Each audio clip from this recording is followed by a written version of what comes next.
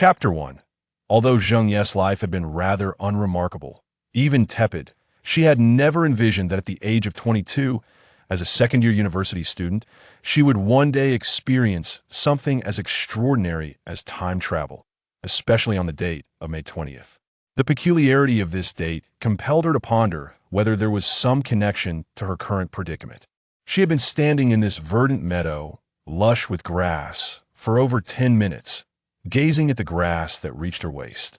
At a loss for what to do, her mind began to wander. After dinner, she had noticed numerous students setting up stalls selling roses on campus, creating a lively atmosphere.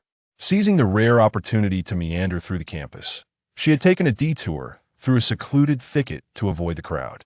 The absence of light in that dimly lit path rendered it somewhat foreboding. She had stumbled over a pothole, causing her phone to fly from her grasp. Chasing after its light, she had suddenly found herself enveloped in darkness, and when her vision cleared, she was here. Surrounded by grass that towered over her, the sun shone brighter than ever before, and it felt as though she had arrived on the opposite side of the earth, with one crimson and purplish orb and one silvery sphere hanging in the sky. Did such phenomena exist on Earth? Suddenly, a patch of grass began to tremble violently, the movement escalating as if something was sprinting towards her. Zheng Yu's heart raced as she quickly scanned her surroundings. The endless thickets offered no refuge. The sounds grew nearer, and her anxiety heightened. As the commotion approached, she could no longer afford to hesitate. She darted towards a denser patch of grass, crouched down, and cautiously rearranged the grass around her, covering her mouth with her hand, her bright, dark eyes wide with trepidation as she observed the disturbance. In an instant, a large, yellow-brown rabbit burst forth from the undergrowth. Zheng Yu was taken aback by the sight of the creature, nearly a meter long, with ears that almost reached her waist, enormous yellowed incisors, and blood-red eyes far removed from the endearing little bunny she was accustomed to. Swallowing hard, Zheng Yu froze in place, paralyzed by fear as the giant rabbit nibbled at the grass and then swiftly bounded away. She was certain that the creature had cast a glance in her direction as it departed. Unable to move for a moment longer, she crouched there until her legs began to tingle and the sounds of the grass subsided. Only then did she carefully rise to her feet, scanning the eerily silent surroundings. Zheng Yu realized that remaining in one spot was futile. Although she was still uncertain about the nature of this world, the terrifying rabbits suggested a perilous environment. Fortunately, the giant rabbit seemed to be grazing otherwise. She would have stood no chance against it. The thought of encountering other monstrous carnivores sent chills down her spine. Drawing her light green sunshade jacket tighter around her, she steeled herself and dismissed the direction for which the giant rabbit had come and gone. Selecting the path toward the silvery sphere, she crouched down to find a long blade of grass that the rabbit had bitten. Using the tooth marks as a guide, she broke the stem with determination, using it to prod the grass as she ventured forth. In this desolate and oppressive expanse, having a goal to pursue was a source of comfort. A half-beast, half-human creature lay concealed among the grass, nearly breathless, motionless, save for the occasional twitch of its ears, indicating it was indeed alive and not merely a lifeless statue. Today marked the final day of the dual sun and moon cycle, a day when the colossal beasts, drawn out from the jungle to bask in the dual sunlight, would return to their dens. As dusk approached, the great beasts dwelling deep within the jungle had already retreated, leaving only those residing on the fringes or those who needed to avoid predators. Axing had been lying in wait for half the day, anticipating the return of the solitary humbeast he had been tracking for some time. Humbeasts were known for their strong pack mentality, typically remaining with their kin, and were not easily coaxed from the jungle's depths. The only occasion a humbeast might stray alone would be in search of a mate to rear young with. Even a mature humbeast was not an easy target for a lone beastman to hunt and extract from the jungle. However, the humbeast he had been following had sustained an injury to its leg during a skirmish for a mate. Despite the healing rays of the dual suns, Axing was confident he could successfully hunt it, for in this jungle's outskirts, no formidable beast would dare contest him. Axing crouched lower, sensing that the humbeast was approaching the path it had to traverse to return to the jungle. He envisioned bringing this humbeast back to his tribe as a rite of passage, just as his brother Aisho had done before him, transforming into a formidable warrior. The flesh of the humbeast was delectable, and Aiwe would surely appreciate it. The thought of Aiwe brought a smile to Axing's face. Suddenly, Axing's nostrils flared as he caught an unexpected scent. Could it be a solitary female? How could a female wander alone near the borders of the Adora grasslands? Doubtful, he sniffed again to confirm, and indeed, it was a lone female, and she appeared to be injured. Listening to the distant cries of the humbeasts as they fled, he gritted his teeth and swiftly changed direction towards the solitary female. To abandon a lone female to danger was unacceptable. Even if he managed to capture the humbeast, he would not be deemed a worthy warrior by his brother. The image of his brother's smiling face as he scolded him sent a shiver down Axing's spine, prompting him to quicken his pace. Author's note: a new author begins writing on May 20th, seeking attention. Wishing everyone a happy May 20th. Zheng Yu had lost track of time as she wandered, her legs numb, her lips cracked from prolonged dehydration, and her skin marred by sharp grass blades. Darkness began to encroach upon her vision. At that moment, she no longer dared to hope for survival. She merely wished to find water before collapsing. Her thirst was unbearable. Her throat felt scorched, and her insides ached. Suddenly, tears welled in her eyes, but no sound escaped her lips. Just as she felt herself slipping into unconsciousness, she perceived a shadow rushing towards her. In that instant, a strange sense of relief washed over her at the impending fainting spell. If she were to lose consciousness, perhaps she would feel no pain in the event of being devoured, Zheng Yu thought. Axing, guided by the scent, approached swiftly. The moment he spotted the figure of the unfamiliar female, he was taken aback as she staggered and fell forward. Reacting quickly, he transformed into his human form and rushed over to catch her, disregarding everything else as he sprinted back to his refuge with utmost speed. Zheng Yu felt a liquid trickling onto her lips and instinctively began to swallow. Only when the searing sensation in her throat subsided did she cease. Time passed, and Zheng Yu awoke to the gnawing pangs of hunger. As she opened her eyes, she was greeted by the sight of a dimly lit cave wall and a flickering fire. Attempting to prop herself up, she felt resistance and discovered she was covered by an unfamiliar hide.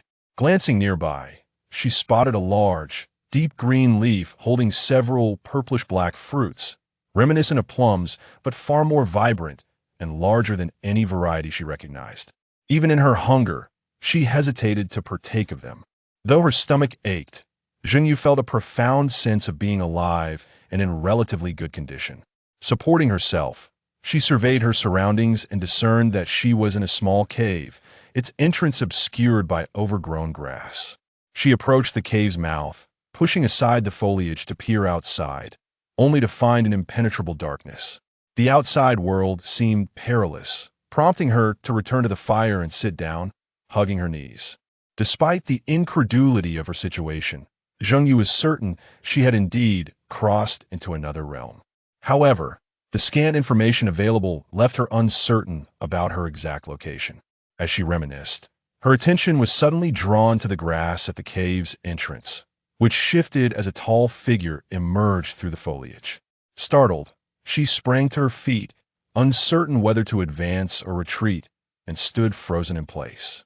Before her stood a tall man, his unkempt, shoulder-length brown hair falling haphazardly around his face, his sun-kissed skin adorned only with a loincloth made of animal hide. It dawned on her that the shadow she had glimpsed before losing consciousness belonged to this man, who had rescued her and brought her to this cave. He bore a skinned creature draped over one shoulder, supporting it with one hand while cradling two gray shells resembling coconuts in the other, from which clear droplets of water dripped. "You are awake, stranger," he said with a wide grin, his expression a mixture of confusion and hesitation that seemed incongruous with his imposing stature. Zheng Yu realized she could not comprehend his words. They were in a language she had never encountered, the sounds harsh and unfamiliar. She pursed her lips, attempting to respond, yet found herself at a loss for words. "This place is not safe. I cannot venture far." I only captured a jumping beast, Axing explained, noticing her gaze fixated on the prey draped over his shoulder. Zheng Yu, upon hearing the man's voice and the incomprehensible syllables he uttered, gestured toward their mouths and bowed her head, indicating her inability to understand him. Upon observing the movements of the young female, a Xing scratched his head and inquired, "Are you unable to produce sound? Is that the reason you were exiled from the tribe and found yourself here alone?" Zheng Yu, upon hearing him speak again, could only gesture toward the man's mouth and then clasp her hands in a prayer-like manner. "You cannot comprehend my words? That seems impossible, for I am speaking in the universal tongue of the Beastman continent, a language understood by all beastmen. Are you not one of them?" A Xing regarded the petite female with incredulity. Zheng Yu felt a profound sense of helplessness and urgency. Swallowing hard, she finally spoke, "Thank you for saving me. I cannot understand what you are saying. Can you comprehend my language?"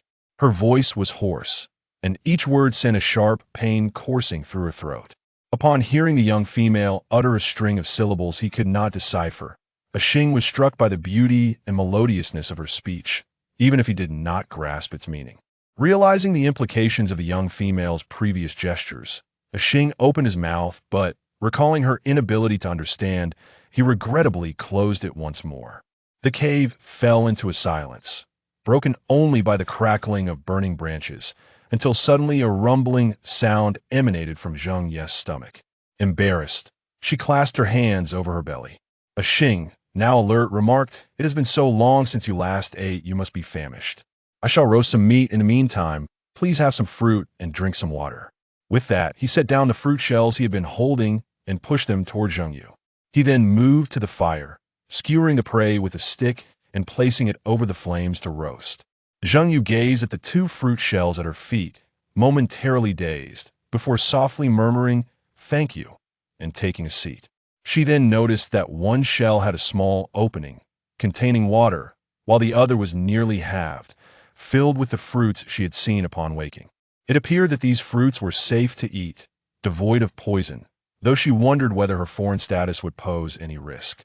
After a brief moment of contemplation, Zheng Yu picked up one of the fruits, reasoning that hunger necessitated consumption of local fare. If she were to perish, it would be better to do so with a full stomach. As her teeth sank into the flesh of the fruit, a burst of juice flowed forth. Rather than being a typical fruit, it resembled a persimmon, with a semi-liquid pulp that she consumed nearly half of without needing to bite further. After finishing the sweet fruit, her hunger was alleviated, and her stomach ceased its growling. She then turned her attention to the fire, where the man was diligently roasting the meat, frequently turning it to prevent charring. The enticing aroma wafted through the air, and Zheng Yu, having just eaten a fruit, found herself feeling hungry once more. The scent of roasting meat intensified, and a man carefully retrieved a piece of a regularly shaped, pale gray object from a nearby hide pouch. He pinched off a small fragment, crushed it between his fingers, and evenly sprinkled it over the meat. Then, extending his right hand, one of his fingernails suddenly elongated, swiftly slicing off a slightly charred piece of meat, which he promptly popped into his mouth. Zheng Yu's pupils dilated as she fixated on the man's suddenly protruding, knife-like claw, sensing something was amiss.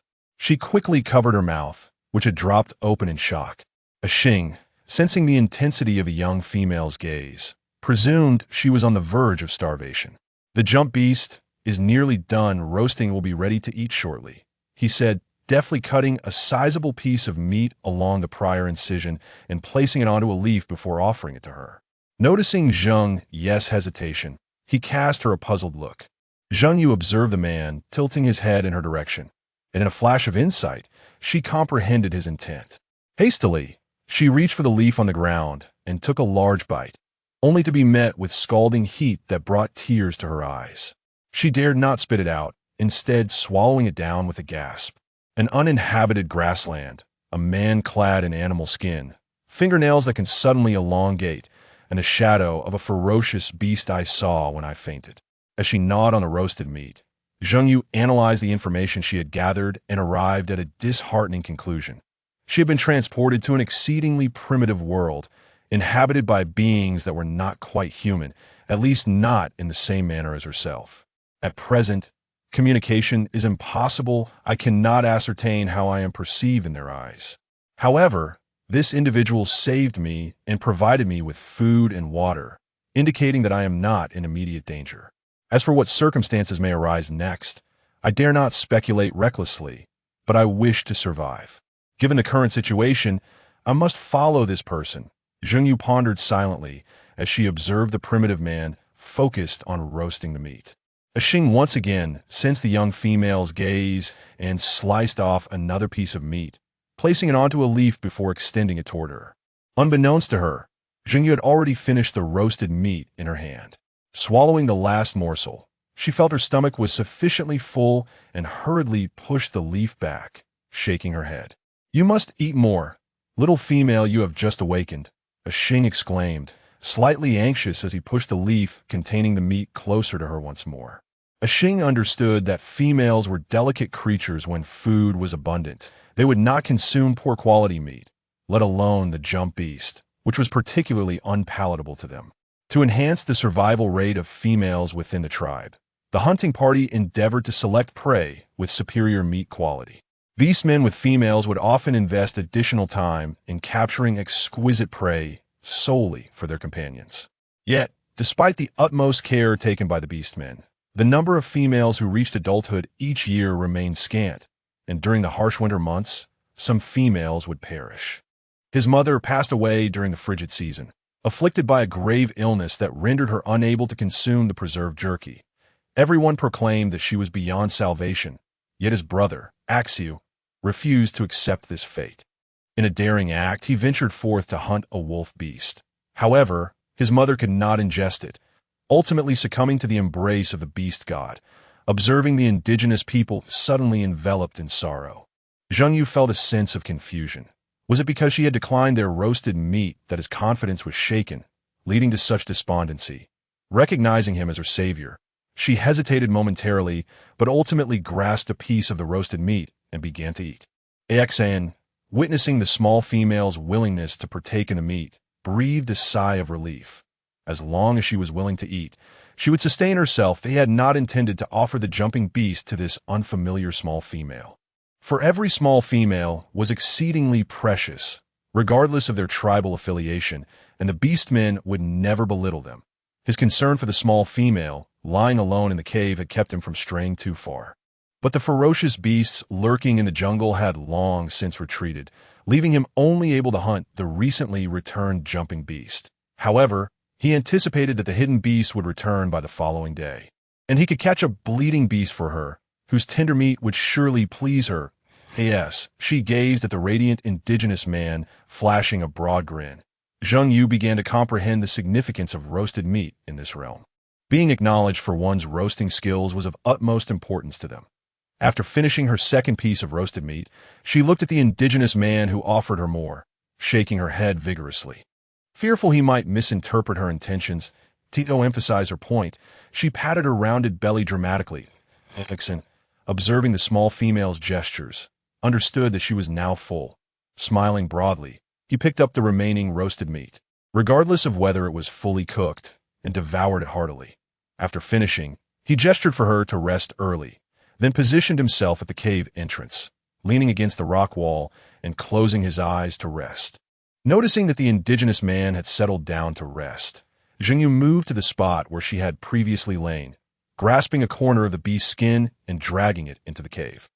Fortunately, the skin was large enough to serve as both a cushion and a blanket.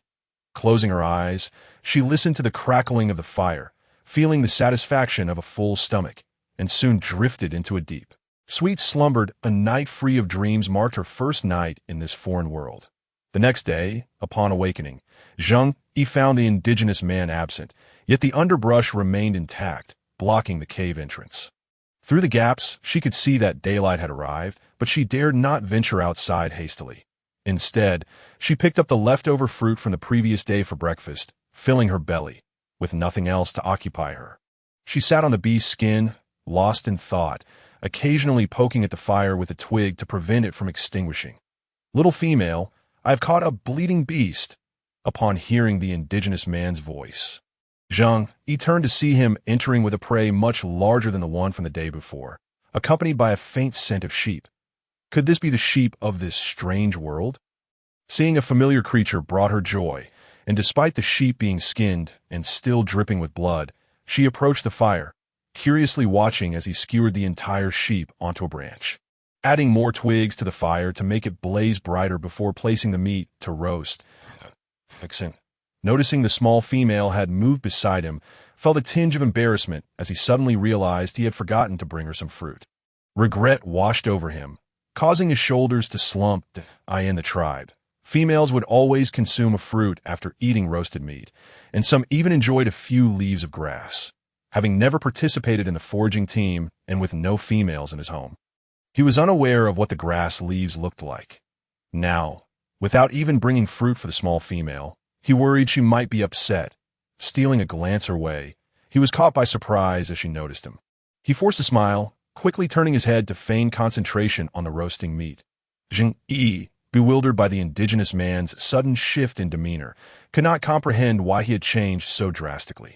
As the sheep meat sizzled, releasing a rich aroma, Exen, just as before, swiftly elongated his fingernails, slicing several large chunks of meat and placing them on a leaf to offer to her.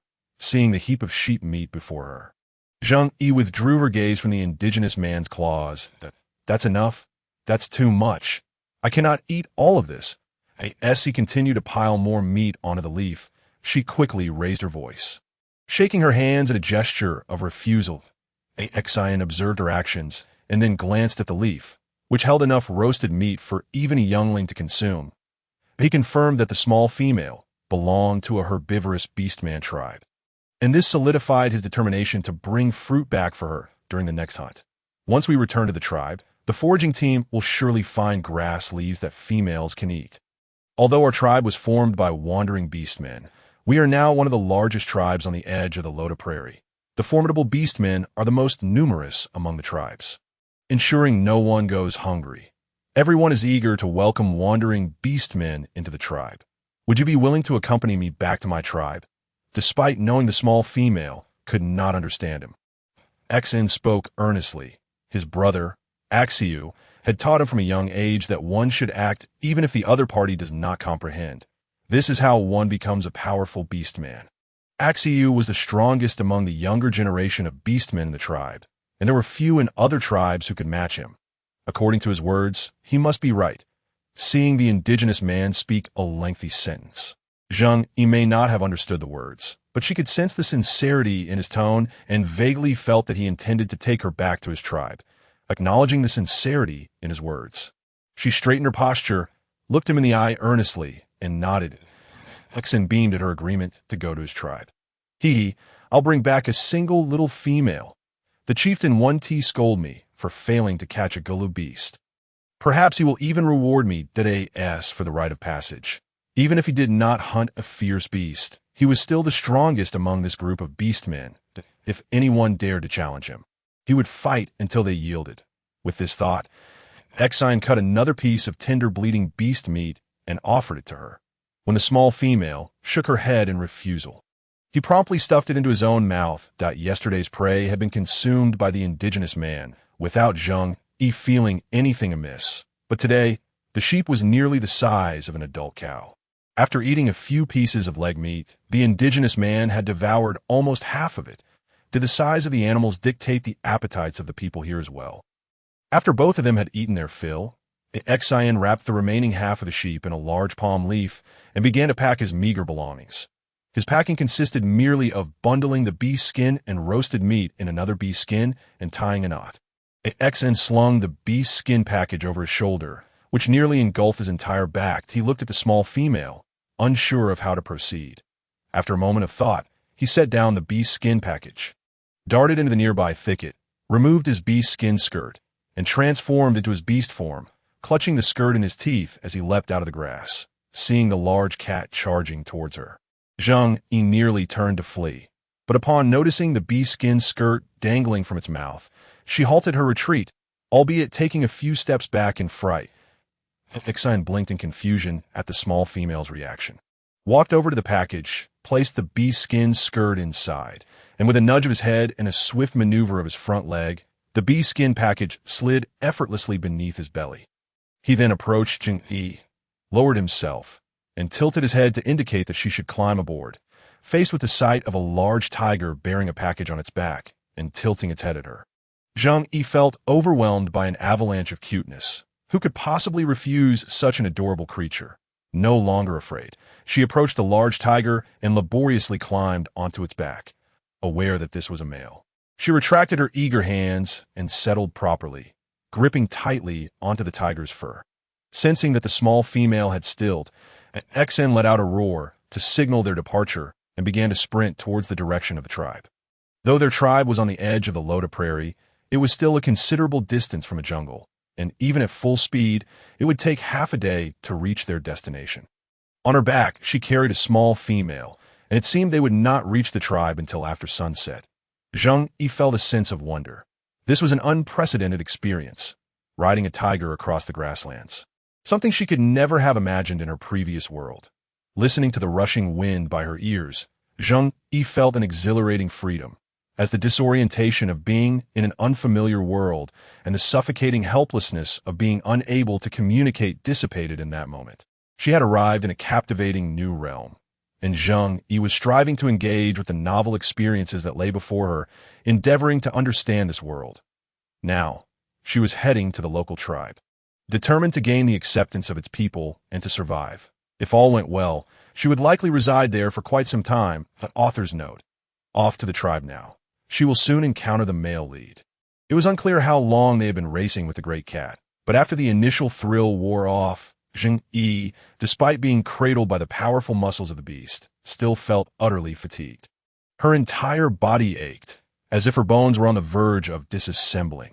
They had been running since morning, and now, as the sun dipped low in the sky, Zheng Yu inferred from the occasional glimpses of trees that they had left the grasslands behind.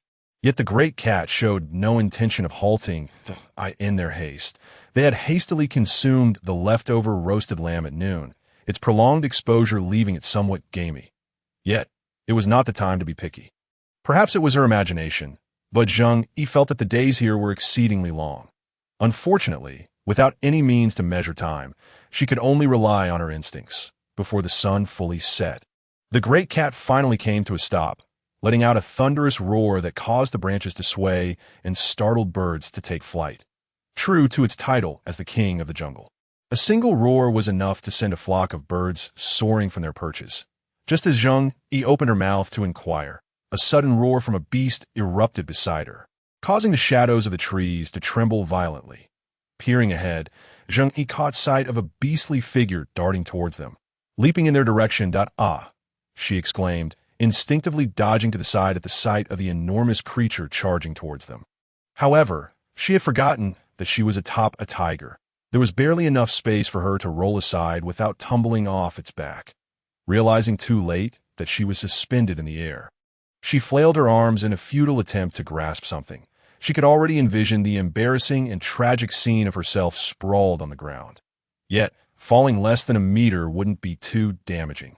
She thought with a hint of morbid humor her surprise. The ground was rather soft. Indeed, the terrain in this strange world was different. Zheng Yu felt no pain upon impact. Instead, the surface beneath her felt pleasantly cushioned. As she opened her eyes to look below, she was greeted by a brilliant expanse of white, shimmering like the finest silver satin, even without the sun's rays.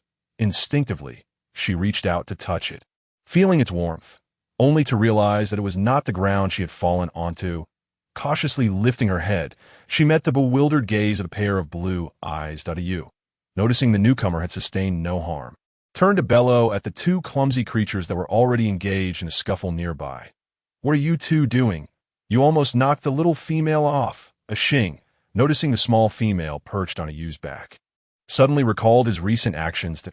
In his excitement to reunite with a long-lost friend, he had instinctively lunged towards him, forgetting the small female on his back. If a Yu hadn't intervened in time, the little one would have surely fallen. Feeling the ire emanating from Yu, Xing felt a pang of guilt. "I'm sorry. I forgot," he stammered. "You forgot? You can't even remember that there's a little female on your back?" With that kind of memory, how can you be a warrior? When we return, I'll have Uncle Aman bolster your training. We can't have you forgetting the way back to the tribe. And Ian, stop snickering over there. You've joined the hunting team, yet you didn't even notice the little female on a Xing's back before pouncing on him. You need more practice too. Ayu's voice grew increasingly exasperated, bordering on disappointment. Hearing that they would have to endure Uncle Aman's rigorous training once more, both a Xing and Ian lowered their heads, shivering at the thought. After admonishing her unreliable companions, Ayu composed herself and turned her attention to the small female behind her, attempting to soften her tone. Hello, little female newcomer. I am Ayu from the Luoya tribe. Welcome. Upon seeing the suddenly quiet white fox making soft sounds as if attempting to communicate, Zheng Yu froze. Initially planning to discreetly slip off while they were engaged in conversation, she now found herself caught. Unable to climb back up or slide down without drawing attention to this familiar scene of awkwardness, Zheng Yu sensed the palpable hostility from this world. This little female doesn't seem to be from our Luo de grasslands. I can't understand her language. She doesn't even comprehend the common tongue of the continent, let alone beast language, a Xing explained, observing Ayu's failed attempts at communication. Oh, I see. Then we should hurry back to the tribe. Let us consult the chief. He is the only one who has ventured beyond the Luo de grasslands and may understand the little female's language, Ayu said, turning back to carefully hoist Zheng Yu on her back. Feeling the little female cling tightly, she sprinted towards the tribe, with a Xing and a Yin quickly following suit. Author's note. Who wouldn't adore a beautiful white fox? So fluffy and charming. After traversing through dense forests, they finally reached the edge where a small mountain range loomed in the distance, beneath which stood something resembling a watchtower. A path, worn by human feet, wound its way before them, despite having carried her for 2 to 3 hours without breaking a sweat. Ayu cheerfully announced to the little female on her back, "We have arrived. Ahead lies the entrance to the tribe." As Ayu galloped towards the tribe's gate, she called out to Uncle Aman, who was stationed at the watchtower. "Uncle Aman, we're back. A Xing has returned with a little female from afar." Zheng Yu heard the beautiful white fox emit a series of squeaks, only to be met with a thunderous roar that reverberated through her ears, forcing her to cover them with her hands. "Ha! The little rascals are back. Let me see how much stronger you've become." Zheng Yu watched in awe as a massive bear charged towards the tiger and leopard that followed her. Was this the customary way of greeting in this world, by engaging in a brawl upon meeting? Zheng Yu turned to observe the chaotic scuffle behind her, pondering the peculiar customs of these denizens. Let Uncle Aman handle their training later. We must first settle the little female from afar. Ayu said with a hint of exasperation. "Exactly. I heard you say earlier that a Xing brought back an outsider. Let us hurry back to the tribe and see the chief," Uncle Aman replied as he led the way toward the tribe. Upon entering the tribe, Zheng Yu felt as though she had stepped into a wild animal sanctuary, surrounded by various large creatures. She felt like a complete novice, bewildered by the sights before her. Yet, who wouldn't be disoriented in such a situation? Creatures that could transform into humans. Who had ever witnessed such a phenomenon? As she observed her surroundings, Zheng Yu attempted to devise a plan. But even as they came to a halt, she found herself at a loss for words. With a language barrier between them, it seemed impossible to communicate and gain more information about this world. She would have to confront this situation head-on. Zheng Yu slid off the back of the white fox, the silky texture beneath her hands prompting her to touch it again, as who could resist something so fluffy? Regardless, she is unable to refuse. Ayu, noticing that the small female had come down and steadied herself, quickly stepped aside to transform into her human form. The tribe's regulations dictate that one must assume human form before entering the animal skin tent. The last time a beast charged into the tent in its animal form, it sent the tent flying, resulting in the chief giving it a good thrashing and being punished with a month of night watch. That was a harrowing experience. Since then, the chief mandated that any beast entering the tent must be in human form. There's only one animal skin tent in the tribe, and the chief treasures it dearly. Zheng Yu stood before the tent, and, when she regained her senses, saw that 4 beasts had already transformed into humans. Among them was the large cat that had rescued her, now a radiant young man, whom Zheng Yu recognized from their previous encounters. However, she was genuinely taken aback by the other three individuals. One was a cool man with a universally primitive bronze complexion. Another was a robust man towering over 2 meters. And beside them stood an alluring beauty with a stunning figure. The aesthetic appeal in this primitive society seemed almost excessive. Of the four she had encountered, 3 possessed unique features and striking appearances, while the remaining individual was a handsome man with a kind and sturdy visage. "Chief, that rascal Xing has returned," Uncle Aman said, lifting the animal skin in front of him and stepping inside with great strides. Zheng Yu followed closely behind them, and upon lifting her gaze, she met a pair of translucent emerald eyes. How could one describe them? Even in modern society, they were the most captivating green eyes she had ever seen. With dark hair cascading down his back, his complexion appeared even fairer, adorned with a gentle smile that exuded refinement and handsomeness, devoid of any effeminacy. In the dim light, amidst the rugged animal skin tent and the crude wooden stools. The primitive setting contrasted sharply with the elegant line from a poem that flashed through Zheng Yi's mind. A gentleman as exquisite as jade, unmatched in the world. Simply put, this man was extraordinarily handsome. Zheng Yi began to doubt her previous thoughts. If such beauty existed, it was only natural for this other world to have a higher overall aesthetic standard, in comparison to him. Everyone else indeed appeared rather ordinary. "This little female is the one I encountered at the edge of the jungle," the chief inquired, looking at the unfamiliar small female. She was all alone, in a terrible state, and she didn't understand the common tongue. "I had no idea what was going on, so I brought her back to the tribe," Xing explained, scratching his head. How could a beast not understand the common tongue? The chief had never encountered such a situation and was momentarily at a loss. Perhaps she comes from the other side of the jungle. While no one from the Loda Prairie can traverse the jungle, it cannot be ruled out that people from beyond possess that ability. Zheng Yi thought, realizing her lapse in decorum as she glanced at the beautiful man and quickly averted her gaze. That is indeed a possibility. Since she is a guest from afar, let her stay with us in the Loda tribe. "We welcome all friendly wandering beasts," the chief said with a hearty laugh, addressing the small female before him. Zheng Yi observed the authoritative uncle smiling at her, although she could not comprehend his words. She sensed his kindness. Acknowledging that they could not understand her language either, she returned his smile. "This little female appears to be yet to reach maturity. Let her reside in the cave beside the beauty said, nodding at the small female who was staring blankly at her doe. "All right, I will take good care of this newcomer," Ayu replied, her face lighting up with joy. The number of females her age in the tribe was already scarce, and those with whom she could converse were even fewer. She was truly delighted to have a new companion join. "Little female, we shall be neighbors from now on. Allow me to show you the cave and help you fetch some animal skins," Ayu said, grabbing the small female's hand and hurriedly leading her out of the animal skin tent. "Ayu, wait for me. I will help too," Xing exclaimed, rushing to catch up while also bringing along a yen. Seeing the younger ones depart, the chief turned to a Xiao, who was seated nearby, and asked with a smile, "What do you think? It should not be a spy sent by another tribe.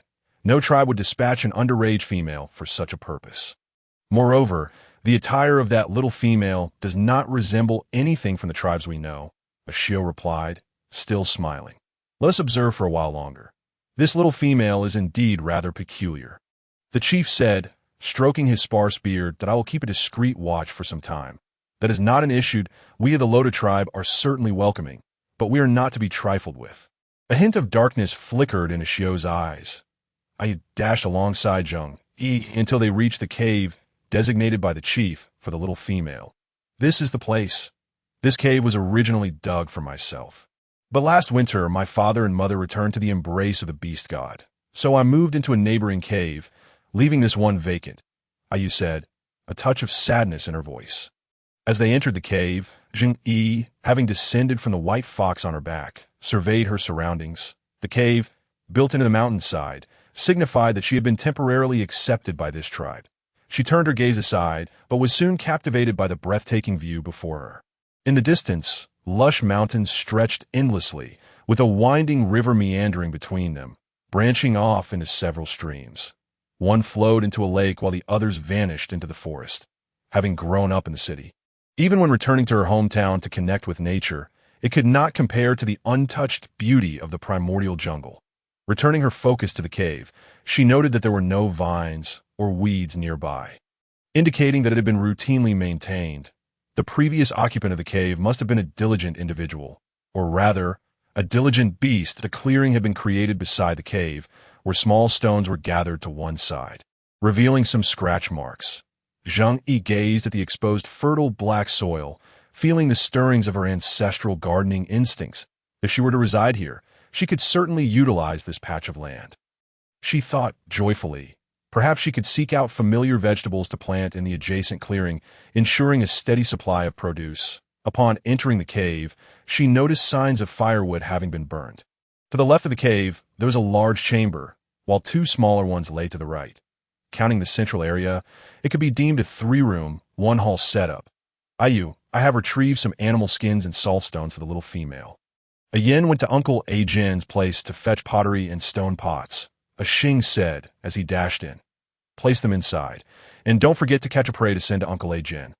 Yu replied. Hey, don't worry, I won't forget that. A Xing said, ruffling his disheveled hair with a grin. He placed the animal skins on the ground and carefully handed the small female a bundle containing salt stones. Zheng accepted the small bundle and opened it to find several pieces of salt stones akin to those the large cat had used for seasoning roasted meat.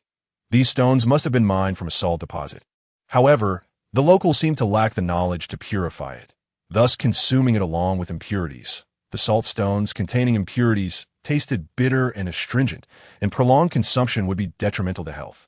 Although she was inexperienced, she was aware of simple extraction methods and contemplated trying to purify the salt. She was uncertain, though, whether this tribe had an abundance of salt stones or if they would be willing to adopt her methods for purification. If they were unwilling, she wouldn't press the matter. After all, the purified salt would likely reduce the size of the stones, and she wondered if they would accept that. Once she had successfully extracted the salt and had a sample, she could inquire about the tribe's opinions that, if they were amenable, she would be more than willing to share her methods with them, serving as her declaration of allegiance. Using the purified salt for roasting meat would undoubtedly enhance the flavor compared to what they had previously experienced. As long as the tribe did not lack for salt stones, she believed the beast folks would readily accept it. Where should we place the stone pots and pottery? At last, Ian arrived and inquired. Let us set it down here for now. You two can make another trip, one to gather some pest-repellent herbs and hay, and the other to fetch fire from the tribe. After a moment of contemplation, a Yu responded. All right, both a Xing and a Yin replied in unison. Upon seeing the two orcs leaving again, he, unable to comprehend the local tongue, turned her gaze toward the remaining female orc. Let them return to tidy up. I shall take you to my cave for a look to familiarize yourself with the path, a Yu said, gesturing for the young female to follow her. Seeing the female orc about to depart, hurriedly kept pace with her. After walking approximately 200 meters, another cave came into view. Zheng Yu hesitated for a moment before entering the cave behind the female orc. The structure of this cave was similar to the previous one, but larger and more polished. But Yu entered the food storage cave, took out the sweet fruits she had gathered that morning, and handed them to the young female standing at the entrance. She then sat by the fire, tossed a few branches into the flames to rekindle them, and motioned for the young female to come and sit down. As Zheng Yu looked at the green fruit in her hand, she followed the female orc's lead and sat beside the fire, casually wiping the fruit and taking a gentle bite, surprisingly, while the skin appeared unripe. The flesh was exceedingly sweet, with a texture reminiscent of pear, and a sugary juice flowed into her mouth, making her feel as though all her fatigue had been swept away. Seeing the young female relish the fruit, a Yu happily joined in. After gathering a bundle of pest-repellent herbs, a Xing also hunted a moo beast. After some time, upon returning to the cave, he discovered that a Yu and the young female were already gone. He surmised that a Yu must have taken the young female to her cave for orientation. Initially, it was merely a gathering of stray beasts unwilling to wander any longer, but as word spread, more and more strays arrived, thus forming their Loda tribe. In the beginning, other tribes did not regard this tribe of strays with any seriousness. However, after absorbing several small tribes that had lost their territories due to inter-tribal conflicts, The population of the Loda tribe grew, and it became considerably stronger. The larger tribes began to take notice of this tribe composed of strays. Previously, the great gorilla tribe had even sent one of their warriors disguised as a stray orc to cause havoc. But fortunately, he was identified by his brother, Ashu, preventing any significant damage. Seeing that this tactic had failed, the great gorilla tribe devised another method, which involved accepting small tribes willing to pledge allegiance. With their formidable strength and central location on the Loda Prairie, the great gorilla tribe attracted small tribes, and even some strays, making it less common for beasts to choose the tribe closest to the edge of the Loda Prairie to you, being warm-hearted and generous, would undoubtedly do her utmost to ensure that the young female, being the first orc to arrive at the Loda tribe in so long, felt welcome. In the midst of these thoughts, a yin arrived at the cave with fire and a large bundle of firewood. He glanced around and, not seeing anyone, asked a Xing, who was using his hands to remove small stones, "Where are you and the young female?" This should have gone to a Yu's cave. A Xing replied, "I hunted a moo beast. Let us clean up first, and once we're done, we can call them back for dinner. All right?" A yin nodded, igniting the fire pit with a fire and beginning the cleanup. Together, they cleared the small stones, ignited a handful of pest-repellent herbs, and used the smoke to drive away the insects hiding in the shadows. They spread the dried grass on the stone bed and laid down animal skins. Thus tidying up the cave, a Xing transformed into beast form, carried the moo beast to the lakeside, reverted to human form, and placed his right hand on the beast's belly, with sharp claws extending. He slashed across the moo beast's abdomen, pulling apart the sides to create a long incision that he then reached inside, forcefully slicing through, allowing the blood and entrails to fall into the pit he had dug earlier. After shaking the beast's front legs to ensure it was thoroughly cleaned out, he set the moo beast aside, grasped its neck, twisted, and pulled, severing the head. He buried the head and entrails in the shallow pit, covering it with soil and placing a stone on top to mark the spot for the other beasts in the tribe, signaling that something was buried there and should not be disturbed.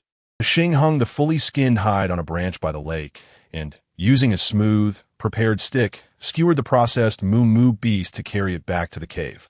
Upon returning, he found a yin had already set up the stone pot using ironwood. A Xing handed the skewered moo beast to a yin, who was seated by the fire, saying, "You cook the meat first. I'll go fetch a Yu and the young female." "All right," a yin replied, taking the stick and tossing a few more dry branches into the fire to stoke the flames for roasting meat. As a Xing walked toward the cave, he called loudly in front of Yu's cave, "Yu, the young female is having roasted meat? Okay, I'll finish showing the young female my last trophy and then come." A Yu responded, "Oh good." A Xing scratched his head and entered Yu's cave. Zheng Yu, hearing the familiar voice of the white tiger orc outside, thought she was about to be rescued, but the female orc replied to something and then began to speak at length once more. Zheng Yu was at a loss for how she had spent the past few hours. After they finished the fruit, they sat in somewhat awkward silence for a while when the female orc suddenly leaped up, excitedly running toward a small cave, where she retrieved a beast skin bundle and mysteriously opened it. Zheng Yu was startled by the sight of dozens of pale skulls, though she knew there was no danger. Being stared at by those many dark eye sockets still sent a chill down her spine. The orc lady then enthusiastically began to introduce each skull one by one, speaking volubly for the better part of the day. Zheng Yu, unable to comprehend a single word, could only stare blankly at the female or seat as the sun set and the cave grew dim, watching the female orc still animatedly recounting her stories. Zheng Yu felt as though the little person inside her heart was shedding wide noodles of tears. The sudden appearance of the white tiger orc seemed like a savior to her. A Xing, noticing the young female gazing at him with bright eyes, seemingly understood the implication and interjected to halt a Yu, saying, "The young female must be hungry by now that a yin is currently roasting meat in her cave. Let us head over there first." That a Yu, still unsatisfied, paused to smack her lips, carefully returning the skulls to the animal hide, tying them neatly, and placing them back in the storage cave. Zheng Yu followed the two back to the original cave, only to find that most of the small pebbles had been cleared away, leaving behind a faint, distinctive scent of burning grass and wood. She settled down beside the fire pit and noticed that the meat being roasted by the leopard beast man was significantly larger than the lamb she had previously consumed. By the time Zheng Yu took a bite of the roasted meat, the sun had completely set, and the moon hung high in the sky, casting its silvery light upon the world as she gazed at the crescent moon. She began to understand why people often express their longing for family through the moon. In the past, she had never comprehended this sentiment, but now, as she found herself alone while others joyfully reunited with their families under the cool moonlight, her feelings of nostalgia intensified, far surpassing those of the daytime. Due to the size of the prey, it had not been fully cooked. Perhaps sensing her hunger, the leopard beastman tore off the charred exterior and shared the well-cooked portions with himself. The nearby female beastman looked on with a sense of entitlement, waiting for her turn to eat. Zheng Yu recognized their kindness and felt fortunate to have been brought to such a friendly tribe. After finishing their meal, the three beastmen departed, cleaning up the remnants and taking the remains with them. Zheng Yu wandered through the cave, discovering a large bundle of dry firewood and several unfamiliar herbs in one of the chambers. She picked one up and sniffed it, finding it quite pungent. In another cave, she found a makeshift bed made of animal hides. Sitting down to test its comfort, she discovered it was surprisingly soft, with a thick layer of dry grass underneath. After a long day of exertion, she finally had the opportunity to rest. Lying down, her mind flickered with thoughts, yet soon she slipped into a deep, sweet slumber. The next day, the sun, a vibrant shade of purple, hung high in the azure sky, and the animals of the grasslands had already begun their daily routines in search of sustenance. The beastmen of the tribe were also busy with their activities. The hunting party set out early in the morning, tasked with capturing the herds of animals migrating across the plains. As the cold season approached, the animals collectively migrated, only to return after the chill had passed. No beastman knew their destination or the reasoning behind it, yet this annual occurrence had long ceased to amaze them, and they referred to this period as the hunting season. During the hunting season, tribes were prohibited from waging war or sending beasts to seize food from others, a consensus reached by all tribes on the plains. Even the wandering beasts adhered to the rules of the hunting season, refraining from taking the prey of others. Although fighting was not permitted, the competition among the beastmen did not cease.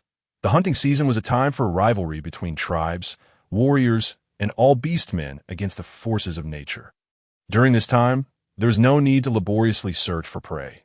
The beastmen simply needed to showcase their skills, select the right target, and swiftly charge forward, using their sharp teeth to seize the animal by the throat and bring it down. At this juncture, every warrior of the Loda tribe as hunting party was mobilized, striving to capture as much as possible to stockpile food in preparation for the upcoming cold season. A foraging team, composed of injured beastmen, adult females, and young subadult beastmen, had also just set out. Even though the tribe provided food, the injured and elderly beastmen, unwilling to burden the tribe, would engage in tasks such as making stone pots, bone knives, or gathering resources. The young subadult beastmen, in their growth phase, required more sustenance and had larger appetites. Relying solely on the tribe's provisions was insufficient, yet venturing out alone was perilous, with the guidance of older beastmen. These orphans could learn valuable hunting experiences from the former warriors. Though the tribe mandated that females contribute to food gathering, the scarcity of females capable of transforming for self-protection meant that only a ewe remained. Thus, the tribe did not enforce a strict requirement for females to forage. Their participation was casual, with those lacking fruits or greens volunteering to join the foraging team, while others could opt out without consequence. A ewe was also supposed to join the foraging team today to gather food for the impending cold season, but concerned for the young female, she requested leave from the team leader. Ahwa. Watching the foraging team depart from the tribe, she then hurried to the cave of the young female. Zheng Yu woke naturally, having not slept so soundly in a long time. As an ordinary university student in modern society, she felt as though she had yet to experience the storms of life, appearing to bear no pressure. Yet, an invisible weight seemed to press upon her, making it difficult to breathe. At times, she fantasized about escaping to a simpler place, free from burdens, where she could lead a straightforward, uncomplicated life. Now, in this beautiful environment, surrounded by simple and unpretentious people, with independent houses, it seemed that she would soon be busily occupied with the necessities of survival. Little female, Are you awake? Let me take you around the tribe, a Yu called into the cave. Hearing the commotion, Zheng Yu emerged from the cave, greeting the waiting female beast-man with a broad smile. Good morning. I would like to wash up. Could you take me to the water's edge? Zheng Yu said, mimicking the actions of washing her face. Although Yu did not understand the young female's language, she grasped the meaning of her gestures. There is no water source nearby. The lake is a bit far. I'll transform into my beast form and take you there, a Yu replied before shifting into her beast form. Though Zheng Yu could not comprehend the female beastman's words, she intuitively understood her intent and swiftly climbed onto the back of the large white fox, perhaps due to the tribe's influence. The white fox did not move very quickly. Zheng Yu bent forward, raising her head to closely observe the plants by the roadside, hoping to identify edible vegetables. The scenery along the way was beautiful. Yet none of the familiar earth plants appeared. They might have been there, but her limited knowledge of wild, edible plants made recognition difficult. If I had known I was coming here, I would have brought a plant encyclopedia. Now I feel so lost. Zheng Yu lamented with a sigh, as she descended from the fox's back and crouched by the lake. Gently stirring the water with her hand, she discovered it was clear and lively, even revealing the sight of plump fish leisurely swimming about. The fish here are so fat, though they look a bit strange, and their colors are so vibrant, I wonder if they are poisonous. With the language barrier, I can't ask, Zheng Yu thought, drooling silently at the sight of food she couldn't reach. Here, this is the fruit of the bubble tree. Beastmen use it to cleanse their fur, a Yu said, handing a crescent-shaped fruit to the young female playing in the water. Soap pods, Zheng Yu exclaimed, examining the reddish-brown crescent-shaped fruit in her hand. There was a soap pod tree planted in front of her grandmother's house, known locally as pig's tooth soap, and she had played with it often as a child, so she recognized it immediately. Zheng Yu felt a surge of excitement, pointing at the soap pod in her hand and looking at the female beast-man, who responded with a puzzled expression, prompting her to search for it on her own. Having previously been distracted by the fish, she realized she had lost sight of the female beast-man, but knew that the soap pod tree must be nearby since she hadn't been gone long. As she walked along the edge of the lake, she meticulously searched until a narrow path caught her eye. After only a few steps down the path, a spiky tree drew her attention. Zheng Yu hurried over, and upon seeing the familiar soap pod tree, she beamed with delight. How could she not be joyful?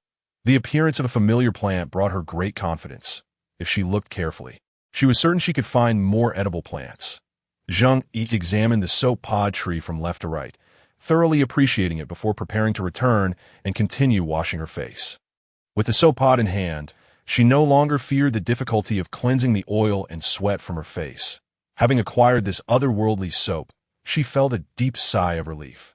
Those who struggled with cleanliness could not afford to be hurt, and while she had contemplated overcoming it, her mind could not easily let go. With renewed determination, Zheng Yu returned to the lakeside.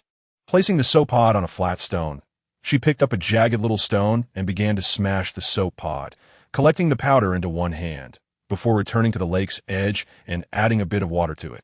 Vigorously scrubbing her face to her astonishment, after only a few rubs, rich foam began to form. What a miraculous world this is! Zheng Yu marveled inwardly. After tidying herself up, she approached the female orc, who was busy rubbing animal skin with soap pods, and chose not to disturb her. Instead, she wandered alone to the lakeside, searching intently. Unfortunately, her efforts yielded no results. The animal skin was from the mooing beast that Zheng had previously hunted, and Yu had washed it of its remnants. With both hands, she lifted the skin and shook it vigorously until no droplets remained, then folded it neatly and cradled it in her arms. Little female, it's time to head back, Yu called to the little female who was playing by herself nearby. Have you finished washing? Are we leaving now? Responded Zheng Yu, who was examining the grass for edible plants. Perhaps due to the wet skin in her hands, the female orc did not revert to her beast form. Zheng Yu followed closely behind her like a little tail, diligently memorizing the route while continuing to identify the plants along the roadside. Perhaps the heavens truly sensed Zheng Yu's eagerness and sincerity. For as they passed a small hillside, a vine among the sparse low plants caught her attention. She immediately halted and called out to the female orc, "Wait a moment, wait a moment." She dashed over to inspect the vine thoroughly, finding it remarkably similar to the sweet potato vine she had seen in the fields. Tugging at the vine with all her might, she found her strength insufficient, causing her to break into a sweat in her frustration. Zheng Yu waved her hand toward Yu. "Could you help me dig this up?" Yu crouched down, glanced at the small patch of soil that had been slightly disturbed, and without hesitation, used her claws to swiftly unearth 3 fist-sized tubers. Zheng Yi's eyes brightened as she hurried to examine them, even picking up the broken vine for a closer look. Finally, she confirmed that they were the familiar sweet potatoes she had often eaten before. In this world filled with unfamiliarity, even when encountering something she had once relished, Zheng Yu dared not consume it without caution. She presented one of the tubers to the female orc. "Is this poisonous? Can we eat it?" Yu accepted the wild root that the little female offered, brushed off the dirt on its surface, sniffed it, took a bite, and, after chewing a few times, swallowed. "That it's edible and quite tasty." Seeing the female orc nod, Zheng Yu let out a sigh of relief.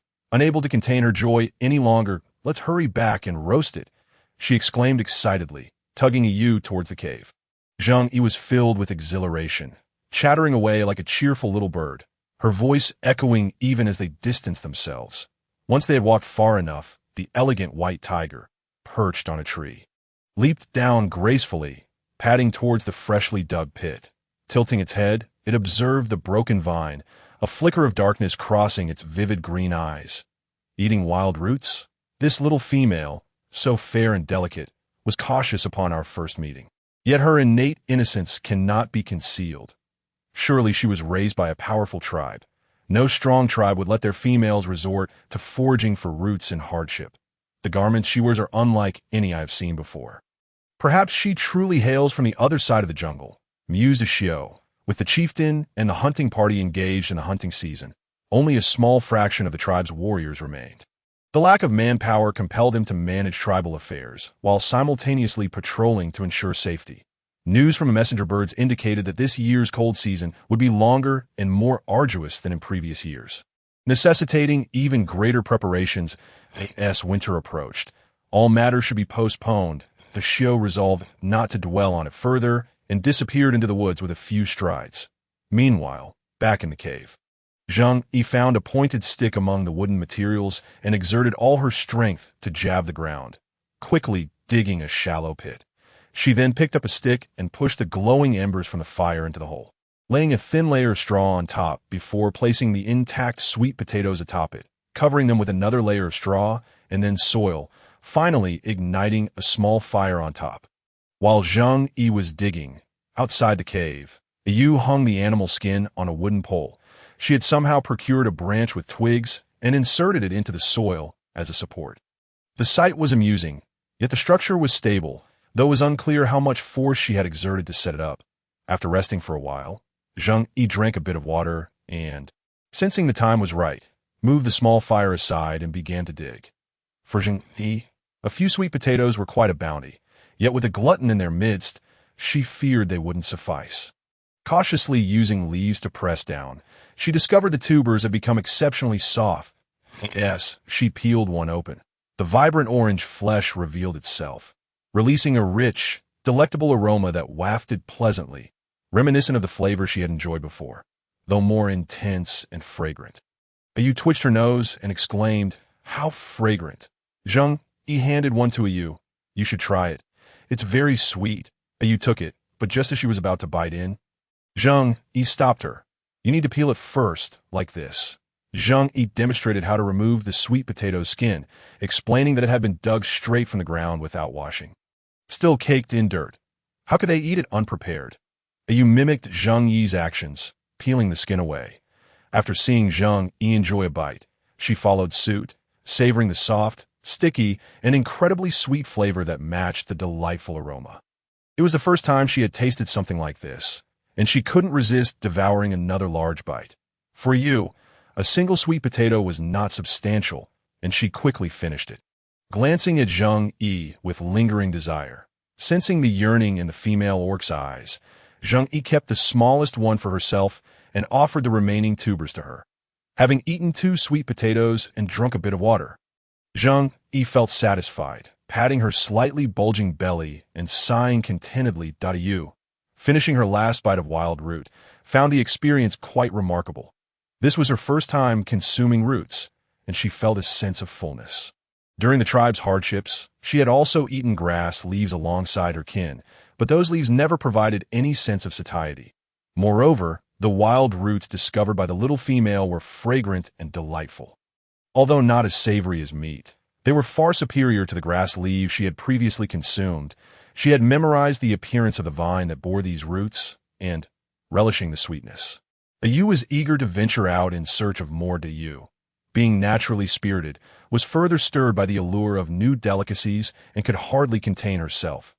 "Little female, would you like to explore the tribe?" she asked, her eyes sparkling with excitement. Gazing into the bright eyes of the female orc, Zheng Yu sensed a deep longing within them. More astonishingly, she felt she could understand a little of the female orc's words. She wished to take her out. "How incredible is this? In just a few days, I've begun to grasp the language. Even this twisted foreign beast tongue." The rapidity of her learning was astonishing, leaving this once lackluster individual, who had squandered over 20 years, utterly flabbergasted. Could her talent truly lie in mastering foreign languages? Yet, she had never excelled in English before. Zheng Yu could not comprehend it, and attributed it to the changes brought on by her transmigration.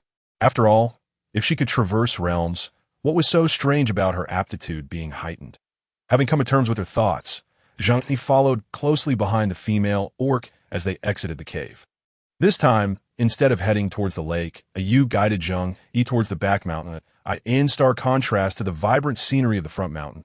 The rear was chaotic, with vines sprawling across half the rocky wall, and numerous stones of varying sizes scattered about. The wild grass here was less verdant, with some already tinged with gold.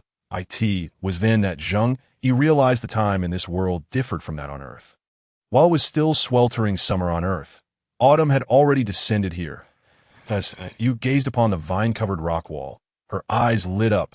She grasped Zheng Yi's hand and led her to the vines, pointing excitedly at them, her eyes gleaming with anticipation.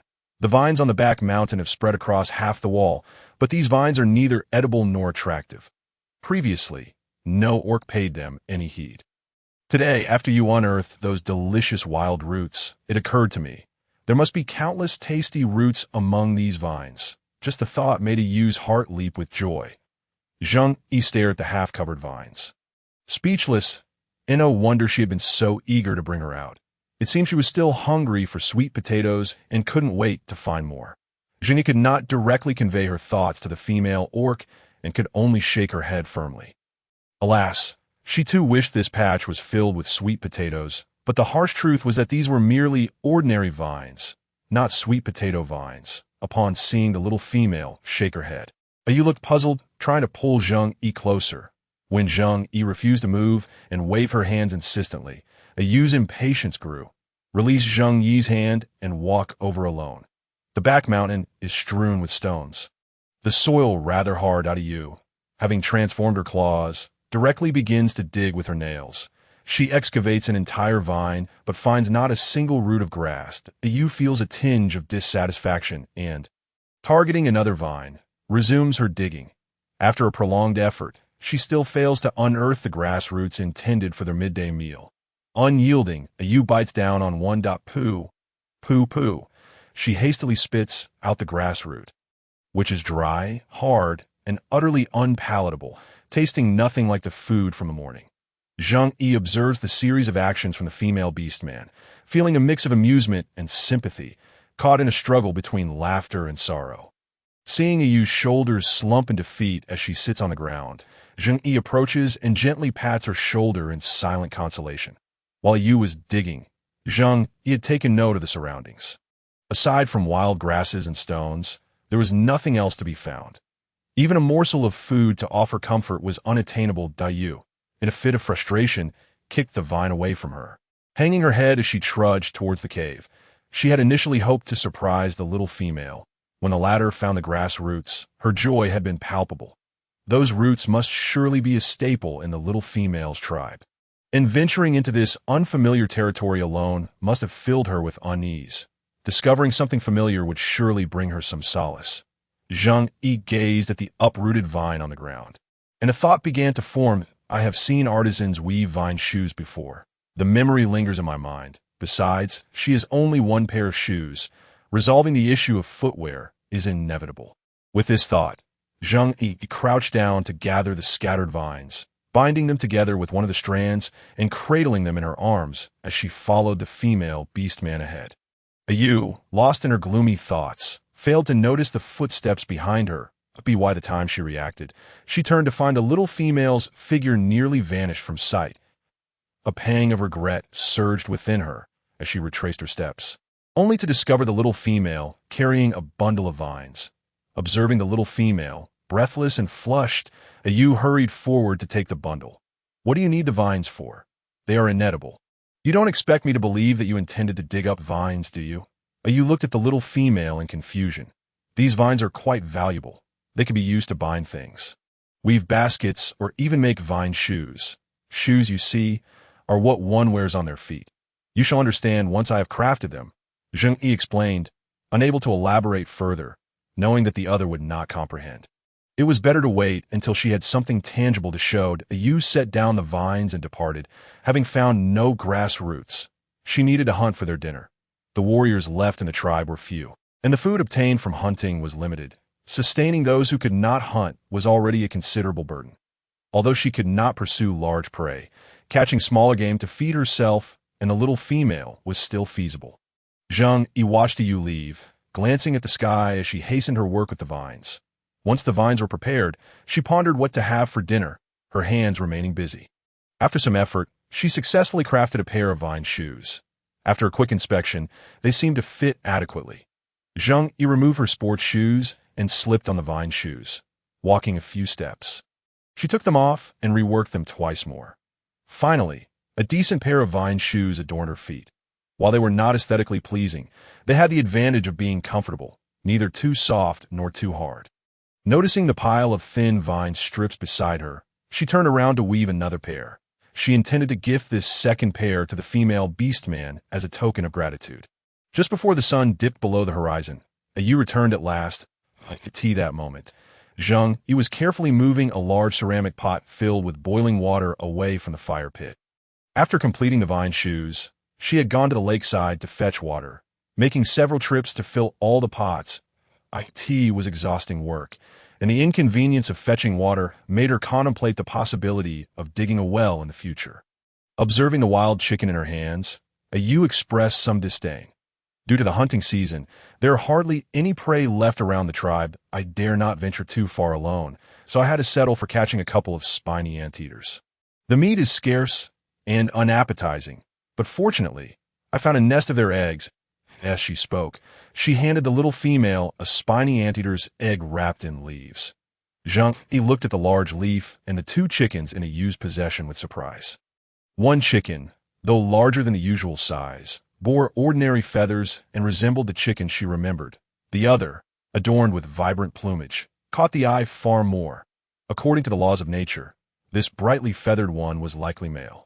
Upon unfolding the large leaf, she discovered a nest of eggs.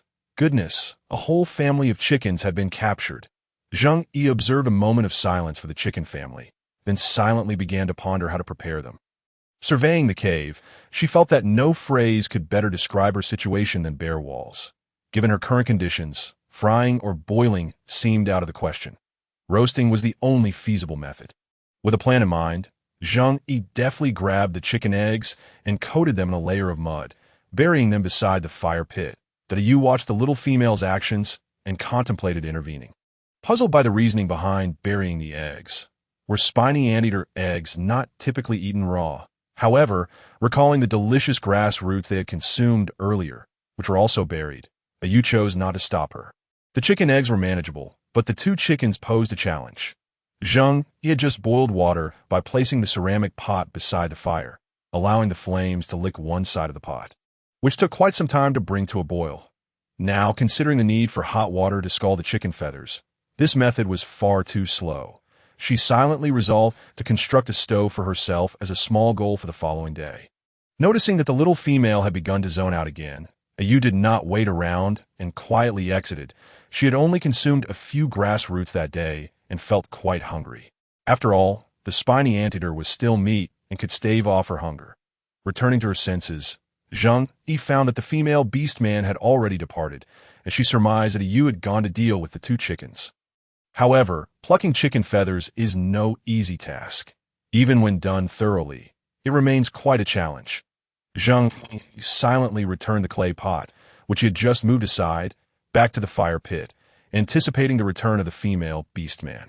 He intended to scald the chickens with boiling water to facilitate the removal of the remaining feathers. A single pot of water should suffice to clean 2 birds entirely. When the female beast-man returned, Zheng Yu realized he had been overly optimistic. The 2 chickens, skewered on wooden sticks, bore evident signs of rough handling. Their heads and claws had been forcibly removed. In some areas, the skin had been yanked off. Yet several scattered feathers still clung to the skin. Zheng Yu swiftly halted the female beast-man, who was eager to roast the birds directly over the fire, and instead he scooped half a bowl of scalding hot water from the pot, pouring it over the areas where the feathers remained. With great determination, he yanked at the drenched feathers. Observing the feathers come off so easily, Yu was taken aback. She too attempted to pluck from the area Zheng Yu had just doused, discovering that it was significantly easier than before. Noticing the astonished gaze of the female beast-man, offered no response, continuing to pour bowl after bowl of hot water over the feathers. With each section Zheng Yu drenched, Yu plucked another, their synchronized efforts continuing until the water in the pot was nearly depleted. As they surveyed the 2 chickens, nearly devoid of feathers, Zheng Yu felt a sense of satisfaction.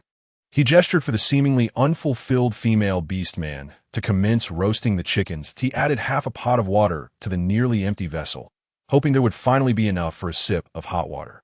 Zheng Yu gathered the fallen feathers onto a large leaf, selecting a few longer ones to use as a brush, while the remainder was carefully packed away and buried far from the cave.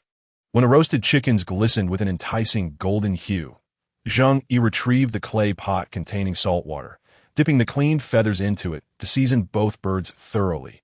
Finally, he took a leftover purple-skinned fruit, punctured it to extract some juice into a wooden bowl, and brushed it onto one of the chickens. The sweet juice was likely to help mask any gamey flavor, though this was Zheng Yu's first attempt at such a method. He speculated that it might also be Yu's first experience with it.tob on the safe side. He decided to only apply it to one bird, as the aroma of the roasted chickens mingled with the fruit's fragrance and wafted toward the 2 sitting by the fire. Both Zheng Yu and Yu could no longer contain their anticipation. They removed the chickens from the fire, and Yu, using a sharp nail, sliced off a drumstick and placed it into the small female's bowl. Zheng Yu's stomach rumbled with hunger, and without a second thought, he lifted the bowl, blowing gently on its contents before taking a bite. The exterior was crispy while the inside remained tender, with a delightful mingling of sweet, salty, and aromatic flavors flooding his palate. Once he swallowed the first bite of the duck-billed platypus, Yu found herself utterly captivated by the taste. Was this truly the flavor of a duck-billed platypus? The second bird, lacking the fruit juice, was noticeably less appealing. Zheng Yu had not anticipated that applying the fruit juice would enhance the dish so significantly. Even without the saltstone, Yu still felt a lingering desire for more after finishing the second platypus. Estimating that the eggs were likely ready, Zheng Yu used a wooden stick to clear away the ashes and retrieve the eggs, setting them aside to cool. Little female, can duck-billed platypus eggs be eaten like this? Yu exclaimed in astonishment. Seeing the look of shock on the female beastman's face, Zheng Yu couldn't help but chuckle. Fear not, they're quite delicious. You shall see shortly. He gently tapped the hardened mud encasing the eggs, allowing them to cool slightly before cracking the shells open and presenting the contents to the female beastman, who had been watching him intently. Yu gazed at the white delicacy before her, and despite witnessing its origin, she found it hard to believe, as if her understanding of reality had been upended. The little female's image in her mind transformed into something enigmatic, akin to a sorceress capable of transforming one substance into another. Yu consumed 3 eggs while Zheng Yu retained 1 for breakfast the following day, allowing the female beastman to take the remaining 2. After a brief cleanup, Zheng Yu ignited a bundle of insect-repelling herbs and suppressed the fire with earth, preventing it from roaring too fiercely and sending sparks flying, which could potentially ignite a fire. reflecting on the expressions of wonder that had frequently crossed the female beastman's face throughout the day. He felt an odd sense of mischief akin to teasing an innocent child. With such thoughts swirling in his mind, Zheng Yu soon succumbed to sleep. However, unlike the sweet dreams he had experienced the previous night, this time he felt an overwhelming heat enveloping his body, accompanied by a cacophony of voices buzzing in his ears. It was unbearable, and yet he could not rouse himself from slumber. Zheng Yu sensed that he had slept for an eternity, during which he felt someone forcing a bitter liquid down his throat. Despite his futile attempts to refuse, his tightly sealed lips were pried open, and the nauseating liquid was poured into him. As if that were not enough, a voice continued to drone incessantly in his ear, disturbing his peace. He wished for it to cease, but it felt as though he had lost control over his own body. Even uttering a couple of words seemed impossible. After an indeterminate amount of time, he finally felt a flicker of strength returning. With great effort, he opened his eyes to find a distressed face staring back at him. Fearing that he had yet to awaken, he closed his eyes and reopened them, only to find the same face before him. As his rusty mind processed the situation, he realized that the face belonged to the female beastman. Upon seeing him awake, tears streamed down her cheeks. Zheng Yu opened his mouth. What had initially been a command to be quiet transformed into a gentle "do not cry."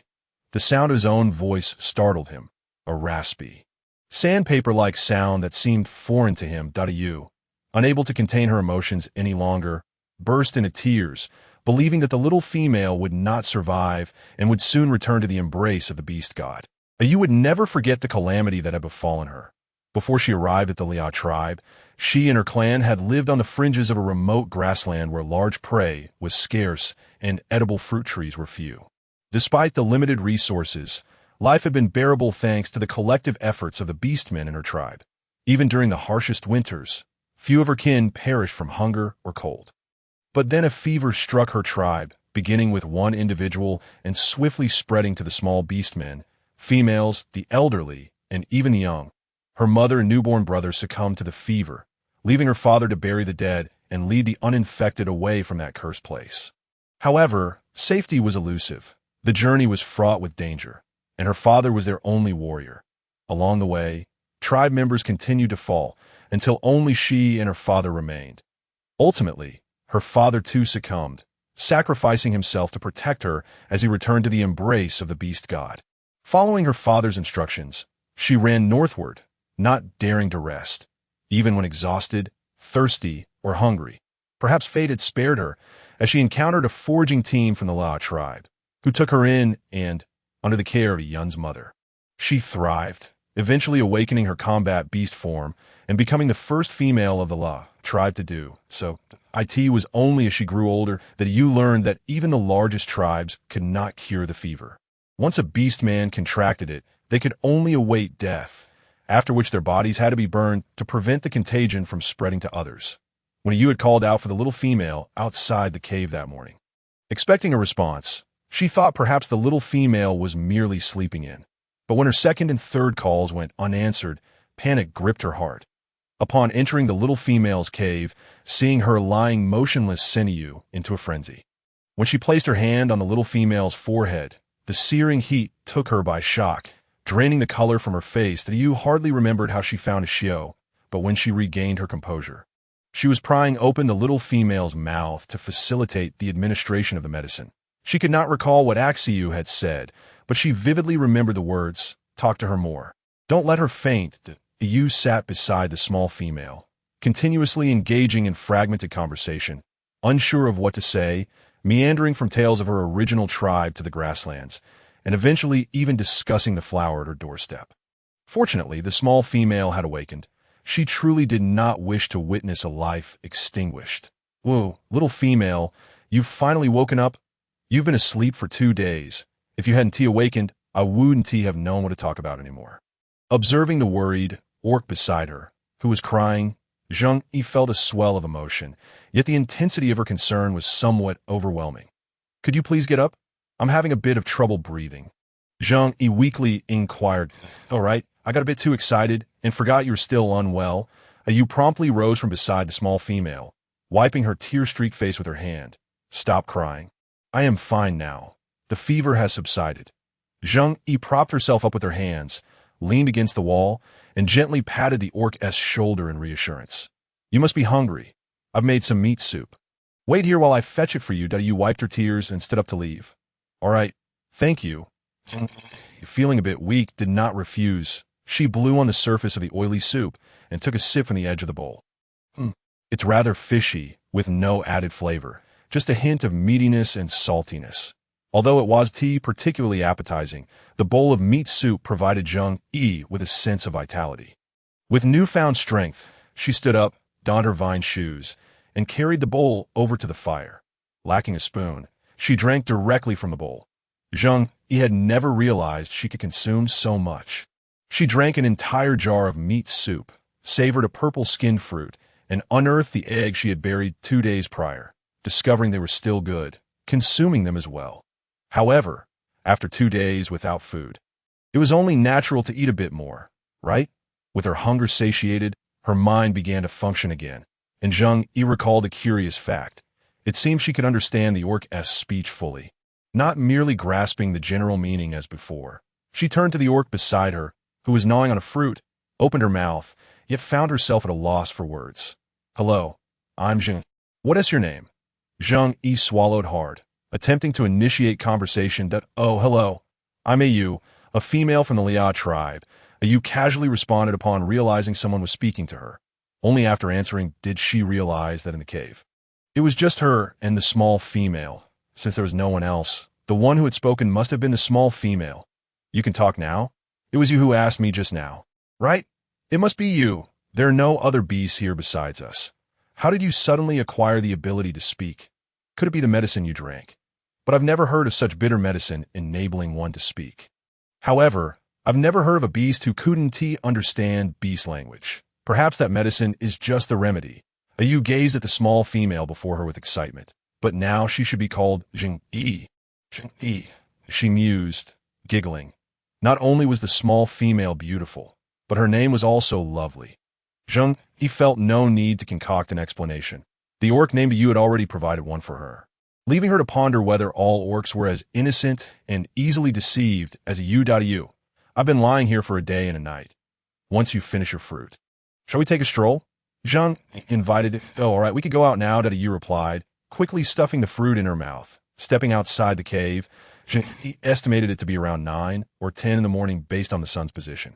The two companions made their way to the lakeside, where Zheng Yu washed her face, plucked a nameless flower, and chewed on it as a makeshift toothbrush, while also finding a patch of grass to attend to her physiological needs. The trees by the lake were sparse, forming a protective band around the water, leading into vast stretches of grassland. Some areas of the meadow were a vibrant green, while others bore a slightly dull yellow hue. From Zheng Yu's perspective, the earth seemed to be draped in a green carpet, adorned with countless tiny yellow flowers, which were strikingly captivating. Wait, those yellow flowers. Zheng Yu crouched down to pluck one, examining it closely, and confirmed it was a dandelion. She recalled that dandelion roots, when steeped in water, possess properties for reducing swelling, detoxifying, and replenishing blood. The leaves could clear heat and nourish the skin. However, Zheng Yu had no container for the dandelions, so she simply gathered a handful and tucked them in her pocket. Yu, seeing Zheng Yu plucking grass, assumed it was something edible and approached to pull one as well, which she promptly stuffed into her mouth. It tasted grassy. Pepe. Yu spat it out in distaste and wandered off in boredom. Zheng Yu, who had turned upon hearing the noise, caught sight of Yu's expression of disdain and deduced what had just transpired. Chuckling as she explained, "That S for making tea." Tea? What S that? It's a flavored water, perhaps, Zheng Yu replied while brushing the grass off her hands. Flavored water? Like the meat soup? Yu tilted her head, her youthful innocence peeking through her beauty. Not quite. It might carry a hint of the flower-S flavor. Zheng Yu found herself enchanted by Yu's adorable head tilt. Oh, Yu pouted, recalling the astringent taste of the flower, instantly losing interest. Suddenly, a distant tiger roar interrupted Zheng Yu and Yu's conversation. That Axios warning call. Zheng Yu quickly returned to the cave. There's trouble. I must go help. With that, Yu dashed toward the source of the roar, her expression serious. Zheng Yu realizing the gravity of the situation, shouted after Yu, "Be careful. I'll wait for you in the cave." With that, she hurried back to her cave. Zheng Yu felt her strength had significantly increased. Previously, she had felt slightly exhausted walking from the cave to the lake, but this time she ran straight back from the lakeside without even breaking a sweat. The wait was excruciatingly long and tormenting. Zheng Yu was uncertain about what had transpired in the tribe. Her heart felt uneasy to prevent her mind from wandering. She decided to build a stove. After selecting a spot for the stove, Zheng Yu mixed some clay and took a handful of dry grass from beneath her bed, breaking it into small pieces to incorporate, which would reinforce the structure. She then ventured outside to gather appropriately sized stones, constructing 3 sides of the stove wall with stones, leaving the stove opening unobstructed. Zheng intentionally didn't fill the gaps between the stones too tightly, allowing air to circulate through the crevices, which would aid combustion, while the dry stones would help sustain the flames. She also used the remaining clay mixed with small stones and sticks to create a low threshold for her cave. Taking a burning log from the fire, she placed it in the stove, added some dry wood, and set a larger pot on top to boil water that had been sitting for 2 days. Carefully, she retrieved a small handful of tender yellow dandelion flowers from her pocket, found a relatively small ceramic bowl, washed it meticulously, and placed the dandelions into the water, watching the delicate yellow flowers swirl beautifully. Once the dandelion tea began to boil, Zheng Yu cautiously moved the pot using a piece of animal hide, but the steam was scalding hot, and she hesitated to dip the bowl in for a taste. It seemed she would need to make a spoon. Moreover, she only had 1 bowl. Currently, she possessed 3 pots, one large for cooking, another for storing water, and the last one for sedimenting salt her salt. Zheng Yu made her way to another small cave to retrieve the pot containing salt water, which had become quite clear, while the bottom of the pot held a thick layer of impurities. Once she separated the salt water from the impurities, she could heat it to crystallize the salt. However, Zheng Yu found herself in a predicament. All her ceramic pots were in use, leaving her with no extra container for the task. The previous animal skins and pots had been given to her by the tribe. When she first arrived, she had nothing, so she had to shamelessly consider those as her settlement funds. Now, however, she desired more, and asking for more would be rather excessive. It seemed she needed to venture outside to find food, as food here would likely be a valuable commodity. Just as Zheng Yu was lost in thought, a U.S. voice echoed from outside the cave. "Zheng Yu, come with me to the square." Hearing the call, Zheng Yu hurried out to meet her, relieved to see Yu uninjured. Yu, what exactly happened? As Yu departed, her expression was one of wariness. Yet now she wore a radiant smile, leaving Zheng Yu utterly perplexed by this stark contrast. It's an injured beast, its front legs broken, and its body riddled with severe wounds. Brother Ashio speculates that it was too gravely hurt and unable to find its kin, leading it to seek refuge here in this endless jungle. Yu exclaimed excitedly, gesturing animatedly. Beast. Indeed, a beast. Our tribe has stumbled upon a remarkable fortune this time. These extraordinary creatures typically dwell within the treacherous depths of the endless jungle, where danger lurks at every corner. Even the mightiest warriors, when entering in pairs, cannot guarantee their safe return, let alone the successful hunt and retrieval of the prey. The only opportunity to catch these beasts arises during the dual sun days each year. Dual sun days is that when 2 spheres hang in the sky together. Zheng Yu recalled the stunning sight of a purple and silver sphere suspended in the sky upon her arrival. Precisely. The defining characteristic of the dual sun days is the gradual purple hue of the sun, soon followed by the slow emergence of the silver moon.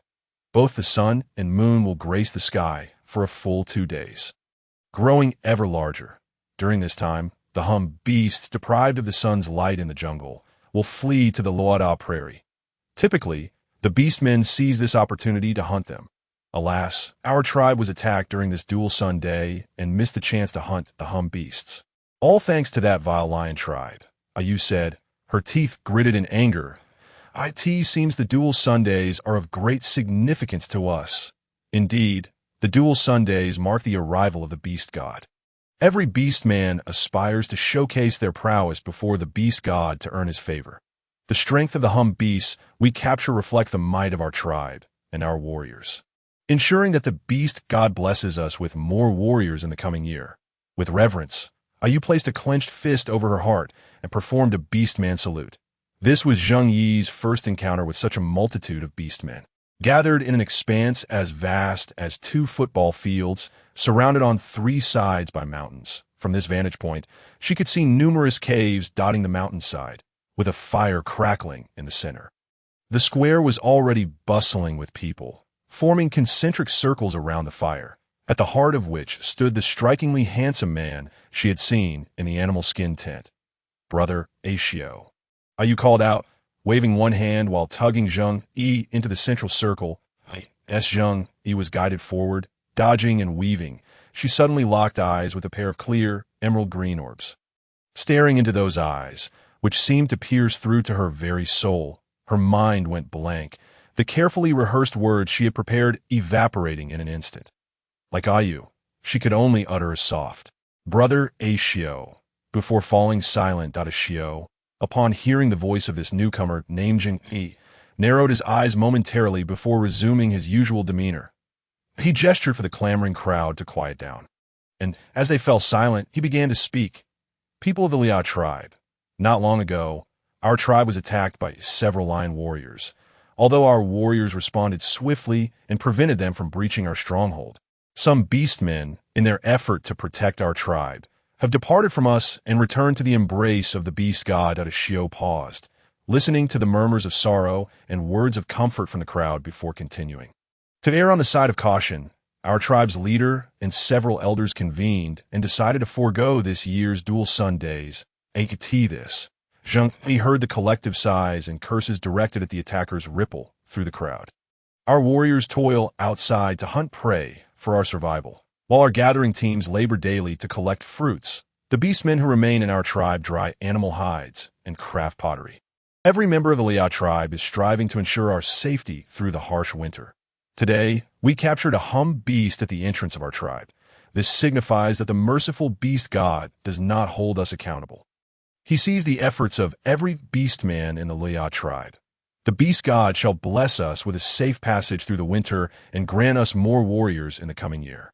Our Liao tribe will continue to thrive. Ashio concluded with a beastman salute. Beast god! Beast god! Beast god! The crowd erupted in increasingly fervent chants that reverberated in Zheng Yi's ears. Looking up at the youth before her, she saw the flames dancing wildly, casting an enchanting glow in his vibrant green eyes. The golden sunlight cascaded down, enveloping him in a mysterious golden aura. In that moment, Zheng Yi felt as though she were gazing upon a legendary deity. A fleeting glance exchanged, the youth's passionate, bright eyes seared into Zheng Yi's vision. The cheers persisted, echoing for what felt like an eternity, and as the noise began to subside, Ashio let out a commanding roar towards the mountains. And in the blink of an eye, 4 beastmen sprinted forward, carrying the extraordinary beast. Zheng Yi, intrigued by the significance of this creature, anticipated that it must be ferocious and grotesque. As the beast approached, the beastmen instinctively parted to create a path. When a massive, pink creature came into view, despite her mental preparations, Zheng Yi could not suppress her expression. It was as if a thunderclap had struck, leaving her agape in shock. The supposedly fearsome and hideous beast turned out to be nothing more than a plump, rosy pig. So this world's extraordinary beast was merely the pig from her family's farm. Surely this was no jest. Zheng Yi found herself at a loss for words in her astonishment. What do you think? Have you never seen an extraordinary beast before? I was equally astounded when I first learned of it. Yu teased, observing Zheng Yi's bewildered countenance. Indeed, I am utterly dumbfounded, Zheng Yi replied, her eyes wide and devoid of life. Fear not. Everyone feels the same. You can marvel freely. I shan't mock you, Yu reassured. Patting Zheng Yi's shoulder, oh, very well, Zheng Yi responded, her face betraying no emotion. We shall reserve half of the hummed beast for our warriors outside, and the other half we will share among ourselves. Ashio addressed the tribe with sincerity. Oh, we shall feast on the extraordinary beast meat. The crowd erupted in jubilant cheers. Without further ado, Ashio extended his claws, swiftly slashing at the hummed beast's neck. Blood gushed forth, and the nearby beastmen hurriedly positioned their clay pots to collect the flowing blood, one after another filling their vessels. The pig, comparable in size to a full-grown elephant, contained a significant amount of blood, and numerous pots were already brimming on the ground. Once the blood was drained, Zheng Yu cautiously shifted her gaze to the pig's body, noting that its neck was being twisted by the nearby beastmen to facilitate the bleeding, nearly achieving a full 360-degree turn. And oh wonder there were no mortal wounds on the pig's body. It had been forcefully dispatched by a broken neck. Zheng Yu gained a clearer understanding of the beastman's strength as she watched the pig's head swing dramatically with their release.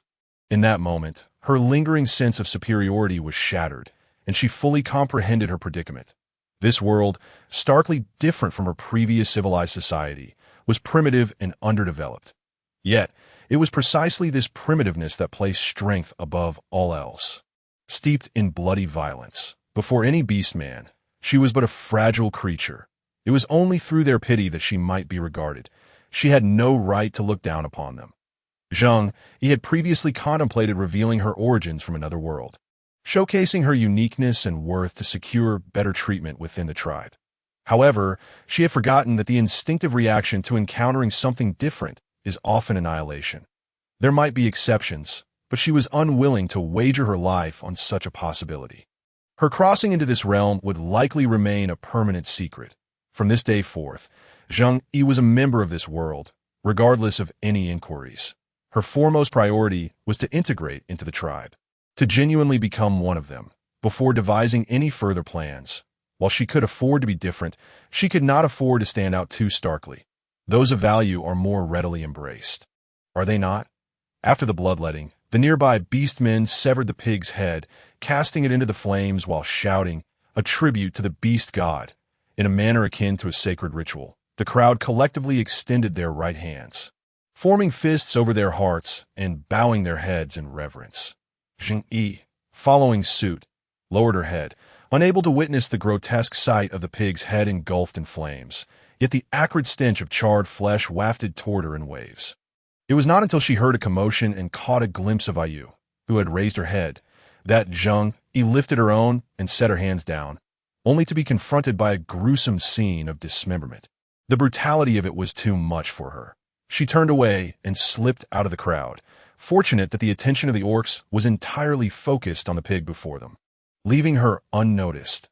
Upon stepping away from the throng and inhaling the fresh air, Zheng Yu felt the metallic scent of blood dissipate somewhat.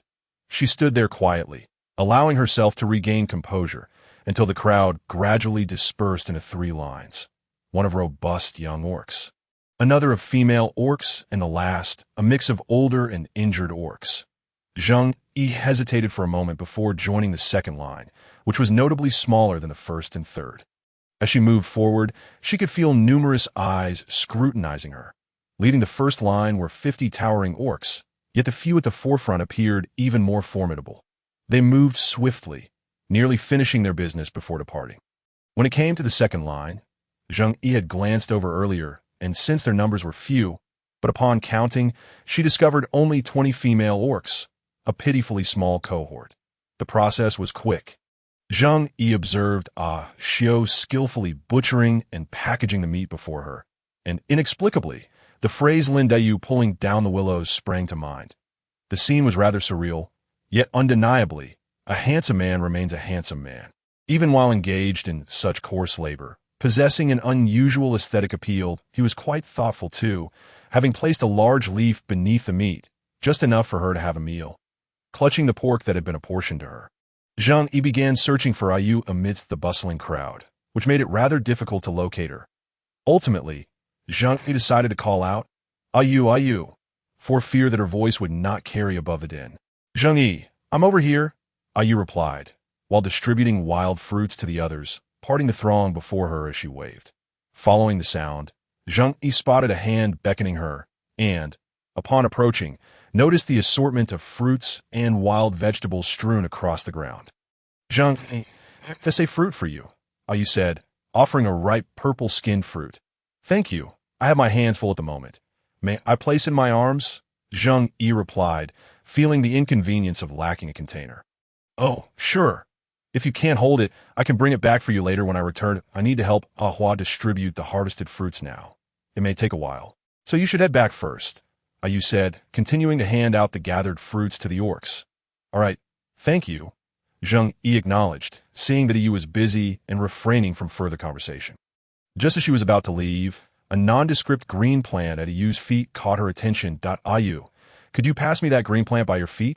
Zheng Yu asked excitedly. Oh, that's just a weed, and quite inedible. Tea must have been accidentally brought back while foraging for wild vegetables, Yu explained, picking up the plant. But with it, the meat will taste even better.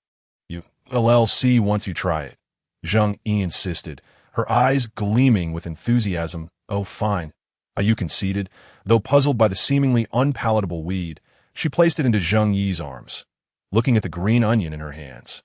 Zheng Yu couldn't help but imagine the flavor of stir-fried pork, saliva nearly pooling in her mouth, with only a clay pot of dandelion tea in the cave and no means to wash the meat. Zheng Yu resolved to head to the lakeside, intending to gather some large leaves to serve as plates and bowls. Upon arriving at the lakeside, she located the large-leaved tree she had seen previously and, with some effort, gathered a stack of leaves from its low-hanging branches, bringing them to the water's edge to rinse thoroughly. To avoid the risk of fish nibbling at the meat, she ingeniously used the leaves to scoop water and wash the flesh. Once the meat was clean, she also rinsed the green onion and the fruit that Yu had given her before promptly returning to the cave. Upon her return, Zheng Yu took a few hearty gulps of the cool dandelion tea, feeling parched after standing outside in the midday sun for so long. After resting briefly while consuming one of the fruits, her gaze fell upon the piece of meat designated for her. It was a portion close to the pig's rib, predominantly lean, with a few small rib bones embedded within. She wanted to separate the meat, but lacked the proper tools. Not one to sit idly. She wrapped the meat up and placed it in the innermost part of the cave, where it was cool and safe from spoiling. Zheng Yu wandered to a corner of the cave where stones were piled, carefully selecting one that was suitable for crafting into a knife, and then finding a flat stone to serve as a cutting board. Returning to the cave with her chosen stones, she dampened a small piece of animal hide and wiped them down, then splashed some water on the sharper stone, sharpening its edge against the flat surface. Pleased with her progress, she rinsed both stones again before retrieving the meat, using her makeshift knife to slice it into smaller pieces. Although the stone knife was not particularly sharp due to insufficient honing, it proved adequate for cutting the meat. After slicing through nearly half of the meat, she placed it onto a large leaf. Lacking oil, she deliberately cut a small piece of fatty meat to render into oil later, wrapping the remaining meat securely and placing it back in the cave. She also chopped the green onions, setting them aside for later, completing her preparation stage. Without a spade, Zheng Yu resorted to finding a sturdy branch, stripping off the bark and bending it to create a scoop. With her tools ready, she returned to her makeshift stove, prepared to begin cooking the meat. First, she rinsed her hands in the last remnants of water in the clay pot until it was entirely dry. Then placed the pot over the fire, igniting the stove. Once the flames grew stronger and the water evaporated, she added the small pieces of fatty meat into the pot. The sizzling sound of the fat rendering was music to her ears. And as it melted into oil, she swiftly added all the sliced meat, the aroma wafting up and making her mouth water involuntarily. As the meat began to change color, Zheng Yu tossed in the green onions to salt alongside it. Once the meat was fully cooked and had turned a lovely hue, she ladled in a suitable amount of salt water, and after assessing the flavor, she picked up a piece of the stir-fried meat with her chopsticks and took a bite. It was perfectly cooked, the seasoning just right. Accompanied by the green onion stir-fry, Zheng Yu felt she could easily consume 2 bowls of rice. The mere thought of rice made her mouth water in longing. Just then, Yu entered Zheng Yi's cave and was immediately enveloped by a rich, enticing aroma that made her salivate uncontrollably. She hurried in, her eyes honing in on the source of the delectable scent. Yu, you're back. I've cooked some meat, and it smells delightful. Come sit down and try it, Zheng Yu called out as she dished the meat into a bowl, handing Yu a freshly crafted pair of chopsticks along with a bowl. Zheng Yu quickly prepared a serving for herself using a large leaf as a bowl. The makeshift scoop was somewhat cumbersome to use, and she felt an urgent need for proper utensils. However, with her current lack of clothing and supplies, She would have to wait a little longer for that. Yu took the bowl and the two small wooden sticks, puzzled by the latter. Zheng Yu, what are these for? These are chopsticks. You use them like this. They won't burn your hands, nor will they dirty your food. Zheng Yu explained, demonstrating by picking up a piece of meat that he tried to mimic Zheng Yu's actions but lacked the strength to grasp the meat. Failing repeatedly and feeling a bit frustrated. Just practice a few more times, and you'll get the hang of it.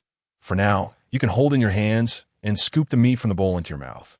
Zheng Yu observed with a mix of amusement and empathy as Yu struggled to master the art of using chopsticks. However, the sight of her grimy little hands made Zheng Yu reluctant to let her eat with them, prompting her to devise a clever solution. This idea had originally struck her while dining at a restaurant, where she had witnessed a young child at a neighboring table successfully wielding chopsticks. Yu obediently grasped the chopsticks together, lifting her bowl to her lips, and deftly maneuvered the meat towards her mouth, ultimately triumphing in her endeavor. The flavor of the meat was as delightful as its aroma suggested. Rich and savory, with a hint of spice that tantalized Yu's taste buds. Reluctantly swallowing the morsel, she swiftly scooped another bite in her mouth, and soon enough, the bowl was empty, leaving her feeling even hungrier. Yet, as this was the exotic beast meat bestowed upon her by Zheng Yu, she hesitated to request another serving.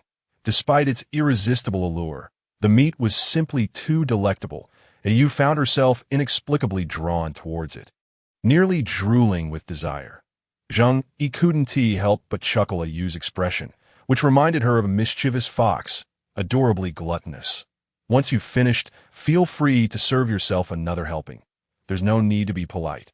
She encouraged, taking Yu's bowl and generously filling it once more. Yu gazed at the large portion of meat presented before her. Her lips pursed as her gaze momentarily dropped in contemplation. When she lifted her eyes again, they sparkled with sincerity. "All right, I will prepare some meat for you too. Let's share the feast," Yu declared earnestly. "However, we're out of scallions that I could stir-fry it plain. But it won't taste as good without them," Zheng Yu lamented with a shrug. "Scallions? What are those?" Yu inquired, her brow furrowed in confusion. "The green herb I asked you for the square. In our previous tribe, we referred to it as scallion. It enhances the flavor of the meat," Zheng Yu elucidated. Yu pondered the appearance of that herb, still somewhat incredulous that such an unappetizing plant could elevate the taste of meat so remarkably. "You have scallions in your bowl. You should give it a try," Zheng Yu suggested, pointing to the scallions in Yu's bowl. Having previously devoured the meat directly, she and paid much attention to the scallions amidst the delicious stir-fry. Yu cautiously popped a piece of scallion into her mouth, savoring its texture. The savory essence of the meat had seeped into the scallion during cooking, rendering it surprisingly flavorful, infused with a delightful, greasy aroma. The unique scent of the scallion melded with the meat, creating a taste that was utterly enchanting, devoid of any unpleasantness. Seeing Yu's astonishment, Zheng Yu felt a mischievous delight in teasing the innocent child. "By the way, Yu, aside from using your nails to cut food, what else can be used for that purpose?" Zheng Yu inquired while relishing her meat. "Are you referring to a bone knife?" Yu replied, relishing another piece of meat. Bone knives are typically crafted by the beastmen themselves, though some seek assistance from the older beastmen in the tribe. The finest bone knives in our tribe are made by Grandpa Sure. His knives are both sharp and durable. Yu remarked with admiration for Grandpa Sure. "There's no need for excessive sharpness. A decent edge will suffice for cutting meat." Zheng Yu mused. Cutting meat with stone was quite laborious, and she yearned for a more efficient tool. "Oh, I happen to have a few bone knives in my cave that have dulled over time that I no longer need them for hunting, so if you don't mind, you can use them to cut meat," Yu exclaimed, smacking her forehead in frustration. She had forgotten that Zheng Yu lived alone and lacked sharp nails, making the task of preparing food quite inconvenient. "Of course, I would be grateful. Why would I mind?" Zheng Yu replied, elated to have resolved a nagging issue. She merely required a knife for cutting vegetables. As for any other uses, she was not one to underestimate her capabilities. Given her current level of strength in this world, even possessing a sharp knife would not be of much service in the face of danger. By the way, Yu, when does the gathering team head out?" Zheng Yu inquired. "The gathering team departs in the morning," Yu responded. "Yu, may I join the gathering team?" Zheng Yu asked. "Of course. We could go together tomorrow. Yu replied cheerfully. Zheng Yu, I'm off to help with patrol duties. Later, I'll bring you some of my hunting beast meat. Could you prepare it for me? Yu looked at Zheng Yu with anticipation. Have you had enough to eat? Zheng Yu questioned, struggling to believe it. Just the other day, Yu had devoured half a sheep, yet now she was satisfied with so little. Exotic beast meat is different. Just one piece is enough to fill me up. I've had sufficient for now. Yu explained earnestly. Zheng Yu pondered for a moment, beginning to grasp Yu's perspective. The beastmen held exotic beasts in high regard. Perhaps their meat truly differed from that of the animals on the grasslands. If one were to find an apt analogy, energy came to mind. If meat were to be explained in terms of energy, it would clarify much. Ultimately, the meat consumed by the beastmen transformed into energy, fueling their strength, speed, and ability to shape-shift, all of which required energy. Thus, their considerable meat consumption was vital for sustaining their vigor. Yet now, consuming just one piece of exotic beast meat sufficed, indicating that the energy provided by these creatures was significantly greater, perhaps even dozens of times more potent.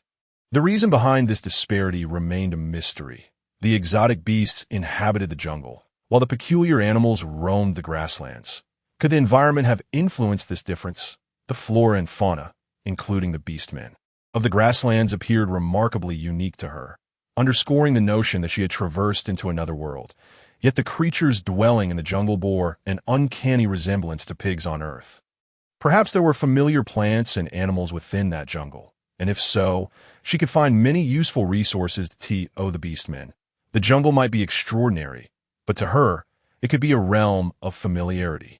Her curiosity to explore was mounting, yet the dangers outside loomed large, and with her current capabilities, venturing out was not an option. Furthermore, her immediate priority was to secure sustenance. Survival came before all else. She remained patient, with an entire lifetime ahead to unravel these mysteries. Yu was set to patrol in the afternoon, and the gathering team would venture out that day, though she felt hesitant to leave the tribe. It should still be safe within its bounds. Zheng Yu decided to explore the tribe, hoping to uncover edible plants. In her cave, she had some vines and planned to fashion a vine basket for convenience. Zheng Yu placed the used large leaves into a clay pot, lining the bottom with one to prevent the pot's soot from staining her clothes, and carried it to the lakeside. She began by gathering some soap berries, cleaning the frying pan and bowl thoroughly, then rinsed her homemade spatula and chopsticks. After filling the pot with water, she returned to her cave. The animal skins drying outside her door had already completed the drying process. But as the weather remained warm, she didn't require a second blanket and left it undisturbed. Upon returning to the cave, she noticed a small animal skin bundle on the ground. Opening it revealed 2 gleaming bone knives. Yu had indeed been modest. At first glance, the knives appeared remarkably sharp. Zheng Yu intended to use the larger one as a kitchen knife, while the smaller one would be kept close at hand for added security. After a brief rest, she began moving the vines outside. These vines were indeed a product of a different world, remaining supple even after being cut for so long. Zheng Yu's memory of how to weave a vine basket was somewhat hazy. She started by crafting a small basket using the technique for weaving the soles of vine shoes. It turned out to be a modest size, just right for storing items within the cave. Although the basket wasn't particularly aesthetically pleasing, it served its purpose well. While weaving, Zheng Yu recalled the cross-weaving method.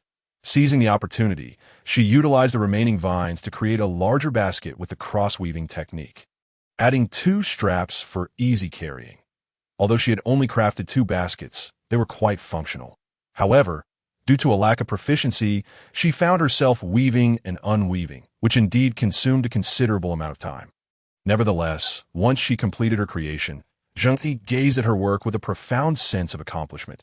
She draped it over her arms to test its fit and found both size and length to be quite appropriate. Placing the bone knife near her arm, a flicker of safety blossomed within her heart. After adjusting the zipper of her sun protection garment, Zheng Yu stepped out of the cave. Although the hottest part of noon had passed, the sun still hung high in the sky, its scorching rays beating down on her face, making her feel as though her skin might ignite. In haste, Zheng Yu pulled the hood of her sun protection suit over her head, rummaged through her pocket, and retrieved a blue medical mask, which she donned, finally feeling a bit shielded from the sun's relentless glare. Her first destination was the spot where she had previously discovered the sweet potatoes. Zheng Yu reasoned that such a solitary plant could not have appeared without reason. Thus, the likelihood of finding more was quite high. Unfortunately, reality proved to be harsh. Zheng Yu searched tirelessly along the area where she had found the first sweet potato. But she encountered no second specimen, ultimately resigning herself to abandon the quest. As she surveyed her surroundings, feeling lost and empty-handed, she found herself at a loss for which direction to take next. A xiao, perched in a tree, observed the little female named Zheng Yu as she wandered aimlessly. According to Yu, she would speak after consuming a certain potion. How curious. When she first arrived, she could barely comprehend the language, and now she was able to communicate. The surname Zheng was uncommon among beastmen, indicating that this distant newcomer was not to be underestimated. Watching her meandering path, Ashio began to question his earlier assumptions. Was she truly so simple-minded as to become lost after traversing such a small area? Surely she could not be from another tribe, in any case, now that she had chosen to remain in the Liya tribe. She must adhere to its rules, as long as she posed no threat to the tribe. He would regard her as one of their own. Conversely, should she commit any act harmful to the tribe, she could not blame him. He would not differentiate based on gender. A cold gleam flickered in Shio's eyes, but it quickly softened into his usual gentle demeanor. Are you lost? Zheng Yu was taken aback. She had scarcely realized that she had become disoriented after merely circling the vicinity a few times. Her focus had been entirely on finding sweet potatoes, leaving her oblivious to the path. Now, surrounded by trees that all appeared similar, she felt a chill of uncertainty wash over her. Finding food in such conditions was proving to be quite the challenge. Just as her frustration peaked, a melodious, deep voice resonated from behind her. Though the voice was pleasant, the sudden appearance of this figure behind her was rather alarming. Internally, Zheng Yu was in a frenzy, yet she slowly turned around, forcing a strained smile as she replied, "Yes, I am Zheng Yu. Hello, hello." Upon turning, she was greeted by a sight, a broad and well-defined chest. Zheng Yu lifted her gaze slowly, feeling as though her neck might snap, until she finally recognized the source of the voice. It was the Xiao she had encountered the day before. In her earlier fluster, she had instinctively echoed Yu's address, but now, realizing their lack of familiarity, she felt it inappropriate to call him by such a title. Stepping back a few paces, she finally managed to meet his gaze without craning her neck, yet she remained uncertain about how to address him. The two stood in silence, and the atmosphere grew awkward, leaving Zheng Yu wishing she could dig a hole to hide in. Are you unable to find your way? A Shio's voice broke the strange tension. Yes, I was looking for sweet potatoes around here and got distracted, and now I can't seem to find my way back, Zheng Yu admitted, her voice dwindling as she lowered her head in embarrassment. Sweet potatoes? Are they the things underneath those vines over there? A Shio inquired, a gentle smile gracing his face as he looked at the bashful girl before him. Yes, but unfortunately, I couldn't locate a second one, Zheng Yu replied, her gaze fixed dejectedly on her toes. If it's the vine-like plants over there in the open area, I have seen some elsewhere. A Shio pondered for a moment before speaking up. Really? You've seen them? Where? Could you take me to see them? Of course, if you are busy, just tell me where they are, and I can go find them myself, Zheng Yu asked, her eyes lighting up with excitement. Her words tumbling out in a rush. That area is somewhat remote. You might have trouble finding it. I'll take you there. A Shio offered. Great, Zheng Yu replied, feeling a bit shy under the warmth of his friendly smile. With a Shio's affirmation, he turned and led the way. He walked at a leisurely pace, allowing her to keep up comfortably. As she followed his figure, Zheng Yu was inexplicably reminded of the mountain spirits from ancient tales, who guided lost travelers out of the wilderness. Step by step, she followed in his footsteps, feeling an overwhelming sense of reassurance. Indeed, a Shio had not deceived her. The distance was quite substantial. Zheng Yu was astonished to discover that the small forest near the cave was so expansive. Following a Shio through winding paths, they traversed a considerable distance. Yet, every tree seemed to blend into the next, and despite her keen memory, it proved futile. Eventually, she surrendered to her disorientation, as the trees began to thin and the soil turned soft and loose. Zheng Yu gradually shed her lethargy and adopted a more serious demeanor. This loose soil retained moisture and nutrients, promoting the growth of roots and the swelling of tubers. Its permeability ensured ample oxygen, facilitating root respiration and encouraging the formation of tuber layers, while also benefiting microbial activity in the soil, accelerating the decomposition of oxygen and making it available for root absorption.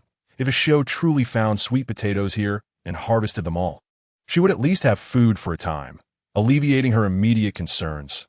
With no food reserves in the cave and her inability to locate any, the constant anxiety was becoming unbearable. Leaving behind seeds for next year's planting would surely yield a bountiful harvest. She wouldn't have to fear starvation. In such fertile soil, sweet potatoes would thrive, with their skins smooth and fresh, yielding high-quality produce. With time, she could cultivate this land until it was brimming with sweet potatoes. The thought of a gentle breeze rustling through vast expanses of sweet potato leaves made Zheng Yu want to laugh out loud. "This is the spot," Xiao announced, halting his steps and turning to face the silent Zheng Yu, who had suddenly broken into a smile. Lost in her daydreams, snapped back to reality upon hearing Xiao's voice. She paused and peered ahead. Upon closer inspection, she tentatively identified the plants as sweet potatoes. Their vines appeared robust, and the yield would not be insignificant.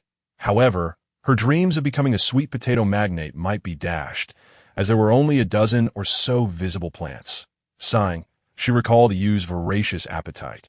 There would be no chance of leaving any for seeds, and they might not even last until winter. Wait a moment. These sweet potatoes were not her discovery, and Zheng Yu felt a twinge of guilt. She was willing to share her methods with him. Surely he could spare her a third of the harvest, right? The sweet potatoes are located beneath the vines, which are the roots of this plant. Zheng Yu explained as she picked up a convenient stone and began to dig at the base of the sweet potato. Unfortunately, the tool was unwieldy, and she struggled with her efforts. "Are you trying to dig out its roots?" Xiao asked, noticing her difficulty and offering assistance. "Yes, but since I'm unsure of the number and size of the sweet potatoes, I need to be careful while digging. It would be a shame to break them." Zheng Yu replied, her uncertainty palpable. "Understood.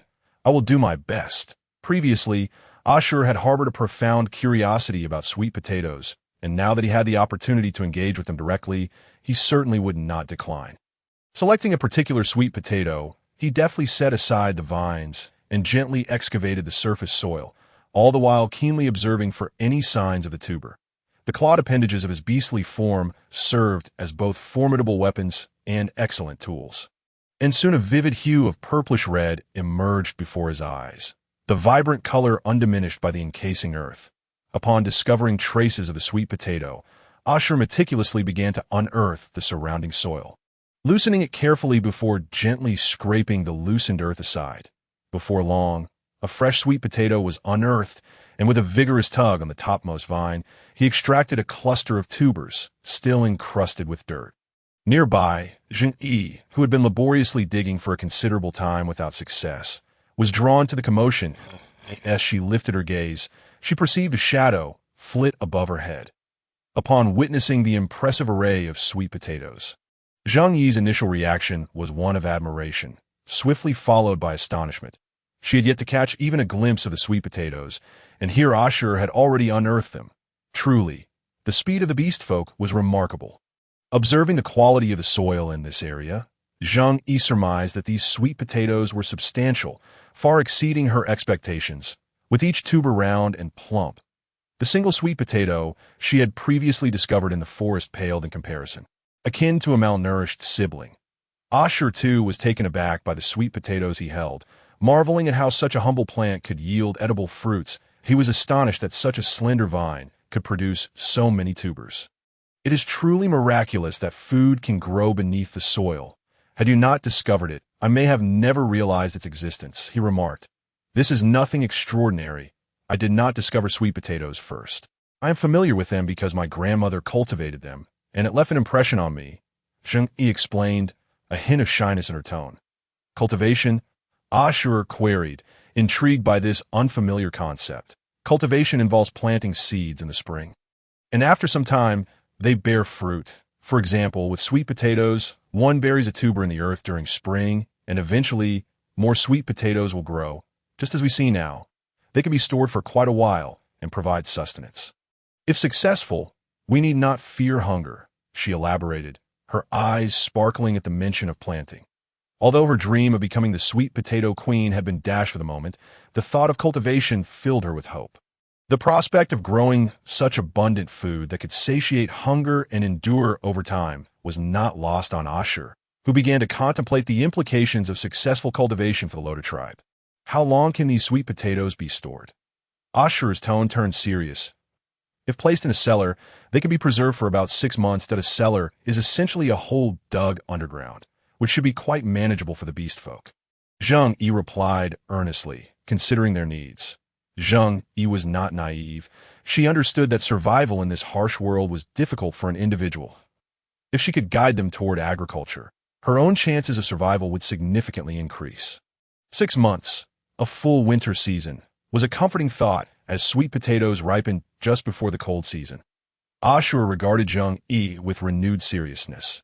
Your people must be incredibly wise and strong, he remarked, beginning to believe that Zheng Yu truly hailed from the other side of the jungle. Indeed, they are powerful and compassionate. It is the safest place, she said, pride swelling in her heart as she mentioned her homeland.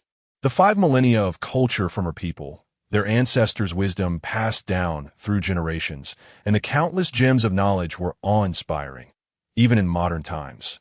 Yet after years of study, she had only scratched the surface and sincerely hoped for further opportunities to learn. Having arrived in this world, she believed that there must be a way back, and she would not give up.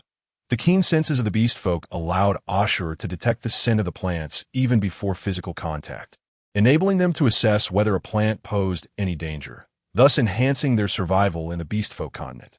Therefore, even upon encountering sweet potatoes for the first time, Ashur was confident in their safety. However, as he observed the soil-encrusted tubers, he hesitated momentarily. Yet, the desire to discover new food ultimately outweighed his minor reluctance. He plucked a smaller sweet potato, attempting to shake off the excess dirt before placing it in his mouth. Although remnants of sand remained, the sweet and juicy flavor of the tuber caused Ashur to relax his previously furrowed brow. Watching Ashur consume the muddy sweet potato raw was momentarily taken aback. While sweet potatoes could indeed be eaten raw, their taste resembled that of raw carrots, which most people found unappealing, and eating them in excess could lead to gastrointestinal discomfort. Roasting them makes them even more delicious. Let us dig up all these sweet potatoes, and I shall roast them for you when we return, she exclaimed. Roasting, like placing them over a fire as one would with meat? Ashur inquired, his understanding of roasting being limited. Yes, something along those lines. Both roasting meat and sweet potatoes require fire, but the difference lies in the method. For sweet potatoes, one places them in a shallow pit beside the fire, though they can also be boiled in a pot. Cooking them with meat enhances the flavor, and once you taste it, you will understand, Zheng Yu replied, her mouth watering at the thought of sweet potatoes stewed with meat. Upon hearing Zheng Yi's explanation, Ashur ceased his inquiries, but the quickening pace of his actions betrayed his eagerness. The beast folk's claws proved exceptionally useful, and Zheng Yu watched as Ashur efficiently unearthed sweet potatoes, each one extracted swiftly and intact. In contrast, her own efforts had yielded only a small hole after much toil, and she momentarily fell silent before decisively conceding defeat. Setting aside her rudimentary stone tools, she chose a patch of ground closer to the center and began to drag the sweet potatoes Ashur had unearthed. Stacking them neatly together by the time Ashur completed the excavation of the entire patch, he turned to find the sweet potatoes arranged in an orderly fashion, with Zheng Yu struggling to drag the last tuber into place. It was evident that this newcomer had been well cared for.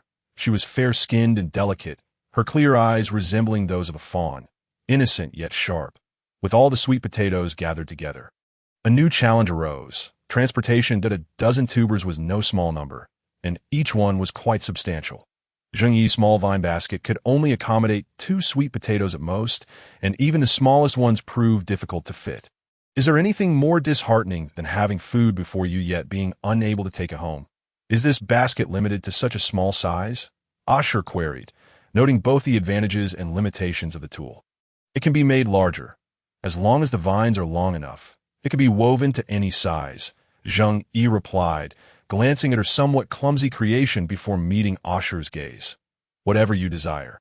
As long as it exists within the Loda tribe, I can make a decision that I wish to trade for this tool. Ashur smiled, his eyes earnest as they locked onto hers. When those emerald eyes focused intently upon her, Zheng Yu felt as though he could see right through her, sending a shiver down her spine.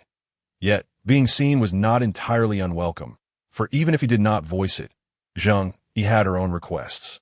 Having recently arrived in this unfamiliar world, she possessed far too little knowledge, and with autumn upon them, winter was fast approaching. She needed to prepare many things to survive the cold, and relying solely on her own strength would be arduous. Even if this world bore similarities to her former one, having discovered sweet potatoes, she believed there were many more edible and useful resources awaiting her discovery, but time was of the essence. I require animal hides for winter and firewood, Zheng Yu said, her lips pressed together as she looked earnestly at Ashur. Upon hearing Zheng Yi's request, Ashur was momentarily speechless, yet found it entirely reasonable.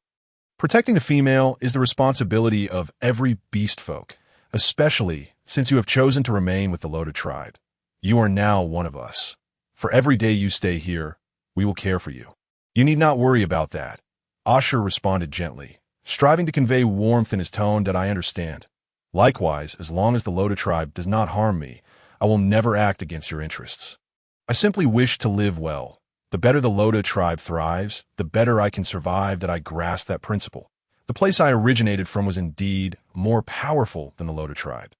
So I possess knowledge of certain foods and insights that you may not be aware of, which I am willing to share. Yet, I do not even know where it is now, or if I can return. This place feels foreign and perilous to me, and I need protection. Zheng Yu swallowed hard, tentatively venturing a question. Upon hearing her words, Ashio's eyes flickered with understanding. He then clenched his left fist and placed it over his heart. Performing a traditional orc salute that I, Ashio, vow upon the honor of a warrior that I shall never harm Zheng Yu nor the Luoda tribe. The sun gradually tilted towards the western horizon, retracting its blinding rays as wisps of white clouds transformed into hues reminiscent of golden threads, resplendent and vibrant. The once pale blue sky deepened in color, creating a picturesque backdrop. Against this enchanting scene, the young man's solemn oath to the girl resonated powerfully, as if the setting sun had gilded their fates. The future was left to the hands of time.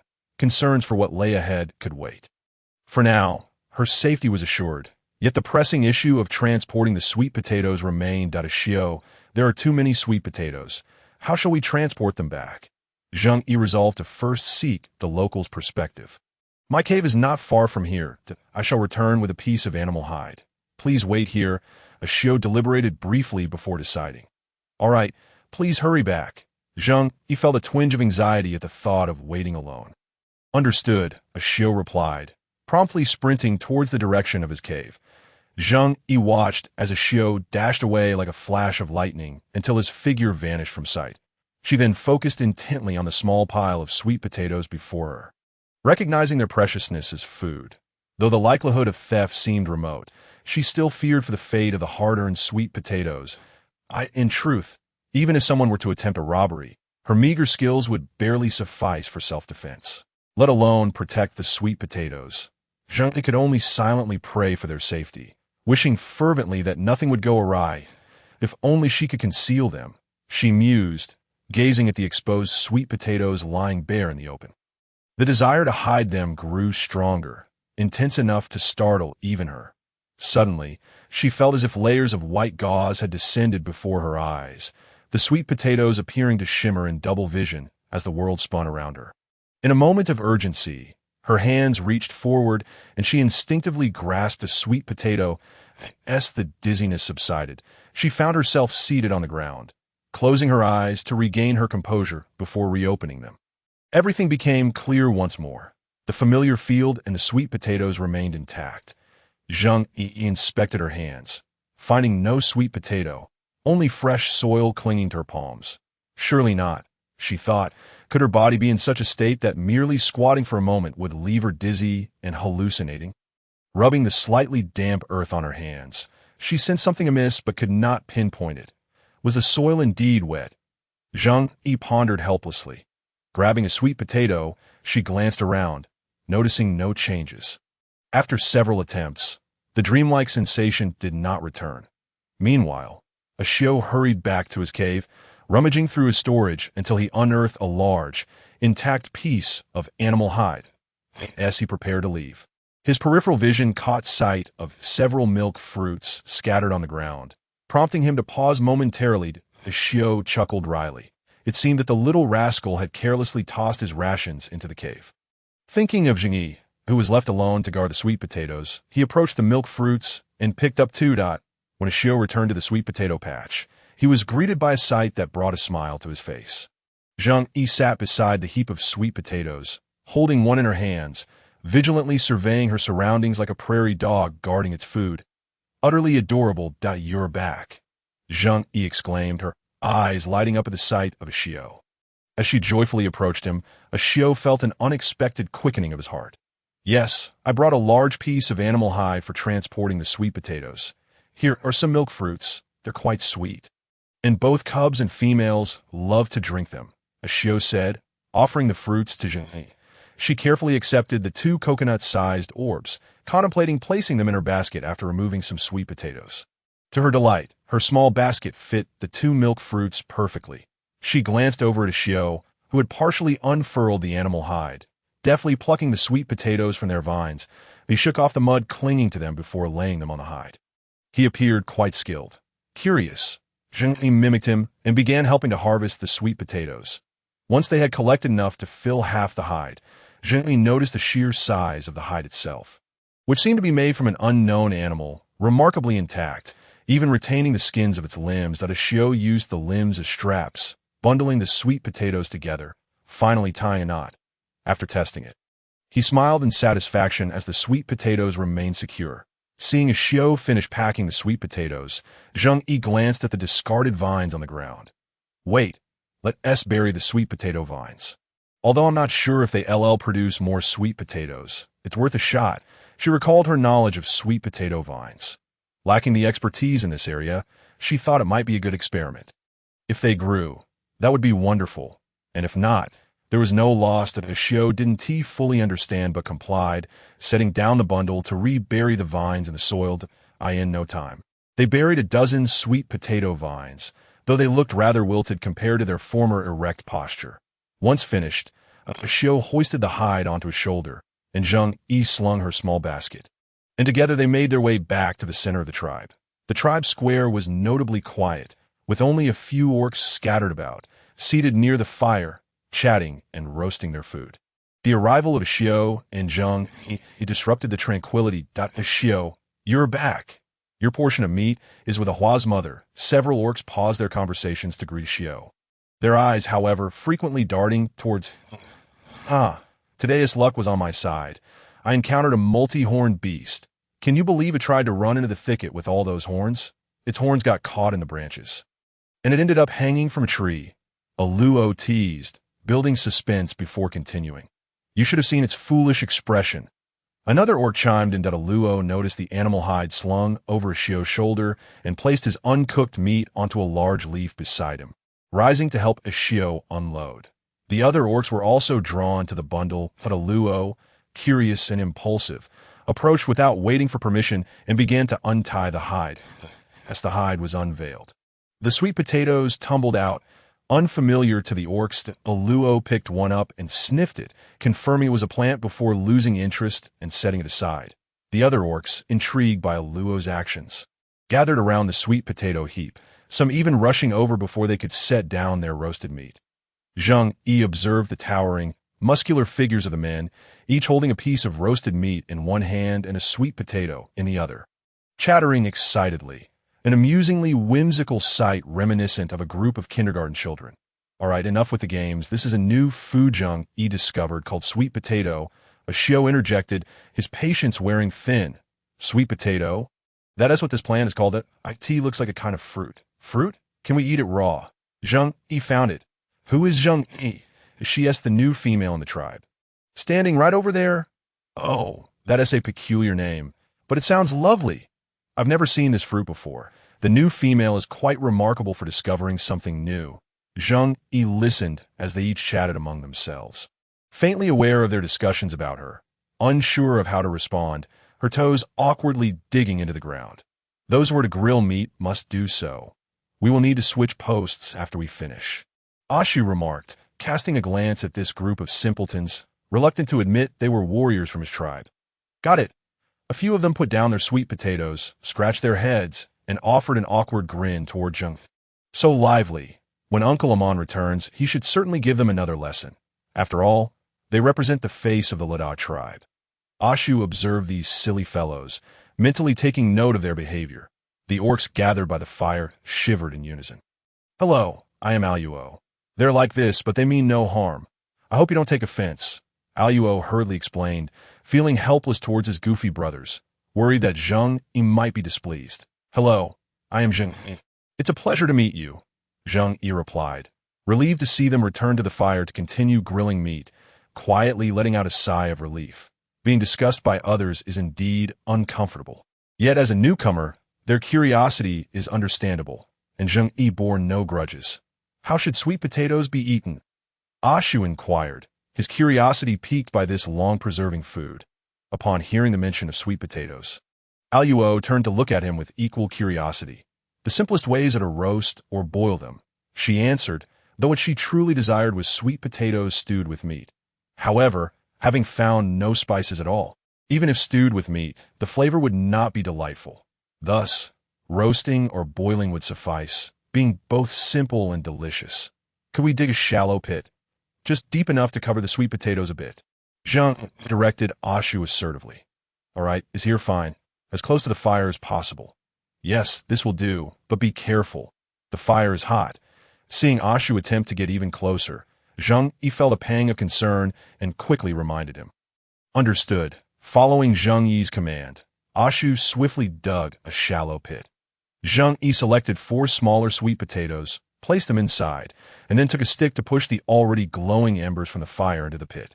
She laid a thin layer of dry leaves on top, placed the 4 sweet potatoes above that, covered them with another layer of dry leaves, and finally added soil atop, igniting a small fire on top. Now, all that remained was to wait for the sweet potatoes to cook. All right, once the sweet potatoes are done, we can dig them out and eat, he said to the 2 who were eagerly watching. Okay, Aluo, you stay with Zheng. I'll go fetch some meat from Ahua's mother. Zheng, he had been busy all afternoon and must be hungry by now. Taking advantage of this moment, he decided to retrieve the meat. The tribal square was quite safe, and with Aluo keeping an eye, Ashu felt at ease. Don't worry. I will ensure Zheng Yi's safety, Aluo promised earnestly. Actually, I can manage alone, Zheng Yu softly interjected. You are a single female, and Ashu is concerned that some ill-mannered orc may come to bother you, Aluo explained. Oh, Zheng Yi's heart tightened at the thought that such things could happen to No. Don't be afraid.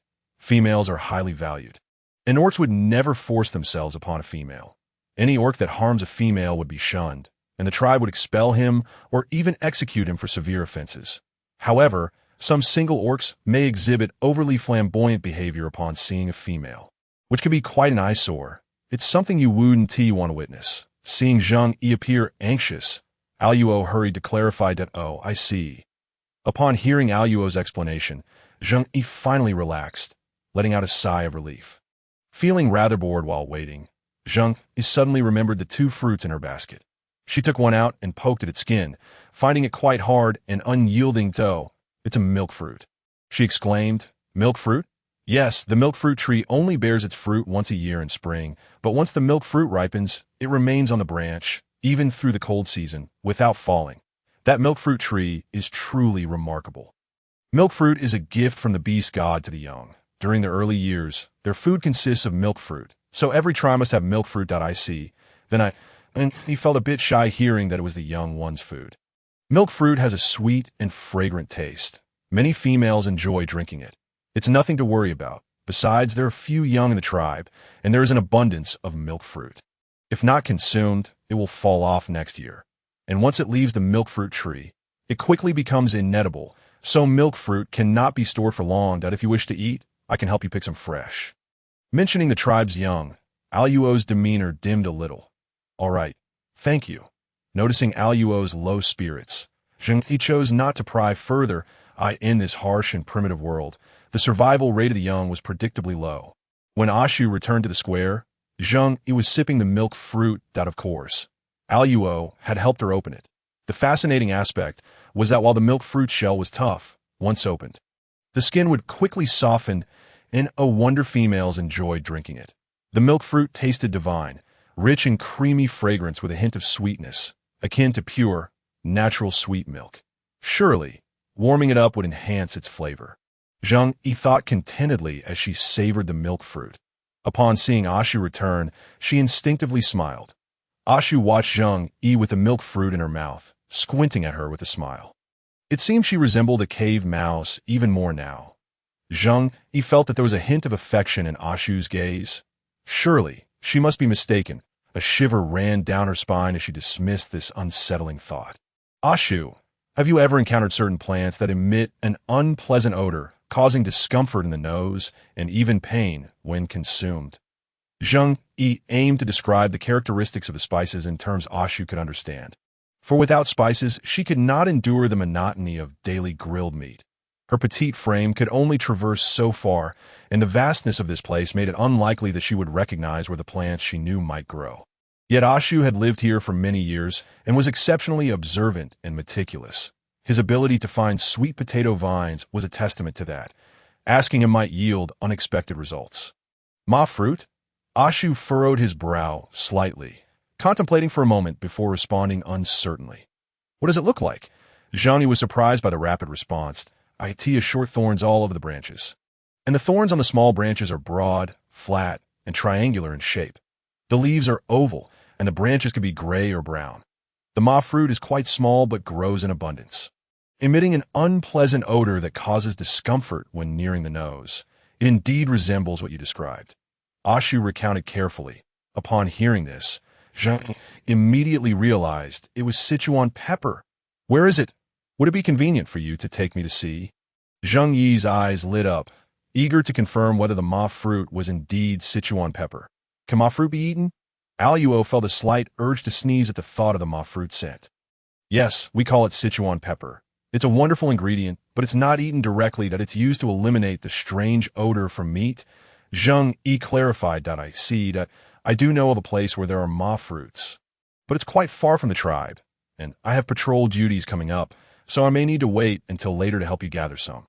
Although Aluo did not believe that adding ma fruit would enhance the meat's flavor, Zheng Yi's request was not unreasonable.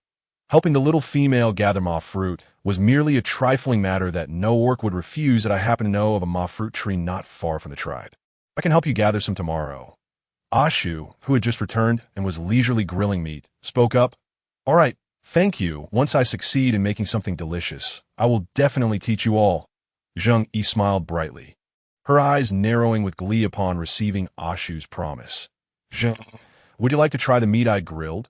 In the meantime, Aluo's meat had already been cooked. No need, Zheng Yi said, having already consumed a whole milk fruit.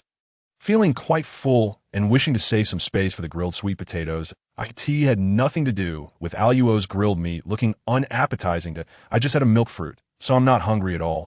I want to save some room for the grilled sweet potatoes. Thinking of the significance of grilling skills to the orcs, Zheng Yi quickly added that, all right. Aluo was rejected, and though his spirits dipped momentarily, he quickly regained his composure. After finishing the barbecue, he had to take over for the orc from the previous patrol, so he needed to eat swiftly. Orcs consumed their meals with remarkable speed, and by the time Zheng Yi felt that the sweet potatoes were sufficiently roasted and prepared to turn them over, Aluo and several other orcs had already finished, cleared away the remnants, and departed. When Zheng Yi uncovered the ashes and unearthed the sweet potatoes, she noticed a fleeting expression of confusion and distaste on Ashu's face. Zheng Yi understood. After all, sweet potatoes roasted directly in the fire did not present a particularly appealing appearance. However, she held no concerns, believing that the flavor of the roasted sweet potatoes would ultimately win him over. Using 2 twigs, she turned over the 4 charred sweet potatoes, spreading them out to cool. Although the skin was merely a thin layer, it was quite resilient, and none of the sweet potatoes were damaged. The charred skins held the fragrant aroma within securely. "Ashu, do you have any large leaves that could be used to wrap the sweet potatoes?"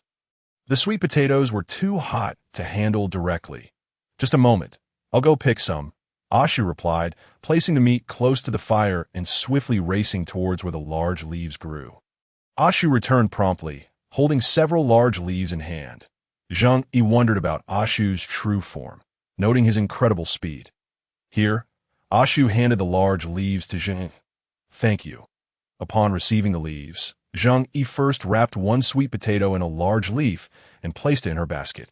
Originally, she had feared there wouldn't be enough for everyone, but now that it was just the two of them left, it worked out perfectly. Two for each, one for her and one for Amethyst, who clearly hadn't had her filled during the last meal. After setting aside the one for Amethyst, Zheng Yu wrapped another in a leaf and tore it apart with a firm pull. As a wave of steam escaped, the tightly locked aroma burst forth, revealing the enticing orange flesh of the sweet potato. Ashu, drawn in by the thick, sweet scent, momentarily forgot about the barbecue and turned sharply. Zheng Yu, not one to tease, directly offered him half of the sweet potato. "Eat the flesh. Don't touch the skin." As she spoke, she demonstrated by peeling back the skin. Ashu took the half-sweet potato, mimicking Zheng Yi's actions to remove the outer skin, bringing the flesh to his mouth, blowing on it lightly before taking a bite.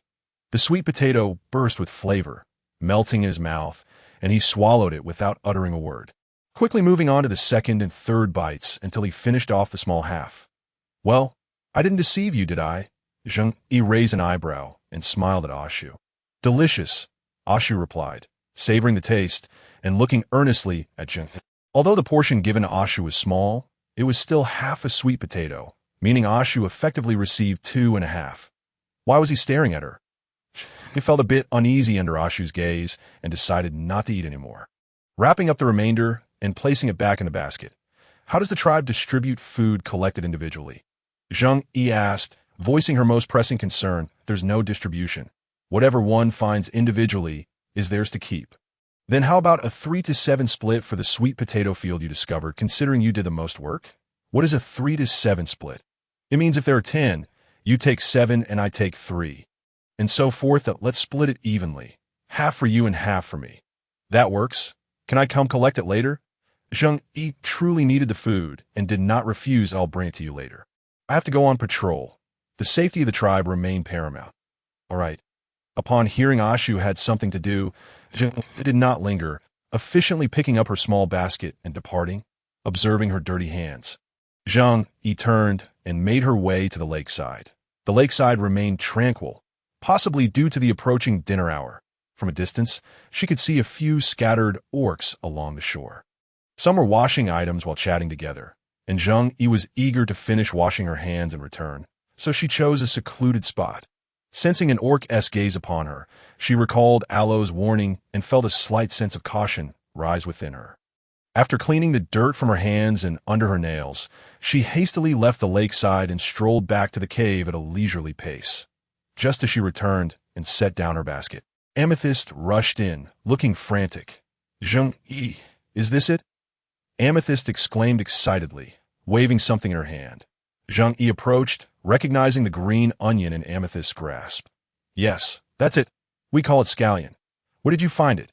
Zheng Yu was genuinely surprised by Amethyst's discovery of the scallion.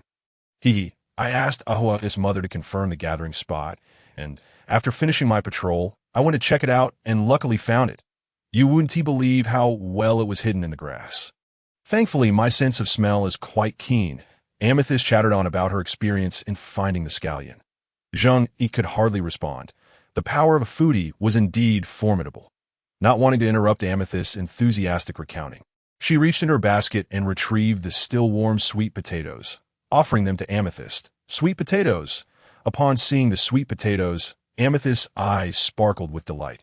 She quickly set down the scallions and accepted the warm sweet potato, breaking it in half and handing one half to Zheng. "You've already eaten, right?" "I just had some."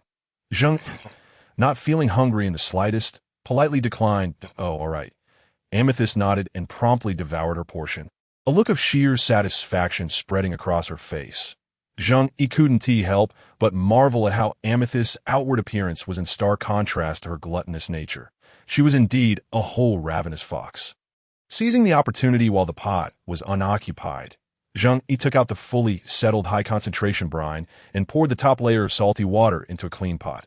She placed half-burned wood beneath a simple stove to ensure the flames licked the ceramic pot.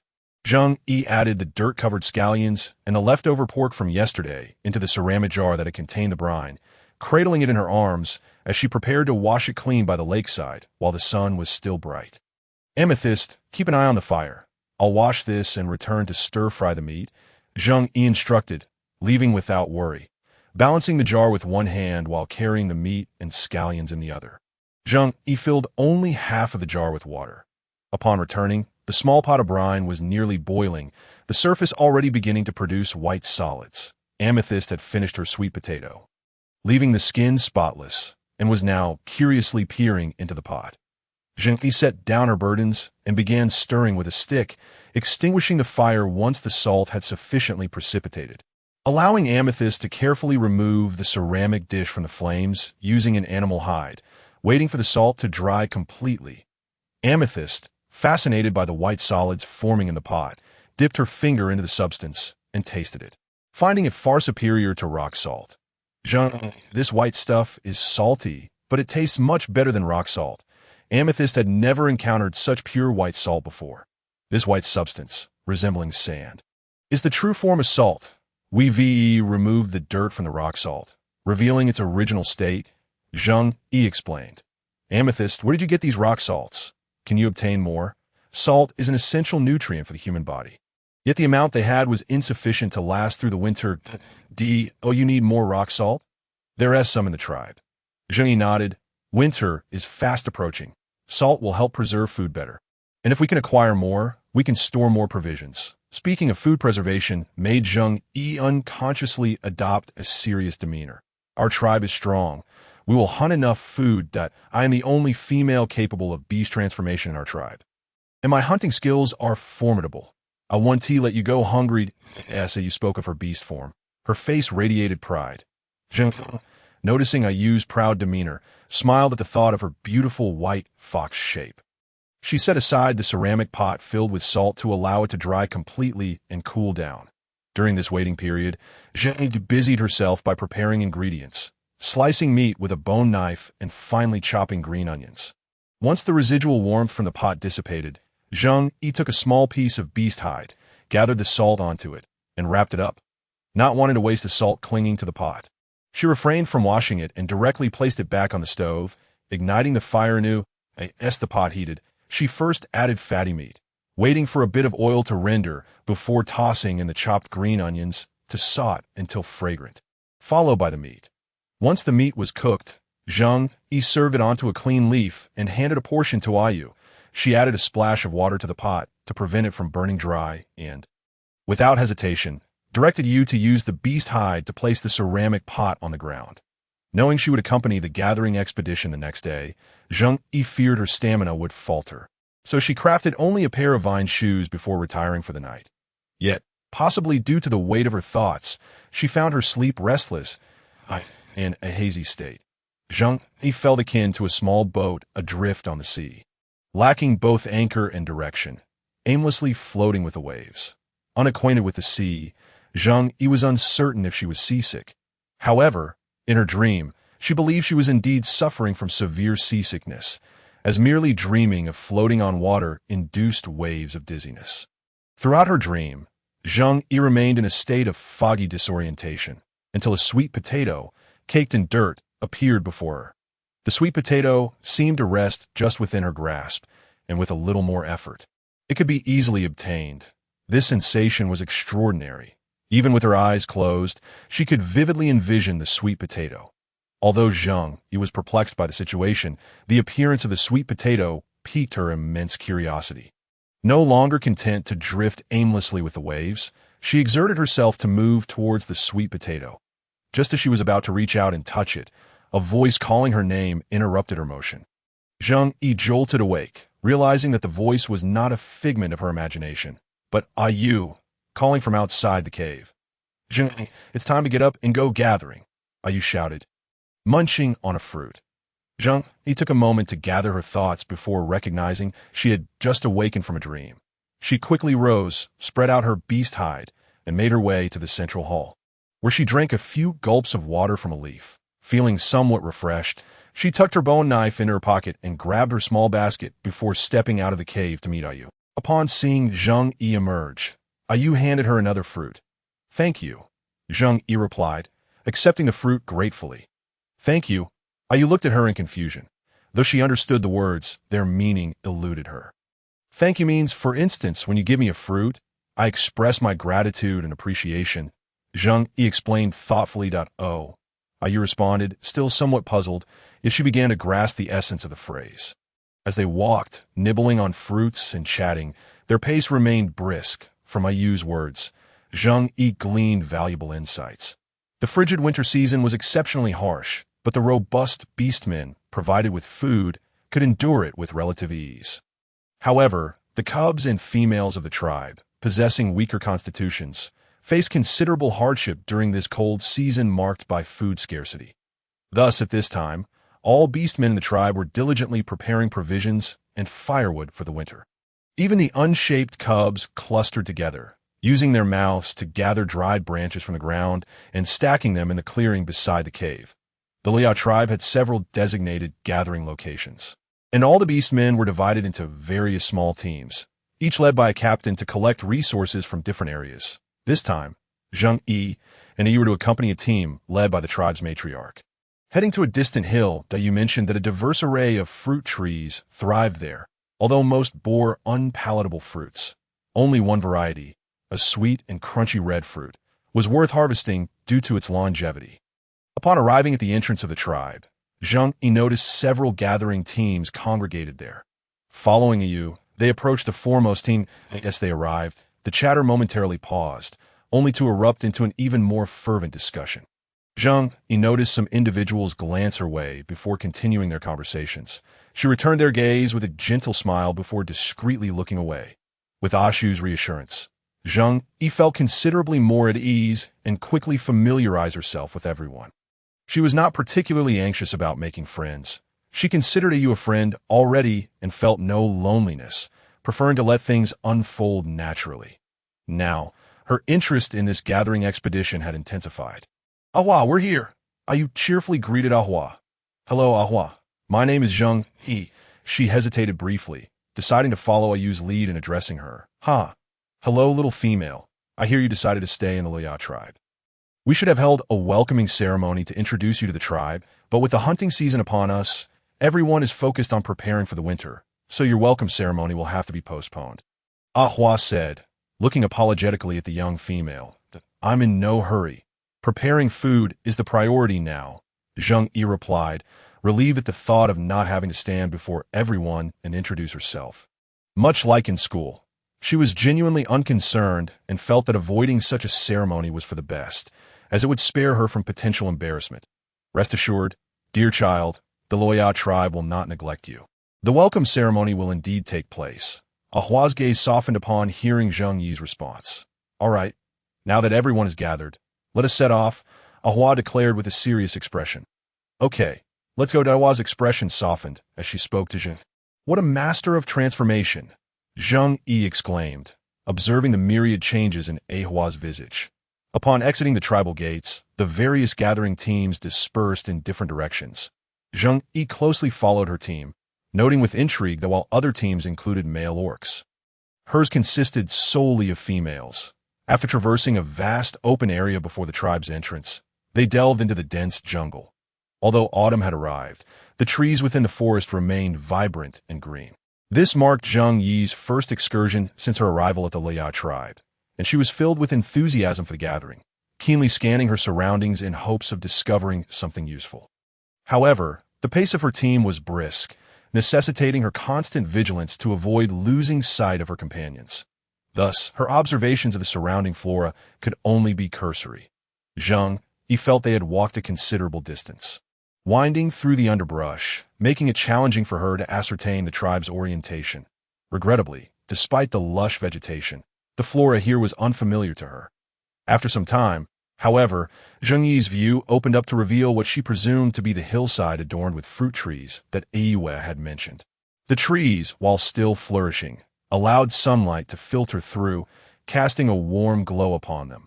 Zheng Yi gazed toward the illuminated area, where she could discern the abundant fruits nestled among the verdant leaves. Although she could not see the uppermost fruits, those within her line of sight were indeed numerous. The trees here, though not as tall as those previously encountered, were still far beyond Zheng Yi's reach. Climbing was out of the question for her, so when others swiftly ascended the tree after placing their beast-hide bags atop it, Zheng Yi could only stand obediently at a distance, prepared to catch the falling fruits. "Zheng Yi, come up! There are so many fruits up here!" Yue cheerfully called out to Zheng Yi, who stood dazed beneath the tree. "I cannot climb trees. I shall wait down here," Zheng Yi replied, catching a glimpse of Yue's excited face through the foliage. "Oh, well then," Yue responded, somewhat surprised by Zheng Yi's inability to climb, but choosing not to dwell on it. After all, Zheng Yi hailed from a different place, where perhaps the females were not accustomed to such feats. The bovine orcs of the grasslands, where trees were a rarity, were typically clumsy climbers, and their females shared the same limitations. Yet, Yue did not imply that Zheng Yi was clumsy. Rather, she admired her cooking skills, which were exceptional, and Zheng Yi had crafted unique dishes that others could not replicate. The rattan shoes Zheng Yi had gifted her, soft and comfortable, were too precious to wear, and they currently rested safely in her cave. The fruit trees loomed high, and dropping fully ripe red sweet fruits onto the ground could easily result in bruising.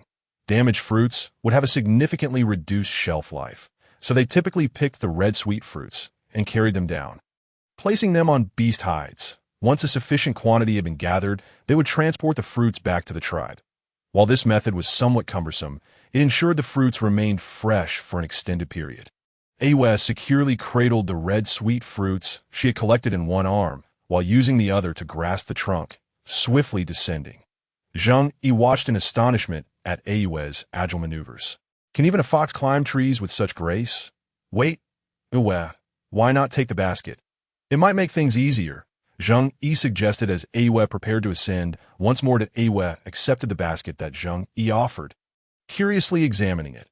She had noticed the peculiar object when Zheng Yi arrived, but had not understood its purpose, which had failed to capture her interest. Now, with Zheng Yi's prompting, Yue finally recognized its utility. "Place the basket on your arm and put the fruits inside," Zheng Yi instructed. "Yes, just like that," she confirmed, guiding Yue in securing the basket.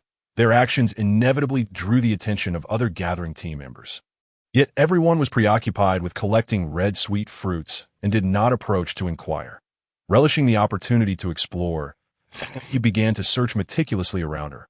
Fortune smiled upon her, as she soon identified a familiar plant. Unfortunately, it was not a food source, but rather a common herb known as burdock, renowned for its hemostatic properties. Burdock was widely recognized and easily utilized. For external wounds, it could be crushed and applied to staunch bleeding effectively. Having given the basket to Yue, Zheng Yi cleaned the soil from the few burdock plants she had uprooted and placed them in her pocket. The jungle was fraught with dangers, so she dared not venture far, remaining close to the gathering team. Perhaps due to the frequent passage of others, the undergrowth was sparse. Aside from the burdock, Zheng Yi found no other familiar plants. Reluctantly, she directed her gaze upward, where aside from the red sweet fruits, numerous other varieties hung from the trees. Regrettably, those fruits also grew high above her reach. As Zheng Yi gazed up at the fruits, she became oblivious to her surroundings until a sharp pain registered beneath her foot.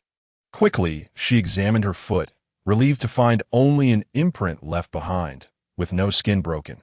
Looking down, she discovered the source of her discomfort was a small cluster of thorns on the ground. Still green but slightly flattened from her weight. Covered in spines, it was uncertain whether it was poisonous, but as it had not pierced her skin, she deemed herself relatively unscathed. Cautiously, Zheng Yi maneuvered around the thorny clusters. On Earth, Zheng had only seen chestnuts with their outer shells removed, so it took her a moment to recognize what lay before her. Upon encountering a split thorny cluster, realization dawned on her. Was this not a chestnut?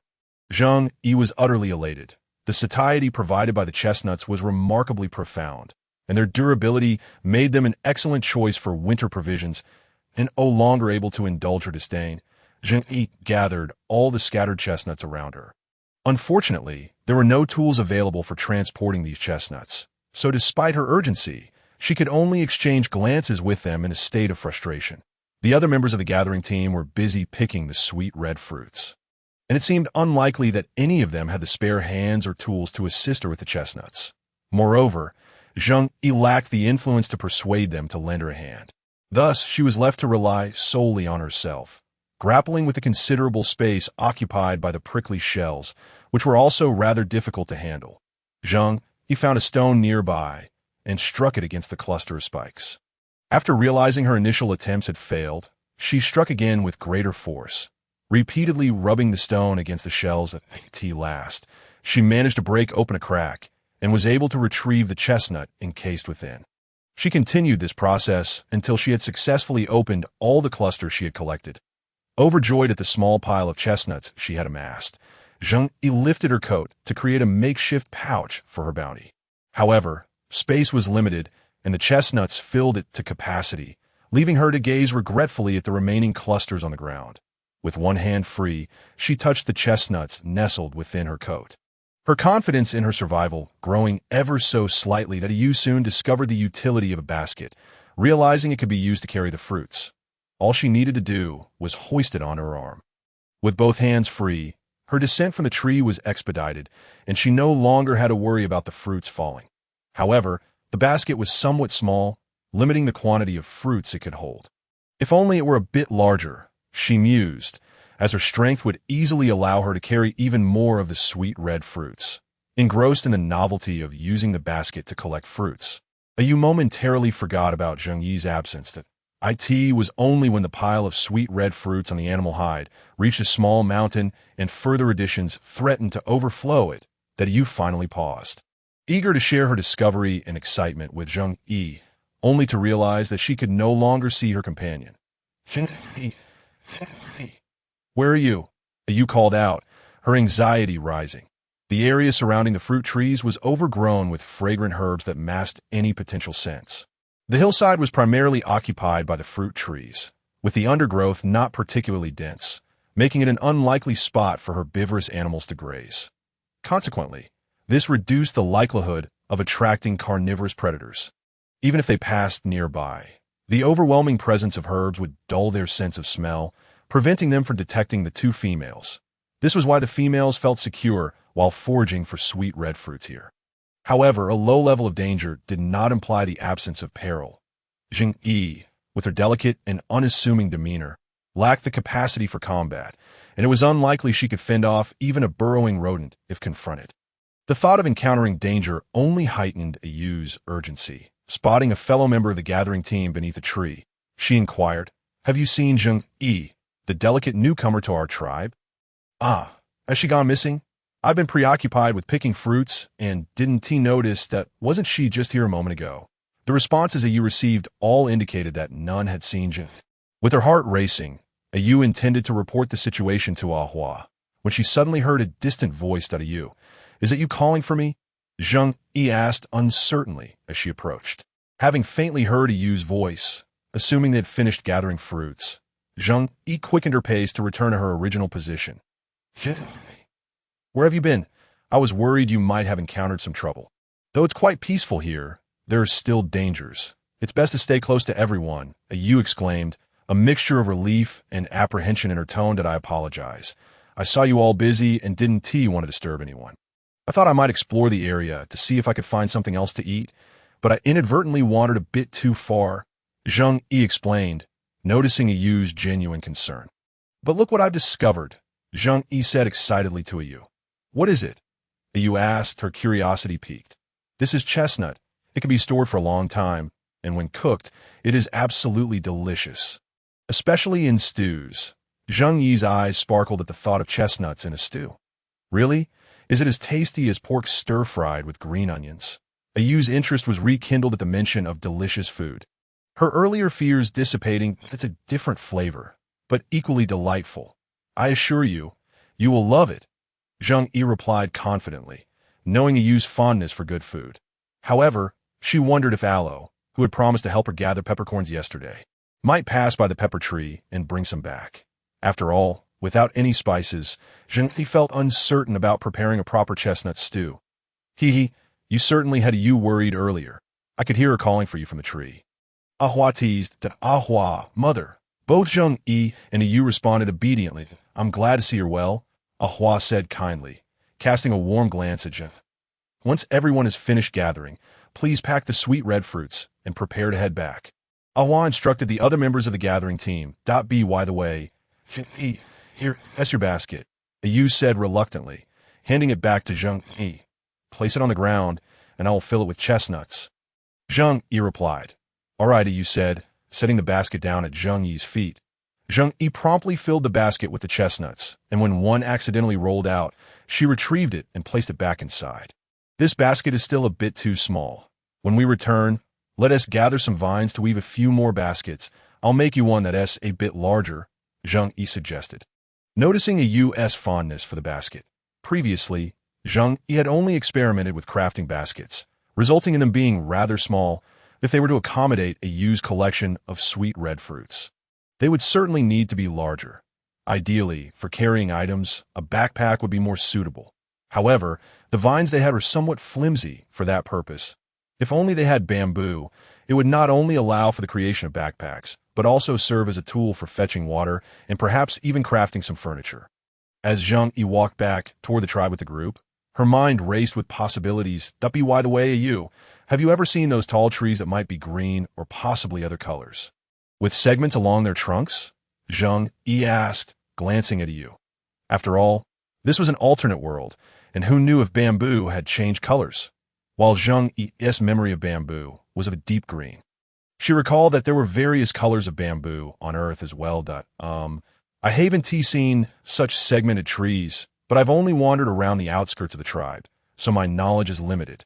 The trees you're describing might grow further away, Yu replied, reflecting on her lack of familiarity with such trees. It seemed prudent for Zheng to seek out someone more knowledgeable and observant to inquire. Ideally, this person would possess patience. As Zheng Yu anticipated asking quite a few questions, as these thoughts crossed her mind, the handsome face of Xiao naturally appeared in Zheng Yu's mind. He had mentioned coming by today to collect sweet potatoes. Providing the perfect opportunity to ask him, she could also share the discovery of the chestnut she had made during the gathering. Zheng Yu, be careful. You nearly ran into a tree, Yao exclaimed as he observed her movements. Yes. I'll be careful. Zheng Yu was indeed taken aback that if she were to collide with a tree while walking, where would she hide her face? Shaking her head to dispel the thoughts, Zheng Yu concentrated on her journey. After navigating through the intricate twists and turns of the jungle, she and her companions finally returned to the tribe's encampment. Although Zheng Yu carried only a basket of chestnuts, which were not particularly heavy.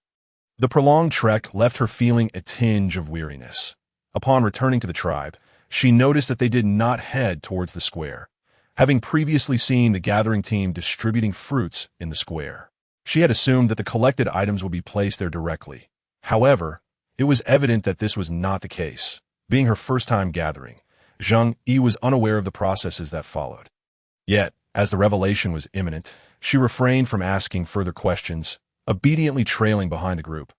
Along the way, Zheng Yu observed numerous orcs with apparent physical imperfections, as well as some elderly orcs. Some were sharpening bone knives, while others used their claws to craft stone pots. Despite the existence of pottery within the tribe, Zheng Yu found it puzzling that they still opted for cumbersome stone pots, which were slow to conduct heat. Simultaneously, she spotted a few fluffy cubs amidst the orcs engaged in craftsmanship. In this world of orcs, Zheng Yu understood that they were not the ordinary beasts of her own realm, but rather orcs that could soon transform into humanoid forms. Thus, she felt no fear of potential harm from them. With the absence of danger, her affection for them surged, and she found herself irresistibly drawn to pet their fluffiness. Observing closely, she noticed one little leopard cub playing alone, leisurely licking its tiny paws with its delicate pink tongue. Perhaps sensing her intense gaze, the little leopard paused, lifting its head to regard her with curiosity. Convinced there was no threat, it resumed its grooming. Meanwhile, two tiger cubs were playfully wrestling, nipping and clawing at each other, rolling around in a delightful tussle. As Zheng Yu passed by, they nearly tumbled to her feet, watching the two fluffy creatures rolling towards her. She felt an overwhelming urge to reach out and touch them. Unfortunately, just then, an orc called them back. However, Zheng Yi's attention was completely captivated by a black and white bundle that drew her gaze entirely. Its unmistakable dark eye patches and adorably balanced black and white coloration left her astonished. That my goodness, is that a national treasure? Zheng Yu exclaimed, coming to an abrupt halt. Yu, noticing Zheng Yi's sudden stop, looked at her in confusion. What treasure? While she understood that treasure referred to something of great value, the term national treasure puzzled her. Was it something unique to Zheng Yi's tribe? Yu followed Zheng Yi's gaze, searching for the object of her fascination. Yet, after a thorough glance, she found nothing remarkable among the familiar sights. With no answers in sight, Yu turned her attention back to Zheng Yu. Which one is the national treasure? That black and white panda cub. Zheng Yu exclaimed, in our country, is considered a treasure. We adore it immensely. The delight radiating from Zheng Yu was palpable. A black and white beast. Oh, which black and white beast cub are you referring to? Yu's gaze fell upon the same black and white cub. All orcs cherished and cared for the younglings, as they represented the tribe's hope, and being called a treasure was indeed fitting. Realizing this, Yu noticed they were straying from the group and quickly urged Zheng Yu to catch up. We must go. The group is getting far dead. Oh, right, okay.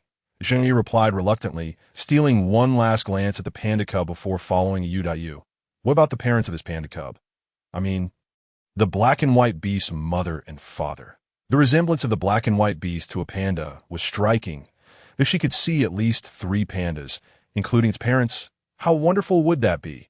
Living in a place where giant pandas roamed freely, witnessing them daily and potentially interacting with them. What a divine existence. Just the thought filled Zheng Yu with happiness. His father and mother have returned to the embrace of the beast god. When his mother was giving birth, they were attacked by a pack of stray beasts. His father held off the strays while his mother brought him to the Liao tribe for help. By the time we arrived, his father had already succumbed due to severe injuries and returned to the beast god. His mother, having just given birth and weakened from the ordeal, managed to bring him to the Liao tribe with her last breath. But soon after, she too returned to the beast god. Thus, he is the only black and white beast in our tribe. Yu's tone turned somber as she recounted this past. I see it so. Is this black and white beast cub now being raised by other orcs? Zheng Yu felt a deep sadness upon hearing the panda cub's tragic backstory. Orphans faced hardships wherever they were. She wondered how this little panda cub was faring. No, he currently resides in the cub den.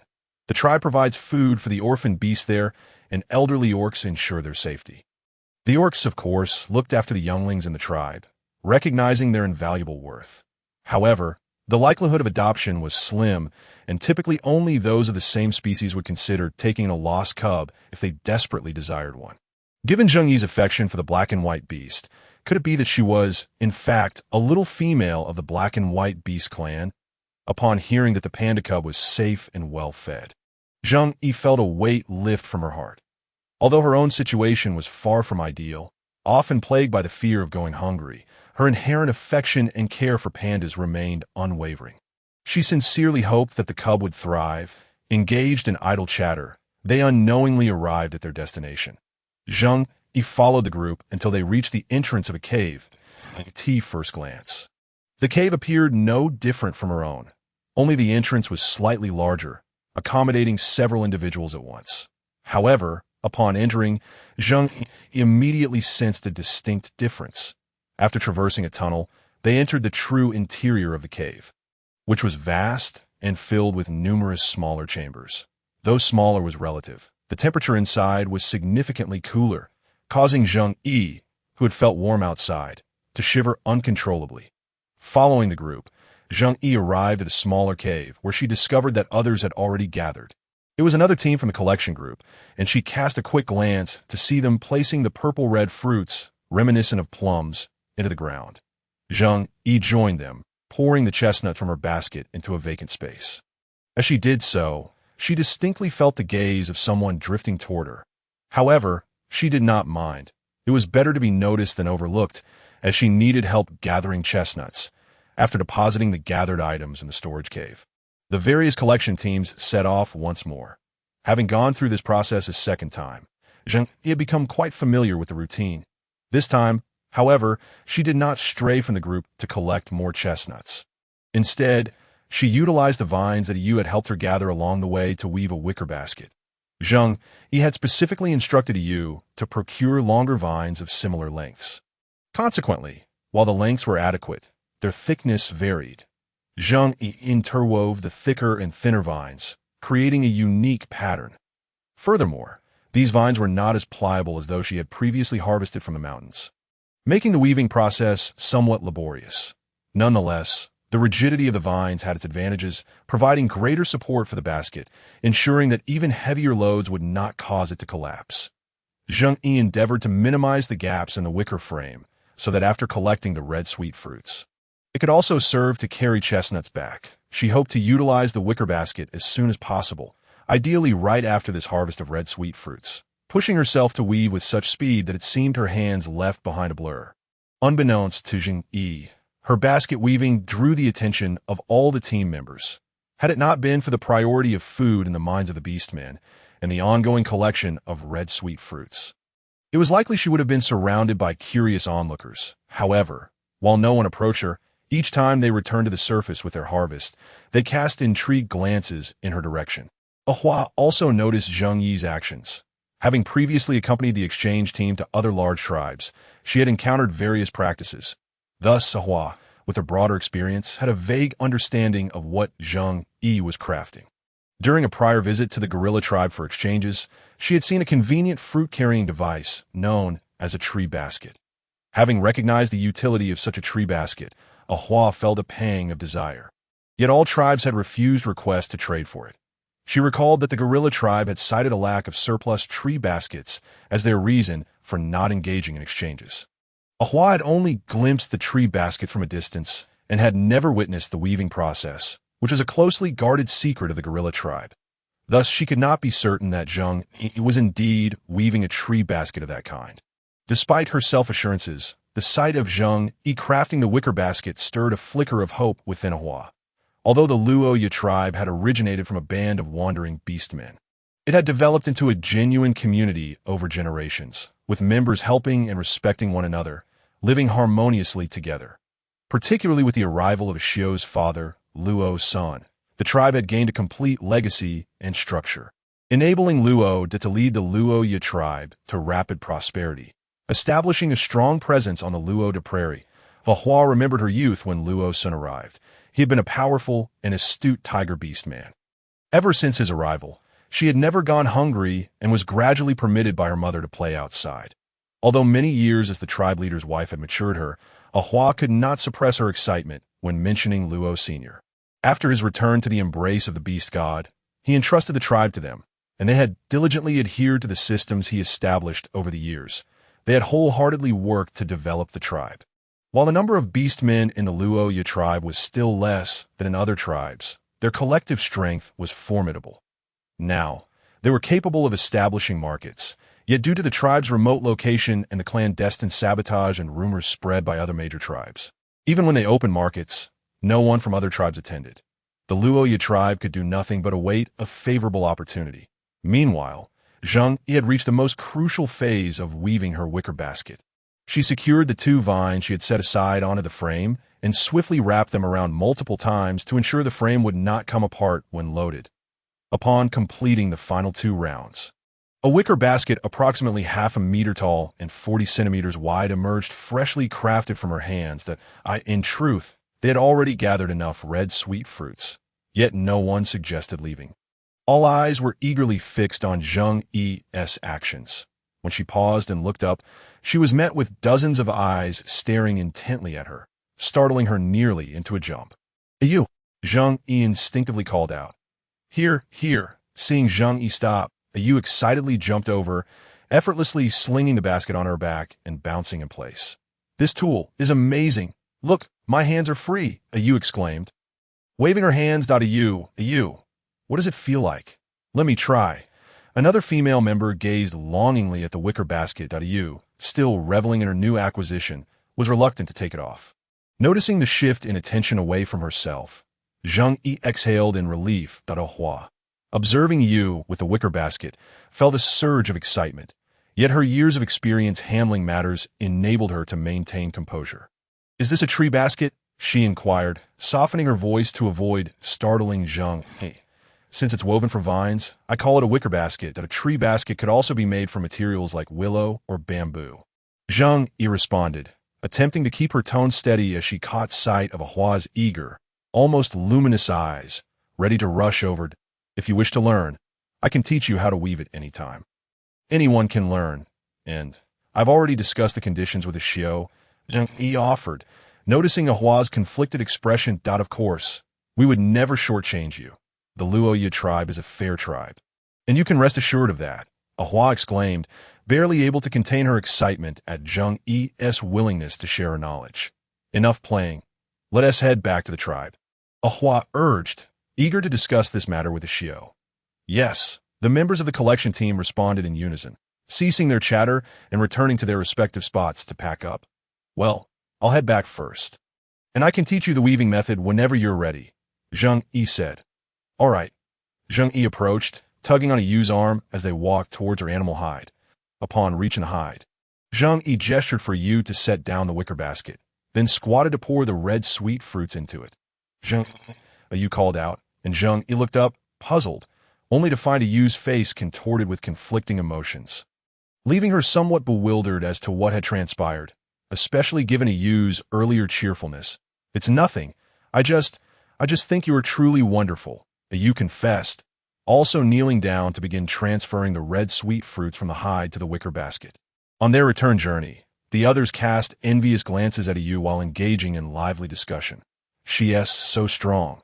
Yu seems to find it quite effortless. Indeed, my hands are already sore."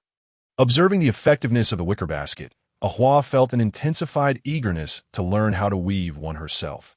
The gathering team hurriedly transported the red sweet fruits to the storage cave. Upon exiting the storage cave, Hua turned to the members of the gathering team and instructed, "Yu, go find a Luo and have him bring 2 more warriors to gather tree vines. The more, the better. Remember to inform them that the tree vines must be crafted according to Zheng Yi's standards. The remaining females should accompany the other gathering teams to collect fruits. We must not delay in storing food for the cold season."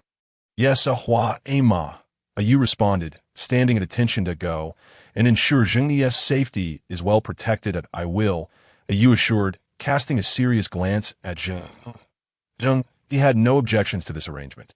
Although the harvest brought her joy, the repeated hauling was indeed tiring. The other females felt a tinge of disappointment upon hearing Hua's directives.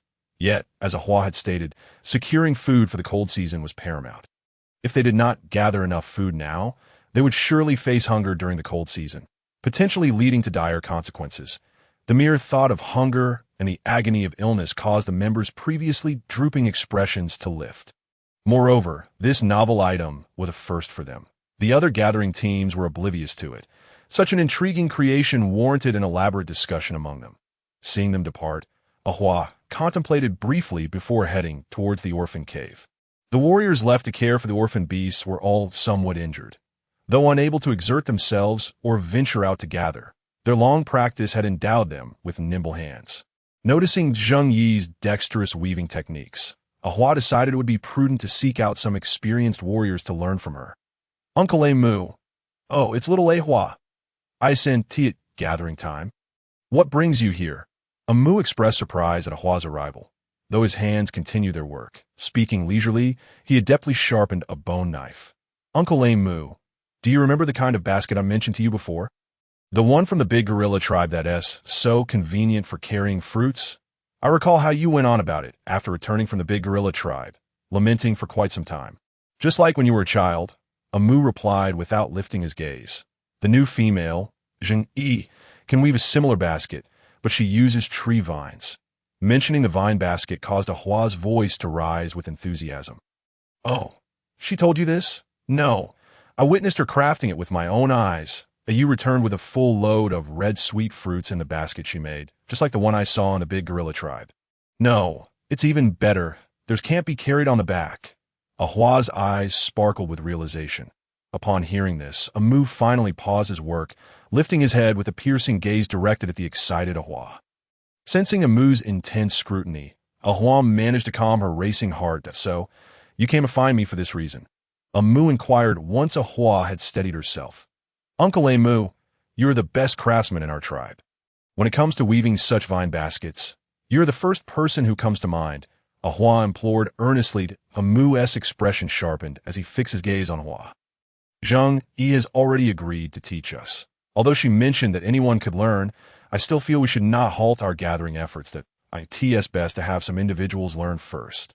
You are right in your arrangement. The cold season is fast approaching, and our priority is to store food. While crafting vine baskets is beneficial for transporting fruits, we can still manage with the traditional method of using animal hides. Albeit with more effort, without delaying our food storage. Amu's demeanor softened, his earlier intensity dissipating into a gentle calm. Moreover, she is willing to share her methods out of trust, considering us as kin. We must not let her down. Rest assured, she will receive her due respect and more. Nevertheless, Ahua understood the wisdom in Amu's words. All right, you need not worry. I will call a few of the older fellows to join us shortly.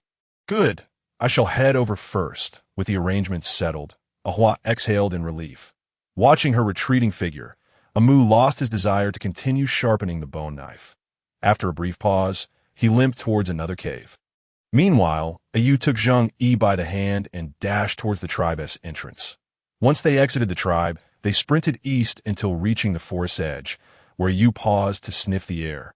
Then, she emitted 3 short calls into the woods. As the last sound faded, Zheng Yu heard 3 distant roars from tigers in response. Though she couldn't comprehend the language, she understood they were likely using their unique signals to communicate. Soon after, the branches rustled, and 2 warriors gracefully descended from the trees. Truly, their feline heritage allowed them to leap from such heights without making a sound upon landing. What do you need with me and a Chiao? Ahua and Ma sent me to find you 2 to gather tree vines. The more, the better, and they should be long and sturdy. Huh.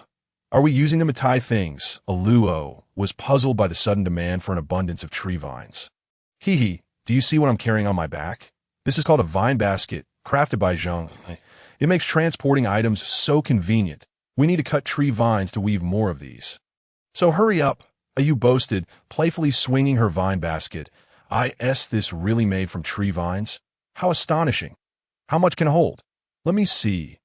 A Chiao exclaimed, reaching out to grab it, but Yu skillfully dodged him with a swift turn. Get to cutting the tree vines. Ahua, Ma is waiting for us. Do you want to be punished? Yu admonished while evading a Chiao's sneaky hands. All right, you 2 stop fooling around. Be careful of Ahua, Ma's iron claws, Aluo said, exasperatedly watching the duo bicker. Hey there, little female, a Chiao greeted cheerfully. Hello, a Chiao, I'm Zheng Yu, she replied, taking a small step back as the grinning warrior leaped toward her, revealing a toothy grin. Let us move. We shouldn't keep Ahua, Ma waiting, Zheng Yu said, walking over to Yu. The little female called my name. It sounds lovely. A Chiao grinned foolishly. Scratching his head, stop grinning like that. You're scaring Zheng. Aluo rolled his eyes in disbelief, trailing behind the 2. What? Really? A Chiao's face fell dramatically. Wait for me. Seeing everyone move ahead, he hurriedly chased after them. Yu, accustomed to sneaking out to play with her friends, had a fair understanding of the area, though not exhaustive. Thus, she led them to a secluded spot where the fruits were less palatable, and consequently, few ventured there, allowing the tree vines to flourish abundantly. Although the location was somewhat distant, they could reach it quickly by running. However, Zheng Yu would struggle to keep up, so Yu transformed into her beast form without hesitation and sprinted with Zheng Yu in tow. Upon arrival, Yu did not hesitate. She let out a long howl, instructing Aluo and a Chiao to climb the trees to gather tree vines, while she remained below to ensure Zheng Yu's safety. The forest was home to numerous small snakes, and she was not about to leave Zheng Yu unprotected. Yu, while they gather the tree vines, why don't you take me around the area? I'd like to see if I can spot anyone I know. Zheng Yu proposed to Yu, who had transformed back into her human form. Oh, that sounds fine, but aside from trees, there is nothing entertaining here. Yu pondered for a moment, giving Zheng Yu a precautionary warning that I merely wish to wander about casually. But you, are there any peculiar plants in this vicinity? At a loss for direction, Zheng Yu sought to use guidance before making a choice. There are hardly any fruit trees here. Except for that area over there where an unpalatable yellow fruit grows. Yu remarked with a look of disdain at the mention of the yellow fruit. Yellow fruit? What does it taste like, or what kind of reaction does it provoke in the body after consumption? Zheng Yu inquired. Eating it will make you salivate profusely. Yu recalled the taste and inadvertently felt her mouth water. Although it had an unpleasant flavor, a fruit that induced such salivation surely could not be akin to lemons. Zheng Yu formed a rough hypothesis after a brief contemplation at Yu. Let us go take a look at that yellow fruit. Zheng Yu gazed at Yu with eager anticipation. All right then. Seeing Zheng Yu's hopeful expression, Yu found her initial refusal transformed into reluctant consent. Zheng Yu's curiosity was indeed overwhelming. She would have to keep a watchful eye on her to prevent any accidental ingestion. The yellow fruit tree was quite close, and Yu greeted a Luo and a Qiao, who were perched on the tree, before leading Zheng Yu directly to it. It was evident that this place had been untouched for quite some time, as they had already encountered 3 snakes falling from the branches on this short journey. Even without knowing their species, the vibrant colors of the snakes made it clear how venomous they were. Weavy arrived that Yu dispatched another snake that had intended to attack Zheng Yu and announced. Zheng Yu stared at the lifeless snake in Yu's hand. Despite having faced similar situations before, her heart still screamed in terror. Snakes were unequivocally her most despised creatures. The mere thought of their slippery bodies landing on her was enough to send her into a frenzy. She was resolutely not coming out. Absolutely not. As for why she said for now, she reasoned that once she became stronger, she would eventually have to confront them alone, a prospect that seemed slim but was still a wish she harbored. Fortunately, the fright she endured was worthwhile, for her earlier speculation had proven correct. It was indeed a lemon tree. The sun illuminated the leaves of the lemon tree, highlighting the intricate veins and enhancing their verdant hue, while clusters of oval lemons hung enticingly from the branches. Even from a distance, Zheng Yu could detect the faint, refreshing aroma of lemons wafting through the air. It's lemons. Let us gather some to take back. Zheng Yu exclaimed with elation upon discovering the lemons. Lemons could be brewed directly into water, and once dried, could be stored for winter, preventing the discomfort of flavorless water throughout the entire season. Zheng Yu, they really aren't tasty. Yu regarded her as if she were an oblivious child. I want to eat them directly. I merely want to use them to flavor my water. I enjoy water with a taste. Zheng Yu pleaded with a pitiful look.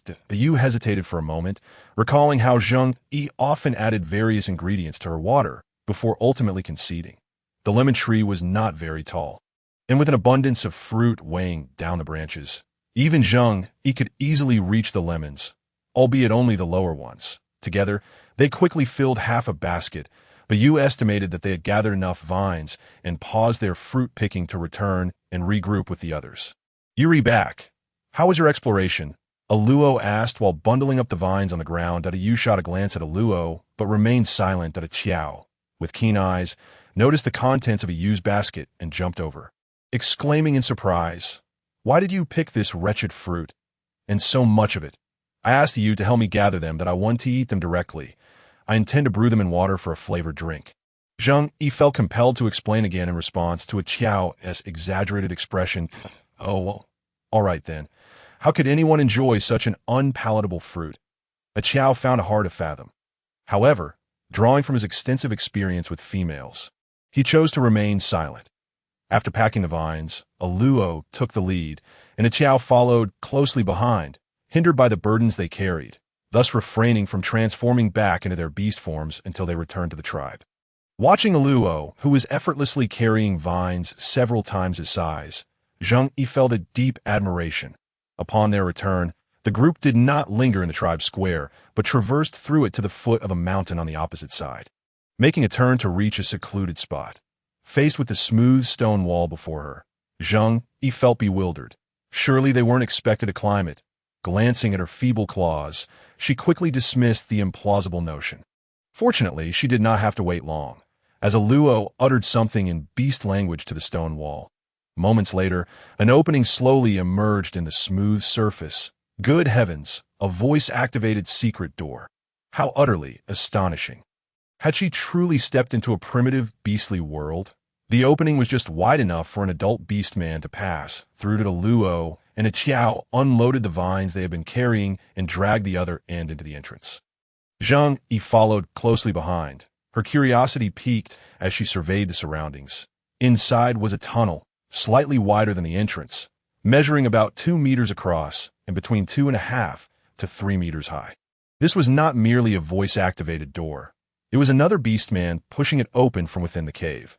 After they all entered, 2 beastmen promptly sealed the entrance behind them, as the exterior light was completely obscured. The cave did not succumb to total darkness. Zheng Yu, who had mentally prepared for the impending darkness, suddenly realized at this moment that the stone walls of the cave were embedded with luminous blue crystals at intervals along the path. Her eyes sparkled with desire as she gazed at the blue crystals adorning the walls. These are a rare type of luminescent blue stone unique to the bird tribe. The tribe brought some here for exchange. If you like, you could trade for some next market day, Yu explained, observing Zheng Yi's fascination with the blue stones. Are they expensive? Zheng Yu was genuinely tempted. After all, being alone in a pitch-black cave could be somewhat lonely and frightening. You can trade 1 blue stone for a single beast hide that a Luo considered last year's market prices before replying. Upon turning, he caught sight of Zheng Yi's peculiar expression. What is the matter? Yu inquired, puzzled. Nothing, I just feel that I don't really need them. Zheng Yu mumbled softly. 1 beast hide for a small stone. Why not just steal it? Contemplating her meager 2 beast hides at home. Zheng Yu suddenly realized that torches could also be quite useful. The group traversed the lengthy tunnel until they encountered 2 more beastmen, at which point they paused. That Wev arrived at the exit. Ali good at a Luo. Why are you back at this hour? Hey, I isn't that what you're dragging behind you. Vines? What do you need those for? For Huama's request, a Luo replied succinctly.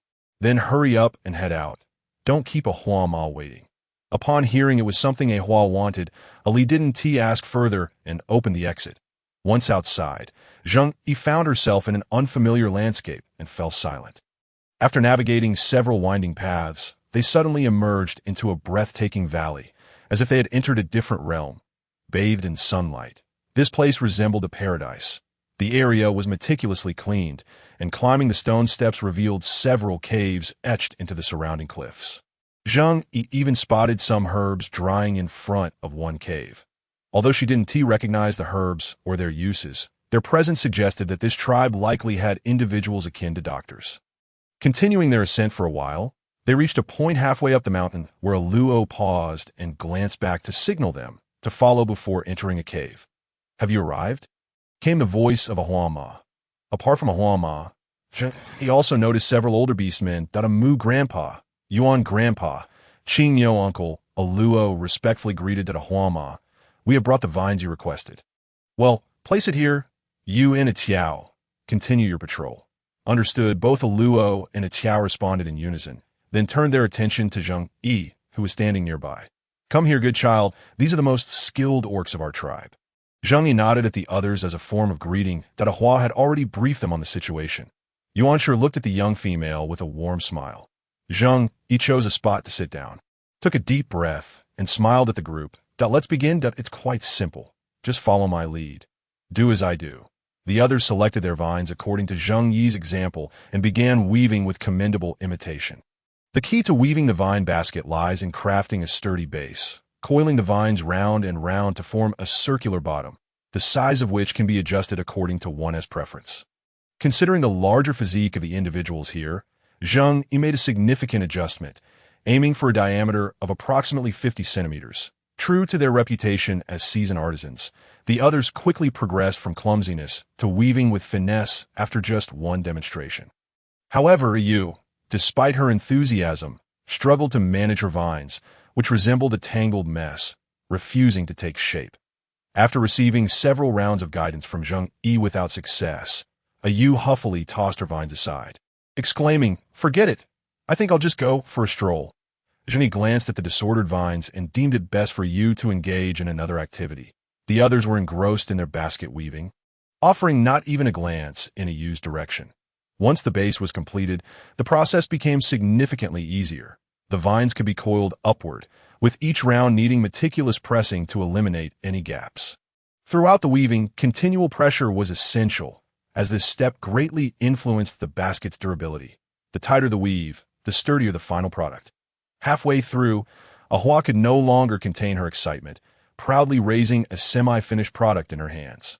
The weaving was nearing completion. Zheng Yu fixed the two pre-reserved vines onto the frame, finalizing the last two rounds at a basket approximately half a meter high and 50 centimeters wide was completed. Zheng Yu surveyed the sturdy and aesthetically pleasing basket in hand, feeling a sense of satisfaction. "This is truly remarkable," Zheng Yu exclaimed, gazing in disbelief at the basket he had woven himself. The remaining individuals, though silent, displayed expressions of exhilaration. Only the elder Yuan, after a brief moment of admiration, promptly picked up the vines to resume weaving. "Zheng Yu, I extend the most sincere respect of the Luo Yu tribe to you. Should you require anything, please do not hesitate to ask," Ahua said earnestly, her gaze fixed on Zheng Yu. The others, though silent, regarded Zheng Yu with solemnity, offering their silent support. "I also convey my heartfelt gratitude to the Luo Yu tribe for welcoming me." Zheng Yu replied with equal sincerity, meeting Ahua's gaze. "Good child, as long as you wish, the Luo Yu tribe will always be your home." Home. A warm sensation blossomed within Zheng Yu's heart. After their excitement, the group rejoined the basket weaving endeavor. As they completed their first basket, and Zheng Yu and the elder Yuan prepared to start on a second. Yu returned, accompanied by a petite female. There were few female orcs in the tribe, and although Zheng Yu had encountered most of them, she had never seen this particular individual before, in a world where females typically towered above 1.75 meters. The presence of a 1.63-meter female felt diminutive, yet this newcomer appeared even smaller, prompting Zheng Yu to steal several glances. Upon sensing Zheng Yu's scrutiny, Yao shyly shifted behind Yu. Noticing Yao's reaction, Zheng Yu felt a twinge of embarrassment and quickly averted her gaze. Oh dear, it seemed she had startled the girl. How could she delicately express her apology? Would an apology make it seem overly dramatic? Who could rescue her? Although Zheng Yu maintained a calm exterior, internally she was in a frenzy. "Why, Yao has arrived. Are you feeling better?" Ahua inquired gently, anxious not to frighten the timid female. "I am much better now. The shaman said I could come out for a bit," Yao replied, lowering her head once more. "That's wonderful." Yao, feeling nervous among so many people, initially intended to leave, but was drawn in by the sight of their weaving. She recognized that they were crafting vine baskets, the very ones the newcomer had introduced. The Yu had even explained their utility, remarkably capable of carrying numerous fruits without causing any strain on the hands. This new female was indeed impressive, creating such a convenient item solely from vines. With this thought, Yao quickly raised her head to glance at Zheng. Though brief, she caught Zheng Yu's gaze, which was filled with concern rather than malice. Had Zheng Yu not been so focused on her, Yao might have fled in embarrassment. "If you're unable to do it, that is quite all right," Zheng Yu offered. No, of course you can. Let us weave together." Zheng Yu, her thoughts having drifted, was promptly brought back to the moment that Yao hesitated, then cautiously picked up several vines and Yu encouragingly patted Yao on the shoulder. "Yao, you can do it. It's not difficult at all." Although Yu had attempted twice without success, she felt a twinge of guilt. Yao lowered her head shyly. "Thank you, Oh, you need me to demonstrate again?" Given their proficiency, Zheng Yu feared Yao might not have grasped the technique. Yao gently shook her head. "No, I remember." With that, she organized the jumbled vines and began weaving according to Zheng Yu's method. Step by step, observing Yao's increasingly adept technique and the even base she was creating, Zheng Yu was taken aback. Her work was even better than Zheng Yu's current effort. Zheng Yu was momentarily surprised, but quickly reassured herself. Yao was no ordinary novice. She was indeed a crafty talent in this primitive world. Previously, if a Xiao was characterized by exceptional intelligence, then this newly acquainted Yao was undoubtedly a crafting prodigy of this realm. How splendid! After all, while she possessed knowledge that they were unaware of, she was limited to mere understanding in some aspects. Henceforth, if she had any brilliant ideas, she could directly entrust the execution to them. After all, 3 humble artisans could outshine a single master strategist. Yu was equally astonished and exclaimed, "Yi Yao, your weaving is truly remarkable." Wai Yao shook her head gently, murmuring, "It's nothing special." Zheng Yu smiled and remarked, "Yi Yao possesses a genuine talent for crafting." Upon receiving the compliment, Yi Yao felt a flurry of embarrassment and lowered her gaze, unsure of where to place her hands. Zheng Yu, who had been weaving a basket for a while, glanced at the 4 completed baskets beside her. Pressed by the rumblings of her stomach, she finally succumbed to her hunger. "If everyone has practiced enough, I shall take my leave," she announced. "Oh, very well. We'll weave for a bit longer. Yu, please ensure Zheng Yu returns safely." Ahua, who had been engrossed at her work, suddenly lifted her head and declared at Yu, already feeling quite bored, quickly responded, "All right." After Yu slung the basket, gifted by Zheng Yu, over her shoulder and bid farewell to the elders and Yi Yao, the 2 departed. Zheng Yu surmised that this place must be a significant location within the Loya tribe, akin to a secret hideout. Hence she refrained from speaking too freely while inside. It was not until they exited the ravine that she finally exhaled in relief. The passage they took to leave was through another cavern, and upon emerging, the surroundings felt somewhat familiar. However, Zheng Yu could not quite place it until they walked a bit further and encountered the well-known cavern where they had previously passed by the cubs while transporting fruit. Regrettably, there were no traces of the fluffy creatures to be found now. The absence of the adorable panda cubs left Zheng Yu with a tinge of disappointment. Zheng Yu voiced her curiosity. "By the way, which beast clan does Yu and Yi Yao belong to?"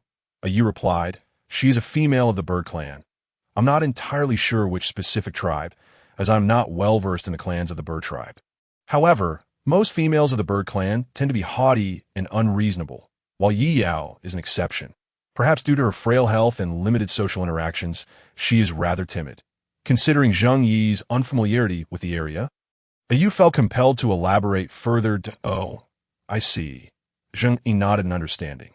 "This year's market gathering was not attended by the Liao tribe. We will have to wait until next year, that I hope to join you then.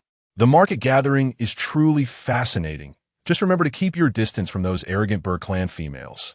Yu expressed her discontent regarding the bird clan. "Certainly, I'll look forward to it," Zheng Yu replied, eager to explore the outside world. Yu, having delivered the fruits to Zheng Yi's cave, took her leave.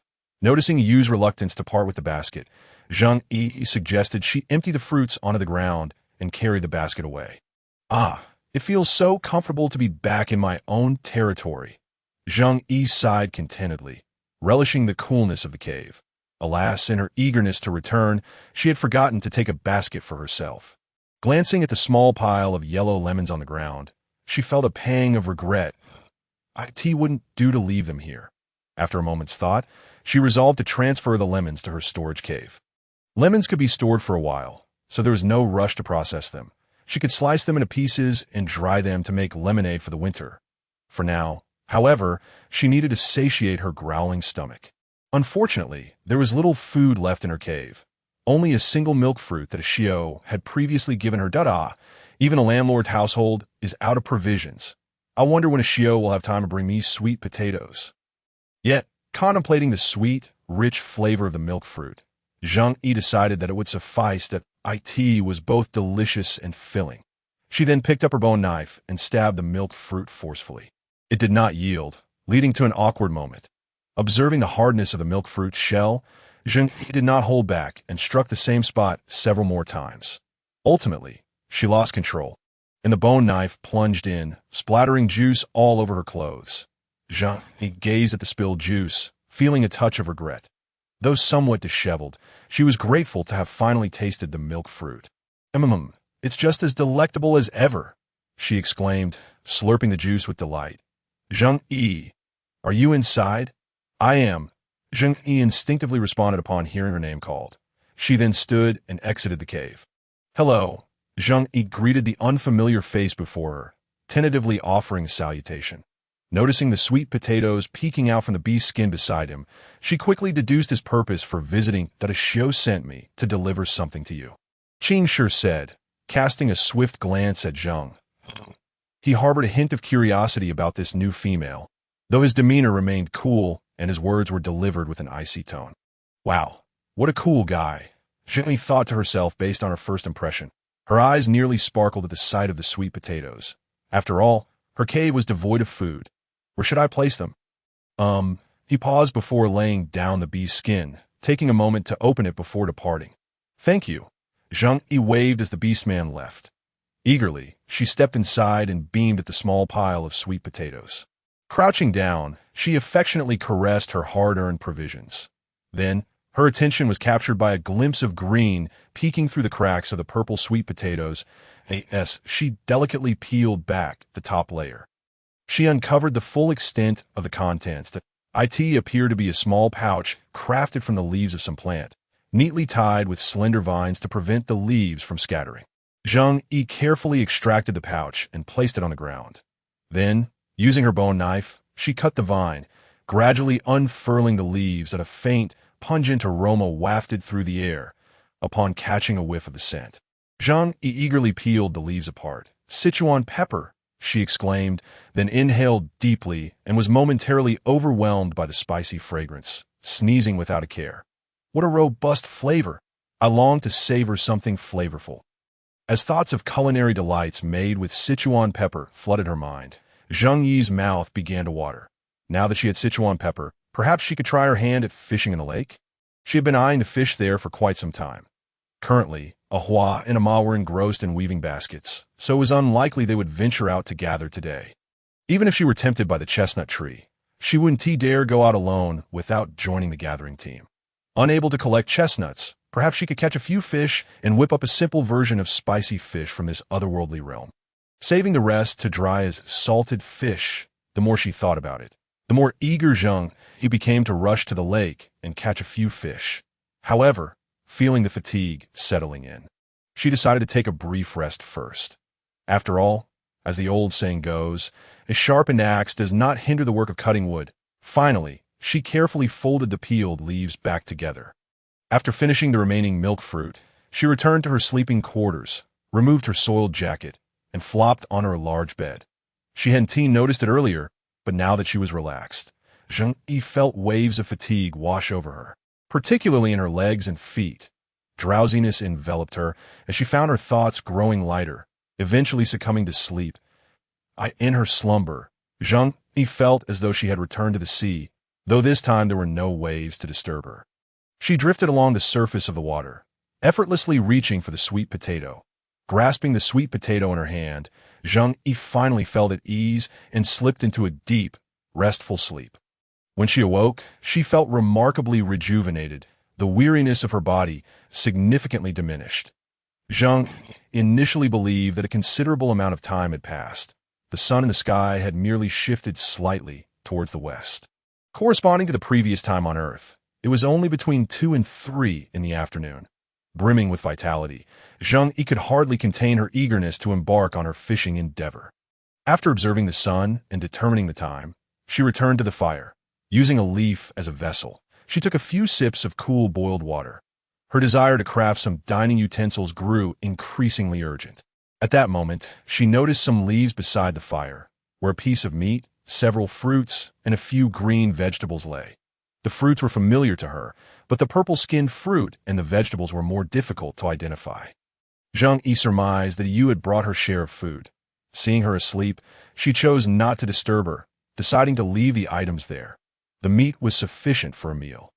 Zheng Yu hesitated for a moment before wrapping the meat and ultimately resolved to go fishing. She felt it was essential to try hunting on her own. With the tribe's provisions, hunger was not an immediate concern. Yet Zheng Yu still hoped to sustain herself through her own efforts. There was little preparation required. Lacking fishing tools, she would have to improvise by the riverbank. After slinging her small basket and packing her bone knife, she placed her discarded dirty clothes inside the basket. After a moment's thought, she cut a small piece of fat from the meat and wrapped it in a torn piece of leaf. Thus, Zheng Yu set off. She first collected a piece of soap pod under the soap pod tree and casually picked a few large leaves to place in her basket. Next, she washed her dirty clothes in the river and hung them on a nearby rock to dry. This was a rather flimsy sunshade. She figured that by the time she caught fish, her clothes would be dry as well. Zheng Yu had some fishing methods in mind and contemplated which to employ as she walked. Initially, she intended to find a stick to spear the fish directly, but reconsidering her aim and speed, she temporarily abandoned that approach. Ultimately, Zheng Yu decided to use the materials at hand, specifically her basket, to scoop the fish directly. Since the orcs had not consumed fish before, perhaps the fish in the lake were not too difficult to catch, though she would need to protect herself, reminded of the toothy fish she had seen earlier. Zheng Yu remained exceedingly cautious. She fashioned a sturdy vine pulled from the nearby forest into a secure knot around her basket. After testing it to ensure it wouldn't come undone, she bound the piece of fat to the basket. She also tore the bloodied leaves into small pieces and affixed them atop. Finding a flat, stable rock, she sat down slowly, pressing the basket into the water and waiting patiently for a fish to bite. Indeed, her patience bore fruit. It wasn't long before she felt a tug on the vine. Zheng Yu refrained from greedily yanking upward. This could be promising. Unfortunately, the basket was too shallow to in that instant. Most of the fish leaped out. Fortunately, a few remained trapped in the vine basket. Zheng Yu hurriedly returned to the shore, anxious not to lose the remaining fish. Among the 3 fish, one was silvery while the others exhibited vibrant colors. However, Zheng Yu had a vague intuition that all 3 fish were safe to eat.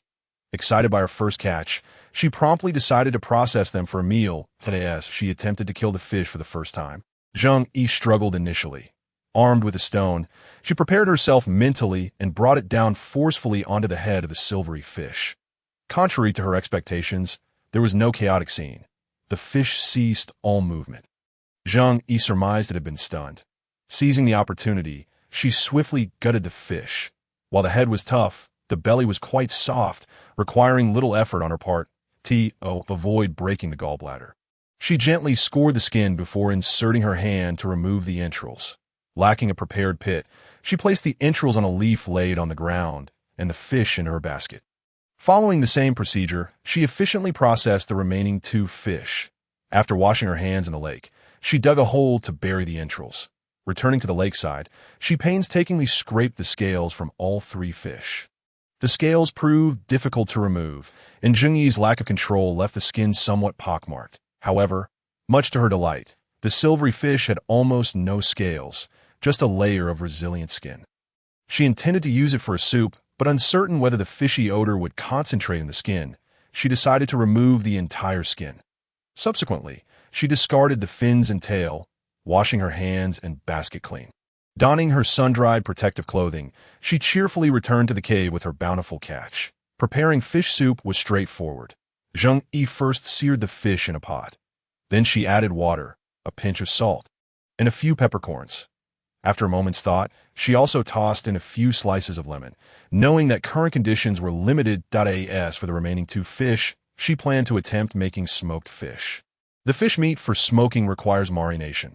With limited salt available, Zheng Yu was conservative in her use, reasoning that a longer marinating period would still yield a decent preservative effect.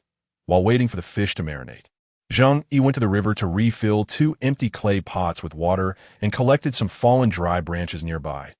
Upon her return, the fish was adequately marinated and ready for smoking. She selected 2 straight branches to skewer the fish. First, she used softer wood to stoke the fire, ensuring it burned brightly before placing the skewered fish over the flames. Initially, she maintained a robust flame, continuously turning the fish over as it cooked. The fish's skin quickly transformed to a golden hue. Once it reached that stage, she ceased adding new wood, allowing the flames to diminish until only glowing coals remained. With the absence of new wood, the coals began to produce smoke, initiating the smoking process, infusing the fish with the smoky flavor of the burning wood. As the fish oil dripped down, Zheng Yu found herself salivating profusely. Resisting her cravings, she allowed the fish to absorb the smoky essence thoroughly. Ideally, smoked fish should be kept in a dry, ventilated place for better preservation. Regrettably, lacking such conditions, Zheng Yu had no choice but to place the smoked fish on a leaf in her storage cave. Finally, it was time for the delightful tasting phase. Zheng Yu tentatively tore off a small piece of smoked fish and placed it in her mouth. The sweet flavor of the fish melded with the unique smoky aroma, enveloping her palate. Delicious. However, the fish bones were rather plentiful, making the eating experience somewhat cumbersome. Zheng Yu cautiously spat out the bones. The smoked fish was not large, and after finishing it, Zheng Yu felt only 3/10 full. Since arriving here, perhaps due to an increase in physical activity, her appetite had been growing. Subsequently, the fish soup had transformed into an enticing milky white that it was simply delectable. Unable to resist, Zheng Yu devoured the entire pot of soup, meat and broth alike. Patting her round belly, she felt a wave of satisfaction. This silvery fish, even after being simmered into soup, remained exceptionally tender, with very few bones, truly her ideal fish. She hoped that during their next fishing expedition, they could catch more of these silvery fish. Although she had spat out many bones, Zheng Yu only selected a few, which could be repurposed as needles. She rinsed the chosen bones clean and laid them out to dry on a stone in front of the door. After tidying up the area around the fire pit, she took her bone knife and stepped outside once more. With no vines left at home, Zheng Yu planned to head to the back mountain to gather some vines to make 2 baskets. She also wondered if she could find sufficiently thin vines to use as thread. The few thin garments she wore were hardly adequate for the biting cold of winter. It was essential to prepare some needles and thread for sewing clothing. Upon reaching the back mountain, Zheng Yu found the scenery still desolate. Observing a significant area of vines that had been cut down, she speculated that Yu must have brought people here. Given the speed at which the baskets were being woven, it was likely that by tomorrow, the gathering team would be able to carry their baskets. After selecting some suitable vines for weaving baskets, Zheng Yu also picked out a few very thin and soft vines to see if they could serve as thread. Having bundled the vines, Zheng Yu returned to the cave without a moment's hesitation. Having successfully woven 2 baskets, Zheng Yu stretched lazily, admiring her handiwork. The first basket was meant for gathering during her excursions. Considering her own capabilities, she had not made it too large. The second basket, intended for home use, was crafted a bit larger. "I'm here, please come in." That gentle, deep voice was unmistakable to Zheng Yu. She was merely puzzled as to why he had come to find her. As she stood up, Ashio walked in. He truly carried an aura about him. The sunlight painted his hair in golden hues, and as he approached against the light, he resembled a sun deity. If there were such a thing as a protagonist, Zheng Yu suspected that Ashio must be the favored child of this world, drawing the sun's preferential light. After staring for a moment, she quickly lowered her gaze, silently reciting, "Form is emptiness. Emptiness is form." Ashio raised an eyebrow and said, "I have brought you what you requested." Hadn't another beastman delivered something at noon? What could it be? It was only then that Zheng Yu noticed the items he was carrying. Wrapped in animal hide, she couldn't immediately discern what it was. Animal hide and salt. "I heard from Ahua's mother that you've already taught them how to weave baskets. This is what we agreed upon, and it is rightfully yours." Ashio's gaze softened as he looked at Zheng Yu. Then dawned on her that she was indeed owed a reward for teaching the basket weaving. "However, do you wish for someone else to assist you in making clothing?" Ashio asked, a hint of uncertainty in his voice. "Oh, that won't be necessary. I can manage it myself." What she desired might differ from what they would produce. By the way, what do people use to sew clothes? Since the tribe also made clothing, there must be alternatives to needles and thread. We use fiber and bone needles, but I don't have much of either at home. I plan to ask Ahua's mother for some later. Would that be all right? Sure. With another problem resolved, Zheng Yu felt the weight on her shoulders lighten. By the way, I also discovered chestnuts, the kind encased in spiky shells. They can be stored for a long time. She almost forgot about her chestnuts. Could you show me what they look like? Ashio's interest was piqued by the mention of a new food source. I stumbled upon them while gathering red sweet fruits, but I only collected a little and stored it in the cave. Zheng Yu shrugged in exasperation. Boiled chestnuts are truly delicious, she murmured softly. Though Zheng Yu's voice was barely audible, Ashio's keen ears picked it up. Watching Zheng Yu's adorable expression of disappointment from not being able to eat chestnuts, he felt a surge of affection. Since there was nothing pressing at the moment, why not go see the chestnuts? Shall we go gather some now? After weighing his options, Ashio proposed leisurely. Sure. Zheng Yu readily agreed. Comparing the sizes, she handed the larger basket to Ashio.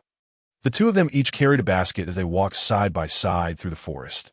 Zheng Yu found it quite remarkable. This was already their second time walking together in the woods.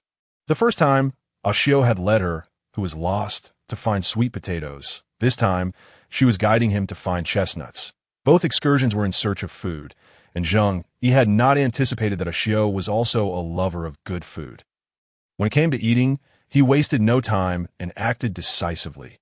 What a straightforward person! Relying on her memory from their previous visits, Zheng Yu successfully led Ashio to the grove of red sweet fruits.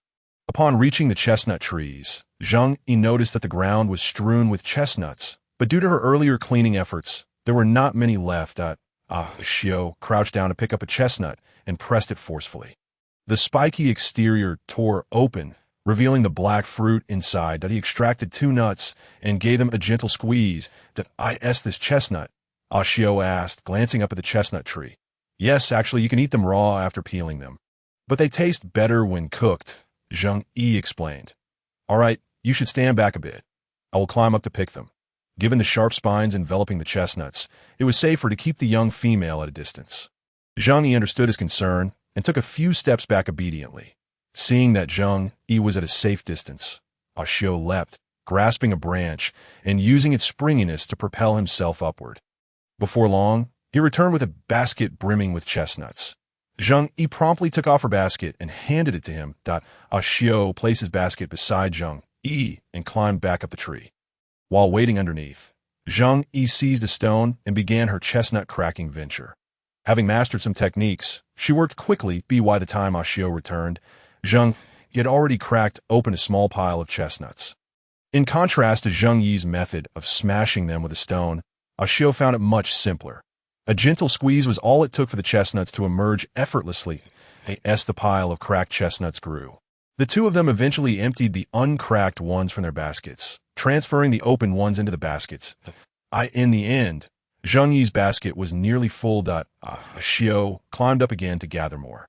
And once everything was cracked open, they managed to fill the large basket he had been carrying.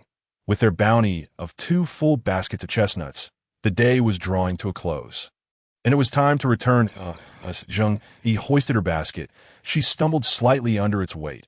Observing her struggle, Ashio reached out to help, effortlessly lifting the basket with one hand. Let us go, Ashio said with a gentle smile directed at Zheng Yu. Zheng Yu was momentarily captivated by his smile. Seeing how effortlessly he carried the load, she refrained from commenting further. As they approached the tribe, Ashio suddenly halted. What? Zheng Yu began to ask, but was interrupted by a gesture from Ashio. Noticing the alertness in his demeanor, she too sensed that something was amiss. Zheng Yu carefully suppressed her breathing. Not daring to exhale, Ashio's beast-like ears twitched slightly, and after a moment, his expression relaxed. It's the beastmen returning from the hunting season, upon hearing that nothing untoward had transpired within the tribe. Zheng Yu felt the tension in her nerves dissipate. With a sigh of relief, she raised her gaze, only to be captivated by the sight of 2 fluffy ears atop Ashio's head. As Ashio took a couple of steps forward, noticing Zheng Yu lagging behind, he curiously inquired, "What's the matter?" The pristine beast ears seemed to echo their owner's question, twitching impatiently. Zheng Yu thought to herself, "I truly wish to touch them." Yet, she lacked the courage to do so. With a wistful sigh, she quickened her pace and moved ahead of Ashio. Never mind. What is unseen is untroubled. If I cannot see it, I shall not dwell on it. Ashio, perplexed by Zheng Yu's silence, chose not to press further, following her instead. As they swiftly approached the tribe, Zheng Yu hesitated, glancing back at Ashio, contemplating the 2 paths leading to the square and the cave. Let us proceed. I will first assist you in returning the chestnuts to the cave before lending a hand, Ashio remarked, easily discerning Zheng Yu's inner turmoil. Through their recent interactions, Ashio had observed Zheng Yu's unique disposition. She was exceedingly cautious and intelligent, yet possessed a certain innocence that made her thoughts readily apparent. It was a curious contradiction, yet one that harmonized beautifully. Moreover, she exhibited considerable knowledge and was generous in sharing it with others, though she was reluctant to accept assistance without cause. Such behavior was nearly non-existent in the Beastmen continent, where females were typically cherished by the tribe, accustomed to the affection bestowed upon them by their male counterparts. Even in the exceptional Loya tribe, while females were expected to partake in gathering tasks. Accepting aid from the beastmen was taken for granted.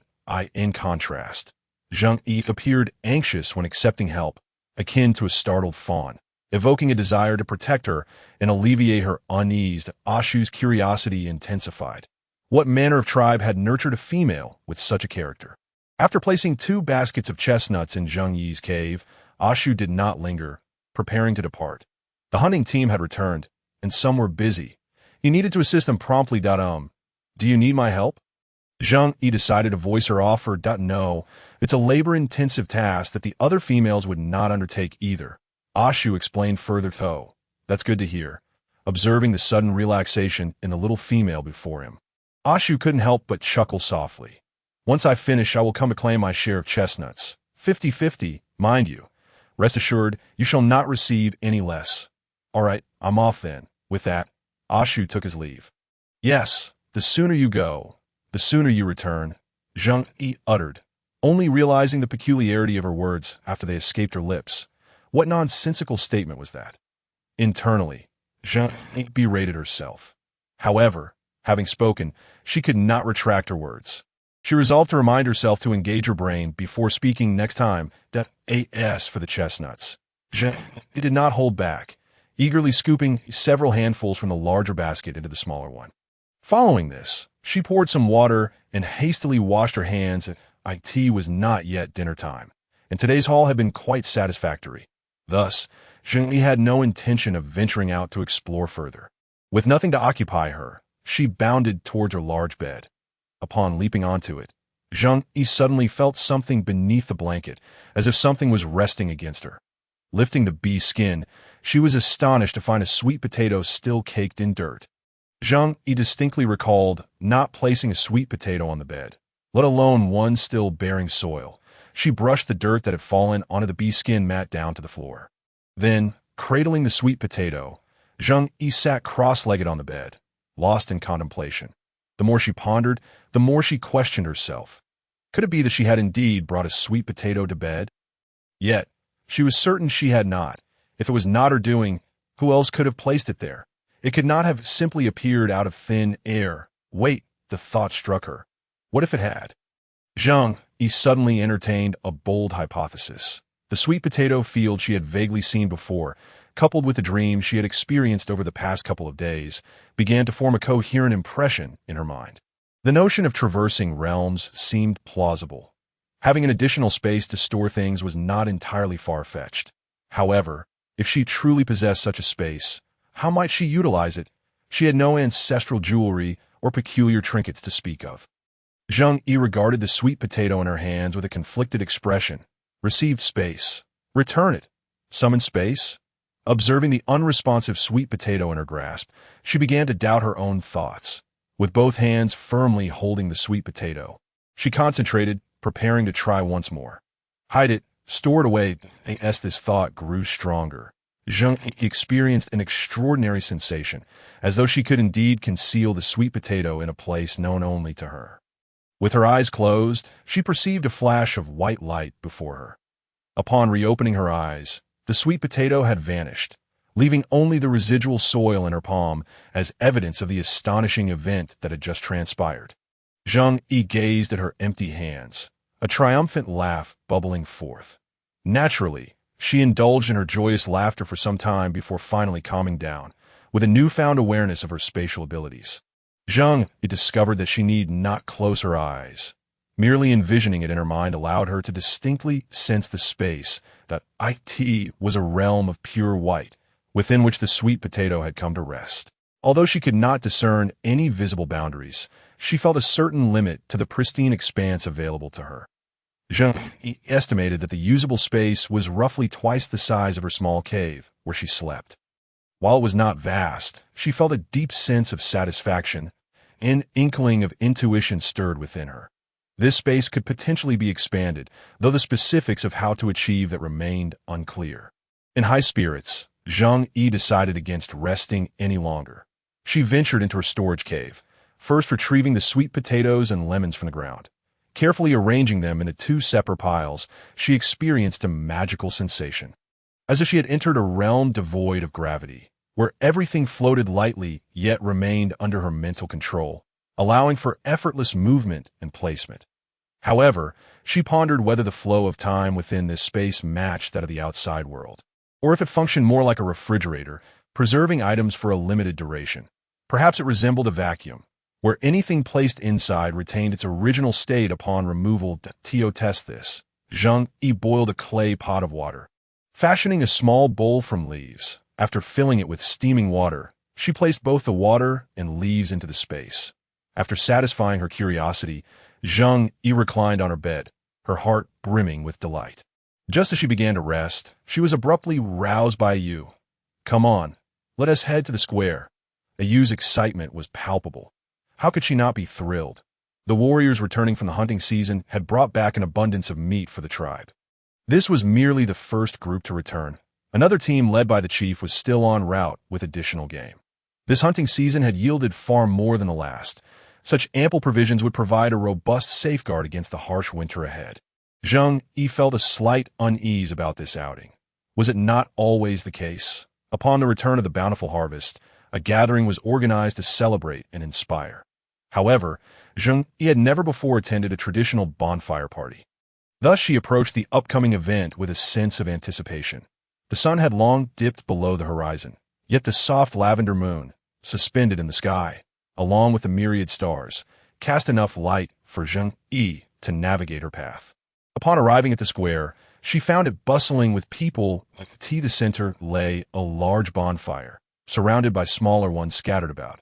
Each fire pit was encircled by individuals clad in hides, all holding skewers of roasted meat, turning them while engaging in boisterous laughter and conversation. Zheng Yu also noticed a number of female beast folk, some familiar to her, others completely unrecognizable. Most were accompanied by male beast folk, whom Zheng Yu surmised were their partners. Yet, what intrigued her most were the fluffy creatures that frolicked beside them. Yu pulled Zheng Yu towards one of the bonfires and urged her to sit.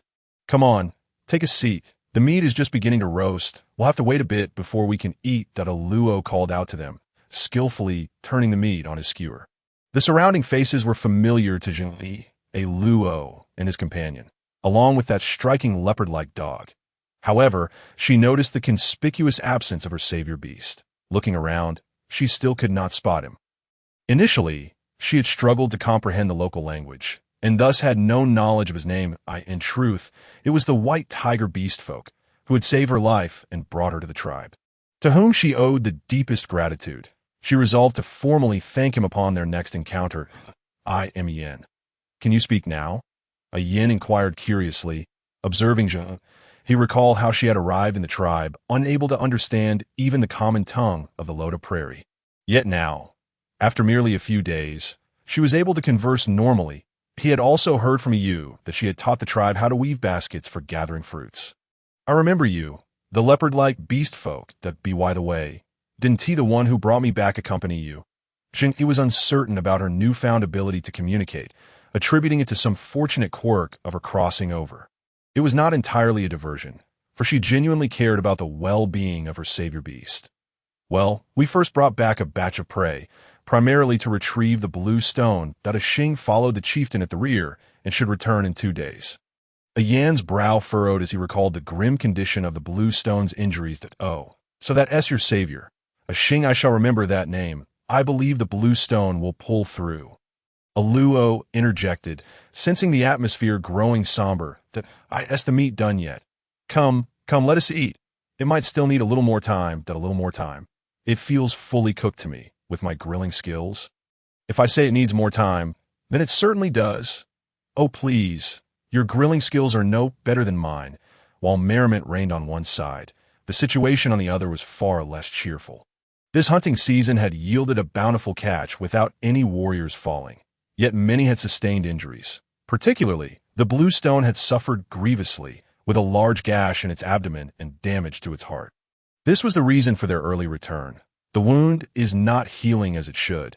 It may have affected its essence, Amu observed after scrutinizing the situation for a while, though not a shaman. Amu had witnessed countless battles and knew well the nature of various injuries. Upon inspecting the blue stone's condition and the wound, he deduced the source of the symptoms. The temporary self-healing energy was remarkably robust. If it hadn't affected its essence, even severe injuries would gradually mend on their own. This was why the blue stone's wound showed no signs of healing and had begun to exhibit signs of decay.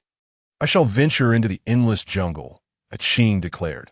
Having lost his only son, he could not bear to lose his sole grandson as well. The endless forest is currently teeming with activity, and those ferocious beasts are hunting voraciously. You would be walking to your demise, Mu admonished Qing sternly. "What other options do I have? I cannot simply stand by and watch as the blue stone returns to the embrace of the beast gods." Qing asserted resolutely. A Xiao, an elder, a man's family have gone to the divine deer tribe to seek their shaman's assistance. Let us wait a while longer. Mu understood Qing's feelings. Yet there remained a glimmer of hope. He could only hope that Xiao would successfully procure the necessary healing herbs from the shaman of the divine deer tribe. Zheng Yu, having satisfied her hunger, returned to her cave and did not partake in the festivities. It was a pity that she was left unaware of Xiao's whereabouts, as he did not arrive as she had anticipated. She had expected Xiao to come and uplift the spirits of the gathering. Upon returning to her cave, Zheng Yu felt a wave of lethargy wash over her. She initially intended to head straight to her bedroom for rest, but recalling a piece of meat left in storage, she resigned herself to visiting the pantry. The night was devoid of the day's heat and carried a slight chill. However, untreated raw meat was prone to spoilage, especially after having been left out for an entire afternoon. Zheng employed a method akin to fish smoking, first marinating the meat in salt and Sichuan pepper, then roasting it over a high flame, and finally smoking it. Once prepared, she sliced it into thick pieces, wrapped them in leaves, and stored them away. After some contemplation, she decided to place half of the lemons and sweet potatoes into the pantry. With such a strong smoky aroma, there was no need to burn insect-repellent herbs. Anticipating Xiao's arrival to collect the chestnuts, Zheng Yu placed a couple of chestnuts among the still smoldering firewood. Having tasted the delectable roasted chestnuts, she felt a renewed motivation to seek out the chestnut trees. However, after the smoky scent had dissipated from the cave, Xiao still had not come to claim his portion of chestnuts. They had agreed he would come for them, and given Xiao's meticulous nature, Zheng Yu found it hard to believe he would forget. This left only one possibility. He was still preoccupied with his tasks. Zheng Yu assumed Xiao was helping to tally the game they had brought back. Thus, even if Xiao had not attended the bonfire, she merely thought he was still busy with the counts and did not inquire further. Yet it was already quite late, and she wondered if the tallying had not yet concluded. Popping a roasted chestnut into her mouth, she exclaimed, delicious." Zheng Yu mused about whether Xiao, upon tasting chestnuts for the first time, might mistakenly eat the skins if she did not inform him otherwise. The image of Xiao munching on chestnuts with their skins still intact made her chuckle, resembling a cat that had gotten into the cream. Growing increasingly bored as she waited, Zheng Yu peeled the chestnuts one by one, placing the flesh on the leaves. She wrapped them up and placed them atop of Xiao's portion in the woven basket. Tired of waiting, she decided to retire, thinking that if Xiao finished his tasks, he could help himself. With that in mind, she intentionally moved the basket closer to the cave entrance for when Xiao arrived. She would already be asleep. This was not a cause for concern that Xiao imparted an inexplicable sense of security to Zheng. She dashed back to her bedroom and towards her large bed, contemplating the events of the day as sleepiness enveloped her. Speaking of which, she had yet to unpack the hides Xiao had delivered. Additionally, she needed to find a substitute for her toothbrush tomorrow, as she felt the unpleasant stickiness in her mouth. With that final thought lingering in her mind, she drifted into a dreamless slumber, perhaps due to the weight on her heart. This time, she awoke without waiting for Yu to call her. Upon rising, the first thing Zheng Yu did was step out of her bedroom, only to find the woven basket and the chestnuts wrapped in leaves at the cave entrance. Untouched, she furrowed her brow slightly. Perhaps Xiao had intended to come today after all, since she had stayed up late yesterday. It is indeed highly probable, considering that it is quite normal for a solitary man and woman to feel a sense of embarrassment in the dead of night, especially when it comes to Xiao retrieving something. Having come to terms with this, Zheng Yu stepped out of the cave to welcome the first rays of dawn. The weather was splendid, truly a perfect day for gathering. Breathing in the fresh mountain air, Zheng Yu made her way to the lakeside with her little basket filled with fruits delivered by Yu the previous day. She found a tender twig to use as a toothbrush and meticulously cleaned her teeth before casually wiping her face with a few strokes. Once she had tidied herself up and washed the fruits, the time for the gathering team to assemble was drawing near, and Zheng Yu made a rough estimation based on the position of the sun, just as she placed her basket down. She heard Yu's voice. "Zheng Yu. Oh, you are already up," Yu exclaimed, surprised to see Zheng Yu munching on fruit. "Yes, I woke up rather early today to enjoy some freshly washed fruits," Zheng Yu replied, tossing a piece of fruit towards Yu. Without hesitation, Yu caught it and popped it in her mouth. "Let us go," Zheng Yu said, shouldering her wicker basket as for the chestnuts in her basket. She had already stored half in the cave and the other half in her own space. Zheng Yu had also placed a Xiao share of chestnuts in the storeroom. Remembering Xiao, Zheng Yu hesitated for a moment before inquiring, "By the way, where is Xiao? I didn't see him at the bonfire gathering last night." While Xiao and Uncle Man led several beastmen and brought along a substantial amount of game to the sacred deer tribe to seek a shaman for Zheng Yu. Yu replied, her words slightly slurred. The shaman must be akin to a doctor, but Zheng Yu had clearly seen someone drying herbs earlier. Did the Luo-Yu tribe lack a shaman? Or was the shaman from the Luo-Yu tribe not as skilled as the one from the sacred deer tribe? Before Zheng Yu could pose her query, Yu spoke again. "The sacred deer tribe is not far from our tribe, and their shaman is the most formidable one on the Luo de Prairie." "Is that beast man named Zheng Yu severely injured?" Xing mentioned that Zheng Yu might have harmed his source, and that his self-healing abilities combined with ordinary herbs would not suffice for recovery. Yu said, pausing her chewing and furrowing her lovely brows. "With such a powerful shaman from the sacred deer tribe, I'm certain they will be able to heal Zheng Yu." Zheng Yu comforted Yu, despite not knowing the specifics. "Yes, Zheng Yu will surely recover," Yu affirmed, nodding vigorously. The topic of life and death was inherently heavy, and the two friends fell silent as they continued on their path. Soon arriving at the assembly point, Xing and Yu entered the gathering with their wicker baskets. They did not draw particular attention, for nearly half of the gathering team carried similar baskets. Judging by the numbers, it seemed that the weavers of these baskets had likely toiled through the night. Approaching, Zheng Yu noticed that Huang Ma's eyes indeed held a faint hue of fatigue. Yet she appeared remarkably spirited. Early rising certainly had its advantages. They were no longer the last to arrive. Once all the members had gathered, a Huang Ma called out, and the teams flowed out in an orderly manner, subsequently splitting into smaller groups as they disappeared into the forest. This time, they were once again tasked with collecting the sweet red fruits. Zheng Yu did not seek any special treatment and joined the main group in gathering the sweet red fruits. After all, she had already collected a substantial amount of chestnuts from beneath the chestnut trees, and climbing trees was not her forte. Venturing off alone would be futile. Moreover, participating in the collective gathering was essential. It wasn't long before a female beastman approached her to strike up a conversation. Zheng Yu, Hong Yi hesitantly began. "Hello."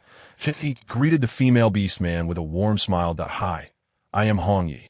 My mother named me after the red leaves that grow on the red leaf trees during their peak," she explained. "Hong Yi, what a beautiful name," Zheng Yu remarked, reflecting on the vibrant beauty of red maple leaves.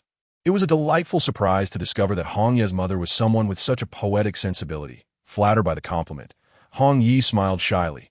"Your name is lovely too, and you can weave wicker baskets. How impressive." Hong Yi noted, recognizing the basket that Zheng Yu had brought along. Furthermore, Zheng Yu was amiable and easy to converse with, quite unlike the mysterious figures they often spoke of, who were said to possess vast knowledge and hail from some grand tribe. Typically, the females from larger tribes were rather haughty and unreasonable, as the females from the Luo-Yu tribe had experienced firsthand during their market visits. Zheng Yu was exceedingly polite, even praising Hong Ye's name. Even if she were a female from another major tribe, Zheng Yu was clearly different from those arrogant ones. After diligently collecting sweet red fruits for a while, Zheng Yi's initial enthusiasm began to wane. While the bounty of fruits was undoubtedly rewarding, the laborious process could be quite exhausting, of course. During this time, she did not forget to discreetly set aside a few fruits in her space whenever she could. After stowing away 7 or 8 fruits, she decided to pause.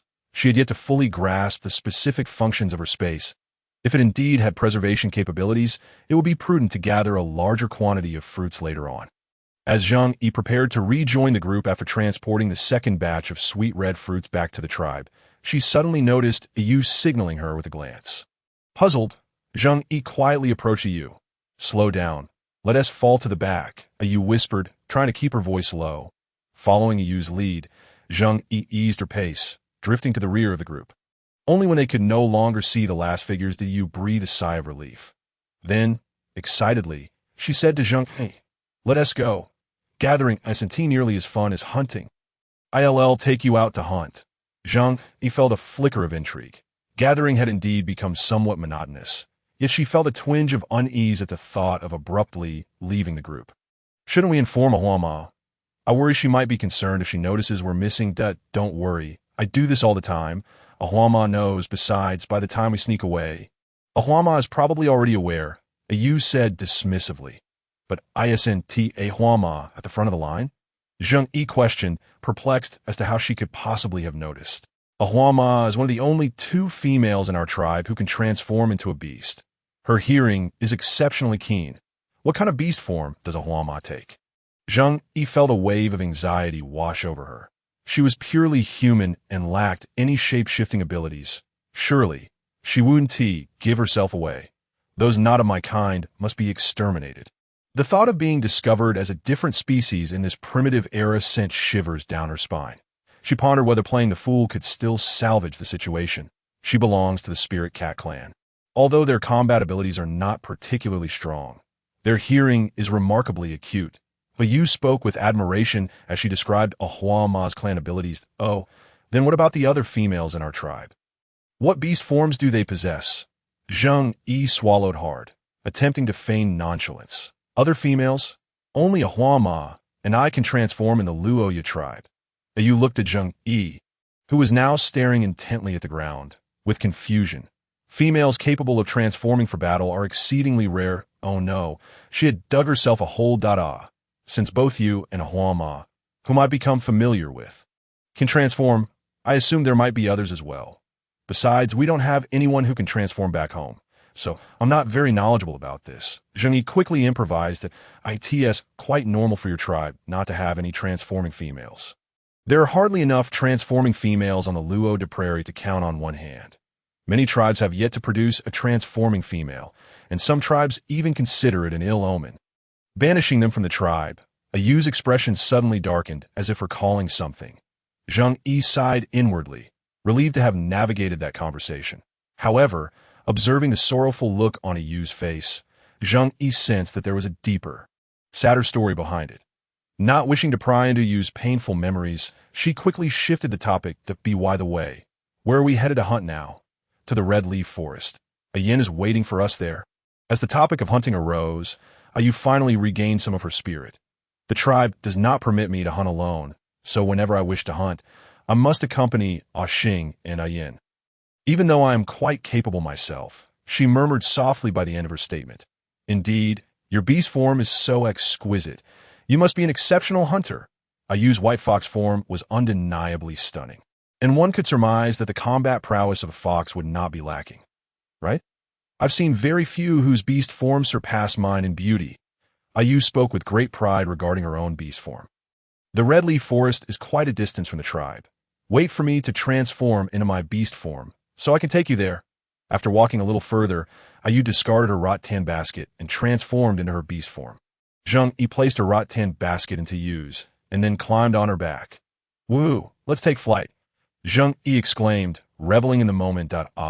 The silky texture was simply irresistible, truly the charm of soft, furry creatures could heal all wounds. After a period of swift galloping, the duo, one human and one fox, successfully arrived at their destination. Zheng Yu slid off Yu's back and stood there, gazing at the sprawling expanse of fiery red maple trees. She recalled the famous lines by Du Mu, stopping the carriage to admire the late maple forest, frost-kissed, leaves outshine February flowers. It was no wonder a great poet would pause to appreciate such beauty. Zheng Yu stood there, utterly awestruck. The thought that emerged in her mind was whether these maple trees could yield sap suitable for making maple syrup. In reality, she had never encountered sugar maple. She had only seen its description by chance. Sugar maples primarily thrive in the cold northeastern regions of North America. Specifically in Canada and the northeastern United States, to withstand the harshness of winter. During autumn, sugar maples store sugars produced by their leaves in the form of starch within their trunks, striving to survive the winter months. When spring arrives and the trees require energy for budding, the starch is converted back into sugar and transported through the sap to every branch. Thus, in spring, the sap of the trees is rich in sugars, which can be boiled down to create maple syrup. However, the sap production occurs between February and April, and regrettably, it was now autumn. Yet, all she knew pertained to the characteristics of sugar maples on Earth. Perhaps in this wondrous realm, the maple trees might indeed produce sap even in the autumn. She could not bear the thought of not trying, for it was syrup she truly desired at this moment. I wonder if Yin has not yet arrived. Ayu looked around with a hint of confusion. Sensing no presence of Yin nearby, that I arrived early, a voice suddenly interjected, causing Zheng Yu to nearly leap in surprise. Ayu remained composed, having sensed Yin the moment he moved. Your ability to conceal yourself has improved. Participating in a hunting season truly sharpened one's skills.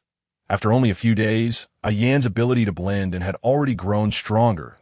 As they ventured deeper into the maple forest, the path became increasingly intricate. The expressions of Yin and Ayu turned grave, and under the influence of the atmosphere, Zheng Yu unconsciously grew tense. Suddenly, Yin raised his hand, signaling for them to halt, his ears transforming into their beastly form. Perked up attentively, just by observing the frequency of his ear movements, Zheng Yu could deduce that there was movement from a potential prey ahead. But what kind of prey was it? The red-leaf deer is quite timid and would not dare run towards humans. However, to prevent it from panicking and charging recklessly, Zheng Yu, you should hide behind a tree that I will take position on the other side to ambush while you will half-transform and drive the deer towards me. With that, he silently sprinted off to the other side. Zheng Yu, stay safe. I'll be back shortly, Ayu exclaimed, immediately half-transforming and rushing back in the direction they had come, observing their emerging ears, tails, and limbs that had morphed into claws, along with their now beastly eyes. It was impossible not to feel fear. Their current forms resembled those of monsters, yet to fully master their human shapes. Could they truly be considered humans? With the absence of wind, the surroundings were unnaturally quiet, and Zheng Yu suddenly entertained the notion of fleeing, of leaving alone. They were currently hunting, which would take time, and with no one watching her. It presented an opportune moment to depart. Zheng Yu was startled by her sudden inclination to escape, yet it felt entirely rational. She longed to return deeply.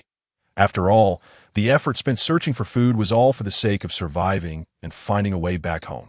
Yet within the tribe, even Ayu was not permitted to venture out alone, let alone her. The place she had traversed from was so far away that she might not even survive the journey. Not to mention finding a way back. Perhaps her crossing was her greatest secret, one she could not divulge to anyone, thus dooming her to seek help from none, even if she encountered a beast man who could take her somewhere. What reason could she provide, and what could she offer in return? Zheng Yu understood that she needed to prepare extensively, but with such a prolonged existence here, would there come a day when she lost the courage to leave? After all, it would be the same. It would be better to leave now, even if it meant perishing on the way back. With a sense of resignation, Zheng Yu contemplated this, feeling the sweat-soaked cotton shirt clinging to her. At last, she took a step forward. This step felt as though it bore the weight of 1,000 pounds, yet once she took the first step, the second and third followed naturally. Zheng Yu quickened her pace, eventually unable to restrain herself from breaking into a run. Once she made the decision, a profound calm enveloped her, and her thoughts settled. Yet her feet continued to race forward. She had bottled up her emotions for so long that it was high time to release the pent-up frustration. Before long, Yin and Ayu returned, each carrying a vibrant red deer, brimming with joy. However, beneath the parting maple trees, they could not find Zheng Yu's figure. Stop playing around. We caught a red-leaf deer and are heading back for grilled meat. Initially, Ayu assumed Zheng Yu was merely toying with them, But after calling out several times without a response, she began to feel anxious. Stop calling. She has left. There's no scent of other beastmen nearby. So it's likely she departed on her own, Yin quickly deduced from the scene. There are footprints leading back. She retraced her steps. Let us go see. Following the traces left behind, the two hastened in the direction Zheng Yu had taken. When they eventually located her, they were taken aback by her condition. Parting the grass, they discovered Zheng Yu, hair disheveled, using a dagger to dig a hole. It was not merely a hole, but seemingly an excavation for a plant. Upon noticing their presence, Zheng Yu cast a glance their way, but continued her task. This all began after she had sprinted to the edge of the maple forest, randomly chosen a direction, and resolved to embark on a solitary adventure. However, she had barely taken 2 steps before she stumbled, falling face first into the ground. It was hardly Zheng Yu's fault. The grass was lush and generally tall. And how could she have known the ground dropped so steeply? Fortunately, the grass cushioned her fall, and aside from a momentary scare, she suffered no significant injuries. It was this tumble that led her to spot a ginseng plant down the slope. The 5 small leaves formed a palmate compound leaf, with serrated edges and fine hairs. She might not have recognized it by the leaves alone, but the small cluster of red berries atop the stem was impossible to overlook. After attempting to dig a bit, she indeed caught a glimpse of a yellow tuber, confirming her suspicion. Recalling the various legends surrounding ginseng, Zheng Yu took off her hair tie and tied it around the ginseng's stem. Although it wasn't red, it was better than nothing. Thus, Yu and Yin witnessed the sight of Zheng Yu, disheveled and wielding a bone knife to dig into the earth. Zheng Yu, what are you doing? Yu gulped nervously, cautiously inquiring. Just give me a moment. I'll be done soon, Zheng Yu replied, fully focused, fearing to damage the plant. This ginseng had already taken on a humanoid form, likely being at least 1,000 years old. If she were to ruin it, she would be heartbroken. Do you need assistance? Yu ventured down the slope, tentatively asking. Yes, but try not to break it. We must keep the roots intact. Zheng Yu paused momentarily before responding. Having traversed this arduous journey, she had come to a realization. Her fears stemmed from the perilous nature of this world and her own frailty. A frailty that made her vulnerable to even the slightest threat to her life. Yet, in the face of such dangers, she found herself powerless, utterly devoid of any means of defense, even resorting to venting her frustrations on the friendly Au and the Luoya tribe. Perhaps she was indeed weak and quite ordinary, but she possessed intellect and now a wondrous space, and she was determined to survive. Zheng Yu was resolute in defying her fate. I will be cautious. Yu declared, extending a fingernail and delicately beginning to excavate. The ginseng was fully unearthed. Although a few roots were accidentally severed, the plant remained largely intact. Zheng Yu cradled the millennia-old ginseng with utmost care, her eyes sparkling with joy. While Yu could not fathom what joy a mere plant could bring, she refrained from commenting, recognizing its significance to Zheng Yu. After all, Zheng Yu was still a young female. It was merely a plant, a source of amusement, and as long as it brought her happiness, that was sufficient. In her youth, she too had cherished peculiar trinkets. Zheng Yu safeguarded the ginseng close to her heart, while Yin carried 2 red-leaf deer on his back. Accompanied by Yu, the trio returned to the tribe, their hands full of bounty. As they entered the gates of the tribe, they were met by the waiting figure of Ahua's mother. A sense of dread washed over them as they simultaneously thought, "This is not good." "Where have you been?" Ahua inquired, seemingly oblivious to the red-leaf deer slung over their shoulders. We thought we'd surprise you with a fresh catch of red-leaf deer." Yu replied, presenting the deer to Ahua with a smile. "Humph, as if running wild outside is acceptable. You brought Zheng Yu along. What if you encountered danger?" Upon noticing Yin standing silently nearby, Ahua's anger subsided somewhat. However, seeing Yu's mischievous grin reignited her irritation that Yu attempted to justify herself softly. The red-leaf forest is not far from the tribe, and besides, didn't Show clear the area around the tribe previously? There's no danger there. Have you forgotten what happened before? Moreover, most of the warriors are away from the tribe. If anything dangerous were to occur, it would be too late. Ahua was astonished by Yu's complete lack of awareness regarding danger. Although the red leaf forest was close, it was still a distance away. Should they encounter peril, even if they called for help, the station warriors might not arrive in time. The Yu was capable of beast transformation and had considerable combat prowess in her beast form. Thus, Ahua did not strictly forbid her from venturing out, often turning a blind eye when Yu stealthily slipped away to hunt. Yet, she was still a female, perpetually shielded by the tribe. And there was an undeniable gap between her and the warriors forged through life and death trials. Furthermore, she had brought along the delicate Zheng Yu. Should danger arise, a Yu might escape, but what if Zheng Yu? With the hunting season concluded, what if other tribes sent warriors to scout the area? What if malicious stray beasts took advantage of the warrior's absence to invade the tribe and prey upon unaccompanied females? The consequences would be unfathomable. Realizing that Ahua was genuinely upset, a Yu refrained from further argument. The incident involving a bow was a lingering pain in Ahua's heart, a shadow that loomed over the tribe. And no one dared to broach the subject lightly to Yu. You are not allowed to leave the tribe for the time being. Remain here obediently to Yin. You are also prohibited from taking her out. Ahua commanded sternly, but a Yu wished to protest, yet the expression on Ahua's face silenced her, and she swallowed her words. Understood. A Yin replied, go on, Ahua sighed, observing a Yu's downcast gaze. Ahua, please take this deer. The three of us can share the other one, and I promise to behave and not venture out for a while, a Yu said with a conciliatory smile. Ahua accepted the red-leaf deer from Yu's hands and turned to leave. Zheng Yu watched Ahua's solitary figure retreat, her heart filled with confusion. Come on, let us return to the cave and feast on the meat. A Yu exclaimed, her thoughts consumed by the delectable taste of the red-leaf deer, instantly revitalized. Zheng Yu. A Yu looked at her with pleading eyes. I understand. Just leave it to me, and I assure you that you will enjoy the meal.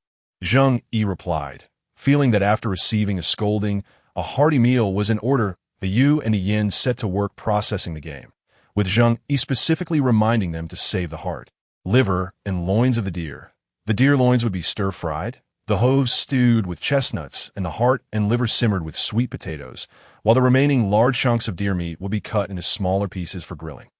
The released Lu Xian also did not go to waste, as Zheng Yu transformed it into deer blood tofu. With insufficient pottery to contain all the food, she even borrowed some pots from U.S. family.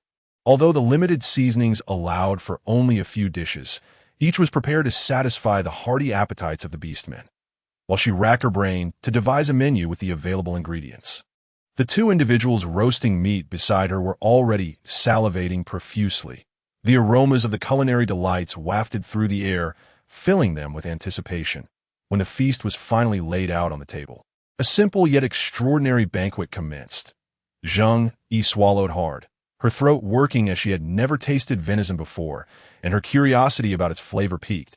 She picked up a skewer of meat seasoned with salt, lemon juice, and Sichuan pepper water. The venison was tender and delectable. The moment she bit into the first piece, her expression transformed with astonishment, as if she had stepped into a new realm of flavor. The rich aroma of the meat unfurled between her lips and teeth, and the added seasonings provided an exquisite depth to the dish, fragrant yet not greasy. It was no wonder Yu had eagerly set out to hunt. This red-leaf deer was indeed a rare delicacy. Delicious, truly delicious, Zheng Yu exclaimed, her words somewhat garbled as she chewed. If Zheng Yu found it delightful, one could only imagine the delight of Yu and Yin, who had not experienced many fine dishes. This is tasty, and this is delightful too. A Yu's chopsticks moved with such speed they seemed to blur, though Yin, who had only recently learned to use chopsticks, said little. His increasingly adept movements and unceasing chatter indicated his current elation. By the way, what did you add to this? It's absolutely delicious. I added some aromatic wood, and the Sichuan pepper, a shio, helped bring back. Zheng Yu responded, pointing to the sweet potato stew with deer heart and liver.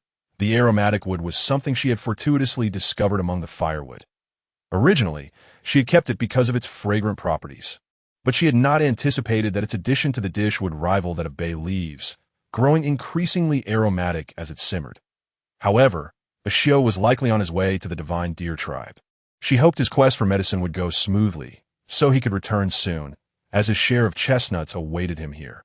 The combination of meat and sweet potato was simply divine, and Yu felt as though she could swallow her tongue along with it. The small chestnuts were equally rich and delicious, but Yu recalled that the chestnuts on the tree had yet to be fully harvested and found herself yearning for more after tasting their flavor. Yin was equally surprised that Zheng Yu could make the meat taste so exquisite.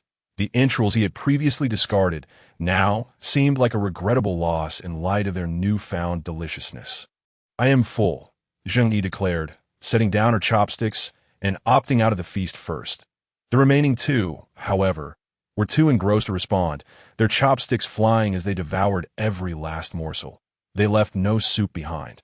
Finishing everything while still feeling a lingering desire for more yin, "Let us go hunt another red-leafed deer this afternoon," Yu insisted, feeling unsatisfied. "But aren't you prohibited from going out?" Yin felt a twinge of temptation. Yet he firmly recalled the words of Hua's mother. "Moreover, we just captured one this morning. The red-leaf deer is timid and likely won't venture out anytime soon. It would be wiser to wait for Xing to return tomorrow, allowing us to collaborate, thus increasing our chances of success," Yin assessed calmly. "Very well. It seems we have no other choice," Yu acknowledged, aware that their chances of capturing anything today were slim. Given the alertness of the red-leaf deer, she hoped Xing would return early the next day. Those who had eaten were beginning to feel drowsy. Yu and Yin tidied up the remnants and departed. Zheng Yu, staving off sleepiness, stored the precious ginseng into her space and tested the temperature of the hot water she had placed there.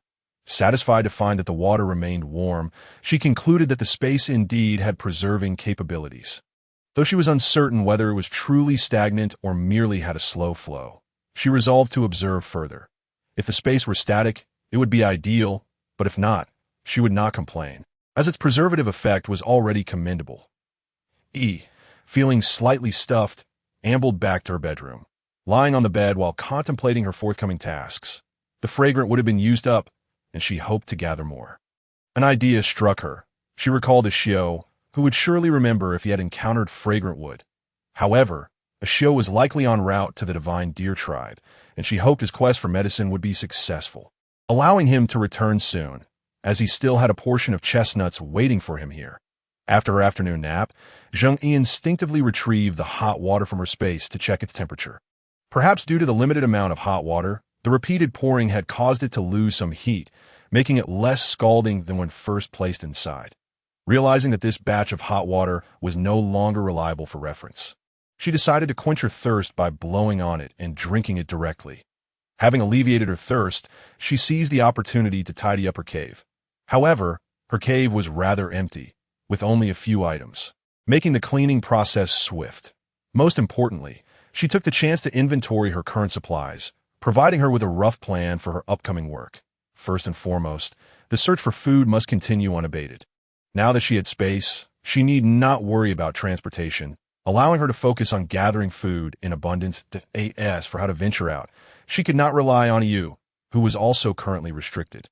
Ultimately, teaming up with a Xiao would be the best option, as it would ensure safety and provide a capable ally. They could simply split the spoils later. Hunting was currently beyond her consideration, but fortunately, fish could serve as an alternative source of protein. Catching fish was relatively easy for her, and preparing smoked fish or dried fish would aid in preservation. As for seasonings, she only had salt and Sichuan pepper. She had no idea where to source more salt and would have to follow the tribe's lead. However, she had heard from a Luo that there should be plenty of Sichuan pepper nearby, so she planned to ask a Xiao to help her gather enough to last through winter. For warmth, she would need animal skins and firewood, judging by the skins provided by the tribe and those sent by Xiao. She estimated that even after making clothing, there would be enough to keep her warm. That a Xiao had also promised to help her with firewood, but she knew she couldn't rely solely on him. Thus, she prepared for both scenarios. There were trees near the cave, and some dry branches lay scattered on the ground, which she could gather daily, ensuring that she would accumulate a decent amount over time. Prompted by inspiration, Zheng immediately set off to collect numerous branches from the woods in front of her door. Concealing them in a vine basket, she stashed a considerable quantity into her space. The beastmen possessed formidable stealth capabilities. Even if they hid, she would remain oblivious to their presence. Although Zheng Yu did not believe anyone would be so bored as to keep watch over her, it was always wise to exercise caution. Her space was currently her greatest asset, and she had no intention of revealing it carelessly. To be prudent, she transported all the branches to the cave designated for firewood, then broke the dry ones into smaller sections for stacking, while laying the still moist branches out in the clearing before the cave to dry. Having completed these tasks, Zheng Yu did not feel fatigued. Perhaps due to her recent labors, she sensed a significant enhancement in her stamina. Her basket was too shallow for fishing. Thus, she resolved to construct a specialized fishing basket. Zheng Yu envisioned crafting a type of fishing trap, known as yuan, a traditional fishing tool. The idiom de yuan quan refers to this very device. Zheng Yu had seen it made from bamboo in a video, and, as such, bamboo was the ideal material. However, upon inquiring, she discovered that they had never encountered bamboo. This posed a dilemma, as bamboo is hollow and possesses considerable resilience and strength. Zheng Yu desired to use it not only for the fishing trap, but also for crafting water cups, chopsticks, and even furniture.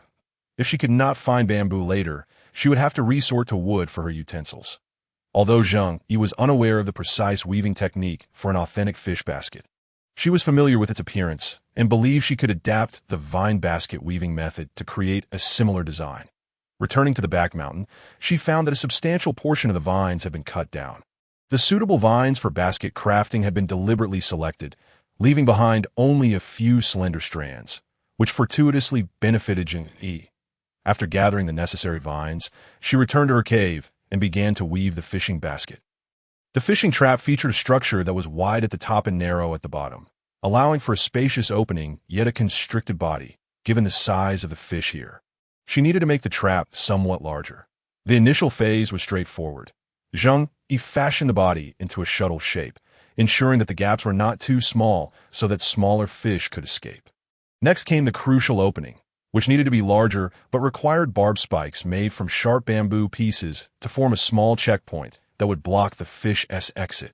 Unfortunately, without bamboo on hand, she could not create the barbs, but the slender, leafy vine should suffice to serve a similar purpose at the last. It's completed. Zheng Yu wiped the sweat from her brow. Rising, she tidied up the leftover scraps from her crafting. Employing the fishing trap would not yield immediate results, but fixing it now meant she could collect it in the morning. Zheng Yu lifted the completed fishing trap, which reached roughly to her waist. Appearing quite large and certainly capable of catching plenty of fish, with the tools now prepared, all that remained was the right moment. Carrying her fishing trap to the lakeside, she gazed at the calm, undisturbed surface of the water. Feeling somewhat troubled, used the fishing trap effectively. It needed to be secured in a narrow, swift-flowing section of the river, utilizing the current to drive the fish into the trap. It seemed that this location might not be suitable, yet Zheng Yu recalled observing numerous river branches on the mountain. Surely, there must be rivers upstream of the lake. Zheng Yu strolled along the lakeside, and after a while, she indeed heard the gentle sound of flowing water. However, upon finding a suitable spot, she did not hastily seek out a place to set her fish trap. Instead, she began searching for large stones along the bank. The fish trap, woven from vines, was relatively lightweight. Thus, to prevent it from being swept away by the current, she needed to find some heavier objects for stabilization. After all, if she failed to catch any fish, losing her tools would be an unfortunate consequence. Finding stones was not a challenge, and Zheng Yu skillfully tied the stones to the fish basket with vines, placing it in the water at the appropriate location. Lastly, she covered it with some grass and leaves to conceal it from potential harm. Once the fish trap was secured, Zheng Yu clapped her hands and did not intend to head home just yet, as she still wished to gather some dandelions. Zheng Yu arrived at the spot where she had previously harvested dandelions. The untouched dandelions flourished across the meadow, their pale yellow blossoms dotting the landscape. A gentle breeze carried some of the dandelion seeds away, drifting towards distant lands, where they would hopefully take root and sprout come spring. After relishing the tranquility of this beautiful scene, Zheng Yu began her diligent harvest. Filling an entire basket before she decided to stop at the lakeside, she washed the dandelions clean and returned to her cave, where she spread them out on a large stone to dry. Zheng Yu poked at a piece of animal hide she had forgotten about with a twig, feeling a pang of frustration. Although she currently had no shortage of hides, she was reluctant to waste resources. However, the hides, having been sunbaked for several days, were exceedingly stiff. Even if she were to attempt to use them, they would not provide warmth. In her previous world, animal hides required chemical treatment to become supple. Yet here, in this primal world, the conditions were harsh, and the only chemical agent Zheng Yu could conceive of was wood ash. Wood ash is the residue left after the combustion of plant material, containing all the mineral elements found in the original plant. Thus, it was perfect for employing the ancient water tanning method passed down by our ancestors to treat the hides. Water tanning involves utilizing the temperature of water and the acidity or alkalinity, in conjunction with the removal of flesh and residue from the animal hide, to soften the fu or I. In ancient times, her ancestors employed natural spring water along with primitive tools, such as stone slabs and wooden sticks to knead, rub, and beat the animal skins, purifying and softening them through physical and chemical processes. Now, with the remnants of flesh completely removed from this hide, it was ready for tanning. Fortunately for her, the wood ash had already been heaped beneath a tree at her doorstep, so she would need to burn more to utilize it. However, glancing at her ceramic pot and then at the size of the hide, Zheng Yu fell silent, feeling vexed by the lack of a suitable container. Her eagerness to tan the hide immediately began to wane, and she resolved to soak some wood ash in an empty ceramic jar for the time being. Yet, she recalled seeing a stone jar in a Yu's cave during her last visit. However, a Yu had only one, and since Zheng Yu's tanning process would undoubtedly take time, it would be unwise to borrow it, lest a Yu need herself. Thus, Zheng Yu decided to inquire if a Yu could arrange for someone to make her another one. "A Yu, are you home?" Zheng Yu paused before approaching a Yu's cave, refraining from entering directly. "Zheng Yu, what brings you here?" "I was just about to look for you." "Come in." A Yu greeted her with a mix of surprise and curiosity. Zheng Yu had never before taken the initiative to seek her out, especially since she was not like the others who enjoyed wandering. She always seemed to have something to attend to. Upon entering, Zheng Yu confirmed that her eyes had not deceived her. There indeed was a stone jar at Ayu. "Could I ask you to help me find someone to make a stone jar as well? I can prepare a pot of stew as compensation." Zheng Yu felt a twinge of guilt, but this was the best offer she could muster to a mere stone jar. "No need for compensation, but if you insist, then you shall prepare dinner for us tonight." Alu chuckled, resembling a cat that had stolen a fish out of course. A single meal was not a significant burden for Zheng. "What size of stone jar do you need?" It was essential to determine the dimensions before selecting the appropriate stone material. "I don't require a large one, and I would also like you to create some other items for me." Zheng Yu desired a stone basin for tanning animal hides, as well as a slightly smaller water jar, and if possible, she also wished for a stone pot. Currently, the ceramic pot at home, despite being referred to as a pot, was merely a large-mouthed earthen jar. Although it had a larger diameter than other jars, it was still quite cumbersome for cooking. The two ventured to the back mountain. Selecting suitable stones, the Yu swiftly excavated a large stone basin and a smaller water jar according to Zheng Yu's specifications, subsequently crafting the stone pot that Zheng Yu requested. Zheng Yu gazed at the stone basin, which could serve as a bathing tub, and the water jar, twice the size of the ceramic one, as well as the nearly authentic clay pot, filled with satisfaction. She gained a clearer understanding of the strength of the orcs. This was merely the female, so one could only imagine the power of the male orcs, referred to as warriors. However, seeing Yu handle the task with such ease brought Zheng Yu immense joy, prompting her to request several stone bowls. Relying solely on leaves as bowls was becoming impractical, especially with winter approaching and no leaves available for use. The Yu found the crafting of the stone basin and jar to be effortless, but struggled with the smaller stone bowls, managing to produce a few only after several failed attempts. Upon seeing the beautifully crafted stone bowls, which were intended to substitute for leaves in serving meat, a Yu decided to make a few for herself as well. Leaves were far too fragile, requiring frequent replacements, whereas stone bowls, being made from rock, would undoubtedly be more durable. Once the stoneware was completed, a Yu assisted Zheng Yu in transporting them back to the cave, and it was time for dinner. Zheng Yu had promised the Yu a meal, so they dined together. While Yu went to gather ingredients for both of them, Zheng Yu took the opportunity to process the animal hide. She poured the lime water, which had been soaking in the ceramic jar, into the stone basin and submerged the hide in the clarified lime made from wood ash, as the alkali in the ash would aid in softening the hide. However, the amount of lye was insufficient, so Zheng Yu discreetly collected additional water from the lake under the pretense of filling the ceramic jar, utilizing her space ability to gather a substantial amount. Feeling that the collected water would suffice, Zheng Yu returned to the cave, cradling the jar brimming with water. She decided against making more lime water and simply poured all the wood ash into the stone basin, filling it with water to fully immerse the hide. The rest would depend on the efficacy of the wood ash. For now, this was the best she could do for how to further soften the hide. Experimentation would be necessary. Once these tasks were completed, Yu returned with the ingredients. Perhaps due to her increased proximity to Zheng Yu, Yu had begun to wash everything, be it meat, vegetables, or fruits, before consuming them. At Yu's insistence, Zheng Yu stewed half of the meat along with sweet potatoes and chestnuts, as well as several green leafy vegetables she had gathered. The remaining half of the meat was prepared as skewers. But this time, in addition to rubbing salt and pepper water on the meat, Zheng Yu added a touch of juice from sweet red fruits at the end, enhancing the skewers' aroma and sweetness.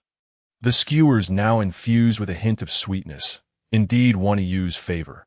The two, having feasted to their heart's content, reveled in the tranquility of the night. Perhaps the night was too serene, prompting Yu to reminisce about some buried memories. Igniting a desire to share why father died in battle while protecting the tribe when I was young. Afterward, I acquired my beast form, which allowed me to protect myself, and she paid less attention to me. When I came of age, she set off to the market and encountered a formidable orc, following him to his tribe, never to return to tea that time. I was fearless and often got into trouble. With a Huama looking after me, as if she were my own mother, Bao was the child of the chief and a Huama. We grew up together as the best of friends, frequently sneaking out to play.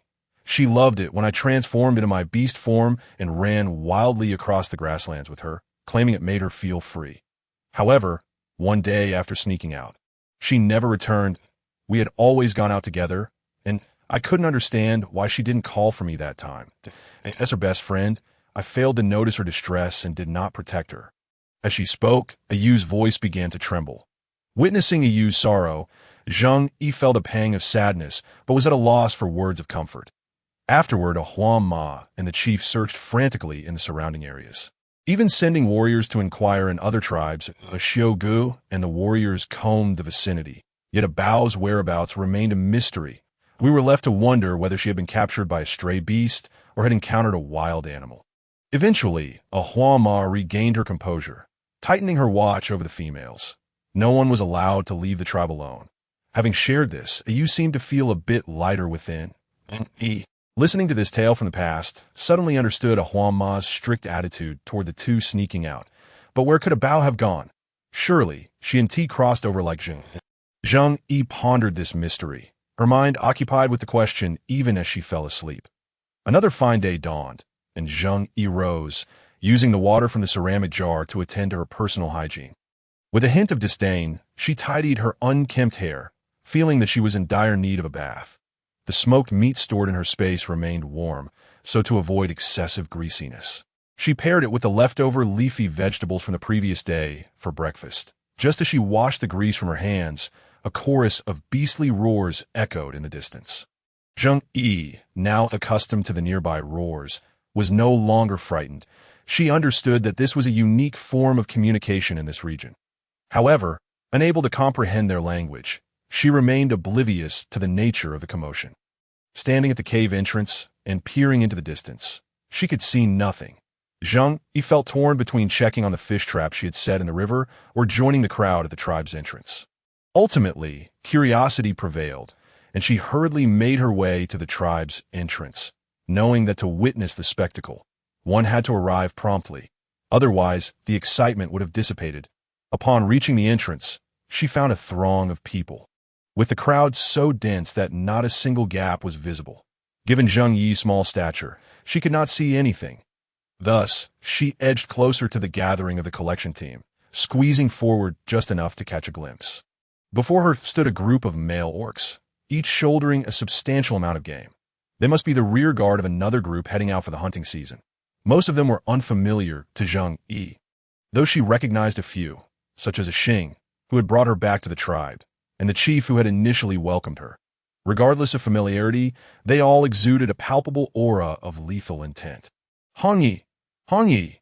Following the sound, Zheng Yu indeed spotted the individual she had conversed with yesterday in the red sweet fruit grove, accompanied by two other orcs that in the primal beast world, what is so remarkable about having two beastmen? Is it not rather commonplace? Zheng Yu hastily engaged in a mental reassessment. It appears that there remains a plethora of information regarding this beast realm that she is yet to uncover. Upon returning today, she intends to have an earnest conversation with Yu to supplement her knowledge. Having witnessed the festivities, she resolved to promptly gather her fish traps by the riverbank, as for expressing gratitude to a Xing. There is no rush. Having just returned, they are undoubtedly occupied with their own affairs. Moreover, a mere utterance of thanks feels rather insubstantial. The Yu and Yen have taken a liking to her culinary creations, and she plans to prepare a splendid feast to express her appreciation for a Xing in due course. Upon reaching the riverbank, as Zheng Yu lifted her fish trap, she sensed that her haul would be quite bountiful. The trap felt heavy, and as she pulled it from the water, she could feel the fish thrashing within. Once ashore, she deliberately distanced herself from the water's edge before emptying the trap, due to the holes left in the trap. The smaller fish had escaped, leaving behind only the larger ones. Among them was a silver fish of the same kind she had caught previously, albeit larger this time, and the remaining four were equally impressive, each measuring the length of her arm. Although she was unfamiliar with the species of these 5 fish, Zheng Yu felt confident that they were non-toxic and edible, thus she did not dwell on their identities. Regardless of their appearance, as long as they posed no danger, she was content. The question of taste could be addressed later after sampling them. With growing familiarity, she set the fish traps aside and began to prepare the catch. With deft movements, she rendered the larger fish unconscious, then meticulously scraped off their scales, removed their gills, and finally opened their bellies to extract the entrails, which she placed back in the basket for use as bait. Disliking fish skin, she resolutely tore it away. The silver fish proved easier to handle, as it required no scaling. She simply removed the gills and entrails. After completing her preparations, she stored all the fish in her space and decided to venture upstream in search of more useful finds.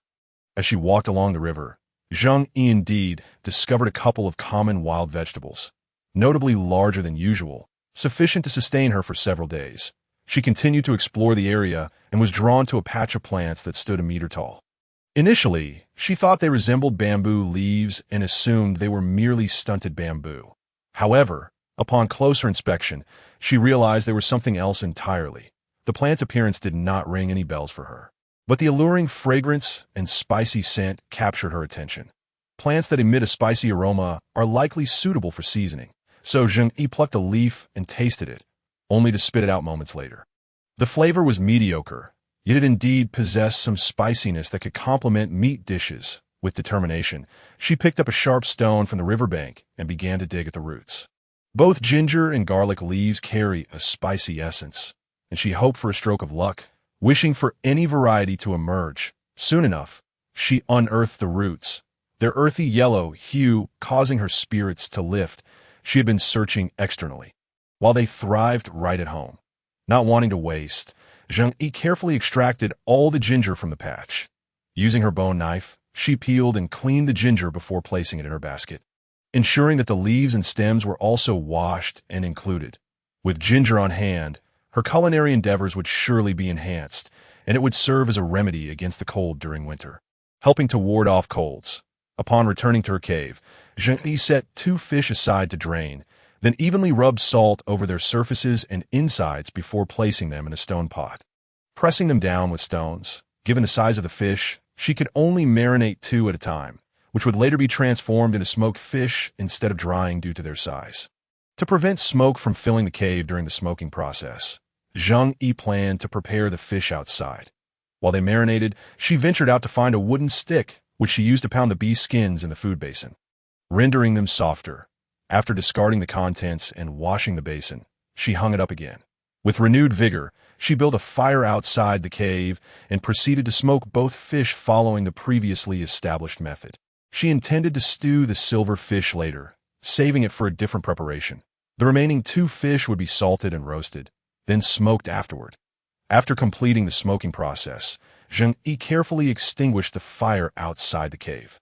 It is everyone's responsibility to protect the forest. A stray ember could ignite a disastrous fire in the woods.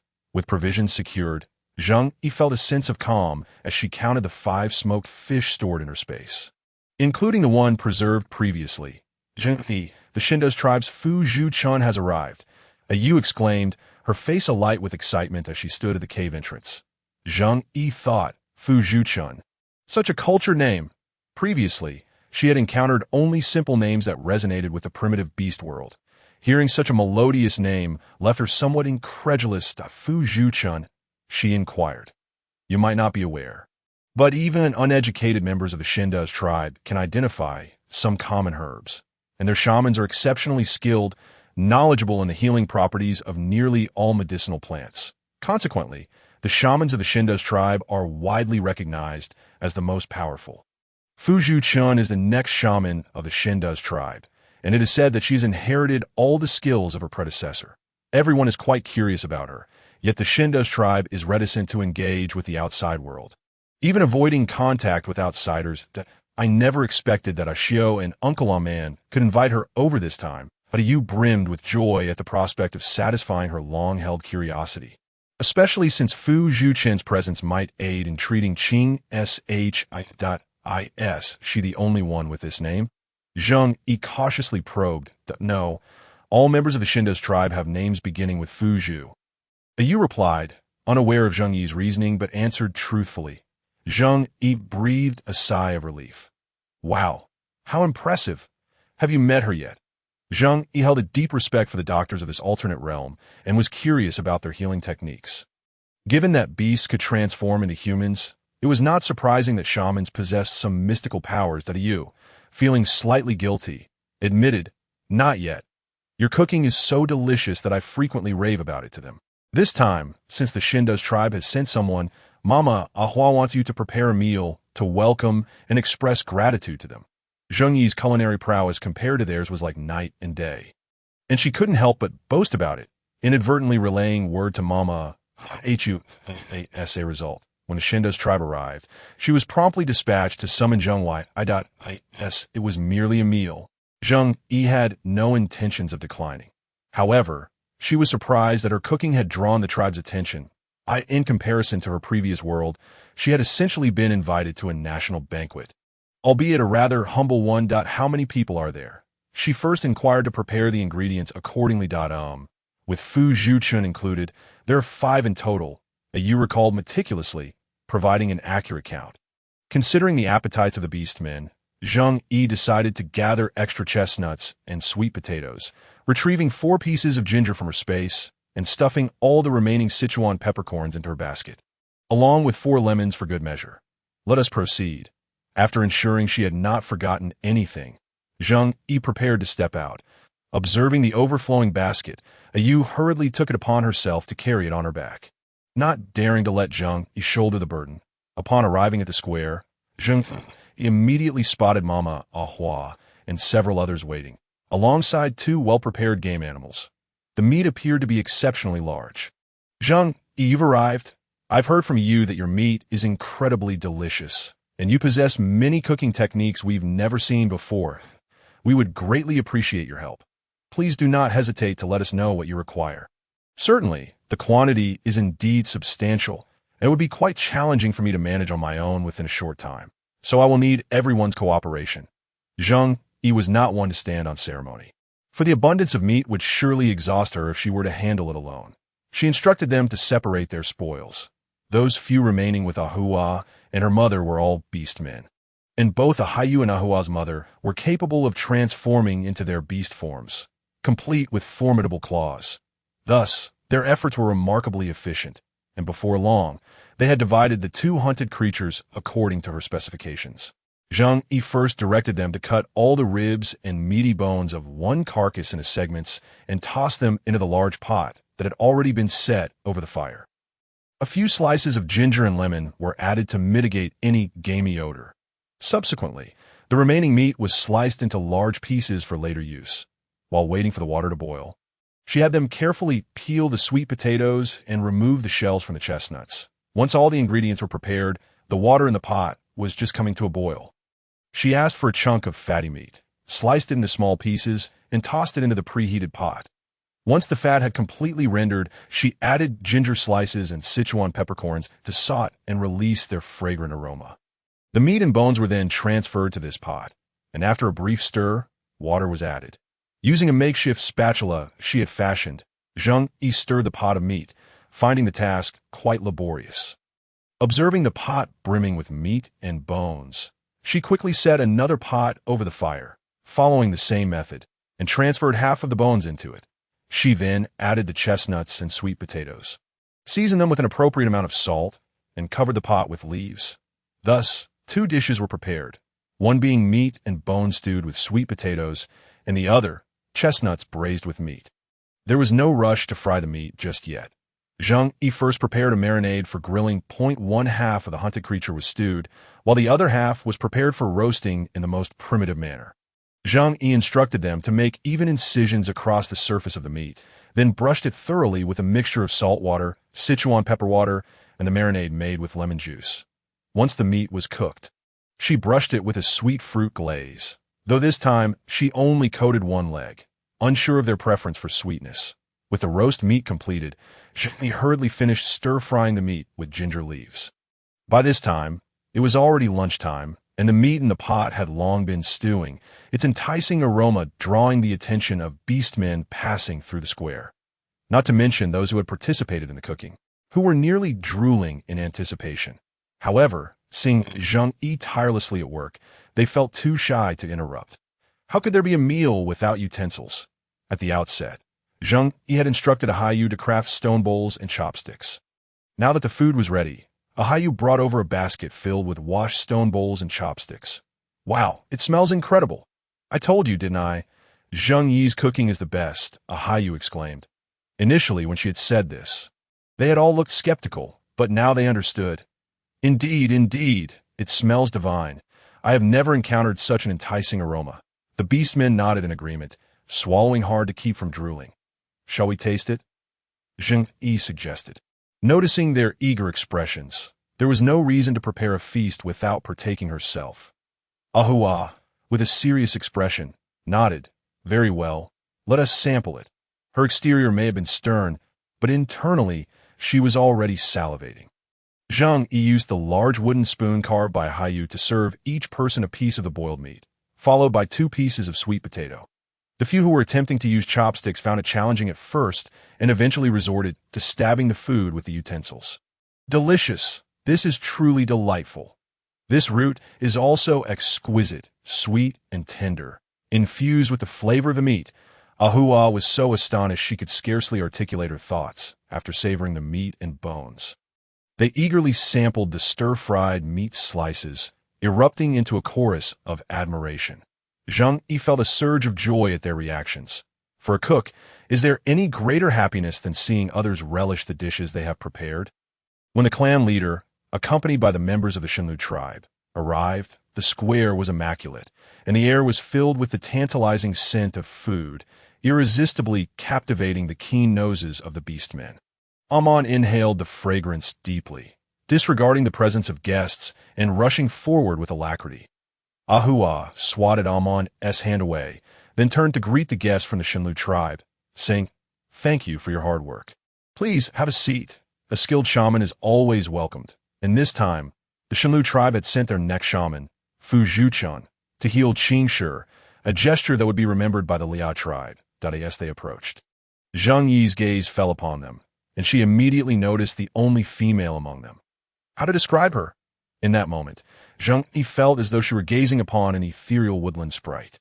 Her flaxen hair cascaded like seaweed, adorned merely by a slender tie crafted from some kind of foliage.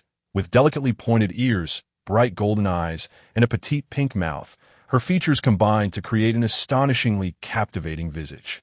Clad in a bodice and skirt fashioned from leaves, with a floral belt accentuating her waist, she stood tall, exuding strength rather than frailty.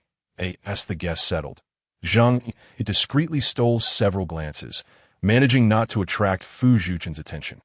Though she was scrutinized by a sharp-eyed guard accompanying her, Zheng Yu then noticed that, aside from a beast man engaging in conversation with the clan leader, the rest were positioned protectively around Fu Zhuchen.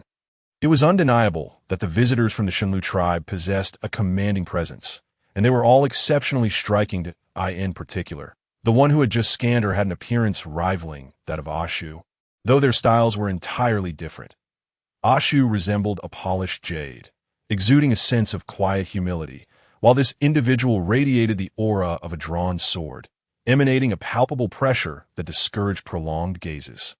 Observing the curiosity surrounding the two slender wooden sticks, Ahua explained, "These are chopsticks, a tool conceived by Zheng Yu for dining. They are remarkably convenient." She then glanced at Zheng Yu, who seemed to be lost in thought nearby. Ahayu, noticing that Zheng Yu had once again drifted into a reverie, discreetly poked her. Zheng Yu snapped back to reality upon seeing everyone's focused attention on her, momentarily bewildered. Ashu, observing Zheng Yi's confused expression, could easily surmise that she had not heard Ahua's earlier explanation. Ahem, how do you use these chopsticks? Oh, chopsticks are for picking up food. They are quite convenient, preventing burns and keeping your hands clean. However, it seemed that beastmen were not particularly concerned about burning themselves, and as for cleanliness, well, Ashu appeared quite satisfied, having already grasped a pair and begun to experiment. Zheng Yu demonstrated by swiftly and accurately picking up a chestnut and placing it in her mouth. The others mimicked her, awkwardly maneuvering the two slender sticks. After several failed attempts, Ashu finally succeeded in grasping a chestnut and placing it securely in his mouth. He was pleasantly surprised by the unique flavor of the sweet potato when stewed with meat.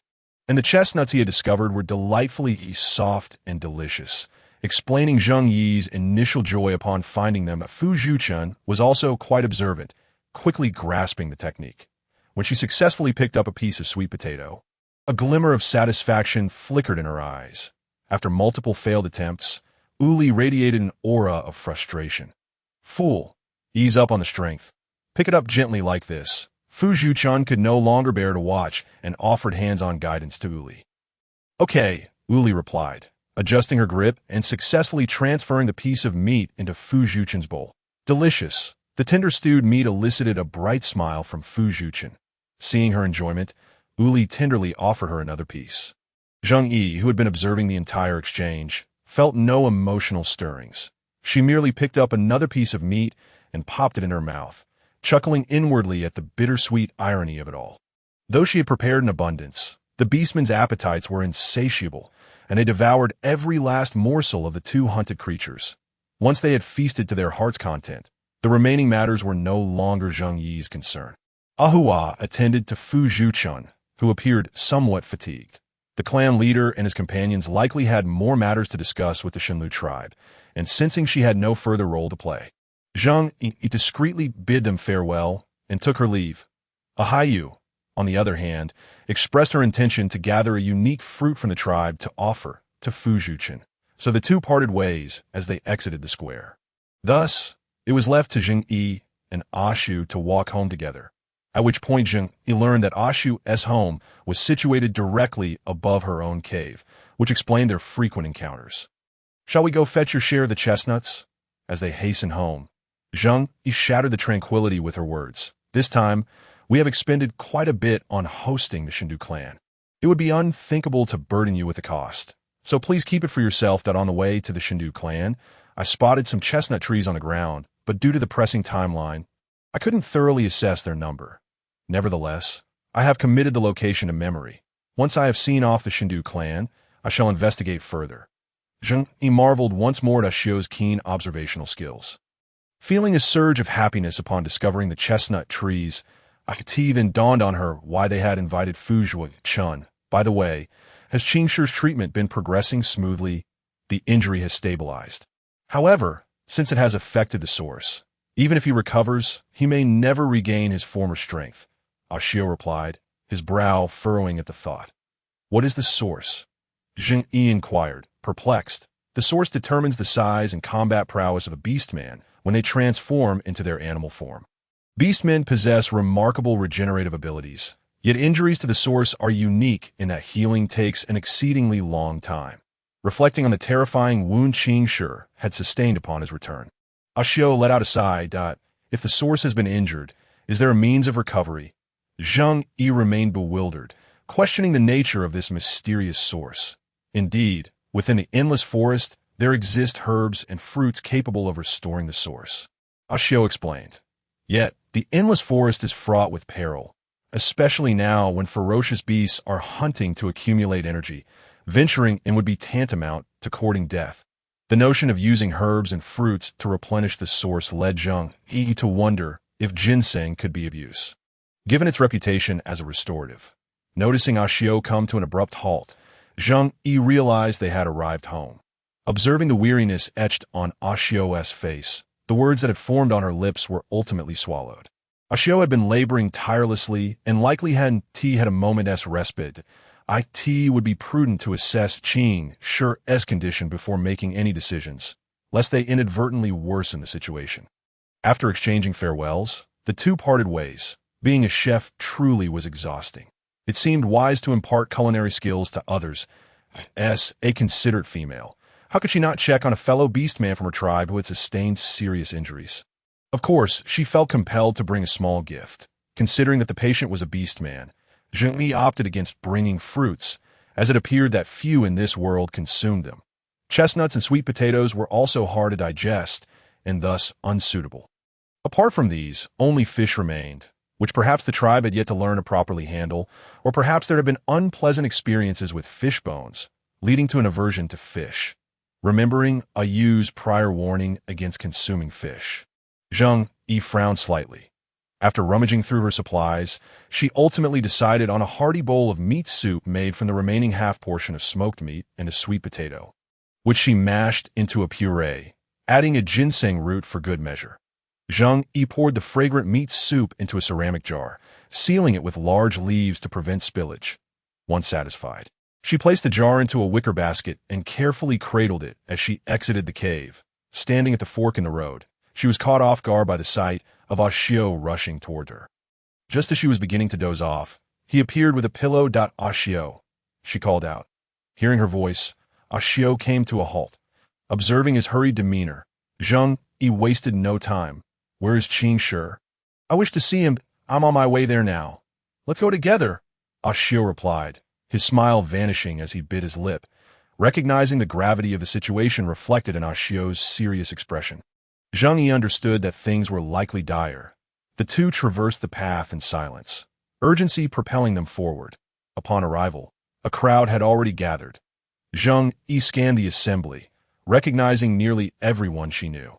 The beastmen instinctively parted to create a narrow passage for Ashio, who led her inside. The newly appointed shaman, Fu Zhuochun, was examining Qing Shi's injuries, flanked closely by her cold-faced guard from the Shindu clan. With him blocking her view, Zheng Yu could not discern Qing Shi's condition. In a fleeting moment, she caught sight of the despondent figure of Uncle Qing Yu, who had once learned basket weaving from her. Given that both bore the name Qing, it seemed likely that they shared some familial connection. Fu Zhuochun had concluded her examination of Qing Shi's wounds, her expression grave. Fu Zhuochun, how is Qing Shi? Uncle Qing Yu asked, his voice trembling. There is no hope for salvation. He has developed a fever, Fu Zhuochun replied somberly. Uncle Qing Yu's world dimmed, his legs weakening as he clutched the nearby rock wall for support. You must save him. He has only just come of age, he implored, tears threatening to spill. Qing Shi was his sole remaining kin. After a devastating conflict, Qing Shi had lost his father, while Uncle Qing Yu had lost his son, leaving only the two of them to rely on one another. Having just reached adulthood, Qing Shi had eagerly left the tribe for the first time to participate in the hunting season. Returning in such a wretched state was beyond comprehension. Recalling Qing Shi's ambitious declarations before his departure, Uncle Qing Yu struggled to accept the reality, for Qing Shi had been so full of life and determination, promising to return with plentiful game. The once proud Uncle Qing Yu could only shed a tear and despaired. I will do my utmost. Clear some space, Fu Zhuochun instructed, signaling for everyone else to step back. Those within the cave, as well as those outside, instinctively retreated a few paces. Fu Zhuo-Chun shut her eyes, placing her hands above Qing Shi, and a faint green light began to materialize, gradually merging with the wound. Zheng Yu was taken aback. She had assumed that a shaman merely performed a role akin to that of a doctor. Yet she was witnessing something miraculous. As the green light intensified, Fu Zhuoqin's countenance grew increasingly pallid, continuing until the last glimmer vanished into Qing Shi's wound. Only then did she lower her hands. Seeing Fu Zhuoqin's weakened form, Wu Li rushed to support her. Fu Zhuoqin, has Qing Shi been saved? Uncle Qing Yo inquired eagerly. No, the power of the beast god cannot heal his wound, Fu Zhuoqin replied, shaking her head gravely. Uncle Qing Yo could hold back no longer. He buried his face in his hands, stifling his sobs as the cave fell into a heavy silence. Save for the sound of muffled weeping, Fu Zhuoqin added, I have administered the finest medicine from our Shindu clan. Whether he survives now lies in the hands of the beast god. Zheng Yi observed from the sidelines, noting Qing Shi's feeble condition, his body burning with fever, particularly the severely rotting wound on his abdomen. Given the seriousness of the injury and the absence of antibiotics in this world, it was evident that without proper intervention, recovery was unlikely. It was no wonder that the divine power had proven ineffective. Without removing the necrotic tissue, there was little hope for recovery. The atmosphere in the cave grew increasingly grim, and the urgency of Qing Shi's situation could not be delayed any longer. Realizing the gravity of the moment, Zheng Yi steeled herself. We must remove the necrotic tissue before proceeding with sutures. Feeling the weight of the crowd's gaze upon her, she pressed on. This is a procedure our shamans follow in such cases. Seeing the sudden spark in Uncle Qing Yo's eyes, Zheng Yi hastily clarified. I am not a shaman. I only know the process and cannot guarantee his survival. We can only attempt at this point. We have no better options. Tell me what to do. Uncle Qing Yo replied resolutely. He was indeed a man of determination. I need a clean bone knife, thread, and preferably something bright, he stated, outlining her requirements. Everyone outside the cave disperse. The chieftain commanded T's instruction. Those outside the cave swiftly moved aside, allowing more light to flood in, which enabled Zheng Yi to see the horrific wound on Qing Shi more clearly.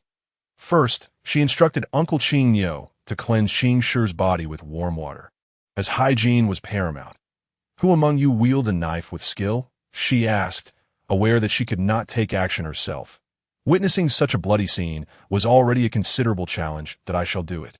Ashio offered, his bone knife having proven effective in his hands. With a fire crackling nearby, she heated the bone knife over the flames before addressing Uncle Qing Yo and the chieftain. You must hold his hands and feet. No matter what happens, keep him still. The chieftain and Uncle Qing Yo nodded in agreement. Zheng Yi then indicated to Ashio the areas that needed to be excised. Taking a deep breath, Ashio gripped the bone knife firmly, his gaze resolute as he began the incision. The pain of flesh being severed was not something an ordinary person could endure. Even in a state of unconsciousness, Qing Shi nearly jolted awake from the agony. Hold him down, she urgently called out. Qing Yo, observing Qing Shi's condition, felt an overwhelming pang of sympathy, yet he exerted all his strength to firmly restrain him, preventing any interruption to Ashio's actions. Time seemed to stretch indefinitely until Ashio noticed the crimson blood seeping forth and promptly ceased his efforts. Zheng Yi, having prepared the medicinal herbs earlier, crushed them and applied the paste to the wound. By the time she finished, she was already drenched in sweat. Is it done? Qing Yo asked anxiously, his hands trembling. The sight of flesh being cut away was indeed rather harrowing. Now, it is up to him that we must continuously use animal hides soaked in water to wipe his body tonight. If the fever subsides by tomorrow, that would be splendid, Zheng Yi replied. Given the poor medical standards of the time, devoid of antibiotics or antipyretics, they were left with no choice but to employ this method of physical cooling. Zheng Yi was not entirely confident, but with the necrotic tissue already excised, all they could do was pray for the orc's formidable regenerative abilities to prevail and preserve his life. Estimating that Qing Shi had not eaten since his injury and subsequent unconsciousness, Zheng Yi heated the meat broth she had brought along. managing to coax down a little over half a bowl before stopping. Given the wound on his abdomen, it was wise not to overfeed him. Throughout Zheng Yu's treatment, Fu Zhen had been a silent observer, captivated by the unfamiliar healing techniques. Watching the series of actions, she intuitively grasped the essence of it, even without Zheng Yu's verbal explanations. However, her curiosity urged her to inquire further, yet seeing Zheng Yu's fatigued state, Fu Zhen ultimately swallowed her questions. There was no rush. She would remain at the Liao tribe until Qing Shi recovered or returned to the embrace of the beast god, and then she could ask at leisure, seizing the moment while everyone's attention was fixed on Qing Shi. Zheng Yu discreetly slipped outside. Having restrained herself until now, the fresh air hit her, and a wave of nausea surged, prompting her to retch by the roadside. "Are you all right?" a Xiao inquired, holding the wrought tin basket and pottery jar that Zheng Yu had forgotten. "I'm fine, just need a moment," Zheng Yu replied weakly. Although she had not directly participated in the cutting, her mind had been taut with tension, and now, with the ordeal over, she felt utterly drained. After expending so much energy, she realized her hunger, yet her appetite for food was lacking. When she opened her eyes again, twilight had descended, and the sky was adorned with twinkling stars, accompanied by the chirps of unknown insects. The severe pollution on Earth rendered such a beautiful night sky unseen even in rural areas. If only there were no mosquitoes. The mere thought of those creatures, the size of a fingernail, sent shivers down her spine. Zheng Yu rubbed her arms and promptly got up to light the remaining insect-repelling herbs. Before sleeping, she earnestly prayed that Qing Shi would endure the night. At dawn, Zheng Yu was awakened by the thunderous voice of a Yu, which could nearly collapse a cave. After a night of rest, her back and waist ached, and while her consciousness was still hazy, a Yu burst in. "Qing Shi has awakened. He came to this morning." This was indeed miraculous. What the shaman could not accomplish, Zheng Yu had managed. Her companion was truly remarkable. She could weave wrought tan baskets, cook delicious meals, and now cure ailments. Really? Zheng Yu was taken aback. She had surmised that after the necrotic flesh was removed, the orc's recovery abilities would lead to a swift reduction of fever, but she hadn't anticipated Qing Shi would awaken after just one night. It seemed she had underestimated the orc's extraordinary physiology. "Let us go see how he is doing," Zheng Yu decided, eager to ascertain Qing Shi's condition. There are already many people gathered there, even some from the divine deer tribe. A Yu had exerted considerable effort to squeeze through the crowd, hastily casting a glance before rushing back to share the news. Qing Shi's cave was not situated on the same peak as theirs. She had previously thought all orcs resided on a single mountain. Upon arrival, they indeed found a throng of onlookers, and Zheng Yu, having been preoccupied with her concern for Qing Shi, only now noticed that the cave where he was located boasted a neat row of similarly sized caverns on either side. With the orcs possessing a strong sense of territory, this could not be a typical dwelling. Zheng Yu boldly conjectured that this was a temporary space designated specifically for the injured as they approached. The orcs parted to make way for them as they moved through. Zheng Yu caught snippets of conversation. Words like impressive and shaman apprentice floated by. She was not a shaman apprentice. She simply had more exposure and experience than they did, granting her a slight edge in knowledge. Upon entering the cave, all those present yesterday were there, except for a Xiao. Zheng Yu approached the stone bed and found that Qing Shi had indeed opened his eyes. Thank you for saving Qing Shi," Qing Yu said, his eyes glistening with tears, his voice thick with emotion. Qing Shi turned his gaze towards Zheng Yu. "Thank you for saving me," he said, his ears reddening with shyness. Such a large figure, yet unexpectedly bashful. Zheng Yu smiled gently and replied, "You're welcome. That I didn't really do much. It was primarily your own strength that saw you through." Her approach had merely been one of trial and error, hoping to replicate the success of others. "Are you a shaman apprentice?" Fu Zhen had inquired through Wu Li the previous day, learning that this little female had recently joined the Liao tribe. Perhaps she had been a shaman apprentice in another tribe before. "No, I have merely observed others administer such treatments at that time. The individual was in a situation quite similar to Qing Shi's.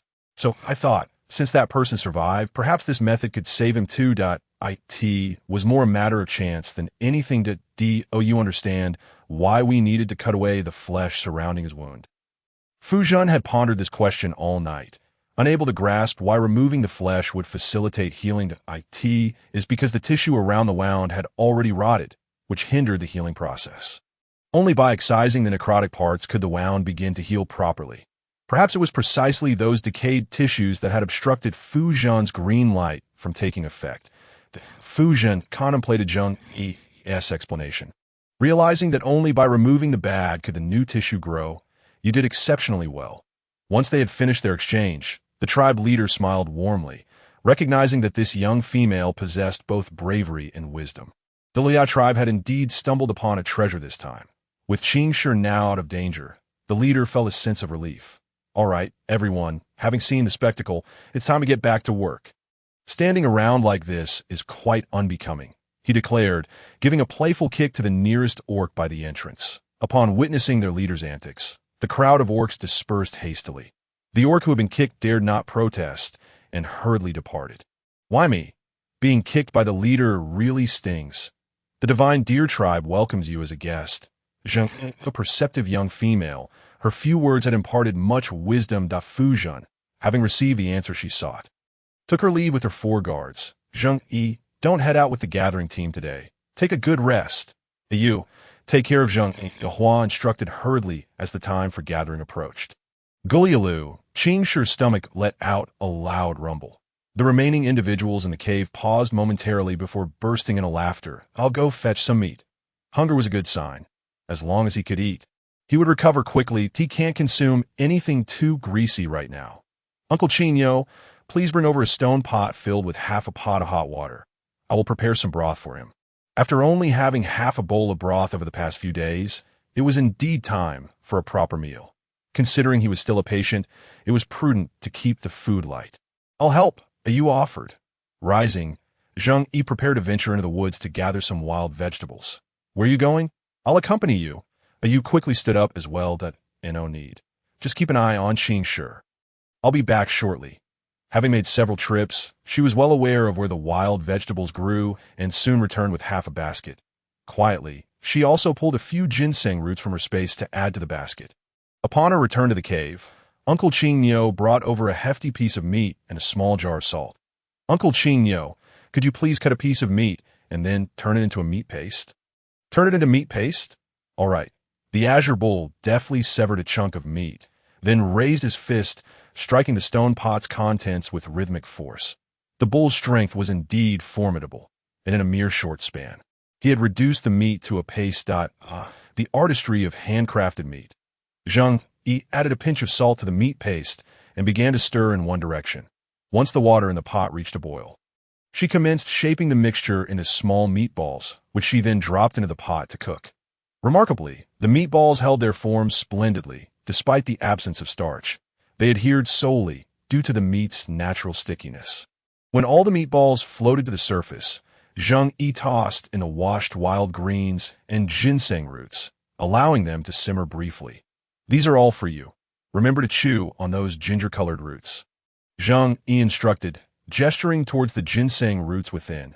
Qing Shi, who had just managed to sit up, mused to himself. Although his auspicious star was the azure bull, he had no fondness for grass. Cooked greens were particularly distasteful to him, and he had no desire to partake. Gazing at the pot filled with vibrant green leaves, Qing Shi wore a face of utter despair. Come now, eat up. Aren't you hungry? Zheng Yi remarked, her concern growing that the boy might be too dazed by hunger to understand. Observing Qing Shi's awkward handling of the spoon, she suddenly realized he did not know how to use it.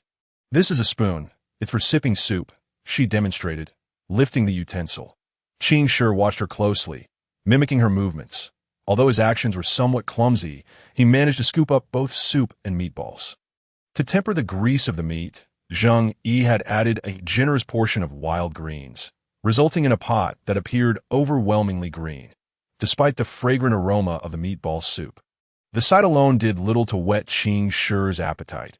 After a moment of hesitation, he deftly avoided the greens and scooped a meatball into his mouth.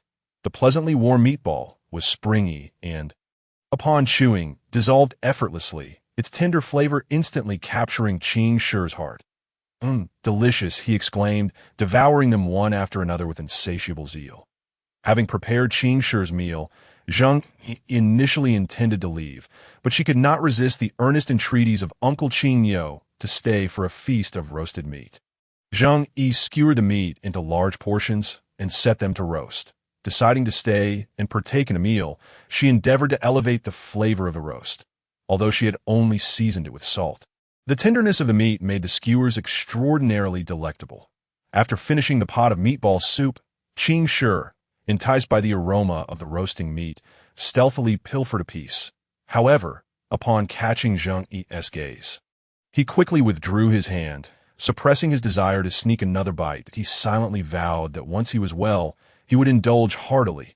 The chieftain had returned, alleviating any worries for Xiu regarding tribal matters, which allowed him to venture out for hunting early that day. Xiu, typically composed, found himself overwhelmed by excitement when, after a prolonged absence from hunting, he encountered a herd of grunt beasts and lost control momentarily. "Ha ha! How about that? Am I impressive, or what?" A Qiao boasted, triumphantly standing atop a grunt beast, eager to flaunt his achievement to his companions. This marked his first solo capture of a grunt beast. Grunt beasts bore sharp, formidable tusks and would charge fiercely when provoked. Even the most resilient of beastmen would struggle to withstand their onslaught. Moreover, these creatures had thick hides and robust defenses, which is why they were typically hunted in groups to avoid injury. Yet, being social animals, one would seldom consider targeting them without absolute certainty of success. What is there to be proud of? Just look at Xiu. He single-handedly took down 3 grunt beasts, a Luo remarked. Observing a Qiao's inflated ego. Can I even compare to a Xiu? A Qiao scoffed dismissively. Xiu was the mightiest warrior in their tribe, and even the strongest among them. Uncle a man had previously acknowledged that in a true life-and-death battle, he might not prevail against a Xiu. Typically, a Xiu led the hunting team, collaborating with his companions to secure their catches, sharing the accolades equally, which often obscured his individual prowess. Yet who could deny that their team consistently managed to capture so many game thanks to a Xiu's sharp instincts and impeccable strategies? As a chieftain had once said, a formidable warrior requires not only strength but also a keen intellect. When it comes to cunning, none could rival a Xiu. So, why should a Luo feel compelled to compare himself with a Xiu? Meanwhile, the great white tiger, having concluded its hunt, glanced at its prey beneath its claws, disdainfully licking the blood from the corner of its mouth with its long tongue, its form elongating as it transformed back into a white-haired, blue-eyed man. "All right, you two carry the spoils back to the tribe. Xiongtan, you come with me," a Xiu instructed, eyeing the brown bear nearby. "Oh, okay," Xiongtan replied, retracting his claws from the grunt beast's abdomen. Appearing somewhat sheepish, as if the fierce creature had never been his doing. "Aren't you coming back with us? Today's food supply was ample. Surely there was no need to hunt further." I have some other matters to attend to," a Xiu replied, recalling Zheng Yi's pallid visage from the previous day, his brow furrowing slightly. Females tend to crave sweetness. Honey might ease Zheng Yi's discomfort. With that thought, he darted off in a specific direction. Seeing a Xiu depart, Xiongtan hastily transformed back into human form to follow suit. In mere moments, the two figures vanished from sight. "Hey, why the rush?" a Luo muttered under his breath, scratching his head in confusion. Now that they had left, even if he had questions, he could only swallow them down. Following the hunting party with his catch, after running for about half an hour, they finally arrived at their destination, a vast sea of flowers, rich in hues of red, blue, pink, white, and purple, blooming in vibrant clusters that filled the landscape as far as the eye could see. Even though autumn had arrived, it did not hinder their blossoming. Bees buzzed industriously above the flowers, while butterflies, larger than a hand, flitted about, playfully dancing among the petals like little sprites. The air was thick with the intoxicating scent of blossoms. Sweet yet not cloying, utterly delightful. However, Xiu did not linger, skillfully avoiding the honey-gathering bees as the two swiftly traversed the floral expanse. Countless bees were busy returning with their harvest, and soon, Xiu located what he sought. A massive beehive hung high in the branches of a giant tree, and as they observed the swarming bees, they slowed their pace to Xiu. "Are you after honey?"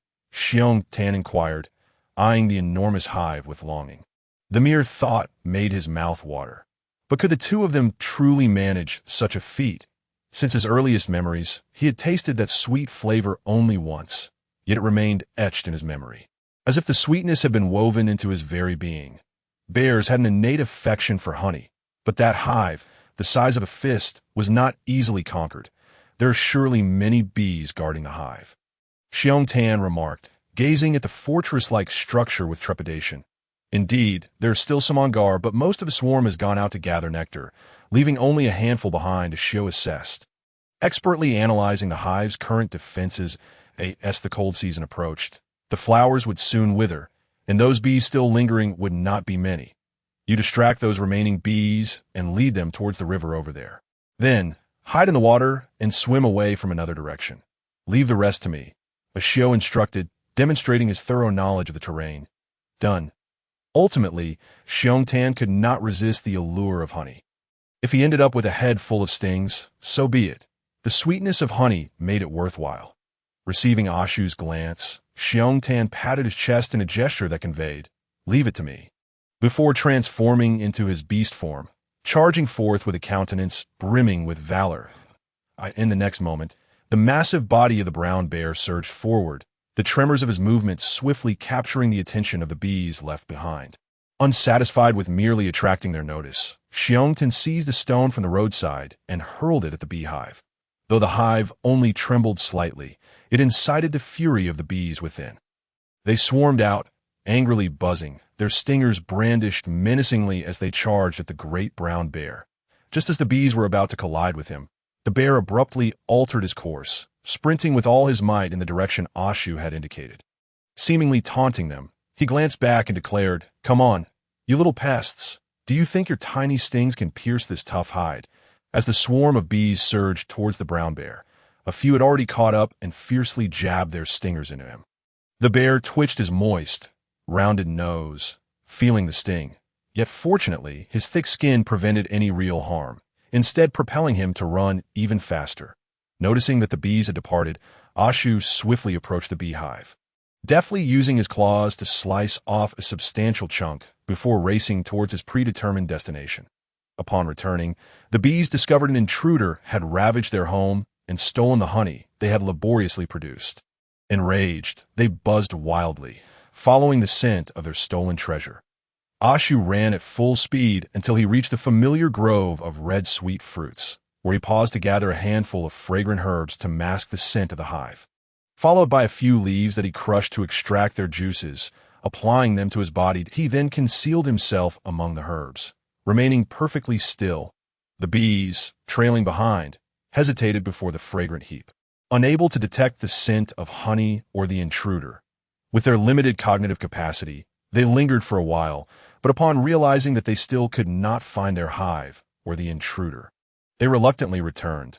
Having evaded the bees' pursuit, Ashu did not rush back. He placed the beehive beneath a chestnut tree and climbed up to retrieve a basket and animal hide he had previously stashed there. He carefully placed the hive inside, covering it with the hide, and resumed gathering chestnuts, tossing them down until he had cleared the tree of its bounty. After ensuring no chestnuts were left behind, he shouldered the basket and carried the hide, taking a detour to pluck a full leaf of spiky fruits and 2 milk fruits, recalling how joyful Zheng Yu had been when tasting the milk fruits last time. He remembered that she had added those spiky fruits to the stew, enhancing its flavor. After finishing with the fishing traps and carrying a processed Zheng Yu, he spotted Ashu standing outside her cave. Upon seeing Zheng Yu, Ashu's eyes lit up with a hint of joy. "Here." Zheng Yu accepted the offering, noticing a glimmer of gold through the gaps in the herbs. Upon unveiling the herbs, she discovered a piece of honeycomb, replete with sweet honey and numerous white bee pupae. "Where did you find this?" Zheng Yu exclaimed, her surprise evident that it was a fortuitous discovery. "I merely took a piece back," Ashu replied. His gaze shifted to the fish Zheng Yu was holding. "A spiky beast? Why did you catch it?" The spiky beast was inedible. Could she be intending to extract its bones for needles? "Ah, we refer to the spiky beast as fish, and it is indeed edible." Here it came, the inevitable revelation. "Edible? You've already tasted it?" Ashu's expression shifted dramatically. The beast folk had always avoided the spiky beast, not only due to its unpalatable flavor, but also because of a harrowing tale of a beast that had perished after consuming one out of desperation. Since then, no beast dared to partake. Yes, I tried it a few days ago, and I assure you, it is truly delicious, Zheng Yu insisted. Logically, feline creatures should enjoy fish. Perhaps the previous encounter had been mishandled, leading to an unpleasant experience. Ashu could not forget the anguish etched on the face of that beast before its demise. Yet witnessing Zheng Yi's earnest demeanor and sincere gaze, Ashu found himself wavering. "Is it similar to the basket?" he inquired, gazing at the fish in Zheng Yi's possession. "Huh. What do you mean?" she replied, momentarily confused that I was speaking of the fish. Could it be that, just like a typical vine, one could weave a basket using ordinary vines, and with a few additional ingredients, the meat becomes delectable? Perhaps, just as with the vine, the fish could transform under Zheng Yi's remarkable touch. Indeed, just like the basket. With the inedible parts removed in proper cooking, the fish can become quite delectable. For this fish, I have already removed the scales, innards, and gills that I plan to stew half and grill the other half. You may choose which flavor you prefer. Zheng Yu understood Ashu's intentions very well. Ashu, ever the adventurous spirit, was willing to trust Zheng Yu. His anticipation overshadowing any previous trepidation, he accepted her invitation into the cave. Cooking fish was straightforward. Zheng Yu cut the fish into small pieces, tossed them into a clay pot filled with water, and added slices of ginger, Sichuan pepper, ginger leaves, and a pinch of salt. Grilling the fish was even simpler. She skewered it and handed it over to Ashu to cook. Taking advantage of the free labor, Zheng Yu began to contemplate the honeycomb. She swiftly extracted the bee pupae, filling a large bowl in no time. Gazing at the plump, white, wriggling pupae, she felt a tremor in her hand, a mix of fear and disgust washing over her. Yet, she knew these were a delicacy, delicious when fried. Though lacking oil, ing them would suffice. Zheng Yu added some Sichuan pepper and then tossed the extracted pupae into the pan. The aroma wafted through the air, and she presented the sought-ed pupae on a wooden block. Beckoning Ashu to partake. Inhaling the enticing scent, she felt her mouth watering, torn between desire and the sight of the bowl filled with white, plump pupae, making it difficult to take the plunge. Ashu hesitated as he observed the slightly charred pupae. But after a moment's pause, he skillfully picked one up with chopsticks and placed it in his mouth. "How is it?" Zheng Yu turned to him, her face a mixture of eagerness and apprehension. "Delicious," he replied, surprised that something so small could taste so good. After swallowing, he reached for another. Seeing Ashu enjoy the dish, Zheng Yu hesitated but ultimately took a pupae herself, quickly chewing a few times. Indeed, it was quite pleasant. However, she mused that frying them would enhance the flavor further. She had a craving for fried foods, yet she pondered where to source the oil. After sampling a few, she set down her chopsticks. Recognizing the high protein content of the pupae and deciding to let Ashu indulge further. Noticing Zheng Yu had paused, Ashu retrieved the hide, unveiling a milk fruit. He cut it open and offered it to her. Zheng Yi's eyes lit up at the sight of the coveted milk fruit, and she cautiously added a bit to the fish broth, wishing to infuse it with a creamy essence. If the broth could not naturally achieve a milky hue, she would coax it into existence. She then relished the milk fruit with delight. Observing the chestnuts on the hide, Zheng Yu suspected Ashu had brought back the remaining chestnuts from the tree. While traveling to the Shindo's tribe, I also encountered traces of chestnuts. I have noted the location. It is not far from our tribe. I shall take you there to gather them next time. Ashu mentioned, pausing momentarily. Very well.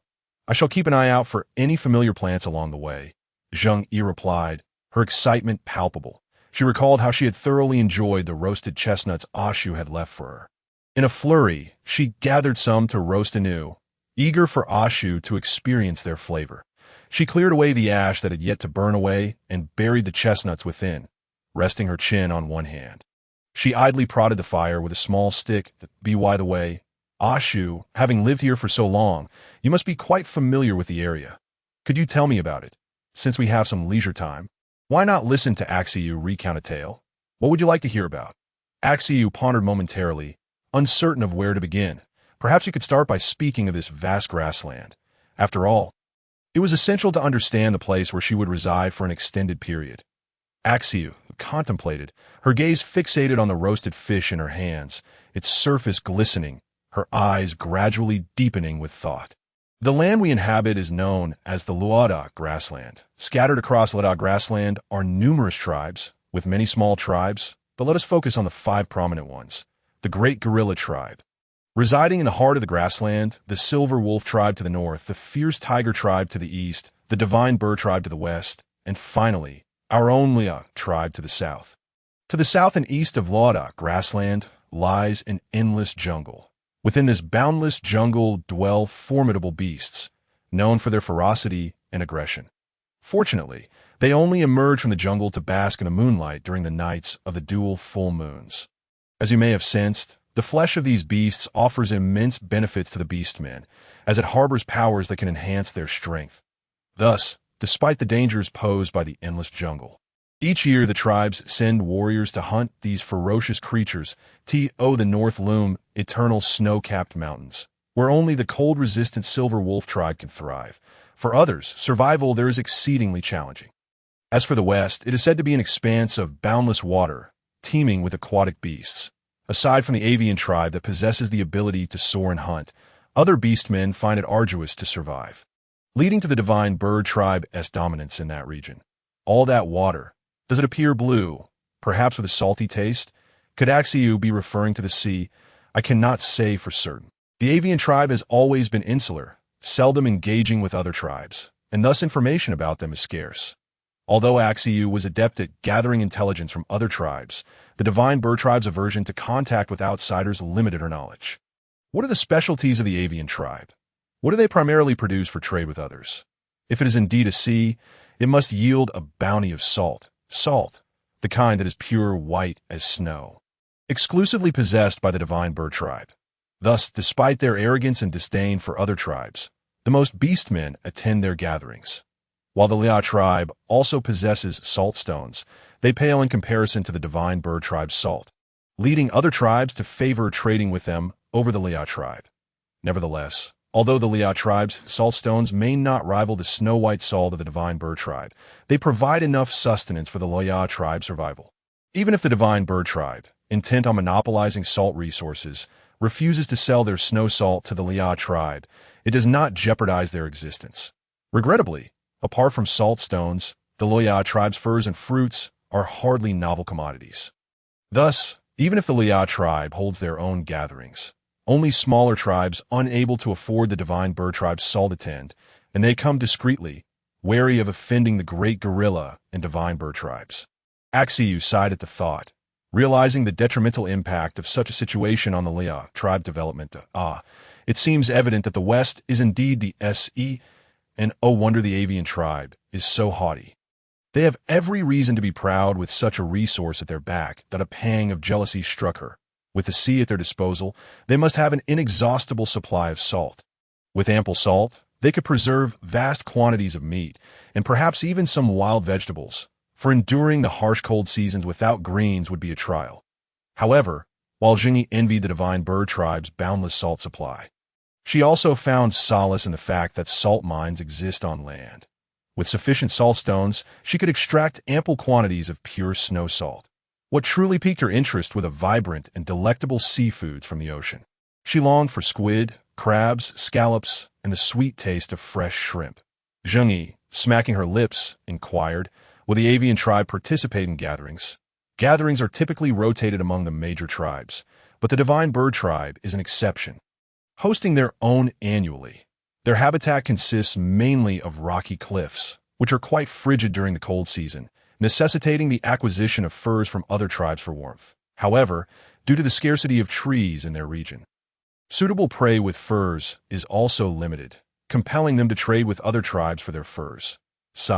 They possess salt and monopolize the market, indeed attracting a multitude of beasts to their gatherings.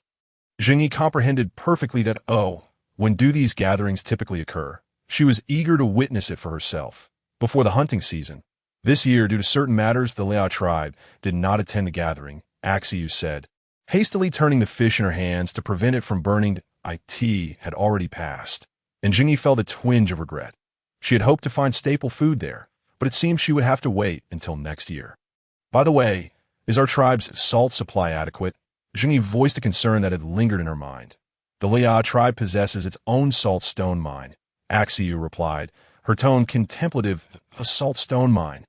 How intriguing that I, too, have a stake in this monopoly. Zheng Yu's mind buzzed with the realization of her own position as a capitalist.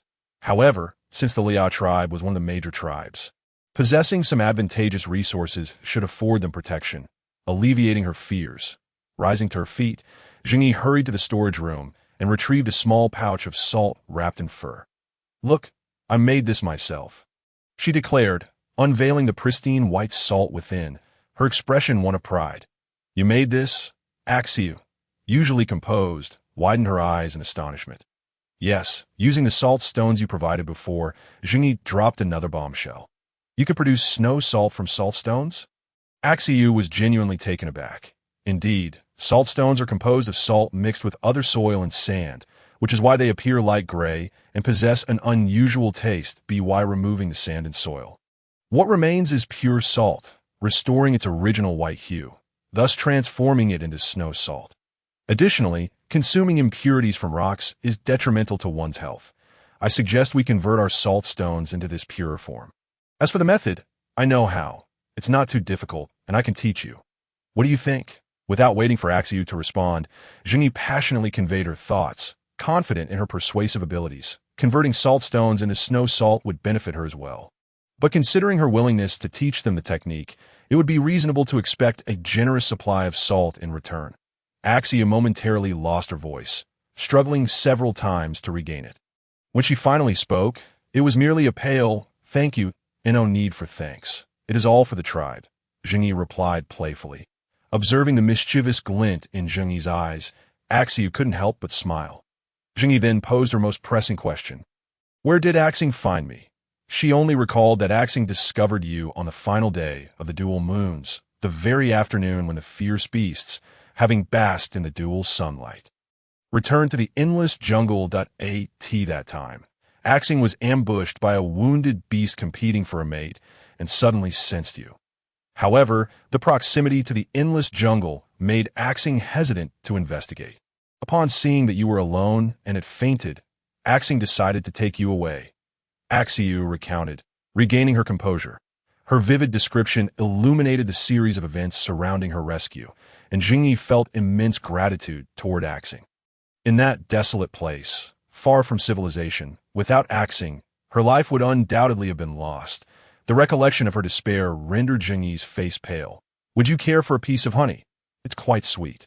Axiu offered, cutting a chunk from the honeycomb. All young females have a penchant for sweetness, and a little taste could greatly lift their spirits. Yes, thank you. Zheng Yu accepted the honey and took a small bite. Sweet, not overwhelmingly so, but rather imbued with a delicate fragrance. Delicious. Zheng Yu's eyes sparkled as she savored the honey. You should try some too. It's truly delightful, better than any honey I've tasted before. As Zheng Yu observed that Xiao had not eaten, he broke off a piece from the untouched portion in his hand and offered it to Xiao. Xiao's gaze flickered slightly, and after a brief moment of hesitation, he accepted the small piece of honey. Indeed, it was remarkably sweet. That Xiao discreetly chewed on the honey in his mouth. The fish was ready, and it was time to add salt. Zheng Yu took out a spoonful of salt, mixed it with a bit of water to create a concentrated brine, and carefully applied it to the surface of the grilled fish. The moisture on the surface evaporated, and Zheng Yu was the first to pick up a piece of fish and taste it. The fishy odor had been almost entirely eliminated through cooking, leaving only the enticing aroma of the fish wafting through the air. Xiao couldn't help but marvel internally at how fragrant the fish was, feeling a sudden desire to eat. Although Xiao trusted that Zheng Yu would not jest with his life, upon witnessing Zheng Yu consume a piece of fish, he instinctively tightened his grip on the stick that held the grilled fish. His gaze fixated on Zheng Yi's mouth, that he watched as Zheng Yu chewed a few times and finally spat out a tiny fish bone before swallowing the fish meat. Delicious, Zheng Yu declared, transferring the piece of fish at the top of the skewer into a bowl and continuing to eat with enthusiasm, encouraging Xiao with every bite, concerned that Xiao might struggle with the fish bones. Zheng Yu cautiously avoided them, and prepared a bowl of warm fish soup for him, signaling for Xiao to place the grilled fish on a leaf and drink the soup first. Xiao lifted the milky white fish soup to his lips and took a careful sip. Tasty! The delicious flavor of the fish soup instantly captivated Xiao's palate. After finishing the soup, he picked up the grilled fish, mimicking Zheng Yu's actions, and used chopsticks to bring a piece to his mouth. Remember to spit out the fish bones before swallowing, Zheng Yu advised him. Xiao replied, sitting up straight with a serious expression.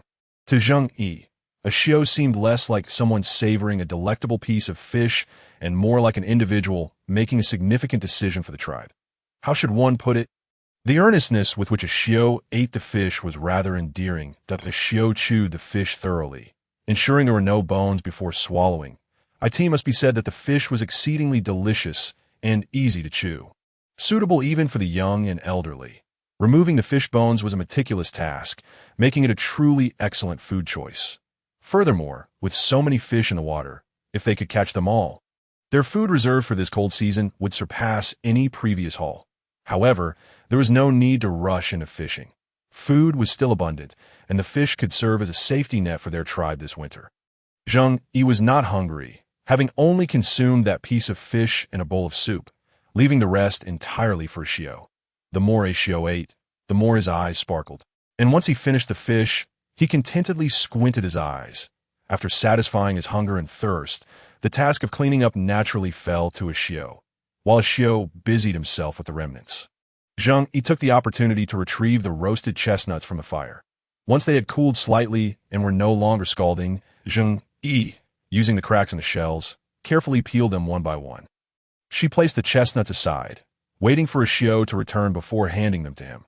Today, she had certainly made Xiao familiar with the taste of chestnuts. Upon returning and sampling the chestnuts, Xiao was indeed pleased. These chestnuts are so delicious.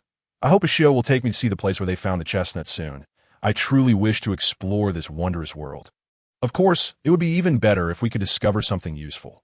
After enjoying the chestnuts, Xiao departed, leaving behind all the chestnuts he had stepped on, which Zheng Yu noticed were wrapped with milk fruit and Sichuan pepper. And the honeycomb was only half cut, with all the remaining portions filled with sweet honey. Zheng Yu was reluctant to leave the honey outside, fearing it might attract insects, gazing at the sizable chunk of honey in her possession. Zheng Yu felt a surge of delight. Perhaps she could brew a honey flower tea in the afternoon. Given her recent diet had been rather greasy, it would be just the remedy to cleanse her system. Zheng Yu resolved to take a good rest, intending to gather some flower petals in the afternoon, while also collecting some vines to weave a curtain to hang at the entrance, providing some privacy during her evening baths. After preparing a bit, she felt assured enough to wash her face with water, then removed her shoes and socks, immersing her feet in the pleasantly warm water, which relaxed her body and mind. Indeed, nothing compares to warm water, Zheng Yu thought quietly as she soaked her feet until the water cooled before withdrawing them. After disposing of the water, she flopped onto the bed. Do you think that method could also be applied to other beastmen? Fu Zhuoqin's voice was soft, as if he were merely speaking to himself. Wu Li stood nearby, offering no reply, aware that Fu Zhuoqin did not require his answer. If it could be used, perhaps it could save more lives, Fu Zhuoqin sighed. Since the moment she was chosen as a shaman apprentice, she had been constantly exposed to injured beastmen, witnessing far too many perish due to lack of treatment. However, that severely injured beastman who had been beyond her help had awakened after undergoing this method of treatment. Although he was not a shaman apprentice, having only seen the treatment method elsewhere, she had personally witnessed the entire process and confirmed that the beastman named Qing Shi, despite sustaining some injuries to his essence, had indeed survived. This living example validated the effectiveness of the method. The Divine Deer clan may have received the blessings of the beast god, as every member could identify several simple herbs. Through generations of trials and accumulation, each shaman healer had come to know an increasing number of herbs. However, some injuries remained untreatable even with herbs, indicating that merely knowing about herbs was insufficient. Zheng Yu's treatment method was something she had never encountered before. Perhaps there were even more unknown methods out in the world. The Divine Deer clan had remained secluded for far too long, to the point where its members had lost touch with the outside world, becoming complacent and arrogant. even believing themselves to be the strongest. They seem to have forgotten that their ancestors gained strength by traversing the Loda grasslands, gradually accumulating power until they became the mightiest shamans of the region. Perhaps, as Zheng Yu suggested, only by severing the bad could one achieve rebirth. Fu Zhuoqin smiled silently, suddenly feeling a strong curiosity towards that bold little female. His previous invitation to Zheng Yu had not been mere words. He genuinely hoped she would visit the divine deer tribe in the future. After all, once she became a shaman healer, it would be challenging for her to leave the tribe again. It had taken much effort to allow her to come out this time. Wu Li. Let us find Zheng Yu. Fu Zhuoqin's eyes lit up, and he stood up, preparing to exit the cave. Observing Fu Zhuoqin's cheerful demeanor, Wu Li pursed his lips. We do not know where she resides. Fu Zhuoqin's body stiffened momentarily before casually retracting his foot. Then you should inquire about it. Understood. Wu Li cast a quick glance at Fu Zhuoqin's eager face before stepping out of the cave. Since Fu Zhuoqin had been designated as the next shaman healer, he had rarely displayed strong emotions that he recalled when he first met Fu Zhuoqin. She had merely been a kind and curious little female about the outside world. It was a rare opportunity to venture out. With him by her side for protection, nothing untoward would happen as for the shaman's admonitions. The shaman was not present, and without anyone to voice them. How would he know? Standing in the sunlight, Wu Li's typically expressionless face showed a rare hint of confusion. He was adept at fighting, but when it came to gathering information, he found himself at a loss. After pondering for a moment, he headed towards the cave where Qing Shi was temporarily residing. Meanwhile, within the cave, Qing Shi and Xiao sat across from each other, both wearing solemn expressions that it is possible that our previous method of handling things instilled fear in them, causing them to temporarily retract their claws. Thus, even when encountering their hunting party during the hunting season, they chose not to create trouble that we initially believed this hunting season would pass without incident. But unexpectedly, they launched a surprise attack on the cave where we temporarily stored our prey. Qing Shi said, indignantly striking the stone bed beneath him. Did you discern who they were? A glimmer of cold light flickered in Ashu's eyes. He had initially believed that the lesson from last time would render them more compliant for a while. However, since they chose to disregard the rules, the Loya tribe would no longer need to endure. Next time, he would show no mercy. Those orcs blackened their faces with branches to conceal their identities, making it impossible to determine their tribe. Their fighting style was exceedingly treacherous, as if they had no regard for their lives. At that moment, half of the orcs guarding the prey were lured away, leaving them short-handed. Fearing it was merely a diversion, they did not pursue. Yet that group of scoundrels did not fare well. Each one was left grievously injured. Even if they managed to escape, their survival was uncertain. Qing Shi spat vehemently. I understand. Focus on healing your wounds. Do not skimp on food. Eat heartily. The tribe's patrols need to be strengthened, and there will be ample tasks for you to undertake. This time, I've been injured at my core. My battle prowess may never fully return. Qing Yu's eyes were tinged with red. Those despicable fiends. He hoped never to cross paths with them again. Yet you remain a formidable warrior of the Lao tribe. Not entertain thoughts of idleness. Your responsibilities will not diminish. Ashu raised an eyebrow. I understand, Qing Shi replied, wiping his face with a hand. What sort of true warrior would dawdle? He had no time for sentimentality. Even with his core injured, he could hone his combat skills through relentless practice. Both Ashu and Qing Shi turned their gazes towards the cave entrance. Upon entering, Wu Li was met with the simultaneous stares of the two, causing a crack to form on his eternally frozen expression. Wu Li pursed his lips and spoke. Zheng Yu, where do you reside? What do you need her for? Is there something amiss? Ashu's voice remained warm and courteous, yet the slight upward curve of his lips gradually faded.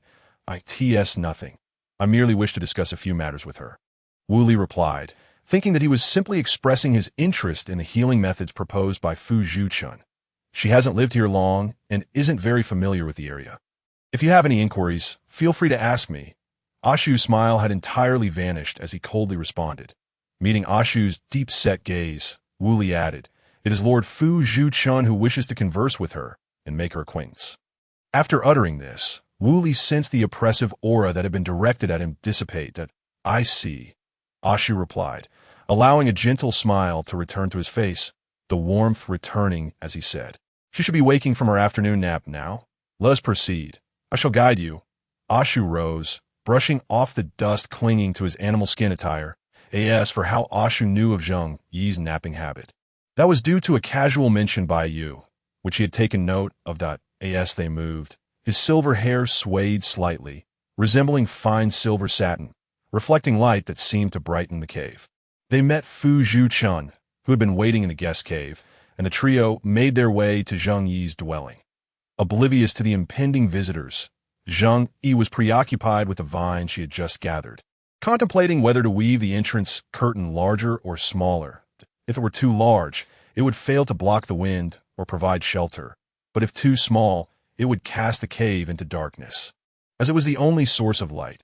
Unsure of how to proceed, Zheng Yi hesitated to start weaving the vine curtain, lost in thought when the three arrived, finding her dazed, holding several vines. "Zheng Yi, this is Fu Zhu-chun. She wishes to chat with you," Ashu said, quickening his pace upon seeing Zheng. Fu Zhu-chun smiled kindly at Zheng. "Hello, I am Fu Zhu-chun from the Shenlu tribe."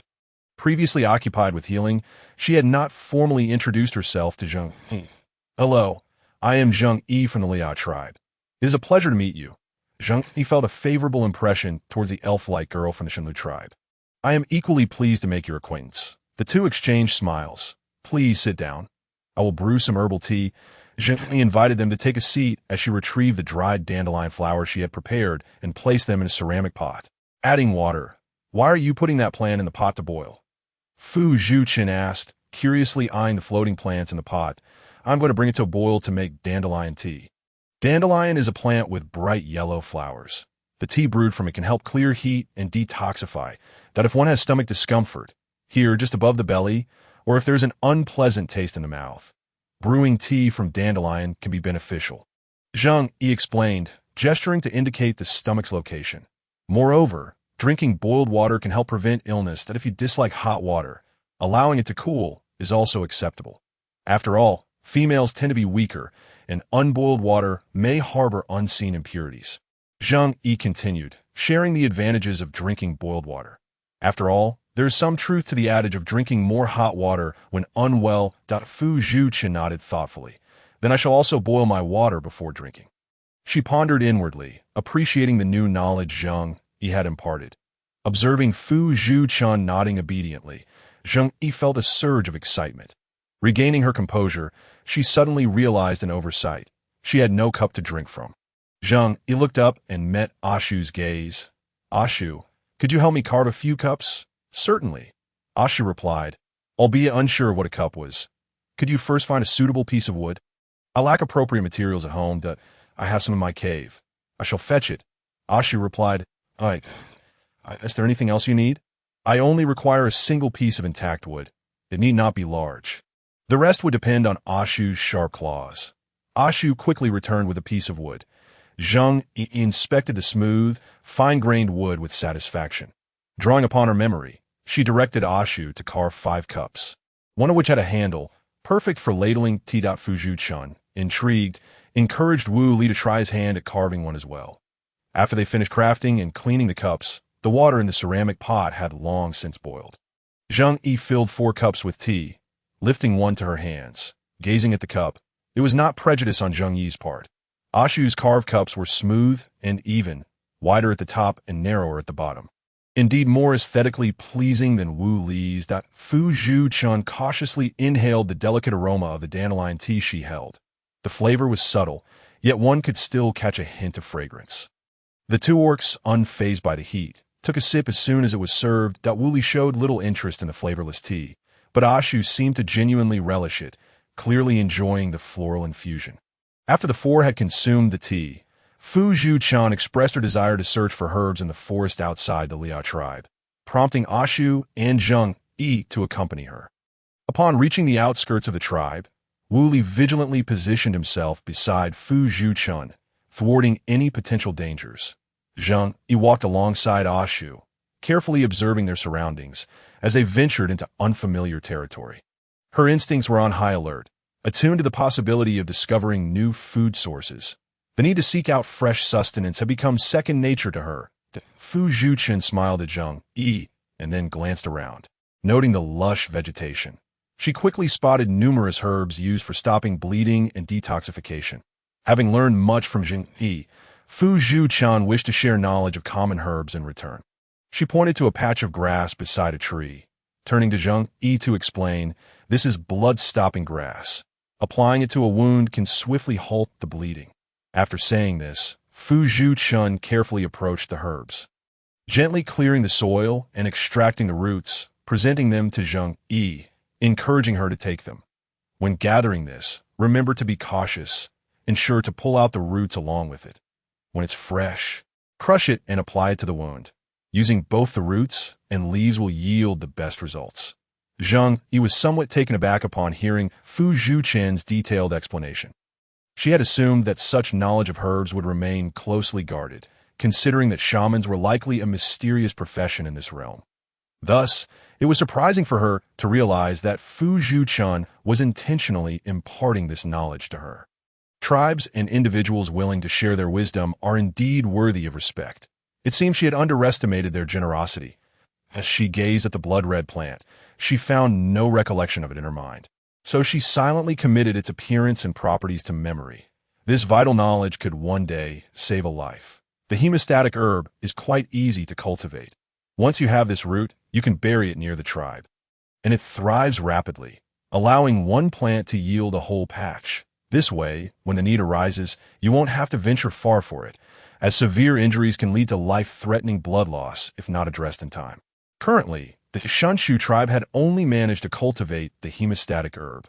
For reasons unknown, other transplanted herbs struggled to survive. Thus, whenever they required herbs, they still had to forage in the forest.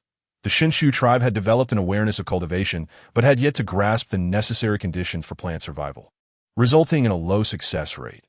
Zheng Yu silently resolved to embark on her own planting endeavors come spring. As Fu Zhuchen continued to gather herbs that needed processing, he placed them into his small leather pouch, occasionally offering brief insights on those suitable for immediate use. By the end of the outing, Zheng Yu had become acquainted with several new herbs, the most exciting of which was a cluster of pest-repelling plants.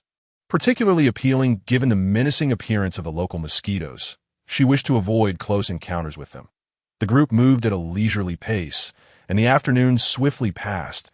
As dusk approached, they did not linger and returned to the tribe, their hands full of bounty. Zheng Yu felt immense satisfaction from this excursion. Not only had she learned about several herbs, but she also fortuitously collected some mushrooms and a bunch of chives. The forest was rich with mushrooms, but during her previous outings with the foraging teams, they had been too hurried to gather these forest delicacies. Accompanying Fu Zhuchen to collect herbs felt more like a delightful outing. And while he was occupied, Zheng Yu began searching for edible mushrooms. The forest boasted a myriad of mushroom varieties, yet she only recognized two. One was the common brown mushroom often found in supermarkets, though its name eluded her at the moment. The other was the bamboo fungus, revered as the king of mountain delicacies, distinguished by its unique appearance, growing a lace-like skirt of netting around its sides, resembling a girl in a flowing white dress with cascading dark hair. Its beauty was captivating, and it had been celebrated as a premier delicacy for over 1,000 years, leading to its considerable price today. Thus, Zheng Yu knew she had never tasted it, its allure lying in its exquisite form. Another striking mushroom she encountered was vividly yellow, growing upon a decayed branch, a type she could not identify. Having heard the adage, wild mushrooms should not be casually gathered. The more vibrant the color, the more likely they are toxic. She initially hesitated to collect it. However, upon Fu Zhuchen's assurance that this particular mushroom was safe to eat, she cheerfully gathered them all. Indeed, the decayed branch yielded a substantial collection of mushrooms. Zheng Yi's hands were full, and even Ashu struggled to hold them all, ultimately crafting a hasty vine net to contain them. Among the bounty were many edible varieties, alongside an array of vividly colored toxic mushrooms. The crimson ones speckled with white dots were immediately recognizable as poisonous, instilling no desire to approach them. Yet, there were many stunning, ethereal mushrooms that, despite their inedibility, drew her closer, tempting her to pluck one for her collection. One particularly enchanting luminescent green mushroom caught Zheng Yi's attention, compelling her to reach out and touch it. Fortunately, Ashu intervened, warning her that the surface of such glow-in-the-dark mushrooms was toxic, causing decay upon contact. Terrified, Zheng Yi resolved to keep her distance from these beautiful fungi, content to admire them from afar as a means of broadening her knowledge. She spotted the bunch of chives on the return journey to the tribe. Although it appeared modest in number, the size of the plants here was impressive, resulting in a generous bundle as the sun began to set. The orcs returned home, and Zheng Yi encountered many fellow orcs on her way back, realizing just how many neighbors resided nearby. Typically, she had not crossed paths with others, leading her to believe her dwelling was rather secluded. The orc she encountered seemed to share a close rapport with Ashu, greeting him warmly, which piqued their curiosity about Zheng Yi. The innocent orcs had clear, curious gazes, and she reciprocated their friendly greetings. Initially, she intended to discuss the purification of salt with Ashu, but this plan was disrupted, and she ultimately forgot to bring it up, observing Ashu help her set aside the mushrooms and chives. She smiled wryly. There was still time. Discussing it tomorrow would suffice. As for the preparations for these ingredients, Zheng Yi had already devised a plan. Mushrooms could be preserved. Dried properly, they could last for years. Tomorrow, she intended to wash them thoroughly, storing half in her space while drying the other half in the abundant sunlight, perfect for mushroom dehydration. As for the chives, lacking eggs for a chive and egg stir-fry. She preferred to pickle them with salt for future enjoyment during the cold season. Before she could arrive home, she was greeted by the voice of Yu, exclaiming, "You're back." She rushed into the room. Yes, I accompanied Fu Zhu-chan on a stroll through the nearby forest to gather some herbs. Wow, why didn't you call me? I wanted to join Fu Zhu-chan in foraging for herbs. Yu pouted, clearly wanting to join in the fun. But didn't T.A.'s mother forbid you from going out these past few days? Zheng Yi replied, knowing that if Yu ventured out, she would likely disappear without a trace, herbs or not. Alas, while you all enjoy yourselves, I'm left alone in the tribe, she lamented, her shoulders drooping in a pitiful manner. Zheng Yi chuckled, choosing not to indulge her further. Instead, pointing to the mushrooms, "These are mushrooms, a delightful treat. Would you like to try some?"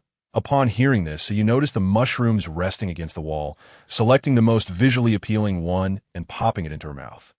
However, before she could chew for long, she spit it out, her face contorted in disgust. "This is absolutely dreadful. You must be joking. How could this be considered delicious?" Yu complained, her face green with distaste. Seeing Yu's exaggerated reaction, Zheng Yi felt a sense of exasperation. She had intended to tease her a little, but Yu's quick reflexes had led her to immediately sample the raw mushrooms. "I hadn't finished explaining yet. These mushrooms, much like sweet potatoes, require cooking to become palatable. If you want to savor their flavor, you should bring back a chicken tomorrow.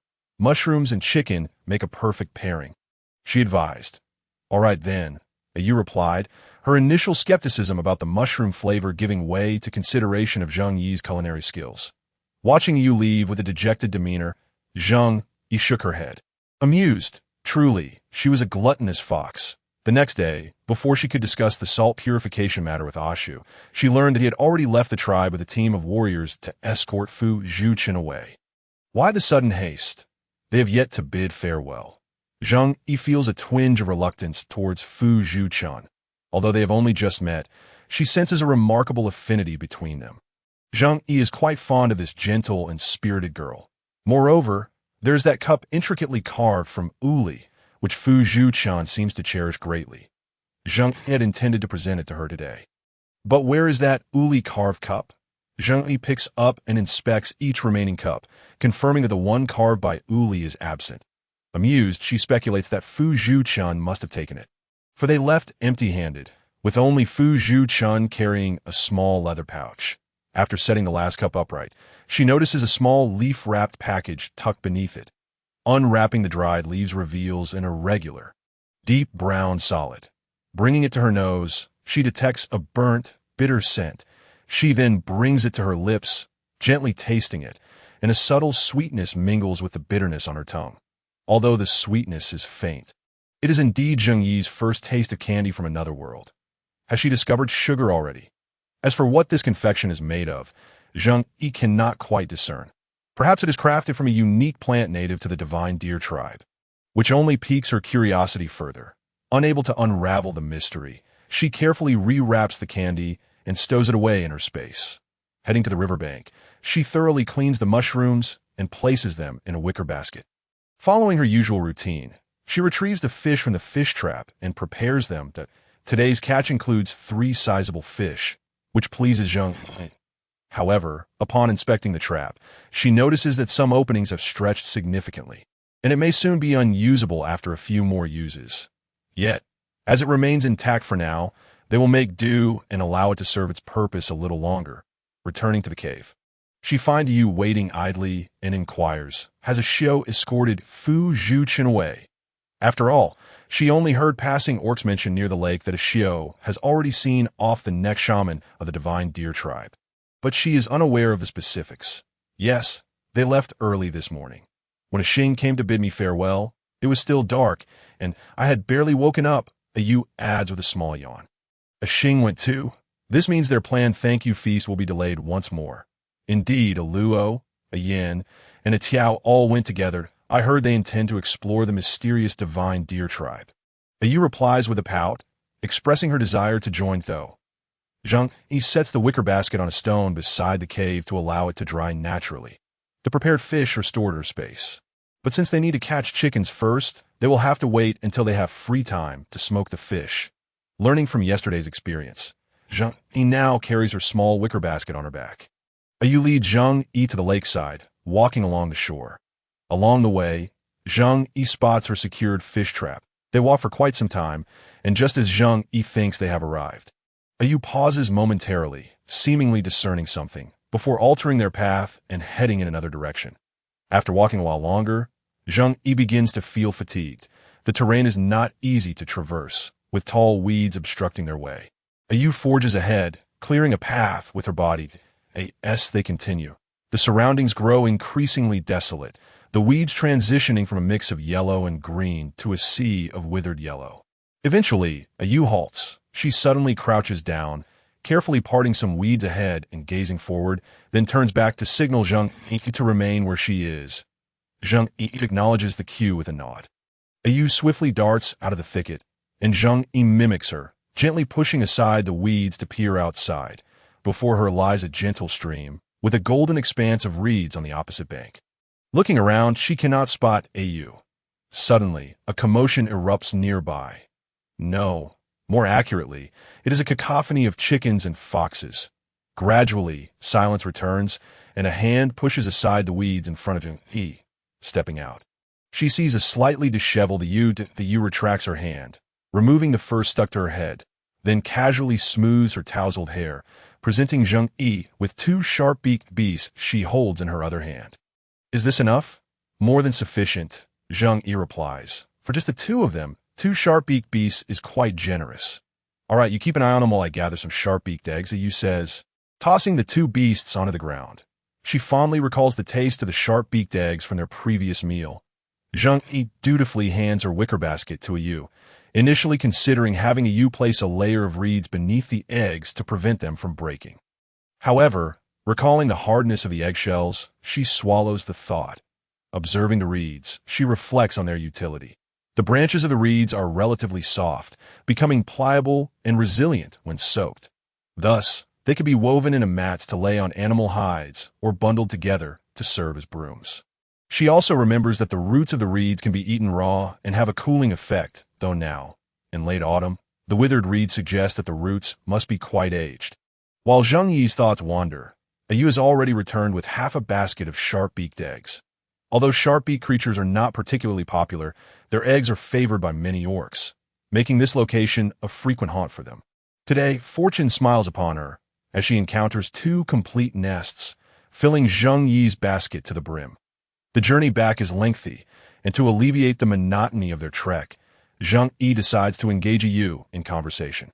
A Yu, have you ever encountered any peculiar plants? She asks, revealing her desire to discover useful flora.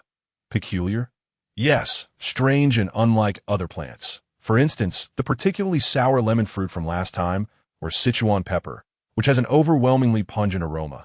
Those are examples of unusual plants. In that case, I recall a certain plant covered in sharp thorns, with an exceedingly foul odor that no beast would dare approach, leading to its abandonment over time. Surely she cannot be referring to durian, with its exterior covered in sharp spikes and its odor quite foul. It is almost certainly durian. Point one must note that he rather enjoys eating durian. Zheng Yi's mind suddenly came alive as she experienced a stroke of good fortune, which brought her great joy. The two of them chatted and laughed. Although the journey was somewhat lengthy, it was not unbearable. Along the way, Zheng Yi listened to Yu recount numerous fascinating tales of peculiar flora and fauna. For instance, she spoke of birds that, while not beastmen, could sing in beast language, and of vines that seemed to possess consciousness, striking those who ventured too close. There were also the snow lotuses that grew on snow-capped mountains and were said to possess the power to revive the dead. Among other wonders, however, what intrigued Zheng Yi the most were the beastmen of the western seas, whose upper halves were human and lower halves were fishtails. They resided in the depths of the ocean and on small islands, seldom interacting with their terrestrial counterparts, which is why encounters with them were rare. When Zheng Yi first heard of these beastmen, the phrase mermaid flashed through her mind. The description of their form mirrored that of a mermaid. On Earth, she had heard countless legends about mermaids, most of which were chronicled in fairy tales, myths, and ancient lore. Despite her frequent internet browsing, where she stumbled upon articles claiming the discovery of mermaids, she knew those were often sensationalized for attention. The truth of their existence remained unknown. Yet in this wondrous world, mermaids, or beastmen resembling them, were indeed real. Though few had seen them, the mere fact that some had was evidence of their existence. If they existed, perhaps there was a chance she could behold them with her own eyes. The thought of possibly encountering and even interacting with such legendary beings filled Zheng Yi with exhilaration. Thus, she naturally added a new plan to her itinerary, to seek out the mermaids before returning home. However, since the mermaids were quite distant, she had to tuck this desire away for the time being. Returning to reality, Zheng Yi eagerly sought a particular plant she urgently needed. According to Yu, this tree, known as the cotton tree, produces large oval fruits after its flowers fall, but its fruits are inedible, as they contain not sweet pulp but rather a soft, fibrous substance. The description of the cotton tree closely resembled that of the kapok tree on Earth, also known as the hero tree, whose flowers and roots have medicinal properties, alleviating dampness and detoxifying. After the flowers fall, the kapok tree bears oval fruits, which do not contain flesh but rather cotton fibers and seeds. The cotton can be spun into thread, which in turn can be woven into cloth, suitable for making garments. Zheng Yi was particularly keen on acquiring fabric, as animal hides could serve for outerwear, but wearing them as undergarments would likely be uncomfortable. Even if she could not weave fabric, having cotton would be immensely helpful, especially since her relatives were soon to visit, and she certainly did not wish to entertain them with mere ash and grass. Upon discovering the kapok tree, she could no longer focus on anything else. Hearing Yi mention that they used all the cotton for kindling, Zheng Yi felt tears welling up in her heart. Although cotton was indeed an excellent igniter, it was still a painful loss to Yu. Let us first go see the cotton tree. How about this? After we finish our meal, we shall head there. She could not wait any longer. Only by gathering the cotton could she find peace of mind. Aren't we supposed to be foraging for durian? Are you perhaps afraid? Yes, we must gather durian. But first, we must visit the cotton tree. Its fruits are of great utility to me. But you really cannot eat it. Yu sighed dismally. I do not wish to consume it. I need it for crafting. Thus, in Yu's mind, Zheng Yi was perceived as a glutton who would eat anything. Very well, you'll understand once you have tasted it. The fruit of the cotton tree is akin to gnawing on tree bark. It is truly unpalatable. As the two returned to the lakeside, they encountered Hong Yi, who was washing by the water's edge. Zheng Yi, have you just returned from foraging? Oh, what are you doing with the pointed-mouthed beasts? The pointed-mouthed beasts, with their abundant fur and meager flesh, were generally avoided as food. Only in times of extreme scarcity would anyone consider catching them for sustenance. How could she have forgotten? Today was indeed the day for gathering. When the pointed-mouthed beasts were mentioned, Yu mysteriously added, well, The nearby fruits have been mostly gathered, and we do not need so many people. So we shall skip that as for the pointed-mouthed beasts. Ha ha, Zheng Yu will prepare a delicious dish for me. Although Hong Yi said nothing, her eyes clearly conveyed skepticism. She did not believe it. During times of food shortage, she had reluctantly eaten pointed-mouthed beasts. The unpleasant taste still lingered in her memory, with nauseating clarity, as Hong Yi approached. Zheng inadvertently caught sight of some marks on her body. Flushing with embarrassment, Zheng Yi quickly averted her gaze, thinking to herself that such matters were not for her, a lone wolf. Hong Yi sensed Zheng Yi's gaze and blushed, offering a shy smile. It was all the fault of Deshawn, who had been warned to be gentle but had ignored the advice. Instead, twisting the flesh at the waist of the nearby beast man with vigor, Deshawn felt his partner's little gesture and scratched his head, trying to relax his muscles.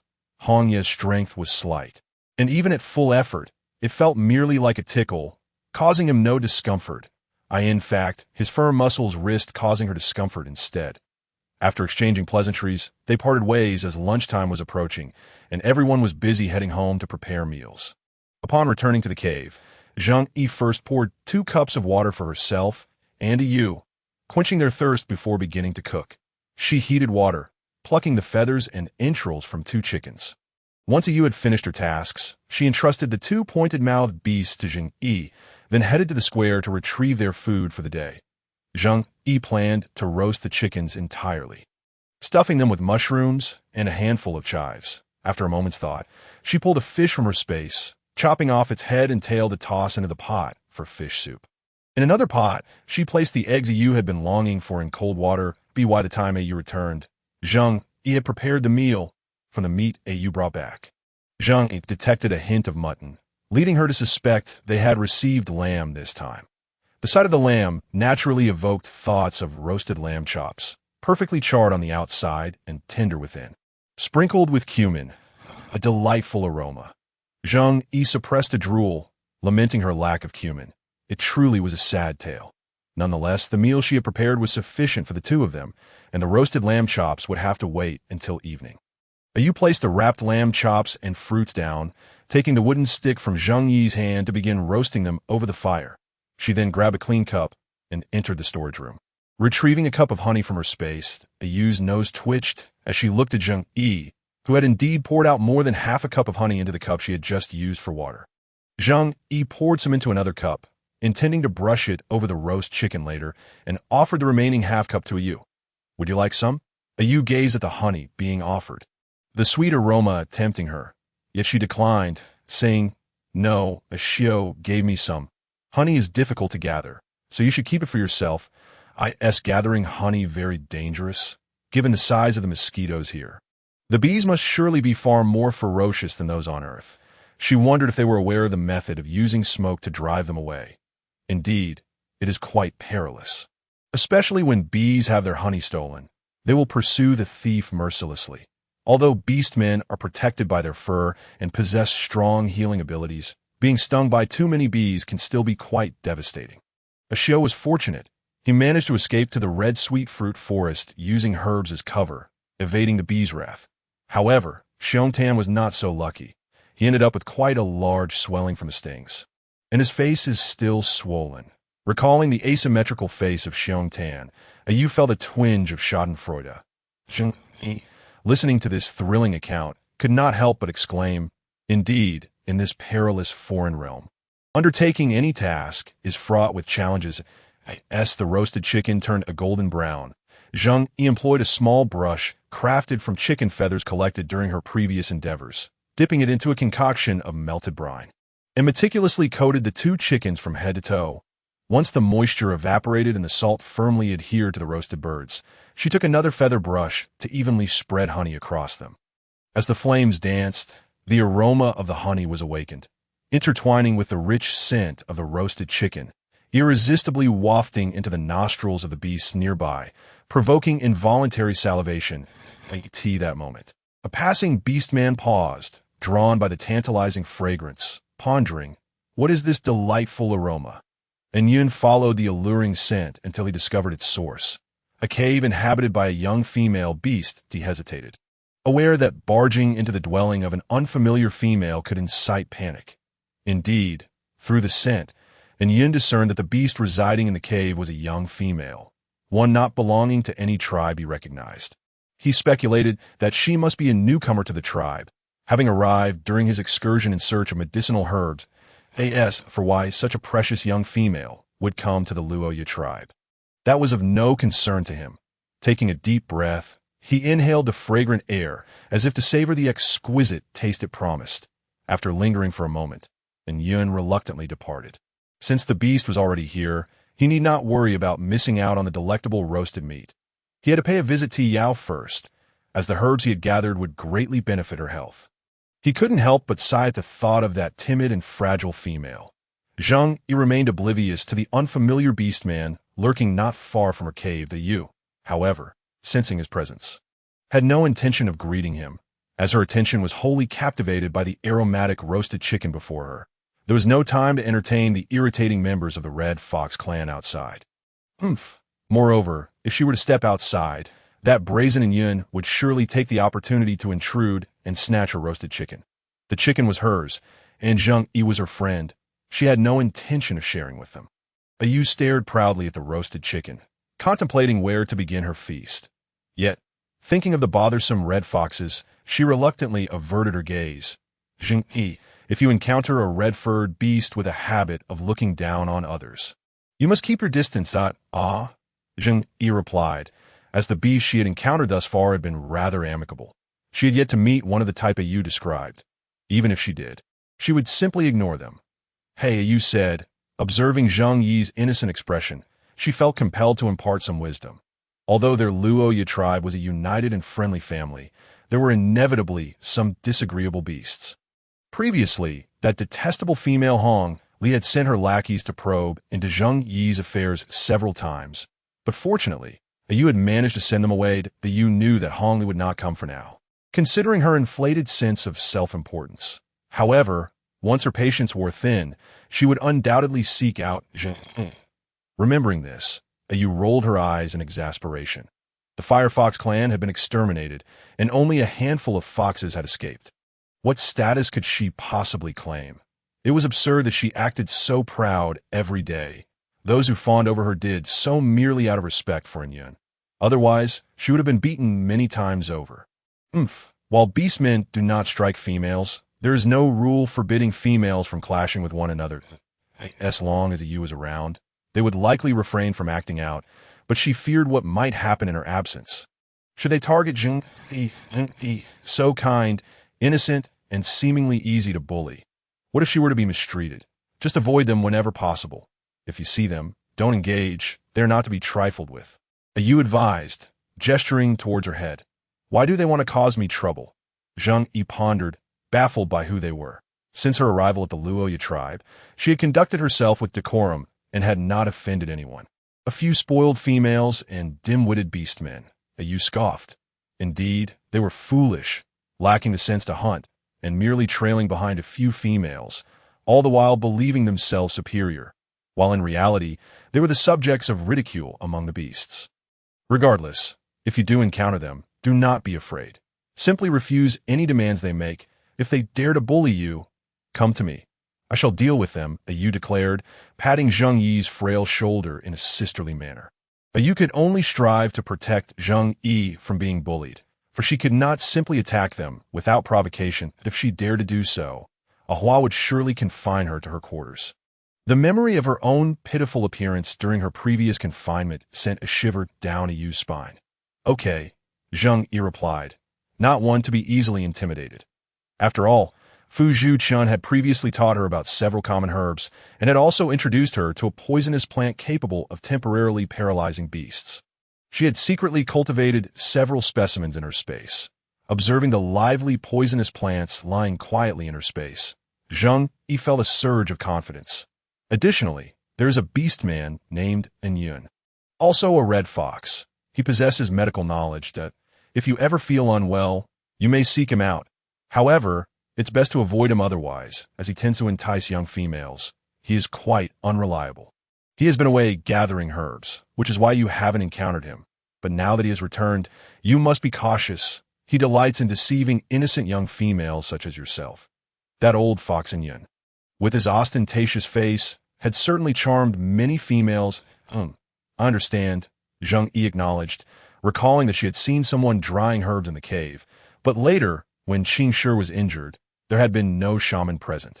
It turned out he'd been out gathering herbs, yes, for other matters. Zheng Yu had no intention of pursuing romance here.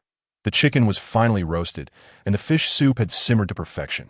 Upon Zheng Yi's signal that it was time to eat, Yu swiftly tore off a chicken leg, disregarding the heat, and stuffed it in her mouth. Delicious! Even better than last time, she exclaimed through a mouthful. Of course, this time I added honey. It elevates the flavor of the roasted chicken to a new level. The honey in this foreign realm seemed to be an enhanced version, sweet yet fragrant, and one could indulge without feeling overwhelmed. Although Zheng Yi's appetite had increased, it still paled in comparison to that of the native beastmen.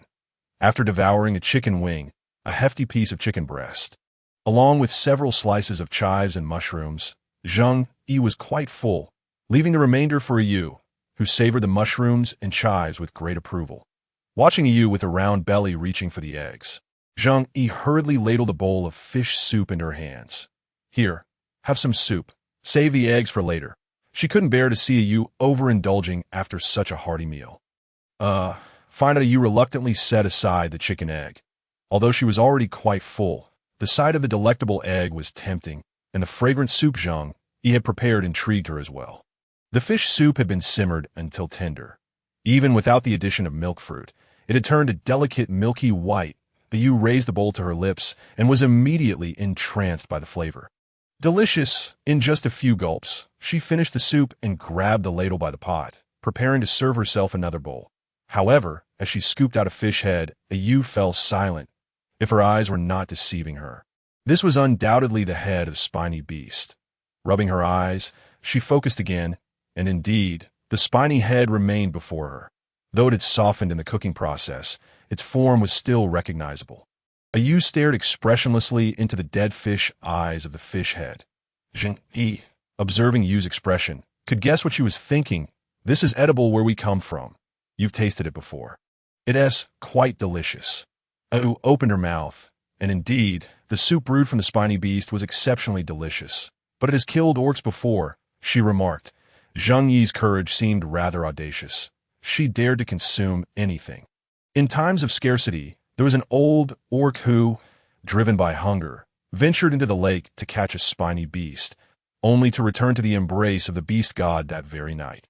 He might have been choked by the fish bones, but as long as one carefully removes them, danger can be avoided. That I have consumed several already, and Ashu has tried it too. Are we not thriving? Zheng Yu, fearing her argument lacked conviction, invoked Ashu's name for support. Yu appeared swayed, setting down the fish head and cautiously ladling another bowl of fish soup, this time with utmost care. Observing Yu's demeanor, Zheng Yu said nothing and took the spoon to sip from her own bowl, taking small, measured sips. One must allow the beast a gradual acceptance process. After all, Zheng Yu took responsibility for cleaning up the remnants. As Yu, having finished her meal, leaned against the cave wall in a state of despondency. After a while, feeling no ill effects, Yu was rejuvenated once more.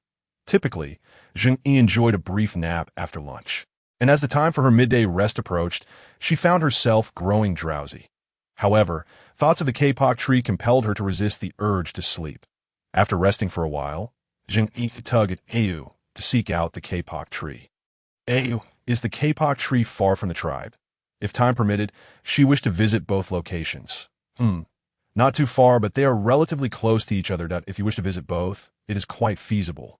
Yu replied, referring to the fragrant fruit with a name she had assigned. Durian. Zheng Yu clearly had a fondness for it, and Yu understood that she intended to go there. All right, as long as we can return before dark. I shall visit both places that would be ideal to gather cotton and durians. However, it soon became evident that Yu's interpretation of not far differed from Zheng Yi's understanding. Yu, in her beast form, carried Zheng Yu for over 2 hours before they arrived at the kapok tree's location. Zheng Yu struggled to find the words to describe the scene before her. Fluffy white cotton floated in the air, growing denser as they ventured deeper, resembling a thin layer of fog suspended in the atmosphere. The cotton swirled around them, and the gentle breeze brushed against their exposed skin, causing it to redden and itch almost instantly. Zheng Yu fared better, wearing long pants and sleeves, but Yu was not so fortunate. Hiss, Yu exclaimed, finding the sensation more irritating than a bug bite. Unable to restrain herself, she scratched at her skin, leaving behind several angry red marks. Zheng Yu, let us observe from here. We need not venture further in, she suggested, clearly distressed by the torment they faced even at the periphery. That I shall go alone. I need to gather some. You should withdraw to a place free of this cotton and wait for me. Zheng Yu replied. Seeing Zheng Yi's composure, Yu acquiesced. All right, during the harvest season, no other beasts come here, so it is quite safe. Call for me when you are finished, agreed, Zheng Yu affirmed before stepping in alone. Once Zheng Yu entered, Yu swiftly retreated until the cotton was no longer in the air. Inside, Zheng Yu dared not breathe normally, fearing that a deep inhalation might draw the cotton into her nostrils. No wonder Yu felt secure leaving her here. The silence was profound, devoid of even the sounds of insects. As she approached, she noted that the trees indeed resembled kapok trees, albeit only in appearance. For the cotton typically formed in March or April, while the current season suggested they were well into autumn. The trees grew thick and lush, bearing an abundance of fruit, clustered together in tight formations. It was no surprise that the cotton was so dense in the air. The oval-shaped outer shells had long since split open, exposing pristine white cotton that evoked the illusion of clouds descending from the heavens. Moreover, the kapok tree was particularly accommodating, standing at a modest height of 2 meters, allowing Zheng Yu to easily reach the cotton. Each clump of cotton was as large as her head, soft and springy. Furthermore, it seemed her spatial storage could not accommodate living matter. Perhaps the cotton on the tree was deemed to possess life fluctuations by her space, hence only the cotton she plucked could be stored within. With no one else around, she felt secure using her spatial abilities, ceasing only after collecting enough cotton to fill half a cave. Before departing, Zheng Yu symbolically placed a clump of cotton in her woven basket. As she made her way back to where she had parted from Yu, she cleared her throat and called out, "Oh!" Hearing Zheng Yu's voice, "Oh!" adorned a shroud of leaves, hurried over, observing the mass of foliage approaching her. Zheng Yu remarked, "How clever! This will reduce contact with the air." Yu proudly shook the leaves draped over her. Indeed, a brilliant idea, Zheng Yu praised as she grasped Yu's arm, urging her to leave. Once they had completely exited the cotton-laden area, both exhaled in relief. Yu peeled off the leaves she wore and addressed him, "Let us head to the stinky fruit, or rather, the durian." Yu preferred the name durian, thinking it sounded much more pleasant. The two locations were indeed in close proximity, and as the scent in the air intensified, Zheng Yu discerned they had arrived without needing Yu's confirmation. Yet besides the durian's aroma, Zheng Yu detected another familiar and somewhat pungent scent in the air. The combination of the two odors was overwhelming. She found it difficult to endure, let alone for the keen-nosed ORC that it was no wonder orcs were averse to this place. Nonetheless, the durians appeared to be of exceptional quality, each round and plump.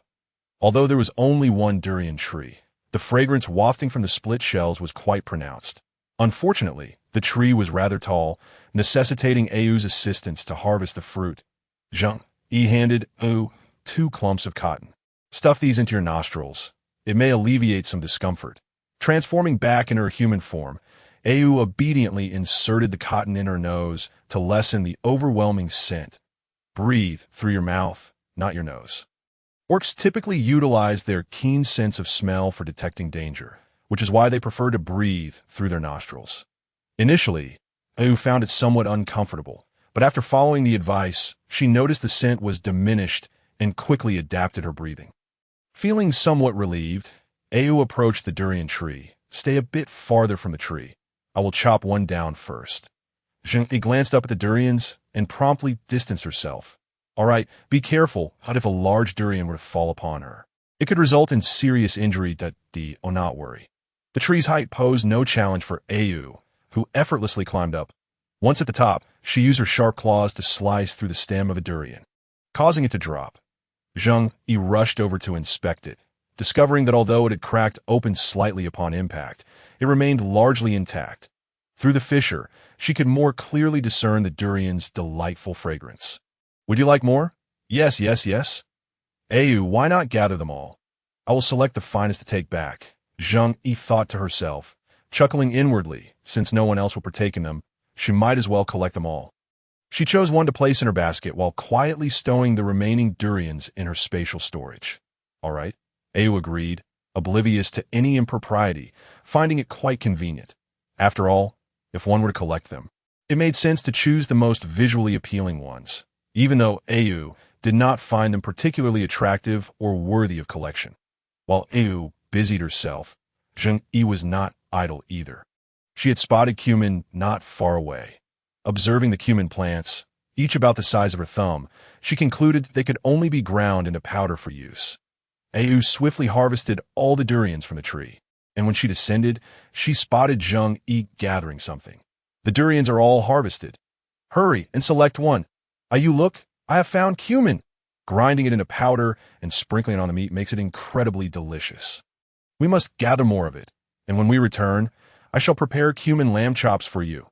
Zheng Yu exclaimed, her eyes sparkling as she gazed at Ayu. Delicious? Ayu queried, unfamiliar with cumin but understanding the notion of delightful flavors. Indeed, it is delightful. Once you taste it, you will fall in love with its flavor, Zheng Yu assured her. Cumin has always been a timeless seasoning for barbecues, its unique and robust aroma irresistible to anyone. Sounds good, Ayu replied, her heart fluttering at Zheng Yu's description.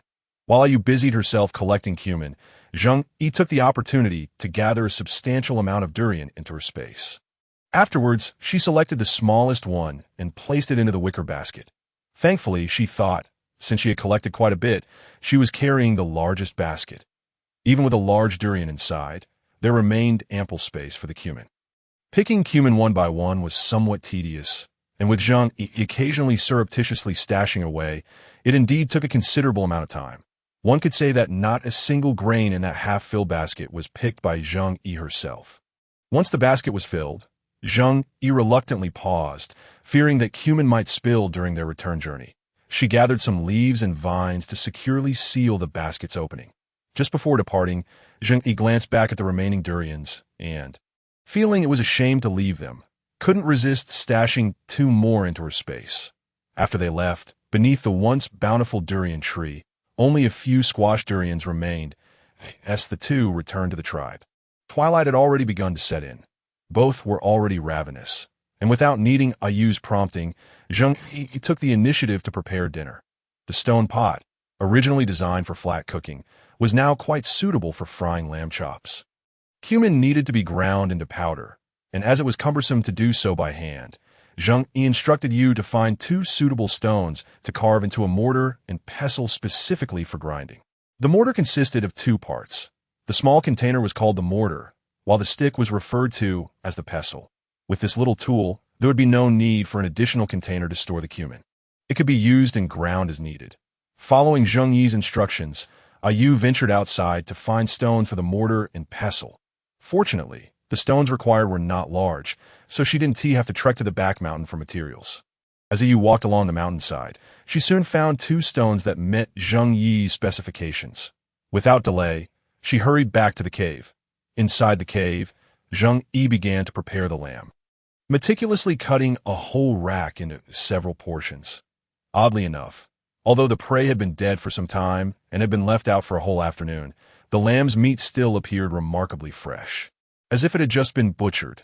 Zheng Yu selected a few racks for frying, while the remaining ribs, being uneven, were unsuitable for frying and were thus prepared for roasting instead, after marinating all the lamb with salt and ginger leaves. The stone pot was preheated, making it just right for frying the lamb chops. Soon, the surface of the lamb chops sizzled with a delectable sheen. Ayu, standing nearby, could hardly contain her salivation, unconsciously quickening her grinding of the cumin. The stone pot took its time to heat, so by the time Zheng Yu had finished frying one side of the lamb chops, Ayu had successfully crafted the grinding tool as Zheng Yu had described. Though Zheng Yu's description was thorough, without a reference, Ayu's creation bore some differences from Zheng Yu's memory. The mortar in her recollection resembled a bowl, while the pestle was akin to a baseball bat. One end thick and rounded, the other slender. However, Ayu's pestle had a square exterior, and its interior remained unpolished, with uneven walls. The thick end of the pestle was not shaped into a semicircle. Thankfully, this did not hinder its functionality, as Ayu had successfully ground half a bowl of cumin powder. Upon inspection, Zheng Yu discovered that many large particles still remained in the cumin powder and signaled to Ayu to grind it further. Despite the minor imperfections in the tools, Ayu's strength proved beneficial. After another vigorous round of pounding, the mortar was completely transformed into fine cumin powder. The sharp aroma wafting through the air caused Ayu to wrinkle her nose. She did not believe that the food made with it could surpass the taste of roasted chicken. Yet, as Zheng Yu sprinkled the cumin powder onto the lamb chops, the heat from the lamb's fat released a tantalizing fragrance. Its unique aroma boldly penetrating the air, impossible for any beast to ignore. I could see that moment. And Yun, passing by once again, mused, "What a fool I have been." The aroma, distinctly different from that of Noon, yet still tantalizing, drew Yun irresistibly towards Zheng Yu's cave.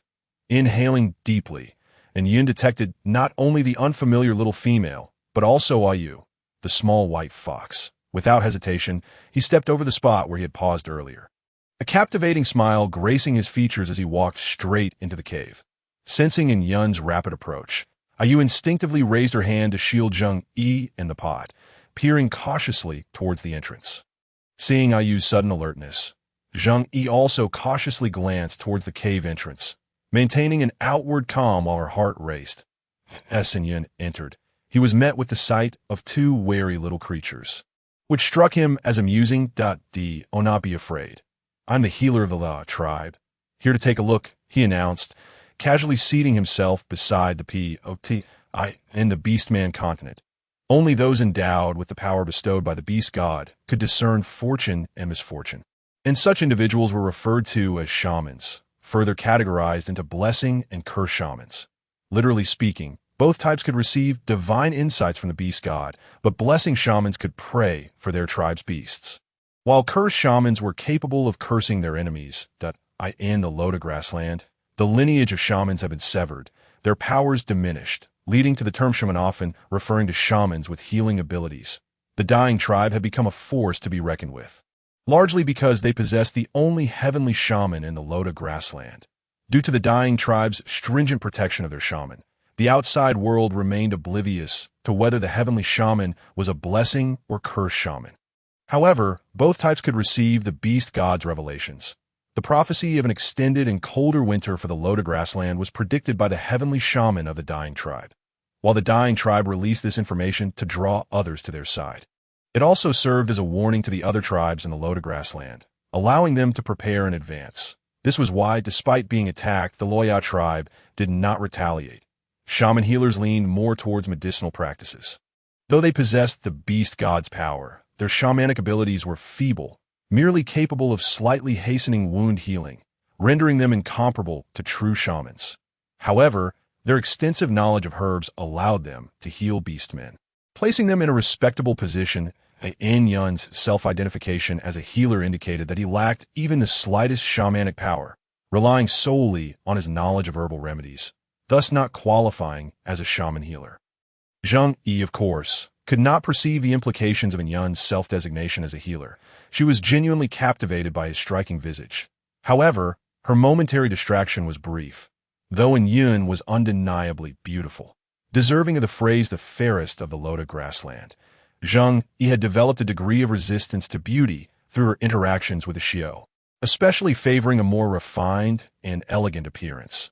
Observing that the little female had briefly lost herself in his looks before regaining her composure and continuing to sort through her meat, Yun raised an eyebrow in surprise. After all, his face could easily be described as the most beautiful in the Loda grassland.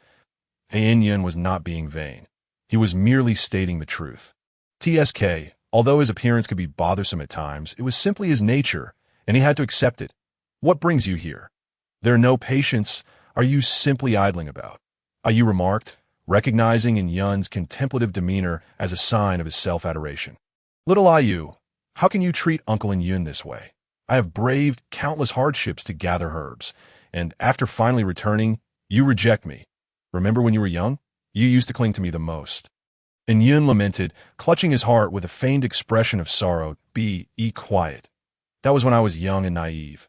Now that I've grown up, I've seen through your true nature. Spare me your act." Ayu retorted, rolling her eyes and remaining unfazed. Little Ayu has grown up, no longer the adorable child she once was, and Yun muttered, all right, you are still adorable, I suppose, but I truly have matters to discuss this time." As Yun concluded her words, she straightened up, an uncommon seriousness adorning her demeanor. She cast a glance at Zheng Yu, who was intently grilling meat nearby, striving to disregard the tantalizing aroma wafting through the air. She inquired, "I have heard that you possess knowledge of a novel method for healing wounds, one that even the likes of Fu Zhu-chun could not achieve with Qing Shi. Might you be willing to impart this technique to me?" Zheng Yu, who was preparing the second batch of lamb chops, looked up in slight confusion, struggling to comprehend.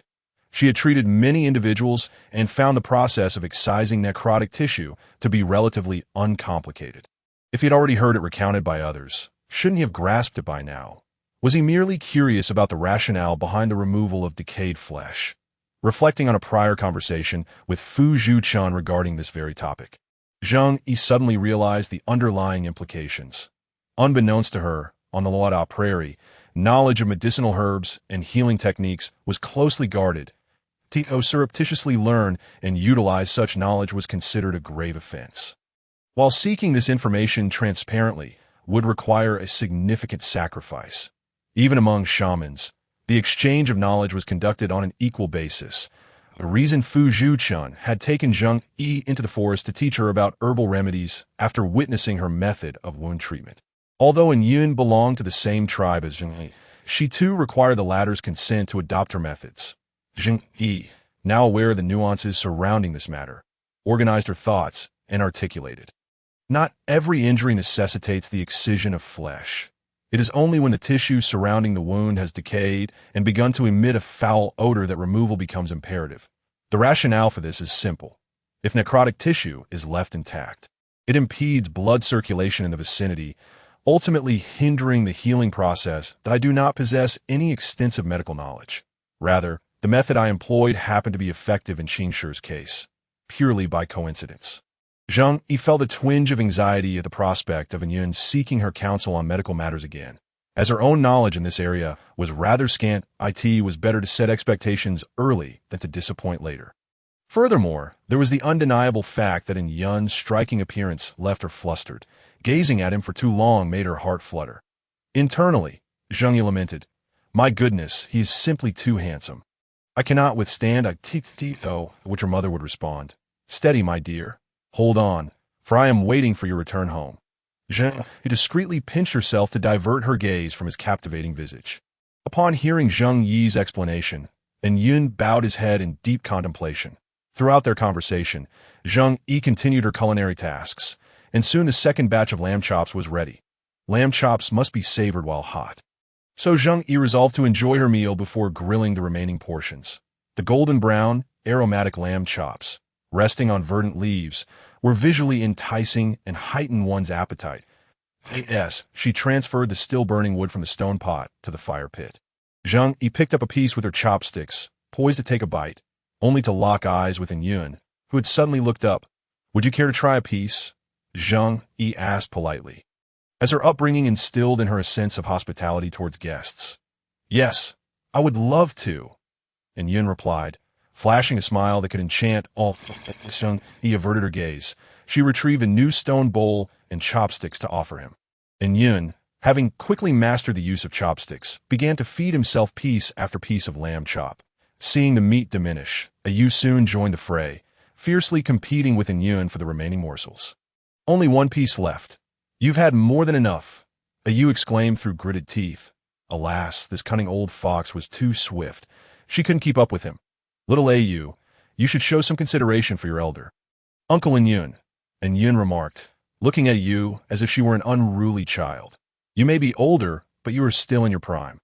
How can you snatch food from a child?" Yu retorted defiantly. "Did you not come of age this year?" How can you still claim to be a child? Yu muttered under her breath, that insufferable old fox. One day, I shall pin you down and teach you a lesson. Ultimately, the battle concluded with Yun triumphantly consuming the last piece of lamb chop. Zheng Yu, observing the spectacle akin to a schoolyard squabble, quietly enjoyed her own portion. This lamb chop is perfectly cooked. However, it feels insufficient. Tomorrow, I shall hunt a sheep beast and treat you both to a feast, and Yun declared with a sense of pride after claiming the final bite. Yet the scant amount of meat left him feeling hungrier than before. Cut it out. You just want Zheng Yu to cook for you without charge, Yu scoffed. All right, you eat an egg first. I will go grill the lamb chops. Zheng Yu reassured Yu, who looked on the verge of tears. Indeed, the more pressing reason was that she herself was still hungry. The two foxes had devoured their food with astonishing speed, leaving even the bones behind. Looking at the spotless ground devoid of any remnants, Zheng Yu let out a deep sigh. She began preparing the grilled lamb chops. Previously, lifting such a hefty piece of meat had been a struggle, yet now, she was able to manage it with relative ease. With continued practice, she believed her endurance would only improve, and she lifted the lamb chop once more to Yu, perched beside the fire, relishing a chicken egg, remained vigilant, keeping an eye on Yun. Little Yu, is that an egg from a sharp-beaked beast? Yun inquired, recognizing the eggshell in Yu's hand. However, the tender white revealed upon cracking the shell was a far cry from his previous encounters with sharp-beaked beast eggs, leaving him somewhat perplexed. Yes, this is indeed a sharp-beaked beast egg, but Zheng Yu boiled it in water, which transformed it into its current state, Yu explained, swiftly popping the egg into her mouth. Yun thought to himself, how odd. She need not rush, for he had no intention of snatching it away from her. There are more in the pot, he noted, attempting to diffuse any potential quarrel. Yun's eyes brightened. Humph, you can only eat one. Zheng Yu has yet to have hers. Yun mimicked Yu's actions, carefully cracking open the eggshell to reveal the delicate egg white within. He took a bite, savoring its subtle flavor, devoid of the pungency he had previously experienced with sharp-beaked beast eggs in just a few bites. He finished the egg, hesitating for a moment to lick his lips. Wait for me, he said, rising to leave the cave. Finally, he's gone. Yu exhaled in relief, plopping down beside Zheng Yu. Are you tired? Allow me to assist you with the grilling. All right, Zheng Yu replied, her arms feeling somewhat fatigued from holding the meat for so long. Hence she did not refuse. The grilled lamb chops emerged even more tender, while the grilling added a hint of smokiness. Both were equally delectable. Finally, after sprinkling some cumin, the grilled lamb chops were complete and ready to be savored. As they prepared to enjoy their freshly grilled lamb chops, Yun re-entered the cave. Do not look at me like that. I'm here to bring you this, he said, extending two fist-sized, vibrant red fruits toward them.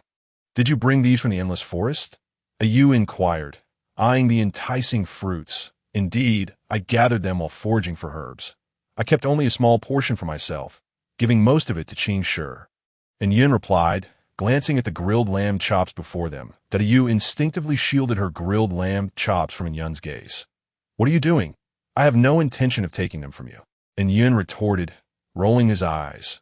Having sampled a few grilled lamb chops, he was not bold enough to demand food from the females, especially when it came to letting them go hungry. Yu remained steadfast in her guard. Humph, I hope you keep your word. Yun couldn't help but chuckle at Yu's suspicious demeanor. She was still such a child. Should you require anything, feel free to seek me out, he added. Winking at Zheng Yu, taken aback by the flirtation, was left in a state of bewilderment. This time, Yun lingered no longer and departed directly after speaking. The more he sniffed, the hungrier he became. He needed to find something to satiate his appetite. Humph, that old fox, Yu grumbled. Quick eat. The lamb chops will grow cold and lose their flavor, Zheng Yu urged. The words spoken by Yun went unnoticed by Zheng. After all, when the time came to seek him out, she would, for he was the only doctor in this tribe. Yet, she pondered whether Yun might be considered a veterinarian. It remained uncertain if the remedies would be effective for her. Sighing, she resolved to be cautious and to avoid falling ill, especially since even a fever could spell doom for a beast in this place, revealing the dire state of medical care. After finishing her meal and tidying up the remnants, Yu gingerly cradled a red fruit as she departed, reminding Zheng Yu to consume it. Zheng Yu readily agreed, fully aware, despite the unspoken understanding between the two beasts, that the fruit was undoubtedly something remarkable. With some leisure time, Zheng Yu tugged at her collar and took a whiff, nearly causing her to faint. The mingling scents of sweat and cumin lamb were nothing short of overwhelming. Unable to bear it any longer, she boiled some water and, with great effort, used animal hide to cleanse herself, then washed her hair with soap pods to prevent a headache the following day. She sat by the fire to dry her hair. Seated on her hide bed, Zheng Yu examined the red fruit for quite some time, but found no distinguishing features. Aside from its more enticing aroma, it seemed no different from the fruits she had previously consumed. Concluding her scrutiny, she decided to enjoy it as a post-meal treat. Perhaps due to the sweetness consumed before sleep, she found herself slumbering soundly, dreaming of drifting freely like a leaf upon the ocean. This time, the sea was calm, and Zheng Yu felt no fear, only a profound sense of relaxation. Upon waking the next day, Zheng Yu felt invigorated. Stretching as she stepped out of the cave, she mentally organized her agenda for the day. With the space becoming increasingly cluttered, she resolved to store the non-perishable cumin and some cotton in the storeroom. The moment the thought of communicating with her space crossed her mind, her consciousness entered it. Zheng Yu. This time, the process seemed much swifter than before. Previously, it required immense concentration to connect, and the wait could span 5 to 6 seconds at the very least. Yet now, was the wait even a second? She withdrew her consciousness and re-entered, discovering it remained expeditious after repeated attempts. Zheng Yu concluded that her initial pause before entering the space had indeed diminished. Moreover, this ease of access bestowed upon her a sense of freedom concerning her control over the space. This led her to contemplate the fruit she had consumed the previous night. When had she first sensed the existence of this space? Zheng Yu fell into deep thought that it seemed to have begun when she and a Xiao went to gather chestnuts, after which they transported them back to the cave. As she divided the chestnuts evenly and prepared to rest, she stumbled upon a muddy sweet potato, which prompted her to activate her clever little brain and discover the space. Indeed, that was the moment. No. The initial sensation likely occurred in the sweet potato field, where she had merely thought her dizziness was an illusion and paid it little mind, reflecting on the details now. The pure white she had glimpsed in the midst of her confusion must have been the space. The sweet potato on her bed was likely also stored in the space at that time.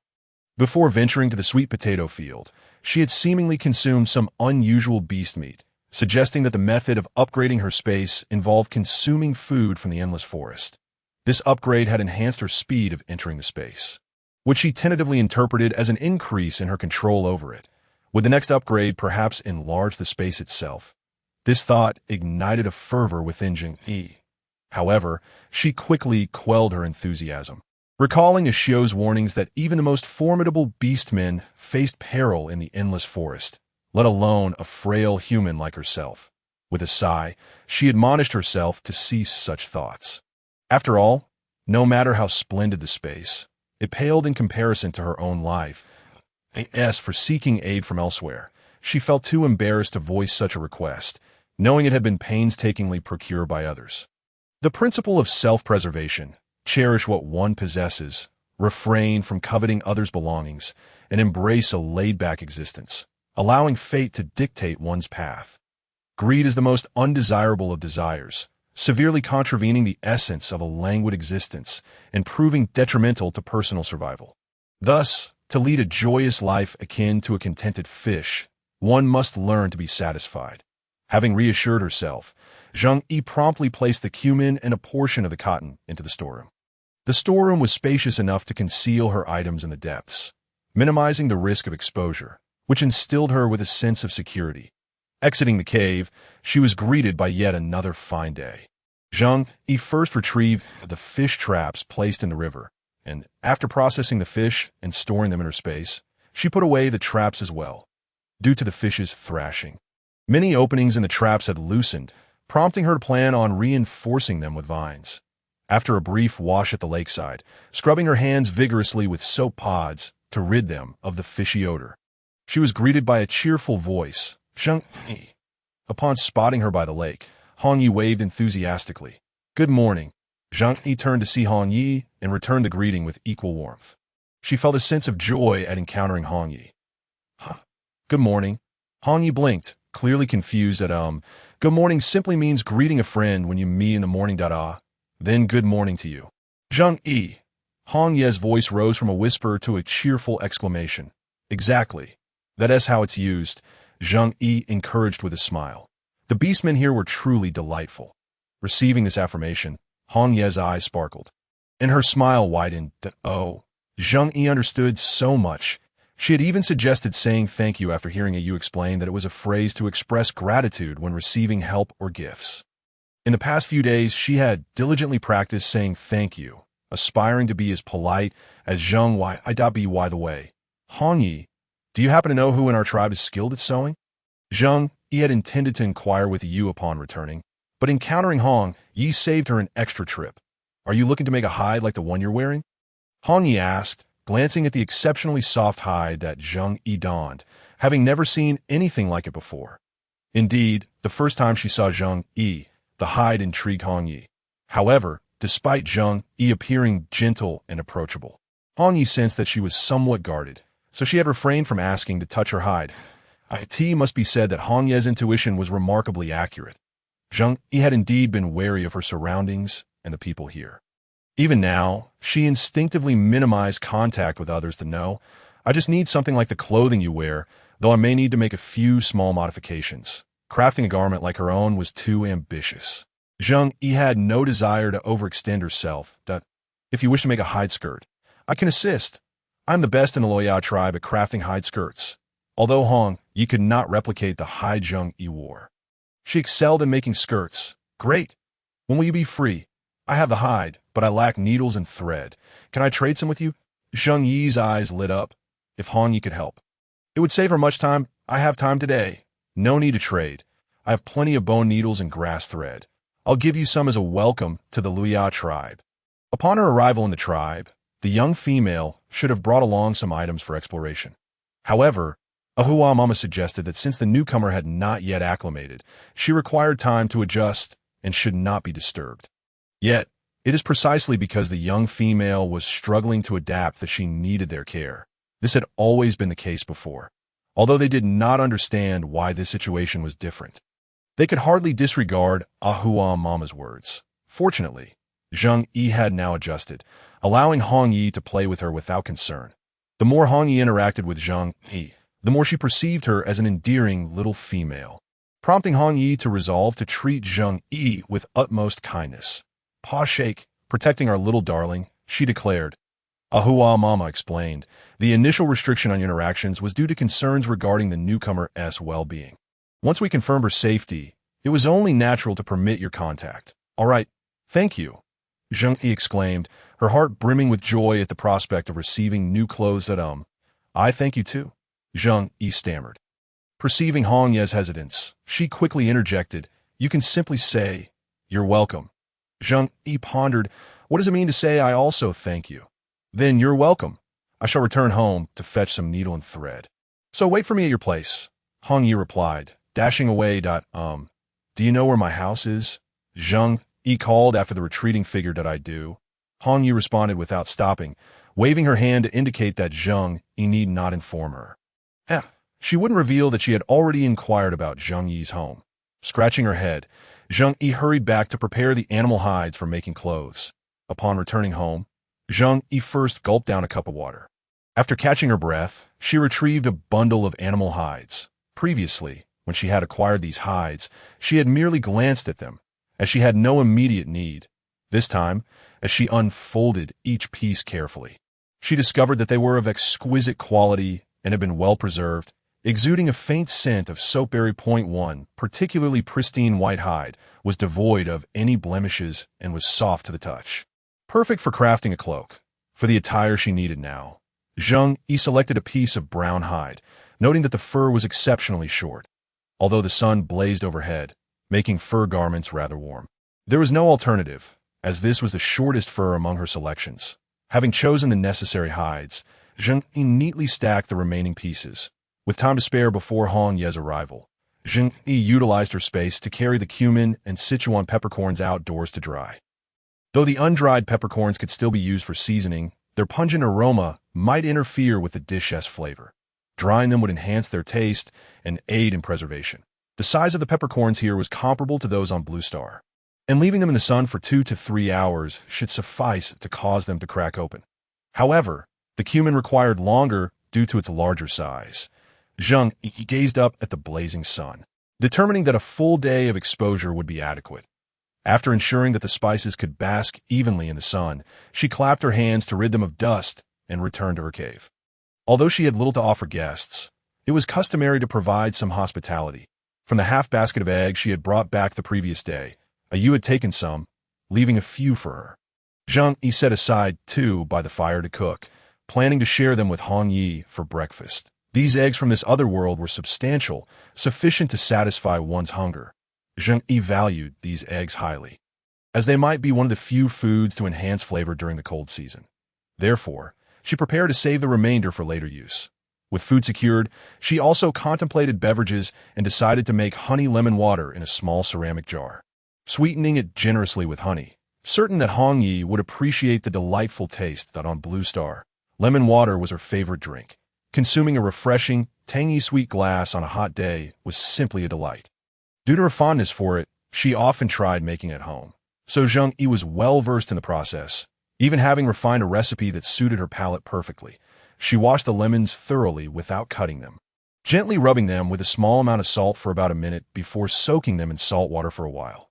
Afterward, she drained the lemon slices slightly and cut them into exceedingly thin pieces, removing the seeds with the tip of her knife, as the seeds must be discarded to prevent bitterness. With the temperature rising, she added the lemon slices to a pot of slightly boiling water, followed by honey, stirring continuously. The ingredients used for the honey lemon water were of the finest quality, resulting in a remarkably successful concoction. Placing it on an animal hide, she set the ceramic jar aside to cool before enjoying it. Next, Zheng Yu selected a few smaller sweet potatoes, burying them in the fire to eat later when she grew weary from sewing. With all preparations complete and no sign of Hong Yi, Zheng Yu felt a twinge of worry, fearing that Hong Yi might struggle to find her home. Yet, despite her growing anxiety, she could only wait at the cave entrance, scanning for Hong Ye's silhouette. After all, she had no knowledge of where Hong Yi lived. Wandering outside would be futile. It was better to remain here and await her arrival. Just as Zheng Yu was about to become a stone statue in her longing, Hong Yi finally appeared on the path leading to her home. Hong Yi, Zheng Yu called out with delight. I encountered some difficulties, hence my tardiness, Hong Yi replied, breathless and unsteady. Have the issues been resolved? Come inside. Initially, Zheng Yu had intended to inquire about what had transpired, but upon seeing Hong Ye's condition as she approached, she quickly stepped aside to let her enter. Having hurried, Hong Yi was drenched in sweat, a few strands of hair sticking to her forehead, making her look rather disheveled, her lips slightly chapped from dehydration. Zheng Yu promptly ushered Hong Yi into her home, ladling a bowl of warm honey lemon water for her to rest with. This is delicious, Hong Yi exclaimed, taken aback by the delightful sweet and sour flavor after her first sip. She quickly drank the entire bowl in successive gulps, finally letting out a sigh of relief. Here, wipe off your sweat, Zheng Yu said, concerned about the temperature difference between the hot outdoors and the cool cave. She hastily retrieved a clean piece of animal hide for Hong Yi to dry herself, fearing that she might catch a cold. All right, Hong Yi replied, using the hide to dab her sweat, but her gaze kept drifting toward the pot of honey lemon water. There's plenty more in the pot.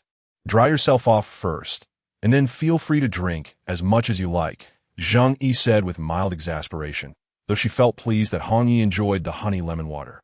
Oh, Hong Yi mumbled shyly, a hint of embarrassment coloring her cheeks. Observing Hong Ye's slightly flushed face, Zheng Yu felt a sense of wonder. The environment shapes its inhabitants, and she had assumed that the females of this primitive beastly realm would be rather boisterous, lively like a Yu, especially given the culture and surroundings. Yet, she found that those she had interacted with, such as Hong Yi and Lu Yao, possessed more reserved personalities. As for the other females, Zheng Yu remained oblivious, having only met a few. Therefore, she couldn't ascertain whether it was typical for those like Yu to be exuberant due to being pampered, or if those like Hong Yi, who appeared well-protected and shy in the face of the world, were the norm. What's wrong? Did I miss a spot? Hong Yi asked, noticing Zheng Yi's unwavering gaze. No, I just think your skin looks quite lovely, Zheng Yi replied, startled from her contemplation. Of course, it was not a mere offhand comment. Hong Yi's complexion indeed appeared remarkably smooth and healthy, that it's passable. But your skin is also very nice, Hong Yi remarked, enviously observing Zheng Yi's fair and delicate skin. Zheng Yi touched her own face, which had recently begun to peel from sun exposure. Feeling a bit embarrassed, it seemed she would need to drink honey lemon water regularly. What if she returned home looking tanned, and her companions failed to recognize her? As she envisioned her clad in animal skins, brandishing a trident, suddenly appearing on campus and dashing back to her dormitory, pursued by several of her roommates attempting to explain, Zheng Yi found the scene somewhat amusing. While Zheng Yi chuckled foolishly, Hong Yi had already retrieved the tools for garment making.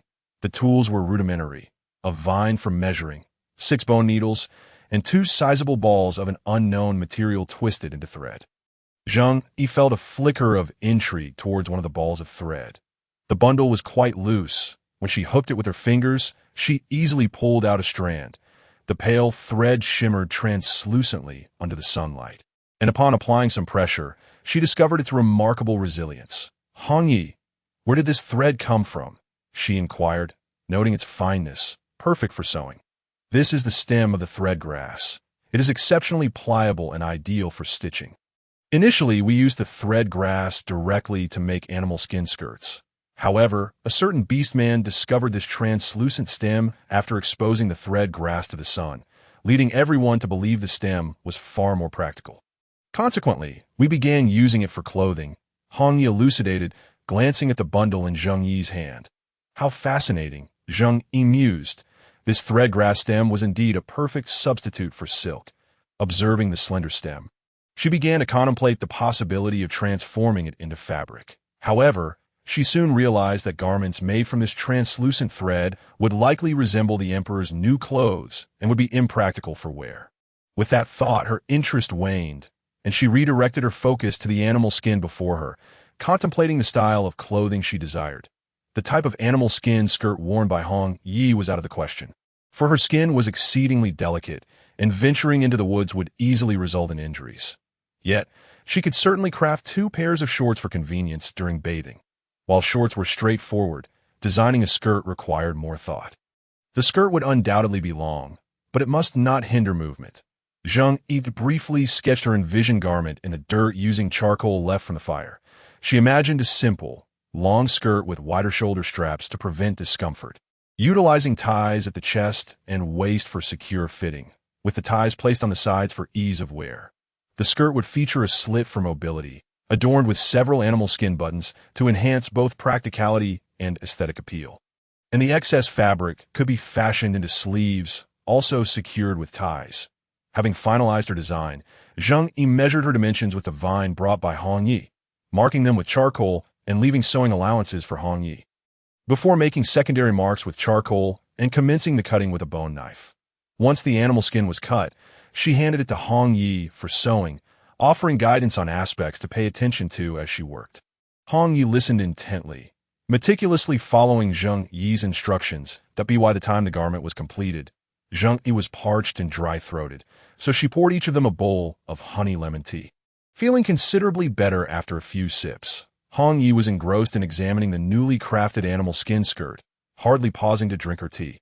Noticing the wonder in Hong Yi's eyes, Zheng Yi offered no further explanation and instead changed into the garment inside a small cave, eager to showcase the result. When I was making it, I didn't realize, but Zheng Yi, now that you're wearing it, it truly looks splendid, Hong Yi exclaimed, stepping forward to admire Zheng Yi from various angles, her admiration growing with each glance. Zheng Yi felt a twinge of bashfulness from the compliments, but allowed Hong Yi to examine the clothing. Hong Yi's craftsmanship was indeed impressive. The garment fit beautifully, and Zheng Yi was immensely satisfied. Most importantly, she finally had new attire, allowing her to wash away the sweat-soaked clothes she had been wearing for who knew how many days. The thought brought tears to her eyes. If she didn't wash soon, she feared she might become unbearable. Thus, a soothing warm bath was a must for that evening. Excited, Hong Yi urged Zheng Yi to create 2 more garments as the cold season approached. Zheng Yi proposed long designs, a half skirt and a top, with the sleeves also secured by ties. After completing the 2 pieces, the brown animal skin was nearly exhausted, leaving just enough to fashion a pair of brown shorts. Zheng Yi wasted not a scrap of the remaining skin, discarding only the particularly small pieces. As her menstrual cycle approached, she began crafting a menstrual belt while Hong Yi worked on the animal skin skirt. She had arrived with nothing but the clothes on her back, and while Zheng Yi wished to preserve her oversized t-shirt, she had no choice but to repurpose it. Gritting her teeth, she cut the t-shirt in half, managing to create a small pair of underwear and 2 menstrual belts for cotton.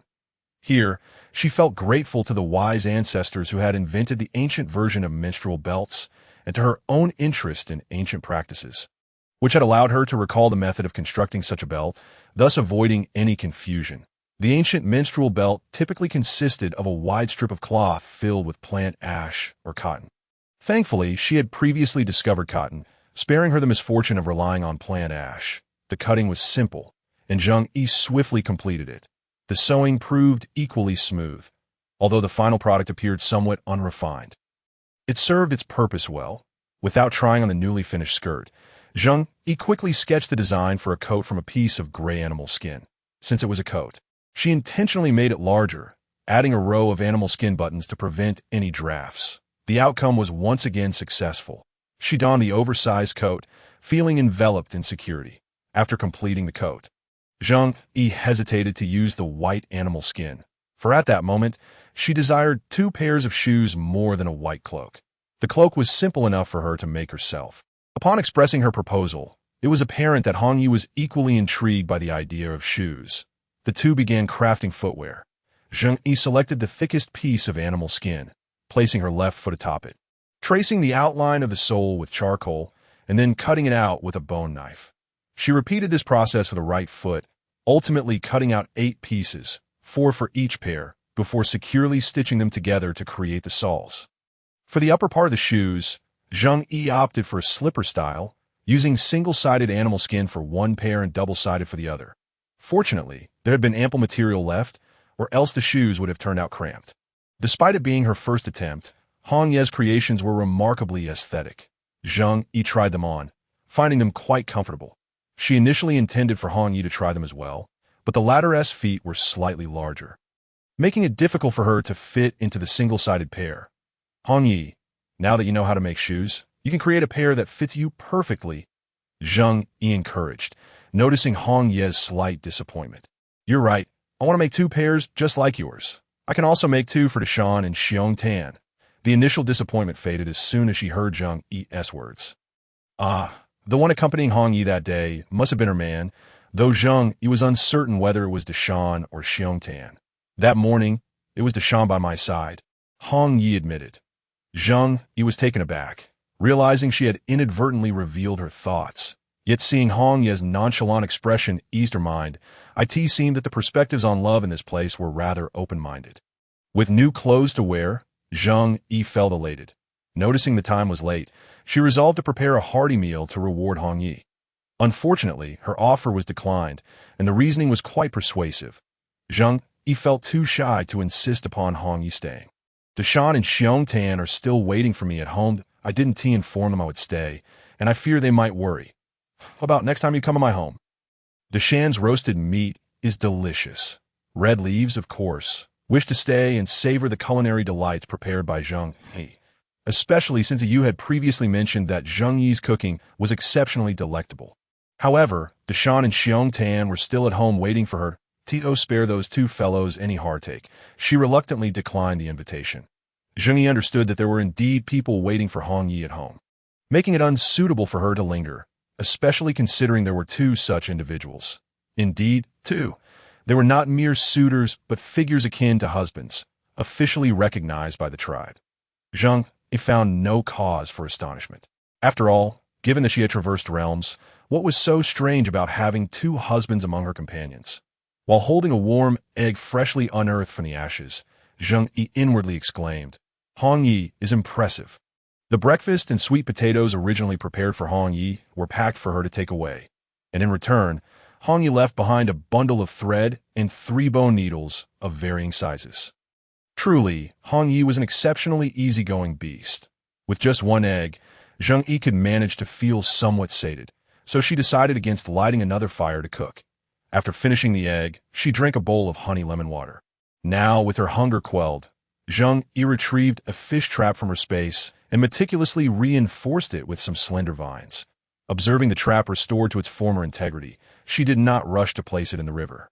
As the waters teemed with fish and there was no urgency, a delay would pose no issue.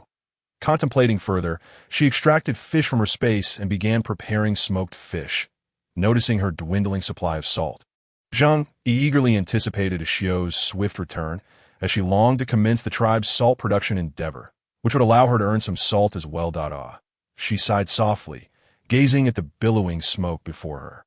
Meanwhile, not far from the jungle where the Luoya tribe resided, a white tiger with emerald eyes sprinted ahead, pursued by a black panther, 2 yellow-striped tigers, and a kangaroo that Xiu, seeing that her elder brother showed no signs of halting. Xing could only speak up. Exhaustion weighed heavily upon the tiger. Observing the white tiger ahead, which dangled them along, Xing could only silently shed tears, despite having a father and mother, when he was on the brink of adulthood. His brother had ventured into the endless forest to hunt a fierce beast for him, ensuring he had ample energy when transforming into his second form. Why, then, was there such a disparity between him and his brother? Was it merely because their colors differed? Watching their undeniable brotherhood yet contrasting fur, Xing mused. However, when he turned to glance at his equally weary companions, his heart found some solace, particularly Yin. A member of the Panther clan, renowned for their speed yet lacking in endurance. They had sprinted tirelessly for an entire day and night. Any ordinary panther would have succumbed long ago, but thankfully, a Yin was a variant, allowing him to barely keep pace. The white tiger ahead seemed to have heard the calls from behind and slowed its pace, waiting for them to catch up. Rest in place. If you're hungry, go hunt. I shall return shortly, Xiu instructed them. They had taken a shortcut, and they were not far from the endless forest. Both the beastmen and the ferocious beasts were busy storing food. Now was the time when the beasts hunted with fervor, rendering the endless forest particularly perilous. Typically, beastmen would refrain from entering during this period. However, the location Xiu was headed to was ironically much safer than usual. Xiu's speed increased rather than diminished, his swift strides nearly leaving an afterimage. If Xing were present, he might have felt even more disheartened, for this was Xiu's true velocity.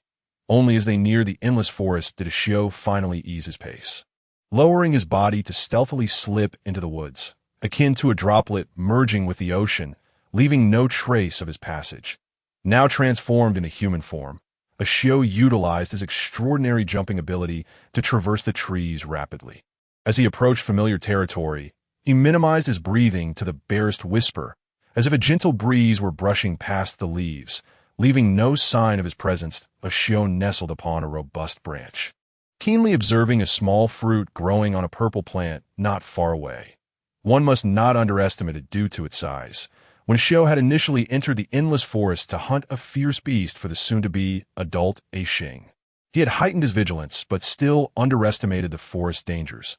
Although he successfully captured a fierce beast, he sustained significant injuries. Surviving long enough to escape was achievable for Xiu, but carrying a fierce beast proved challenging.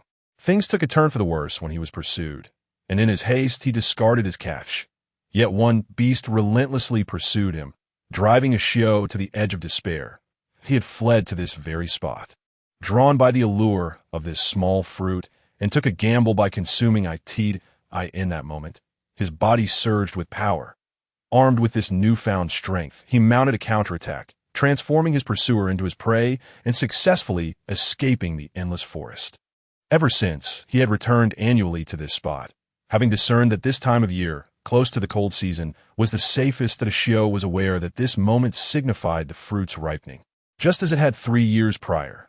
The last hint of red faded from the once purplish-red fruit, gradually becoming translucent like a purple gemstone, extraordinarily beautiful, attracting all beasts that beheld it. Xiao knew that the fruit was on the verge of ripening, and he suppressed his aura further, seemingly holding his breath. The stakes were high, for he was not the only one eyeing this fruit. As anticipated, at the moment the fruit reached full ripeness, two hidden fierce beasts could no longer restrain themselves and leapt into action. Both beasts recognized each other, and a fierce struggle ensued. Xiao patiently awaited the opportune moment. When the beasts were fully engrossed in their battle, he swiftly descended, plucked the fruit, and with a few agile movements, climbed back up the tree, darting away into the distance. The two fierce beasts were startled by Xiao's swift action, ceasing their conflict to discover that the coveted fruit had been snatched away. With a deafening roar, they pursued Xiao's fleeing form, but alas, they were unable to climb trees, their attempts to crash into the trunks far slower than Xiao's escape, and the distance between them widened. Xiao calmly circled the perimeter of the endless forest, eluding the two fierce beasts for a short while, before applying grass juice to mask his scent on himself and the fruit wrapped in leaves. Ensuring he had evaded the two beasts, Xiao exited the endless forest, heading back to the place he had departed from. Xiao, you're back. I saved some meat for you. Would you like to eat some? Xing, comfortably sprawled on the ground after a hearty meal, lazily thumped his tail against the earth. Yes, thank you, Xiao replied, his demeanor unchanged as he tore into the raw meat before him. Though he preferred roasted meat, consuming it raw was more practical in the wilderness. Ugh, why do you all insist on expressing gratitude? Xing yawned and inquired. Both Deshan and Xiongtan were similarly fond of saying thank you. Seemingly influenced by their female counterparts, the Yu also displayed such courtesy, though it was directed at others. That fellow was not so polite towards him. Wu mentioned it was suggested by Zheng Yu, and everyone found it novel, so they all began to adopt it, Luo remarked, feeling somewhat drowsy. Had it not been for the inappropriateness of the setting, he would have already lain down to sleep. Oh, I see. All right, rise up. We shall soon reach the tribe. You can rest once we return, Xiao said, licking the blood from the corner of his mouth. Xing and Luo jolted awake, immediately springing to their feet and shaking themselves off. Preparing to set off, there was no need to gather the remnants of their meal, as the grassland would take care of it. Indeed, shortly after their departure, a pack of hyenas approached and, within minutes, devoured the remaining blood and flesh. Having taken a brief respite along the way, the beasts arrived at the tribe in good condition. Roar, upon sighting the tribe's great gate, Xing let out an exuberant roar. They have returned. Yu, stationed atop the watchtower, gazed toward the tribe's entrance.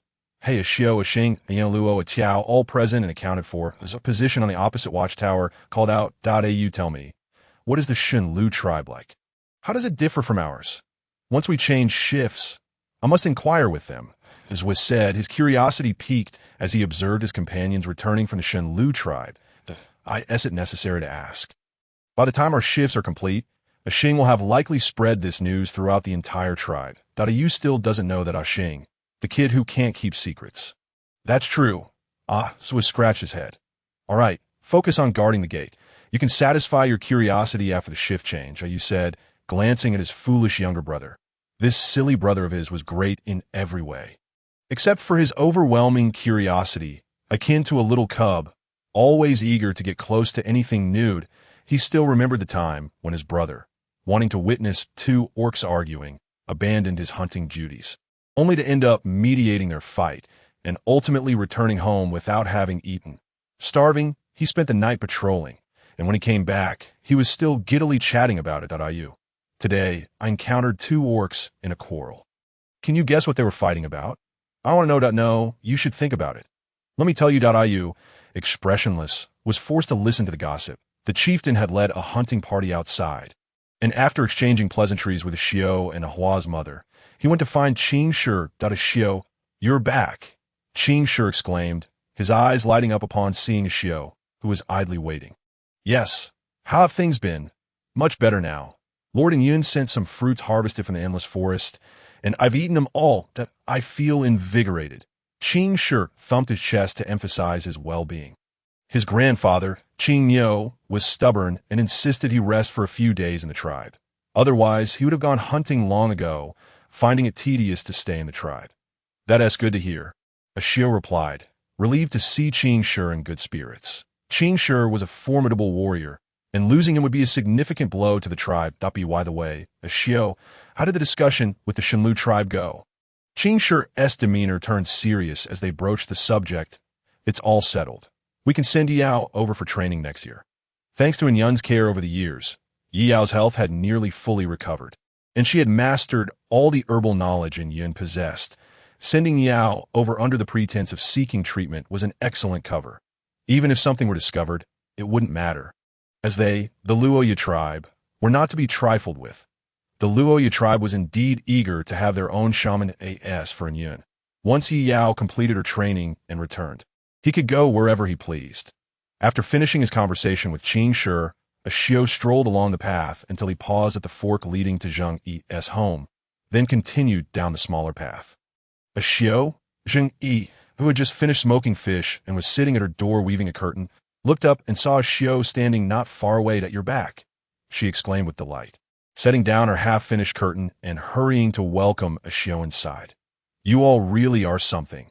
Leaving without even a chance to say goodbye, Zheng Yu lamented, still feeling a bit down about it, as she had genuinely liked the girl Fu Zhuchun. Apologies, the Shenlu tribe had an urgent matter. As soon as Fu Zhuchun received the news, she rushed back, so there was tea time for farewells. Xiao explained, seeming to justify himself. What happened? Of course, if it's inconvenient to share, then forget it, considering it's a matter of the Shenlu tribe, Zheng Yu replied, recognizing the urgency in their haste. However, since it was the Shenlu tribe's business, it might not be appropriate to It's not a secret. Some unknown stray beasts have appeared around the Shenlu tribe, making it difficult for them to cope. So they requested help from a Luoya tribe. By the time we arrived, the stray beasts had already left, but Elder Man stayed behind with a pair of warriors to guard the area. The Luoya tribe was the closest large tribe to the Shenlu tribe, making it the most logical choice to seek help from them in a crisis. Are stray beasts very dangerous? Upon hearing the name, Zheng Yi's mind conjured images of devastation. Generally, stray beasts do not provoke tribes, and besides, even the Shenlu tribe, though a large tribe, wouldn't lightly engage them. With this clarification, Zheng Yi understood. After all, any faction could incur injuries, and injuries would require a doctor. Most members of the Shenlu tribe possessed knowledge of herbs, and with the most formidable shaman of the Luo, the prairie station there. It could be regarded as a small clinic, akin to a tranquil lake where animals could drink in peace. The emergence of numerous stray beasts indicates that the Shenlu tribe might be on the front lines of a wandering tribe. Hence their urgent plea for assistance from the Luoya tribe. Stray tribes would not dare assault large tribes, but smaller tribes like the Shenlu tribe could be completely overwhelmed if surrounded by wandering beasts. It was no wonder the Shenlu tribe sought aid the moment they discovered traces of numerous stray beasts nearby. Wandering tribes. Zheng Yi pondered, trying to grasp the concept of a tribe formed by stray beasts or a group perpetually on the move. Wandering tribes are largely composed of orcs banished from various tribes or those who have escaped. They are extremely vicious, surviving by plundering other tribes. The orcs there are simply referred to as the orcs of the wandering tribe. While individual stray orcs are called stray beasts, there may be good beasts among them, but the likelihood of encountering one is slim. No beast would entrust its safety to chance. That Xiao glanced at Zheng Yi as he spoke. Zheng Yi nodded thoughtfully at Xiao's explanation. If you encounter stray beasts, do not trust them. That Xiao was not attempting to frighten the young female before him. The outside world was indeed perilous, fraught with dangers from the environment, ferocious beasts, and orcs alike. Zheng Yi, filled with curiosity and yearning for the outside world, was potentially inviting danger upon herself. While Zheng Yi was intelligent, some risks could not be mitigated by mere cleverness. This is for you, Xiao said, retrieving a small leaf pouch from his animal skin bag and handing it to Zheng Yi. According to Yu, Zheng Yi couldn't even climb trees and was rather frail. Coupled with her small stature, it was easy for beasts to discern her predicament. During her growth, she had not absorbed enough energy. Upon receiving the small pouch, Zheng Yi initially felt indifferent at the sight of the leaves. But when she opened it to reveal fruit resembling purple agate, she was genuinely taken aback. Its appearance, along with its incredibly enticing aroma, struck a familiar chord within her. and oh wonder it seemed so recognizable. The fragrance of this fruit was strikingly similar to the one Yun had given her the previous day, only more alluring. Zheng Yu found herself nearly unable to resist the urge to pop the fruit directly into her mouth. This was irresistibly tempting. She truly wanted it. But Zheng Yu felt her thoughts torn in 2.1 voice urged her to ignore everything else and eat the fruit, prioritizing the upgrade of her space. While another warned her not to compromise herself for just a single fruit, especially when the two small caves provided ample space. Both perspectives made sense. Her space was her trump card, and naturally, the stronger the card, the better. Therefore, eating the fruit would ultimately benefit her in the long run. However, this fruit was clearly precious, and accepting something from someone meant they could make demands, making it difficult to refuse. The tearful little figure in Zheng Yi's mind wrestled with her thoughts that, in the end, the teary-eyed figure made a decision that a Xiao. Yes, a Xiao, surprised to be drawn back from his thoughts while enjoying the company of another. Looked at her, noticing her conflicted expression of desire and restraint. A Xiao chuckled softly. I had one of these fruit a few years ago. Eating another would have less impact on me than a meal of meat. Rather than waste its potential, it's better suited for a beast that truly needs it. Seeing Zheng Yu still wanting to say something, a Xiao continued, You need not worry. This fruit only provides energy for a beast's growth, enhancing physical condition. The fruit is mine, and I have the right to distribute it. Giving it to you is a worthy investment. You deserve it. A Xiao left unspoken words hanging in the air. Zheng Yu, who had no intention of refusing and was about to express her loyalty, felt a bit bashful as for a Xiao's words. Having watched so many dramas, how could she not grasp the underlying implications? Do not fear. I can only provide energy. You may indulge without worry. This fruit will bring you nothing but benefits. The fruit belongs to me. I possess the right to allocate it. The fruit is indeed mine, and I now bestow it upon you, signifying my ownership. You are worthy. You are immensely valuable, of great utility to me, and I hold you in high regard.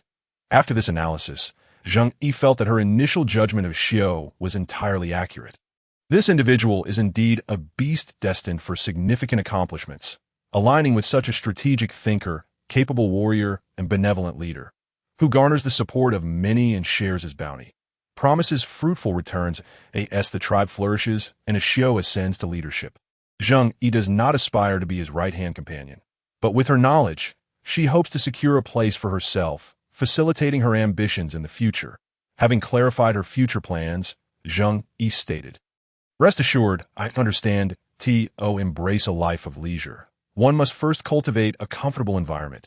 Her current efforts are aimed at achieving a more pleasurable existence later on. Therefore, for the sake of future prosperity, let us strive. Zheng Yu, a Xiao replied, That is reassuring. You may continue with your tasks. I shall return home. He nodded in satisfaction. By the way, a Xiao, when do you intend to begin the salt purification process? With the fruit now in her possession, it was time to commence work, especially since her household's salt supply was critically low, unaware of Zheng Yi's extensive salt consumption due to her daily fish smoking. A Xiao replied, There's no rush. What tools will be needed for the salt purification? A large ceramic pot would suffice. A stone pot would work as well. Ample firewood is essential, and we will also require cotton, specifically the fruit of the cotton tree, for filtration purposes. Additionally, cotton can be used to make blankets, providing warmth during the cold season. Zheng Yu also mentioned the benefits of cotton. Very well, I shall instruct them to gather more. On my way back, I indeed spotted a chestnut grove, and I have noted its location for future harvesting. I also took a few sweet potato vines for the hunting team to keep an eye on, as we have already discovered several areas abundant with sweet potatoes. Hua and Ama are currently organizing a gathering team to transport them back. Speaking of these matters brought a smile to a Xiao's face. This year's food supply had significantly increased. He was pleased with the tribe's efficiency, which bolstered Zheng Yi's confidence in their collaboration. Wait a moment. Suddenly reminded of the ginseng in her storage, Zheng Yu dashed to her pantry and retrieved it from her spatial storage. Initially, she intended to gift some to Qing Shi, but had forgotten. It was not too late to present it now. Emerging with the ginseng, she handed it to a Xiao, saying, This is ginseng, a highly nourishing herb. Consuming some will benefit those who are injured. Please divide it into 3 parts. 1 for Qing Shi, 1 for me, and 1 for you. The fruit's utility for Xiao seemed minimal, yet she hoped that this herb, known as the king of herbs, might prove beneficial. Should I consume it directly? Xiao inquired, gazing at the substantial root before him. Not consume too much at once. It should be fine, Zheng Yu replied, albeit uncertainly. Her knowledge of ginseng's uses was limited to its inclusion in chicken soup and its portrayal in palace dramas, where concubines would slice it and suck on it during childbirth. As Xiao was not injured, the latter usage was not applicable.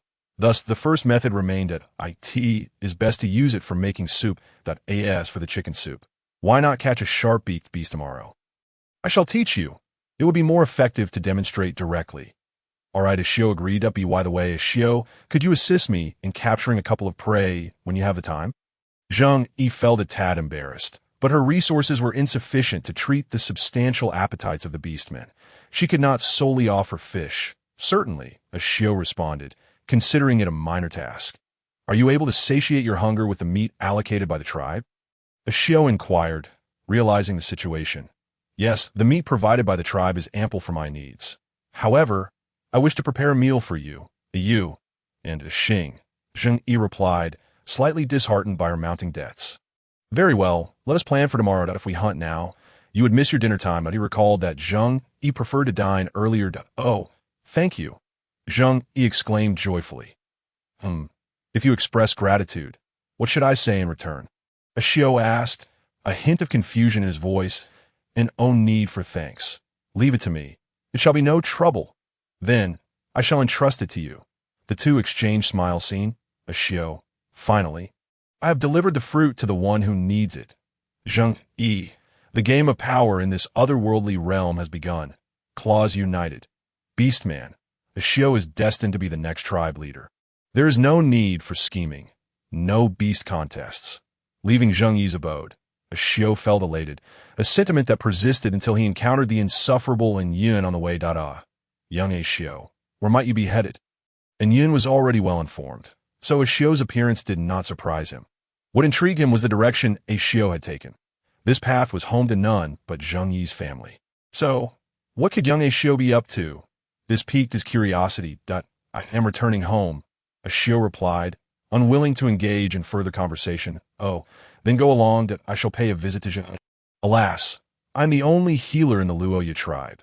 My skills are lacking, so I must come by a few more times. Yun grinned at Xiao, observing Yun's irritating demeanor. Xiao's smile gradually faded, his pupils transforming into beastly slits. What are your intentions? This statement was not a question, but rather a declaration. What can I intend? Merely fulfilling my duties as a healer. Yun responded, his smile unwavering, seemingly oblivious to Xiao's threatening gaze and the subtle display of claws. What a noble duty of a healer. When a bow went missing, Yun had similarly dismissed Xiao's inquiries with a nonchalant attitude, claiming, I'm just performing my duties as a healer. Is it not my responsibility to enlighten the young female? The choice was hers to make. Do not blame me. Xiao could no longer tolerate it. He retracted his claws and, with a clenched fist, struck Yun's face. What do you think you are doing? How dare you lay a hand on a healer? Yun's tone was alarmed, yet his face bore a challenge and a hint of excitement. Witnessing the thrill in Yun's eyes, Xiao's reason abruptly returned. He steadied himself, his beastly gaze receding, replaced by calm, green eyes akin to tranquil lakes. To strike him would only fulfill Yun's desires. Even if he were to be killed, this lunatic would likely find it amusing. What merit is there in being angered by a madman? You are losing your touch, Yun remarked, disappointment evident as Xiao ceased his assault. Young Xiao was becoming increasingly adept at concealing his emotions, resembling his rather dull father. The tribe is not a place for your reckless antics. If you cannot restrain yourself, then leave, indulge in your madness. And return only when you are ready to abide by the rules, Xiao stated, having regained control over his emotions. And what if I do not? Yun retorted, the mirth fading from his expression. Having spent the majority of his time away gathering herbs, he had little inclination to engage in frivolities. The consequences were established long ago. Does Lord Yun not recall? if time has dulled your memory.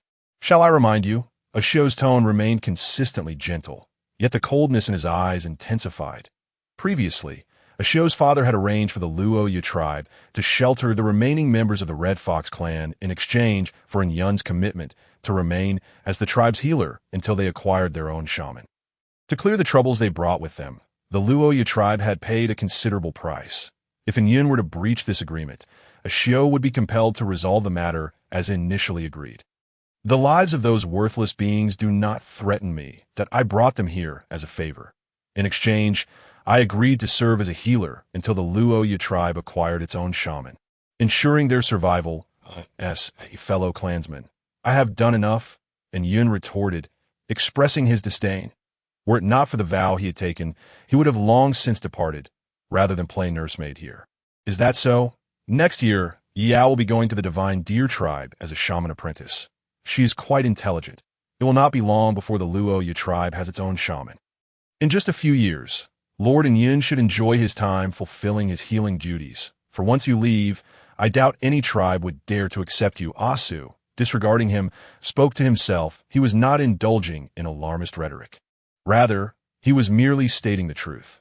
After all, other larger tribes had their own shamans, while the smaller tribes, which tribe would dare to invite a beast that could bring about their annihilation?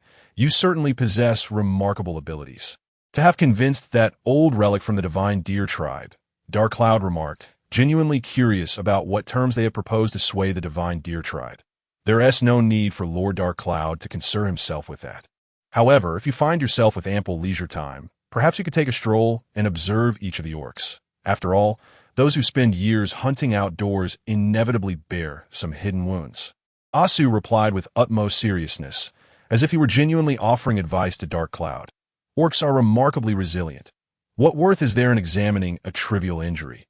Dark Cloud rolled his eyes at Asu, who was blocking the narrow path to Zheng Yu's home. Not obstruct my way.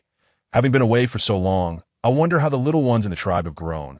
Intentionally brushing past Asu, Dark Cloud nudged him lightly. Asu glanced at the spacious mountain path beside him, but remained silent. Keep your distance from Zheng Yu. She does not require your ulterior interest, Asu gently remarked to Dark Cloud's retreating figure. What a nuisance. Dark Cloud paused for a moment, but without turning back, he continued on his way. Hearing Dark Cloud's response, Asu knew he had been heard. He glanced one last time at the narrow path before departing. Zheng Yu, with her genuine heart towards beasts, was soft and fragile within, highly sensitive to emotions. Having finally developed a fondness for the Liao tribe, Asu did not wish for any beast to disrupt this newfound connection. Meanwhile, after Asu left, Zheng Yu stopped weaving the half-finished curtain, took off her shoes, and climbed into bed to examine the fruit in her hand. The longer she gazed at the fruit, the more she liked it. Deciding to name it the amethyst fruit, true to its name, the amethyst fruit was entirely translucent, radiating a soft purple glow that remained undiminished even in the dimmest of bedrooms. Zheng Yu felt that the light emanating from the fruit was not merely a reflection of sunlight, but rather a glow that seemed to originate from within itself. The more she looked, the more wondrous it appeared. The fragrance of the amethyst fruit was utterly enticing, and Zheng Yu swallowed hard, unable to resist any longer. Just as she brought it to her lips, she hesitated. After a brief consideration, she got out of bed, fetched some water, and washed the amethyst fruit. It was better to wash it after bringing it from outside. Even if it wouldn't remove much, at least it provided a psychological comfort. After shaking off the water from the fruit, she returned to her bed, holding the fruit reverently before taking a bite. 3 bites later, aside from a hint of sweetness, she felt no other sensations. Looking at her empty hands, she couldn't shake the feeling of Zhu Beiji consuming the ginseng fruit. Sitting on the bed, Zheng Yu waited patiently, but after several entries and exits into the space, she felt no changes.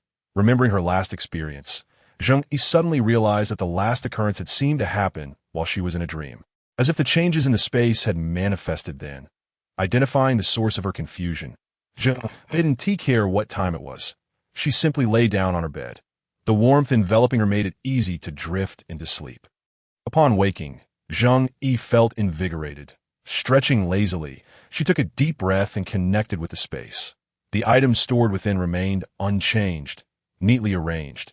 Originally, the space had been filled to 2/3, but now it appeared to have expanded beyond a mere third. It was evident that her space had indeed grown. Having reached this conclusion, Zheng Yu felt elated, using the original space as a reference. After estimating, she concluded that her space had nearly doubled in size, and her control over the items within was now nearly instinctual. She reorganized the contents of her space, making it appear even more orderly. Zheng Yu also compiled a rough inventory of her current supplies: 20 smoked fish, a piece of leftover smoked meat, half a basket of eggs, a pile of chestnuts, a mound of sweet potatoes, several durians, a basket of red sweet fruits, a basket of lemons, a large chunk of honeycomb, a ginseng root, 2 wild vegetables, a small heap of ginger and ginger leaves, a small bag of dandelions, 2 plants that could quickly incapacitate beasts, a large quantity of cotton, several pieces of bee skin clothing, 5 useless pieces of bee skin, and cumin and Sichuan peppercorns drying outside the cave. The items here were generally sizable, making her collection appear rather plentiful. Yet, Zheng Yu was unaware of the duration of the cold season. The unknown always incited fear. If her food supplies dwindled, she would be left with no options in the frigid depths of winter. Thus, the search for food must not cease, and she needed to gather firewood daily, using the evenings to weave baskets and craft bee skin blankets. The mere thought of spending an entire cold season alone in the cave already made her feel lonely. Suddenly, a phrase came to mind that aptly described her current predicament. How will you survive the winter without a partner or even a kitten? While the Loya tribe was brimming with fluffy creatures, none belonged to her. She pondered the likelihood of a panda cub accompanying her through the cold season. Like at worst, she could prepare a bit more food. As her thoughts spiraled, Zheng Yu slapped her face, admonishing herself to quell such frightening notions of abducting a cub. Exiting the cave, she picked up a peppercorn. After ample sun exposure, the peppercorn had naturally cracked. With almost all moisture evaporated, the cumin had dried similarly, but without a sieve, she could not separate it from the husks. Zheng Yu had no immediate solution to this dilemma, setting it aside for the moment. At worst, she could use a little at a time. After all, the cold season was long, and she had plenty of time to pass in the cave. The process of drying peppercorns was straightforward. She simply spread them out on the ground. However, collecting them proved to be much more troublesome. Lacking suitable tools, Zheng Yu could only gather them bit by bit and store them in her space. Once she finished gathering all the peppercorns, she returned to the cave and drank a bowl of honey water. Preparing for her bath that evening, Zheng Yu placed the water storage stone jar into her space. She then picked up her fish trap and cast it into the river as dusk approached. Zheng Yu did not wander aimlessly, but instead gathered a handful of beautiful flowers from the roadside. The flowers were in full bloom, resembling roses, with vibrant pink petals and a rich fragrance, perfect for a petal bath. Filling the stone jar with water, she meticulously plucked the flowers, placing them one by one into a small basket to wash clean. Zheng Yu carried the basket of petals, ready to return home for a durian and a heat water for her bath. Zheng Yu, where are you off to? Seeing Yu with a woven basket slung over her back heading down the mountain, Zheng inquired, I'm going to the square to fetch some food. By the way, you haven't been there yet, have you? The square is quite lively. Why don't you come along? Ahua's mother said you're too lonely and asked me to take you to mingle with more people from the tribe. Yu said candidly, revealing her intentions without guile. Sure, let's go together. Zheng Yu accepted without hesitation. You picked some petals? Yu remarked, catching a whiff of the rich fragrance in the air as she glanced at Zheng Yu's basket. Yes, I'm planning to use them for my bath today, Zheng Yu replied, feeling that carrying a basket of flowers to collect food seemed a bit awkward. Isn't bathing done in the water over there? Yu asked, puzzled. Did Zheng Yu intend to lay petals on the surface of the water while bathing? No, I plan to heat some water at home for a nice bath, Zheng Yu clarified, wishing for nothing more than a comfortable soaked out of you. Wait for me a moment. I'll put the basket back at home first. After all, Yu was carrying an empty basket, while she felt odd holding a basket of flowers. All right, I'll go with you. As Yu spoke, she swiftly made her way towards Zheng Yu's residence. Observing Yu's energetic figure, Zheng Yu remained silent and hurried to catch up. Whenever she looked at Yu, Zheng Yu felt as though she had returned to a time when they would hold hands for every adventure. After placing the basket back at home, Zheng Yu glanced at the 2 wicker baskets filled to the brim and felt a twinge of difficulty. In the end, she decided to go empty-handed, knowing that her strength had significantly increased and she could carry the items back without issue. The square was indeed bustling with activity as Zheng Yu followed Yu into the queue. Scanning the surroundings, she noticed the absence of the younglings from the cave of isolated beasts that she had seen previously. Why haven't we seen the younglings from the cave of isolated beasts?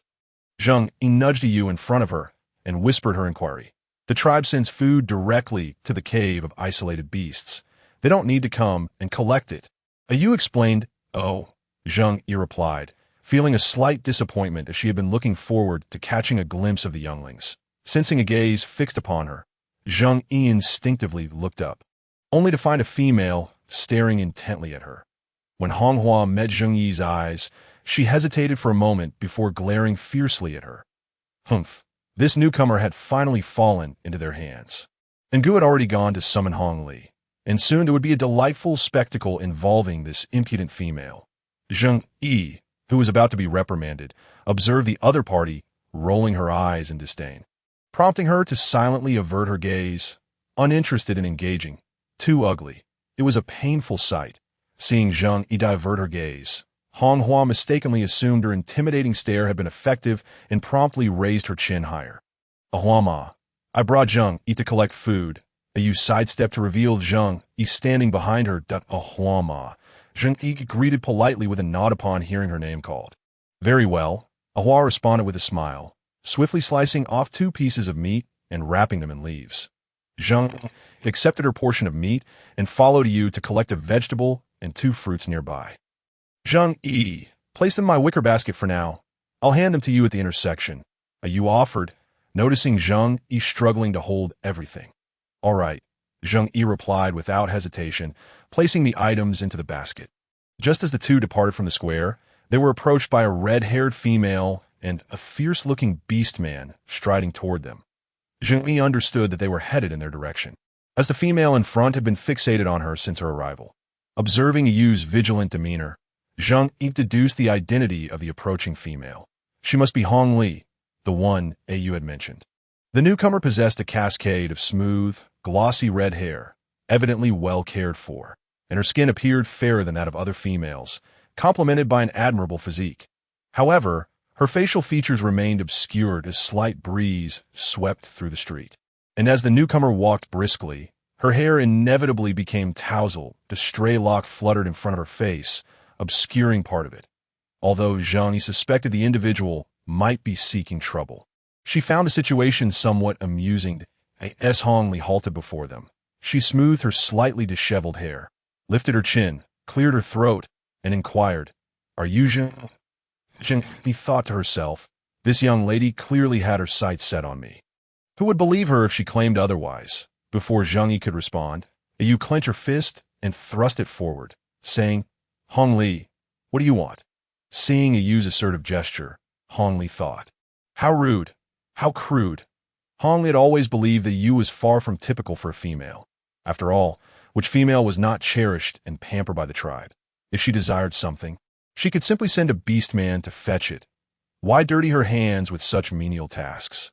Not only did Yu refuse to remain obediently within the tribe, but she also trained daily alongside the beastmen. Look at her now, behaving just like those brutish beastmen who resorted to violence at the slightest provocation. Humph, she must have been corrupted by spending too much time with those uncouth creatures. Her mind twisted.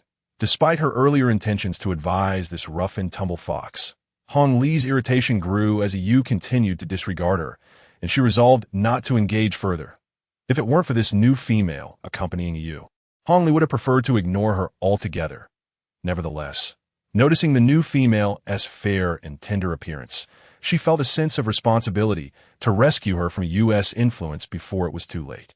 Hong Li dismissed Yu's threatening posture and turned to Zheng Yu, saying, You look delicate and well cared for. You must have grown up spoiled by the tribe. Why would you choose to play with Yu? She probably drags you into dangerous and exhausting situations every day, which must be quite uncomfortable for you. Why not distance yourself from her and join us instead? Wouldn't it be safer and more enjoyable to be pampered within the tribe? Zheng Yu began to understand the underlying conflict between Yu and Hong Li. Their differing ideologies and life perspectives rendered them incapable of persuading one another, leading to mutual disdain. To be honest, the idea of taking it easy was tempting. She too felt weary from daily foraging and labor. Yet, she recognized that in this harsh environment, improving her living conditions required her own effort. She was not one of the beasts here and could not comfortably rely on their care. Most importantly, she did not wish to tether her fate to another's. It wasn't that she was pessimistic. It was merely a harsh reality with a significant probability of occurrence. In this primitive beast world, resources were scarce, and the Luoya tribe struggled to feed itself. If, during the cold season, food became scarce, sacrifices would inevitably be made. Females were precious here, and they would not be the first to be spared. Thus, Zheng Yi's safety was indirectly assured. However, in a dire situation where sacrifices became necessary, she knew she would be among the first to be abandoned, being a newcomer. After all, while all were valued, some were favored more than others.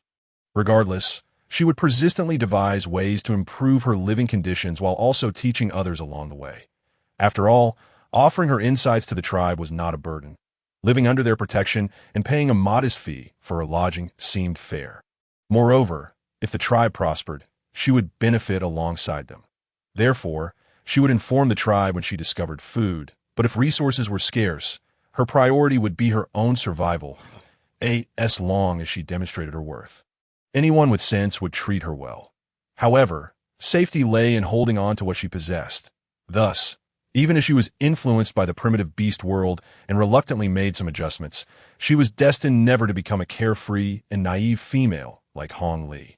Noticing Zheng Yi's silence, Yu felt a pang of anxiety. She truly felt like an outsider. Perhaps it was due to her childhood experiences or her beast form. Yu could never remain content like other females within the tribe. She yearned to grow stronger, to become a true warrior capable of hunting, fighting, and protecting her family, friends, and tribe. He offered a reassuring glance and earnestly addressed the female before her. "Thank you for your kindness. But you and I share a wonderful bond. We are already good friends, and I am quite satisfied with my current life, so I do not wish to make any changes." Hearing the underlying rejection in Zheng Yi's words, Hong Li retorted, "You." However, upon encountering Yu's fierce glare, she ultimately swallowed her remaining words, adding, "Don't say I didn't warn you. Stay with this female who only knows how to fight. We won't include you in our activities." With that, she stormed off in a huff. Zheng Yu felt a peculiar sense of deja vu, as if she were back in elementary school, witnessing cliques form only to be threatened with exclusion when she declined to join. "Zheng Yu, I'm really not violent. I only fight occasionally," Yu exclaimed, having intended to assert that she never fought at all but opted for a different phrasing. Meanwhile, Xing, who was perpetually on the receiving end of beatings, thought, "I can hardly believe you, Dado. Let us head back home. It's almost mealtime," Zheng Yu remarked. While she had no qualms about her friend's formidable strength, she chose not to contradict Yu's statements. "If it weren't for Hong Li's incessant prattle, we would have returned home to prepare our meal long ago. I told you she was bothersome," Yu replied, her focus shifting to food. "Would you like to come to my house for dinner?" Is that all right?"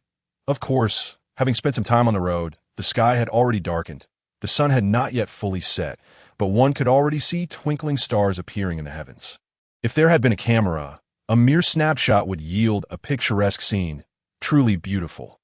Asu, summoned by the sight of 3 female orcs in confrontation, revealed himself only after the others had departed. Contemplating the words spoken by Zheng, Asu seemed lost in thought. He had long perceived that Zheng Yu was distinct from the other females, a difference that could not be concealed, since she also enjoyed venturing out. It would be prudent to inquire if she wished to join in the chestnut gathering tomorrow. Rather than sneaking out under the guidance of Yu, it would be better to include her when they went out. Shaking his head at the departing figures of the two, Asu resumed his patrol. Upon returning home, he prepared a simple meal of roasted meat accompanied by wild greens. The wild greens distributed by the tribe had large leaves, crisp and delightful to eat, perfect for wrapping around the roasted meat. The honey lemon tea had but a bottom left, all consumed by Yu. After tasting the honey lemon tea, Yu could not forget it. Before leaving, she took 2 lemons, claiming she would make her own using Zheng Yu's method. After cleaning up the remnants, washing the stone pot and clay pot thoroughly, Zheng Yu prepared to boil water for her bath. The large stone basin was filled halfway after pouring in the hot water from both the clay and stone pots, mixed with cool water, just enough for her to bathe comfortably. Before bathing, Zheng Yu filled the clay and stone pots with water again. After all, it had been a while since her last wash, and one round might not suffice to cleanse her thoroughly. Observing the discolored water in the basin, Zheng Yu felt quite prescient, perhaps due to the excessive sweat. Zheng Yu scrubbed several times with soap pods and animal hides before she felt the grime was adequately removed, draping herself in a piece of animal hide. She transported the stone basin with her spatial abilities, pouring out the water. Refilling the basin, she scattered an entire basket of flower petals into it, having fulfilled her small wish for a floral bath. Zheng Yu felt refreshed in body and spirit. After bathing, drying off, and donning a skirt made of animal hide, she felt an incredible sense of lightness. After cleaning her discarded clothing and hanging it outside, she also retrieved the animal hides that had been drying in the sun. The hides treated with limestone nitrate were indeed much softer than the others. Zheng Yu placed the animal hide blanket she had previously covered aside in the stone basin, intending to treat it with limestone nitrate as well the following day. Lying in bed, surrounded by the sun-warmed scent of the animal hide blanket, she felt a profound sense of security. A delightful morning commenced with the harvest of 2 fish. The long animal hide skirt proved somewhat inconvenient for work. After washing the fish by the river, Zheng Yu returned home, retrieving needle and thread to sew a tank top style top, pairing a white top with brown shorts quite nicely. The clothes drying outside were also ready. She took them down from the branches, leaving behind a single piece of underwear, and carefully folded the rest, storing them in her spatial pouch. Wearing her new attire, Zheng Yu felt a tad uncomfortable. The exposed skin left her feeling somewhat vulnerable.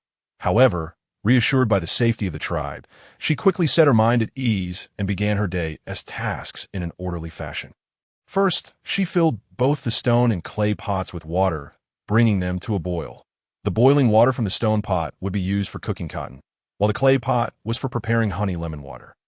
The clay pot heated efficiently, allowing Zheng Yu to prepare the honey lemon tea first, setting it aside to cool. Once the water in the stone pot boiled, she added the cotton flowers one by one. The wet cotton lost its fluffiness, gradually shrinking in size. Due to the scalding hot water, Zheng Yu could not touch it directly, so she wielded a pair of chopsticks in each hand, using one pair to grasp the cotton and place it by the pot's edge. She applied pressure with the other pair, squeezing out the water bit by bit. The extracted cotton was placed in a basket, and after considering that the cotton would expand when dried, she ceased once the basket was half full. Carrying the dripping basket outside the cave, she selected a sturdy branch to hang it from, avoiding scalding water splashes. Upon inspecting the cumin, she found that while the exterior had dried, she was uncertain of the interior. So she decided to let it dry for another day. After all, the sun was quite abundant at present. Upon returning to the cave, the coolness inside starkly contrasted with the blazing sun outside. She briefly heated the smoked fish over the fire, pairing it with a bowl of perfectly tempered honey lemon water, creating her breakfast. Eating only meat in the early morning did not align with her dietary habits. The taste of smoked fish made her long for staple foods like steamed buns, noodles, and rice. After finishing her simple meal, Zheng Yu completed weaving the wrought tan curtain, lacking glue and unable to chisel into the stone walls.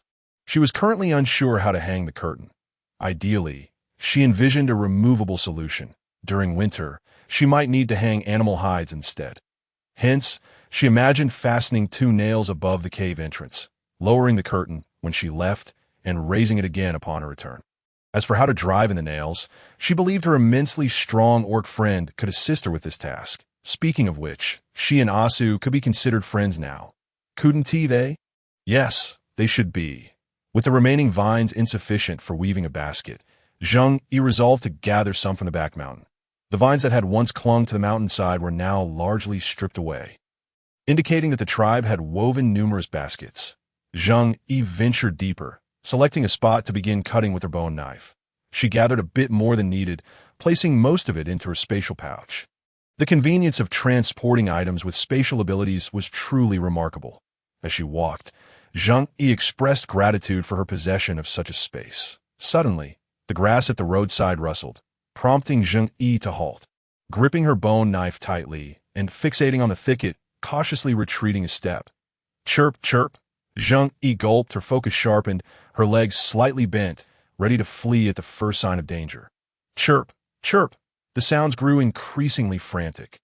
And while Zheng Yu found them somewhat familiar, she hesitated to approach recklessly.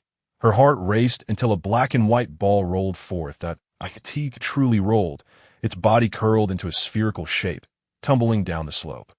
After rolling several times, it finally sprawled out, legs in the air, coming to a stop. It seemed dazed from the tumble, lifting its head and shaking it, yet remained motionless for a while. A round little ball. Seeing the small figure, she quickly forgot her earlier anxiety. She dropped the vines and rushed forward to scoop up the panda cub. "Baby, did you hurt yourself from the fall? Let Annie take a look." Zheng Yu cradled the panda cub with concern, inspecting it closely. After finding no apparent issues, she gently removed a few stray blades of grass stuck to its fur, then embraced the cub tenderly. Petting the fluffy panda cub, Zheng Yu felt a wave of healing wash over her. The panda cub, unaccustomed to being held, instinctively squirmed a bit. However, the gentle stroking was too delightful, and the panda cub soon closed its eyes in comfort, unconsciously emitting soft sounds. Hearing the cub's adorable coos, Zheng Yu felt her heart melt. "Baby, what are you doing here?" She spoke softly, careful not to startle the little one. The panda cub responded with a chirp. Chirp. Zheng Yu, who did not understand the animal language, paused for a moment before speaking again. "Andy has delicious food. Would you like to come with me?" Thus began her scheme to entice the panda cub. Who could resist such an adorable creature? Zheng Yu thought, fluffy and cute little cub, come home with Annie. After all, she couldn't resist, especially since this was a panda cub from their tribe. Having encountered it, she felt a responsibility to care for it as part of the tribe. The panda cub questioned, "Chirp?" Zheng Yu, unable to comprehend, automatically interpreted, "What delicious food! It is the sweet honey, accompanied by the fragrant, tender sweet potatoes and roasted chestnuts. Sweet delights are likely to be favored by all younglings. Moreover, the pandas of the Blue Planet are known to relish sweet apples and sip from bowls of milk. This scenario should be applicable here as well, one would presume." The panda cub chirp. "Hee, I take that as your agreement. Let us return home now. As for the bundle of vines left to the side." Zheng Yu paid it no mind, cradling the panda cub as she departed the abandoned vines. However, the panda cub, while being lifted by Zheng Yu, cast a glance at the discarded bundle of vines by the roadside. Upon returning home, Zheng Yu gently placed the cub at a safe distance from a fire. Once she ensured that the honey lemon water had cooled, she poured a small amount into a stone bowl and offered it to the well-behaved panda cub sitting nearby. It was not that she was stingy. The honey lemon water was tailored to her taste, leaning slightly towards the sour side. Zheng Yu was uncertain if the cub would accept this balance of tartness and sweetness, so she offered just a little for him to sample. Observing the panda cub pause momentarily before happily sipping, Zheng Yu felt relieved. "You stay here and drink, but do not approach the fire. Auntie will fetch something." After glancing at the distance between the cub and the fire, she uneasily lifted him again, placing him a bit farther away. Chirp. The cub, engrossed in licking, managed to reply in between. Entering her storage cave, Zheng Yu first retrieved the vines from within. Next, she took out the basket containing honey, sliced a piece, and placed it in a bowl, then selected a few smaller sweet potatoes and a handful of chestnuts. After tidying the basket, she set the sweet potatoes and chestnuts in the ashes beside the fire, nudging them slightly. She ensured they would not come into direct contact with the flames while allowing for even heating. Noticing that the panda cub had finished the honey lemon water, she offered him a piece of honey, wrapping the bottom part in a leaf before handing it over. The cub sniffed the honey, placed it in his mouth, and took a bite. The sweet, fragrant flavor enveloped him, instantly winning his heart. Watching the panda cub joyfully wiggle his little feet, Zheng Yu could not resist giving him a few more affectionate strokes. "Zheng Yu, such a well-behaved darling. How I wish to raise you." The panda cub obediently enjoyed the honey. Meanwhile, Zheng Yu busied herself, dragging out the vines, weaving a basket while happily observing the panda cub. Time passed peacefully until Ashu entered her home, carrying a hunted creature, shattering the tranquility. Upon seeing Zheng Yu clad in uniquely styled animal skins, looking exceptionally fresh, Ashu paused in his tracks, noticing Ashu's sudden halt. Qingshi popped his head out from behind, enthusiastically greeting Zheng. Long time no see. The sight of Zheng Yu's attire also brightened his day. Wow, you look stunning. Zheng Yu smiled, only then noticing the string of beasts following Ashu. Qingshi had two-handled chickens in each hand, which appeared to have been processed but still bore remnants of feathers. Some spots were even missing skin, while others had patches of feathers left. Looking rather shabby. Following were Aluo and Ian, with Aluo shouldering a properly processed catch and Ian carrying a large bundle of firewood. Finally, a Xing and a Yu appeared, one beast carrying a hefty bundle of firewood, while the other cradled a bouquet of flowers and mosquito-repelling herbs. As the group entered, the cave instantly buzzed with life. Quick, quick, make way so I can put the branches inside. A Xing was not lacking in strength. Rather, the situation was urgent as the grass used to bind the firewood was close to breaking. I told you to find some sturdy grass instead of being lazy, but you wouldn't listen, and now look. Yu chided, though she still stepped forward to assist him, feeling the load lighten on his shoulder. A Xing hurriedly dashed past the others, placing the large bundle of branches into the designated spot within the cave. Hey, I know I was wrong. Please don't let go. Admittedly, he had been negligent, hastily grabbing a few strands of grass nearby to tie up the branches. As soon as he reached his destination and unloaded, the grass rope snapped. The neatly bundled branches scattered, but fortunately not too chaotically. A Xing quickly gathered them together again with his arms, restoring some semblance of order. Phew! Luckily the wood storage cave is right by the entrance. If I had been any slower, it would have been a complete mess. A Xing wiped the sweat from his brow. Thought he was too weary to comment further. Thank you. You doubt if you hadn't lent me a hand, I would have never made it if the wood had scattered everywhere. I would have been utterly embarrassed. Noticing Yu's displeased expression, a Xing quickly endeavored to placate her. Let us go, we're heading out. Too lazy to argue with this clumsy fellow, a Yu replied. All right. With Yu seeming to relax, a Xing breathed a sigh of relief. After they exited, Ian quickly stepped in to drop off the firewood. Come, first, have a bowl of honey lemon water. This time, with more beasts present. They utilized both cups and bowls. The hunters laid leaves on the ground and placed the meat atop them. After wiping their hands with leaves, they accepted the bowls or cups that were handed to them. Here, these are for you, Yu said, setting the mosquito-repelling herbs aside and handing the flowers to Zheng Yu, swiftly grabbing a cup filled with honey lemon water. Yesterday, she had made honey lemon tea at home. And though her process was identical to Zheng Yi's, the result was far less delightful. Such beautiful flowers, Zheng Yu exclaimed, surprised upon receiving them. I encountered these flowers while out today and thought you would surely adore them. They're the most exquisite blooms surrounding the tribe. Having seen Zheng Yu joyfully carrying a basket of petals yesterday, Yu had decided to pick some for her today. They are indeed stunning. Zheng Yu remarked, gently caressing the petals. These flowers boasted large petals, reminiscent of peonies, with vibrant colors, each bloom unique. Many of them displayed gradient hues, transitioning from light blue to deep blue, soft pink to rosy pink, light green to dark green. Each one was distinct, creating a dreamlike ensemble that was anything but gaudy. Among them was an orange flower, its coloring akin to the dawn sky, each petal uniquely paired in color. Breathtakingly surreal. Zheng Yu arranged the flowers carefully, placing them tenderly into the freshly woven basket. She found a spot far from the fire, yet prominently visible, setting down the basket filled with flowers, which added a vibrant splash of color to the cave. What is this black and white cub doing here? Ashu inquired, gazing at the cub busily licking a piece of honey. The panda cub, unfazed by the influx of beasts into the cave, merely glanced up before returning to his honey. Unable to resist, Zheng Yu affectionately stroked the panda cub again. I encountered him while picking vines on the back mountain, and I decided to bring him back as a guest. Zheng Yu replied, a tinge of guilt in her voice, feeling as though she had stolen someone else's cub. Chirp, chirp, chirp, Sister brought the cub to enjoy delicious food. The panda cub chimed in. Ashu, what is the cub saying? Zheng Yu turned to the nearby beast man, but he says you brought him back to enjoy delicious food.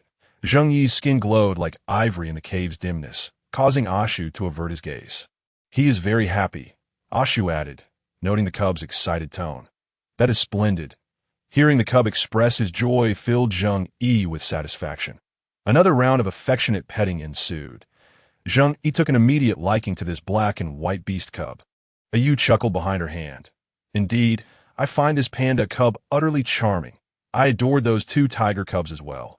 I simply love all adorable, furry creatures, Zheng Yi declared with conviction. Were it not for current circumstances, she would be thrilled to raise this panda cub. Nothing is more tragic than being surrounded by fluffiness yet unable to touch, only to gaze at it in longing. Huffed. No wonder every time I transform into my beast form. Your eyes light up. It turns out you adore my fur. Yu slapped her forehead in realization. Yu, your beast form is indeed very beautiful. As Zheng Yi reminisced about the seemingly inconspicuous little gestures of his past.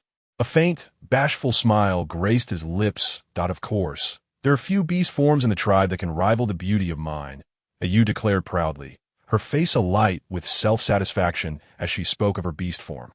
Indeed, the most exquisite beast form in the Luoya tribe. A Xing chimed in agreement. Yu rolled her eyes, choosing not to respond further. In the realm of beastmen, the aesthetic appeal of their beast forms was influenced by the quality of their fur. Yet it was ultimately their strength that served as the true measure of worth. While Yu believed her fur to be undeniably attractive, she humbly acknowledged that it did not yet claim the title of the tribe's finest. As for the title holder, it was none other than the individual seated across from her. Sensing a gaze upon him, Ashio glanced up briefly, catching sight of Yu before lowering his head once more to concentrate on sipping the honey lemon water in his bowl. The beverage was indeed delightful, and it was no wonder Yu had been murmuring about it all morning. Zheng Yi wrapped up the final touches on the rattan basket he was weaving. Placing it aside with care, he then poured himself a bowl of honey lemon water, savoring it even more in the company of friends. After a brief respite, Zheng Yi began to contemplate the preparations for their lunch. Surveying the ingredients they had gathered, he realized the task ahead was rather substantial. Though it was still too early for lunch, he anticipated that by the time the dishes were ready, it would be just about the right hour. With an insufficient number of stone bowls, Zheng Yi asked Yu, who had experience in crafting bowls, to fashion a few more stone bowls and chopsticks. He verbally delegated some of the preliminary tasks regarding the ingredients, entrusting the remainder to several beastmen. Qing Shi took charge of boiling water in a stone pot before meticulously plucking the feathers from 4 chickens. After cleaning them thoroughly, 1 chicken was designated for a ginseng chicken soup made with ginseng whiskers, another for a potato chicken stew, 1 was to be prepared as beggar's chicken, and the last was to be roasted whole. The quantity of chicken was considerable, and Zheng Yi realized that her own pot would not suffice. So Yu and Ashio generously offered their pots. With 2 of the hunted animals proving too large to prepare in the cave, they decided to relocate their cooking efforts outside. A fire was kindled at the entrance, and the 2 animals were divided, with one half to be seasoned with honey and the other with cumin. Before roasting, Zheng Yi requested Ashio to slice several large pieces of meat. Specifically selecting a piece of fatty meat, he then proceeded to dismantle the 2 animals, threading the pieces onto branches. Zheng Yi made sure to instruct the others to score the surface of the meat to enhance flavor absorption. Afterward, he generously applied the prepared marinade, allowing it to soak, and he then confidently entrusted the responsibility of roasting the meat to Qing Shi, a yin, and a Xing given the size of the animals.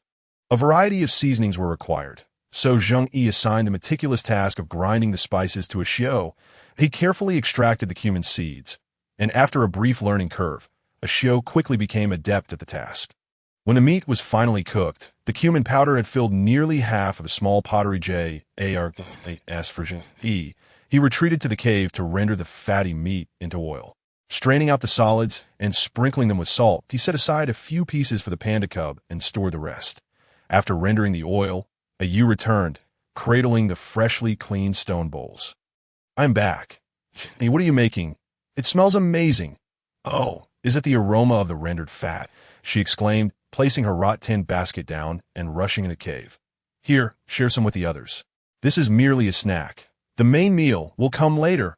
All right, Yu eagerly grabbed a piece of the rendered fat and popped it in her mouth. Freshly made, the crispy morsel, seasoned with salt, was delectably savory. She distributed the rendered fat among the beastmen, earning unanimous praise.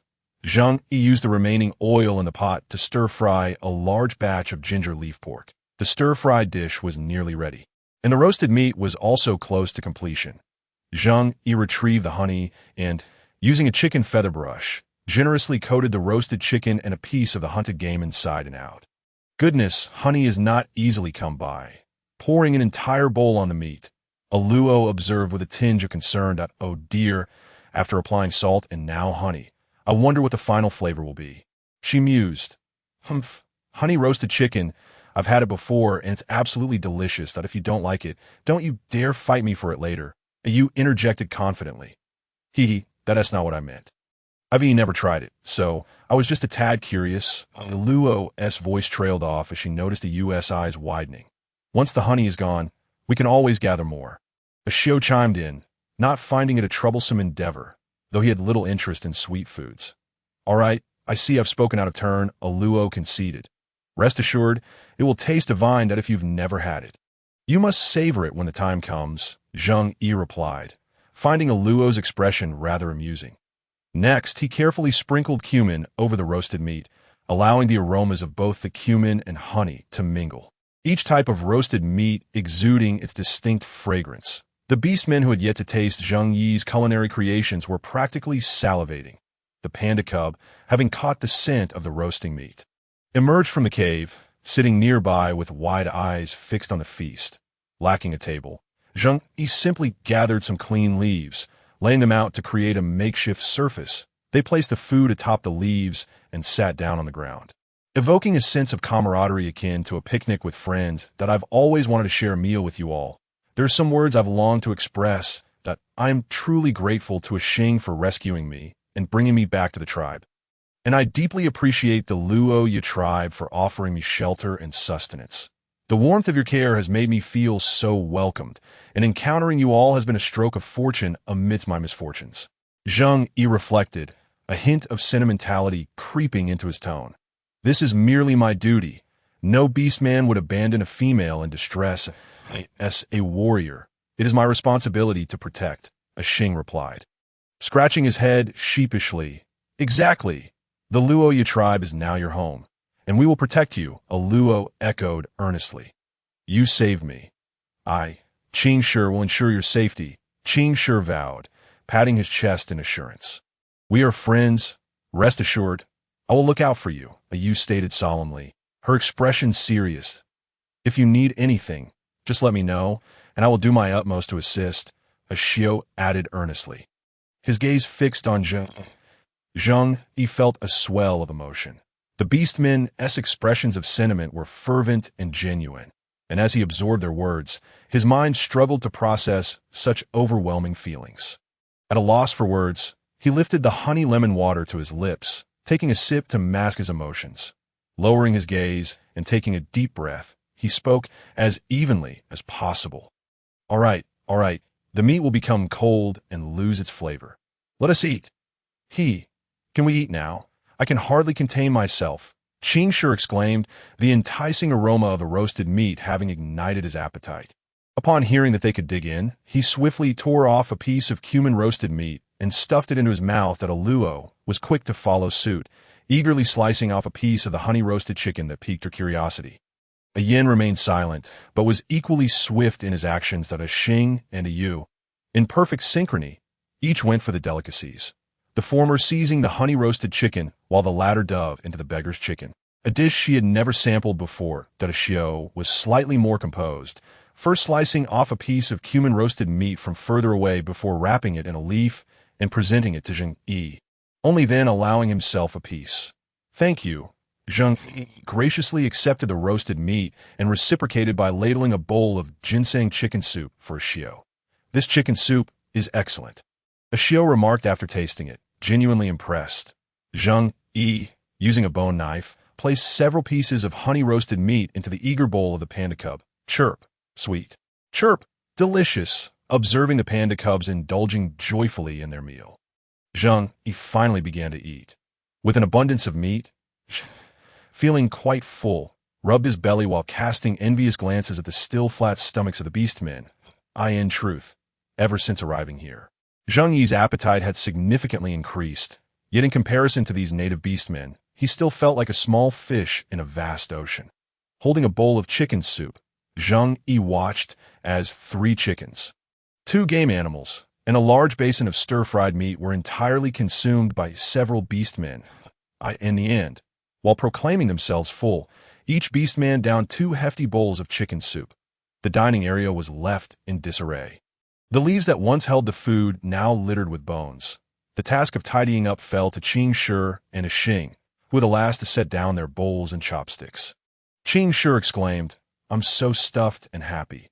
I'm filled with motivation to work." Xing lamented, "I'm always the one being burdened, toiling away without daring to speak to Xiao.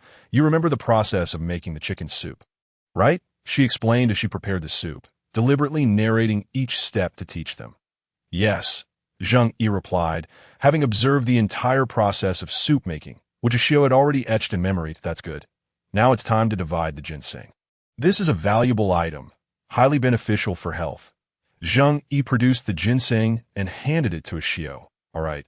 Xiao responded, swiftly extracting a claw to neatly slice the ginseng into 3 pieces. Subsequently offering the largest piece to Zheng Yu accepted it. The ginseng was quite substantial, and even after removing 2/3, there remained plenty. Moreover, since ginseng is a potent tonic, it shouldn't be consumed frequently, approximately once a month. Adding 2 or 3 slices would suffice for a long time. By the way, make sure to dry the ginseng completely under the sun. This will aid in its preservation, Zheng Yu advised. "Understood, I'll relay this to Qing Shi." Xiao replied, though Qing Shi had nearly recovered and did not require supplements. However, Xiao did not wish to refuse Zheng Yu's thoughtful gesture. Yet he felt he could not accept it without offering something in return. Planning to hunt a game animal specifically for her later, Yu was aware that this ginseng was unearthed by Zheng Yu during their previous expedition to the Red Leaf Forest. But she held no interest in it and paid it little mind.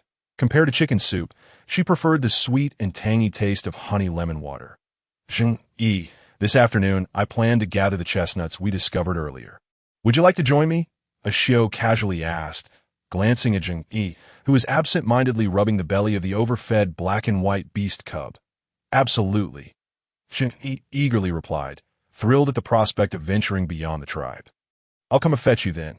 "All right," Zheng Yu nodded. By the way, Xiao, could you find a way to create some protrusions at the cave entrance? I'd like to hang a curtain there. During the cold season, I could also drape animal hides, which would help shield against the cold wind. With something to block the entrance, Zheng Yu felt a bit more secure.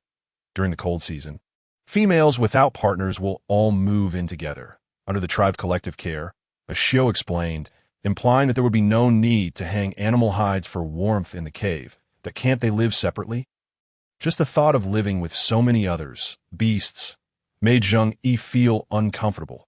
Moreover, the most important concern was how to retrieve food from her space while living among them.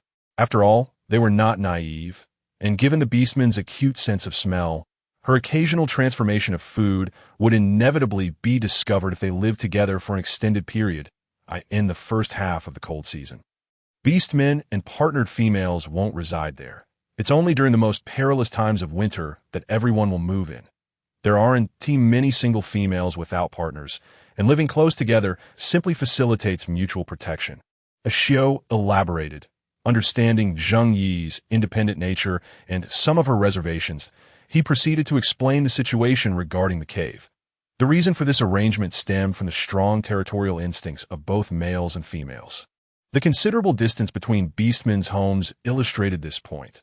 Thus, when the tribe was initially established, they had taken this into account. From the outside, the winter cave appeared to be a single large cave. Yet it was composed of multiple smaller caves within. This design allowed for collective protection while ensuring that no one disturbed another.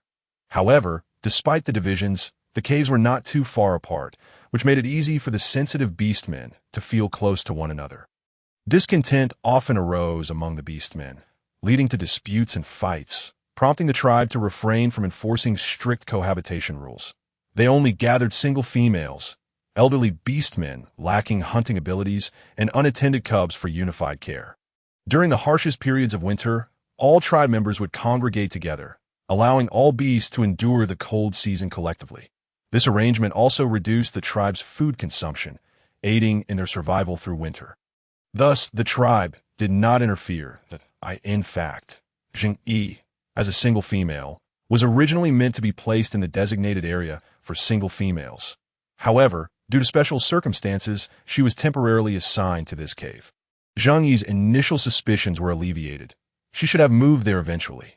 Nevertheless, Yu assured her of proper care, and Zheng Yu was quite content in her current accommodations, so she did not pursue the matter further.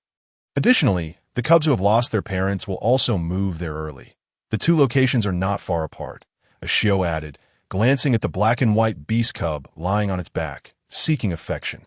Indeed, I can move in with you. We can stay close together. The cold season can be quite dull, and being near you means I can come play with you every day. And of course, it would be even better to enjoy the meals Zheng Yu prepared.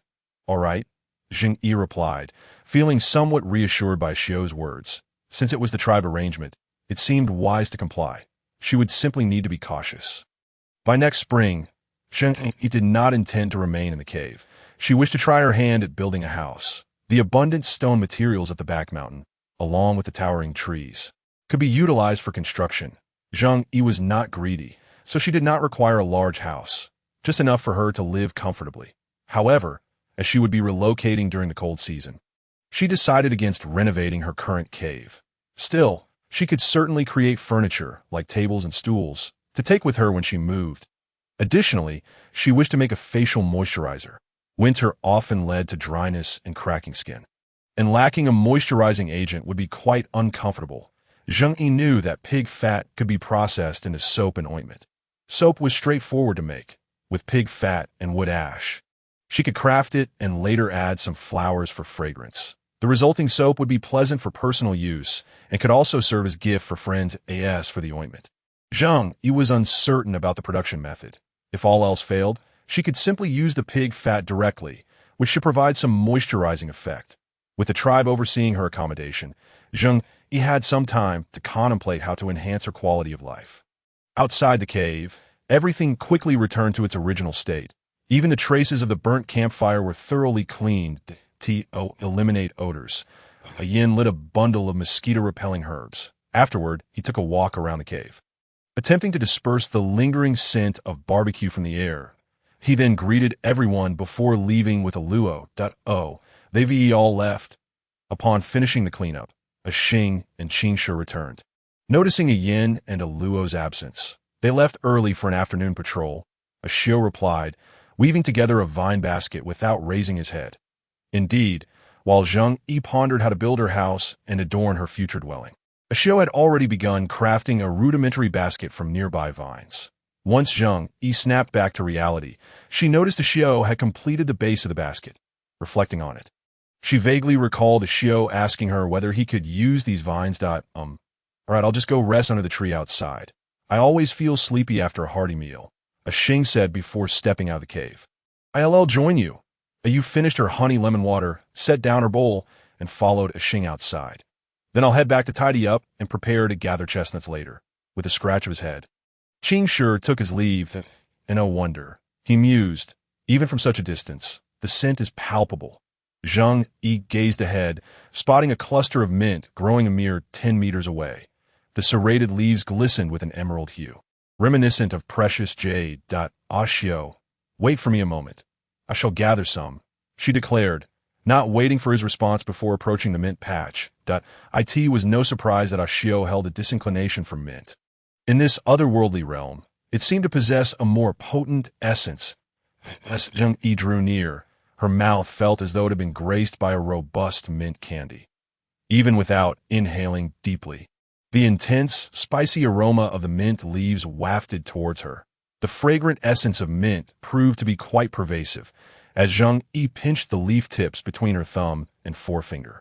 The scent clung to her fingertips. Disregarding all else, she hastily plucked a handful and cradled it in her arms before making her way back, remembering Xiu's aversion to the minty fragrance.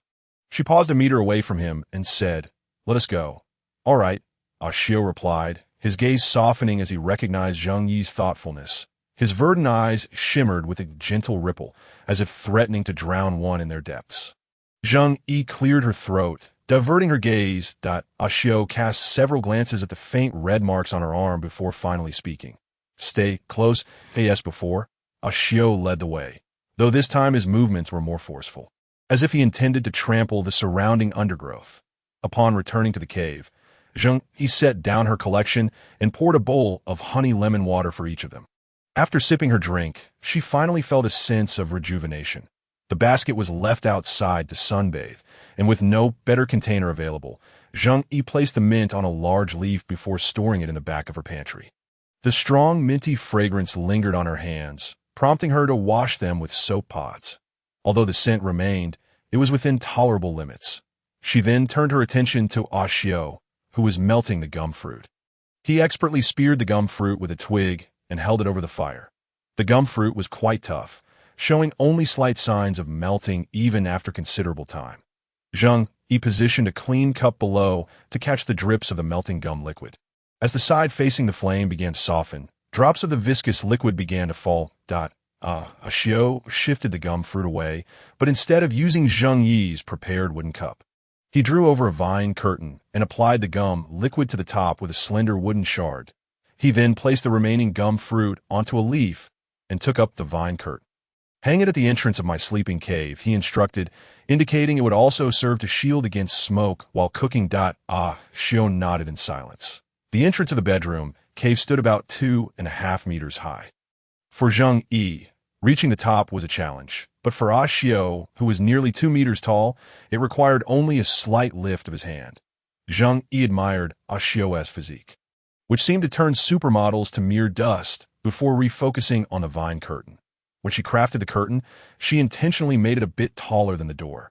However, as Xiao applied a fifth of the melted gum, the area he covered exceeded her initial estimation, resulting in the curtain not fully obscuring the entrance.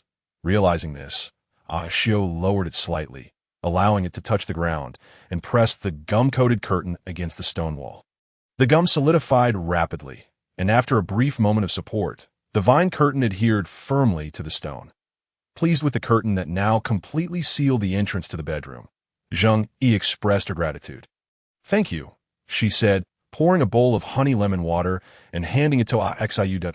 "It was no trouble," he replied, downing the drink in one gulp before returning to the unfinished wicker basket. As soon as Xiao completed the basket, Qingshi arrived, carrying several large wicker baskets. "Roar, have you left?" Xing, too lazy to transform back into human form, greeted them in beast language. "Let us depart," Xiao said, glancing outside. "All right, but what about the panda cub?" Zheng inquired, noticing the cub sprawled on its back, paws resting on its fluffy belly, blissfully asleep. "I shall return him first," Xiao replied. The cub was still too small and required the care of an adult beast man. "Okay," Zheng Yi said, gently stroking the cub while swaying it softly. "Time to wake up." The panda cub slapped its belly with its paw, rolled over, rubbed its eyes, and wobbled to its feet, taking a few unsteady steps. Xiao handed the wicker basket to Zheng Yi, then scooped up the panda cub and walked outside. "Eek!" The cub squirmed momentarily before curling up obediently. The panda cub seemed to think, "I cannot resist." Zheng Yi took the wicker basket and followed, testing its size on her back, which fit perfectly. "Please wait for me.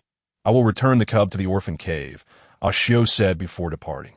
"Roar," Xing replied lazily, stretching out in the shade of a tree without moving. When Yu saw Zheng Yi emerge, he stood up, shook off his ruffled fur, and approached, carefully nudging Zheng Yi with his body. Unable to resist, Zheng Yi joyfully petted the soft, fluffy fur of the great white fox.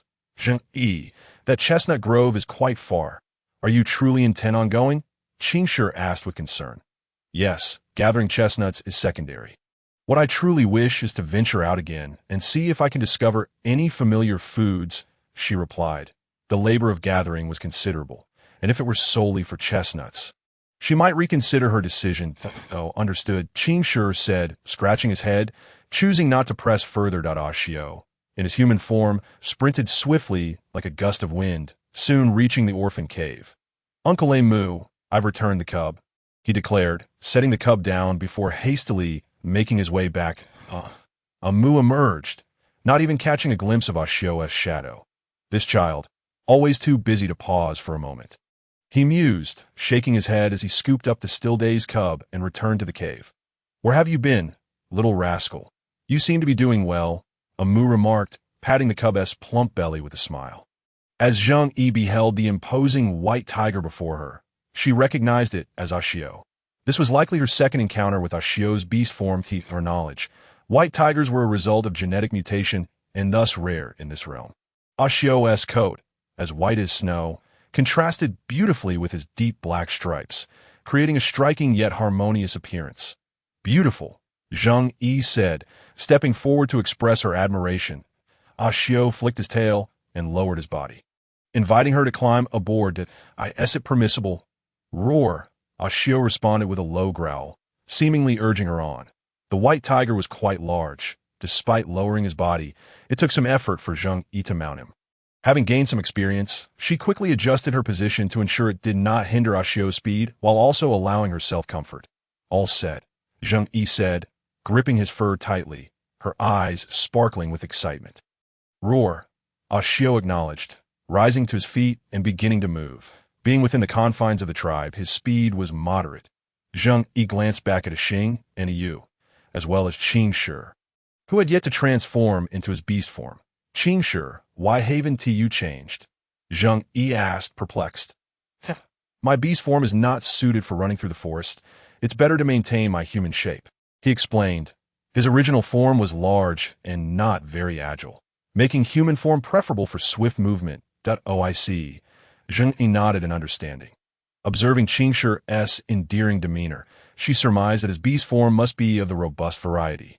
Though she remained uncertain of its exact nature, Ashio, "Brother," as I witnessed the exuberant greetings exchanged with Ashio, my enthusiasm was palpable. Ashio's ears twitched slightly, seemingly oblivious to the call, and instead quickened his pace, darting away.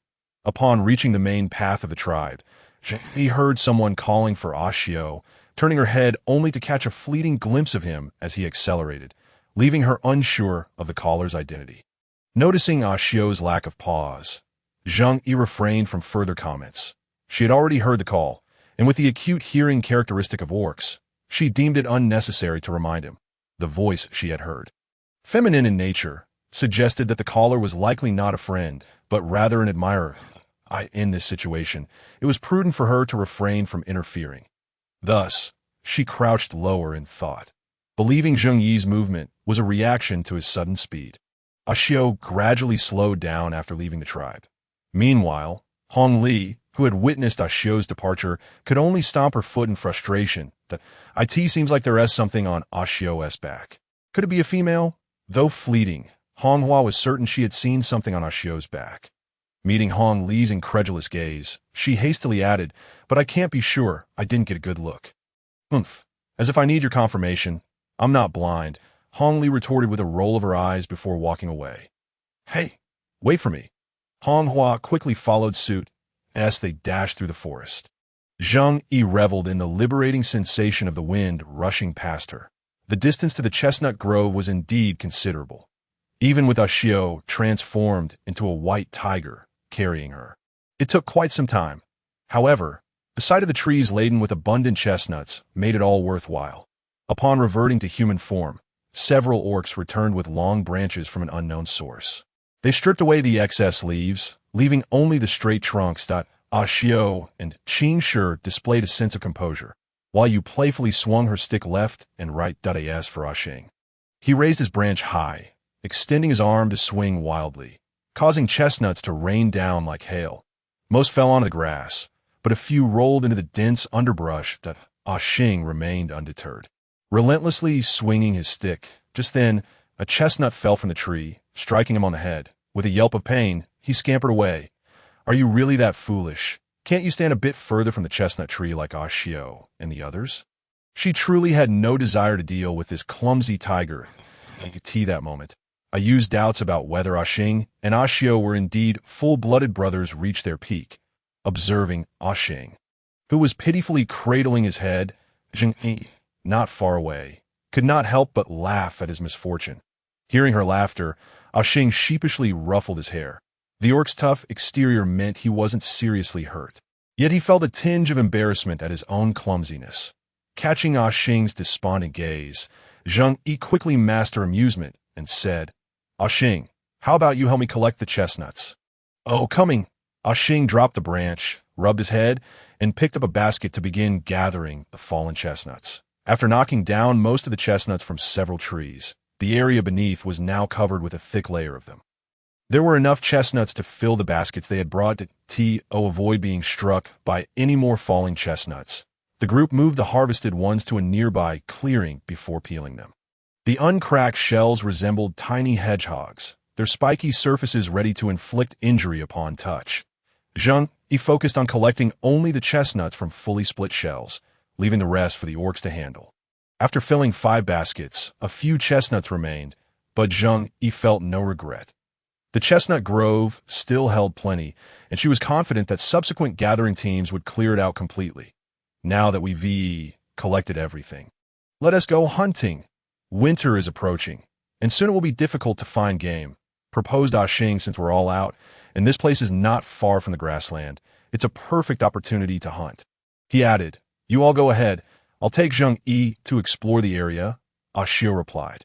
This was Zheng Yu's primary purpose for venturing out, so she had no significant reaction, merely adjusting her grip on the basket to ensure it remained manageable. Let me take it. Your frail little shoulders can't bear this weight, Yu said, accepting the basket from Zheng Yu. Thank you. It's wonderful to have sisters, Zheng Yu thought to herself, feeling joyous. Give them all to me. I'll return and bring the gathering team back. It's still early, and we should have enough time to make 2 trips before dark, Qing Shi remarked, glancing at the sky. Qing Shi could carry 2 baskets at once, but the extra one was a struggle. Observing Qing Shi's awkwardness, Zheng Yu had a sudden flash of inspiration and thought of a fitting tool, a carrying yoke. She gestured for Qing Shi to set down the baskets, then threaded a branch through the yoke, securing it with the straps of the baskets to prevent them from slipping off. She fashioned a simple design, allowing her to carry 2 baskets at once. With 2 yokes, they could transport 4 baskets, making the 5th unnecessary to carry. Xing led her around the vicinity, hoping to help her discover useful items. If they found something valuable but had no means to carry it, it would be quite disheartening. Therefore, Zheng Yu emptied the chestnuts back into the baskets and slung the empty ones on her back. Let me take it. The place isn't far, and we can walk directly there, Xing said, reaching for the basket on Zheng Yu's shoulder.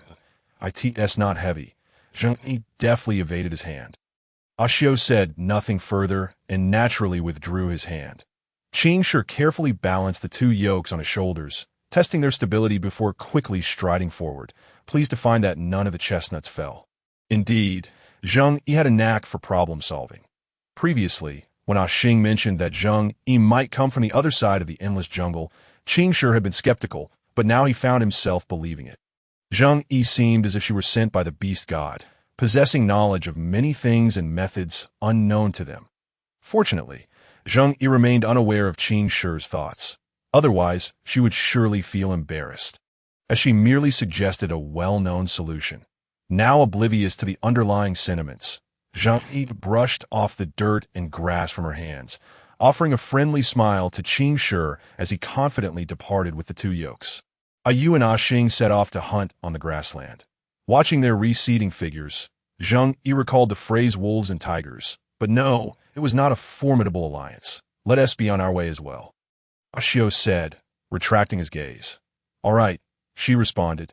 Their destinations diverged, so they parted ways and Xing did not transform into his beast form, but led Zheng Yu through the forest. He walked ahead, deliberately pushing aside the grasses on either side to clear a path for her, ensuring that her delicate skin remained unscathed. That was a tree I stumbled upon by chance. Its fruits are quite beautiful and delicious, Xing remarked, lifting a curtain of vines to beckon Zheng Yu forward. As she stepped through the natural curtain formed by the vines, Zheng Yu beheld a low tree adorned with numerous branches, each bearing an abundance of colorful fruits resembling vibrant lanterns. The colors were not overly flamboyant, only shades of red, yellow, and green, but their harmonious blend created a stunning spectacle. Green, But it was already late autumn. They should be ripe by now. Perhaps that was simply the natural color of the fruit. Zheng Yu approached and plucked a fist-sized green fruit. With ease, she peeled away its skin and popped it in her mouth, the rich flavor of tomato flooding her senses. Tomatoes! Her utmost delight lies in the consumption of tomatoes. Today, even if she were to discover no other food, Zheng Yu would still feel utterly content. She devoured an entire tomato, savoring the satisfaction it brought her. After placing the empty container aside, she commenced the gathering of tomatoes.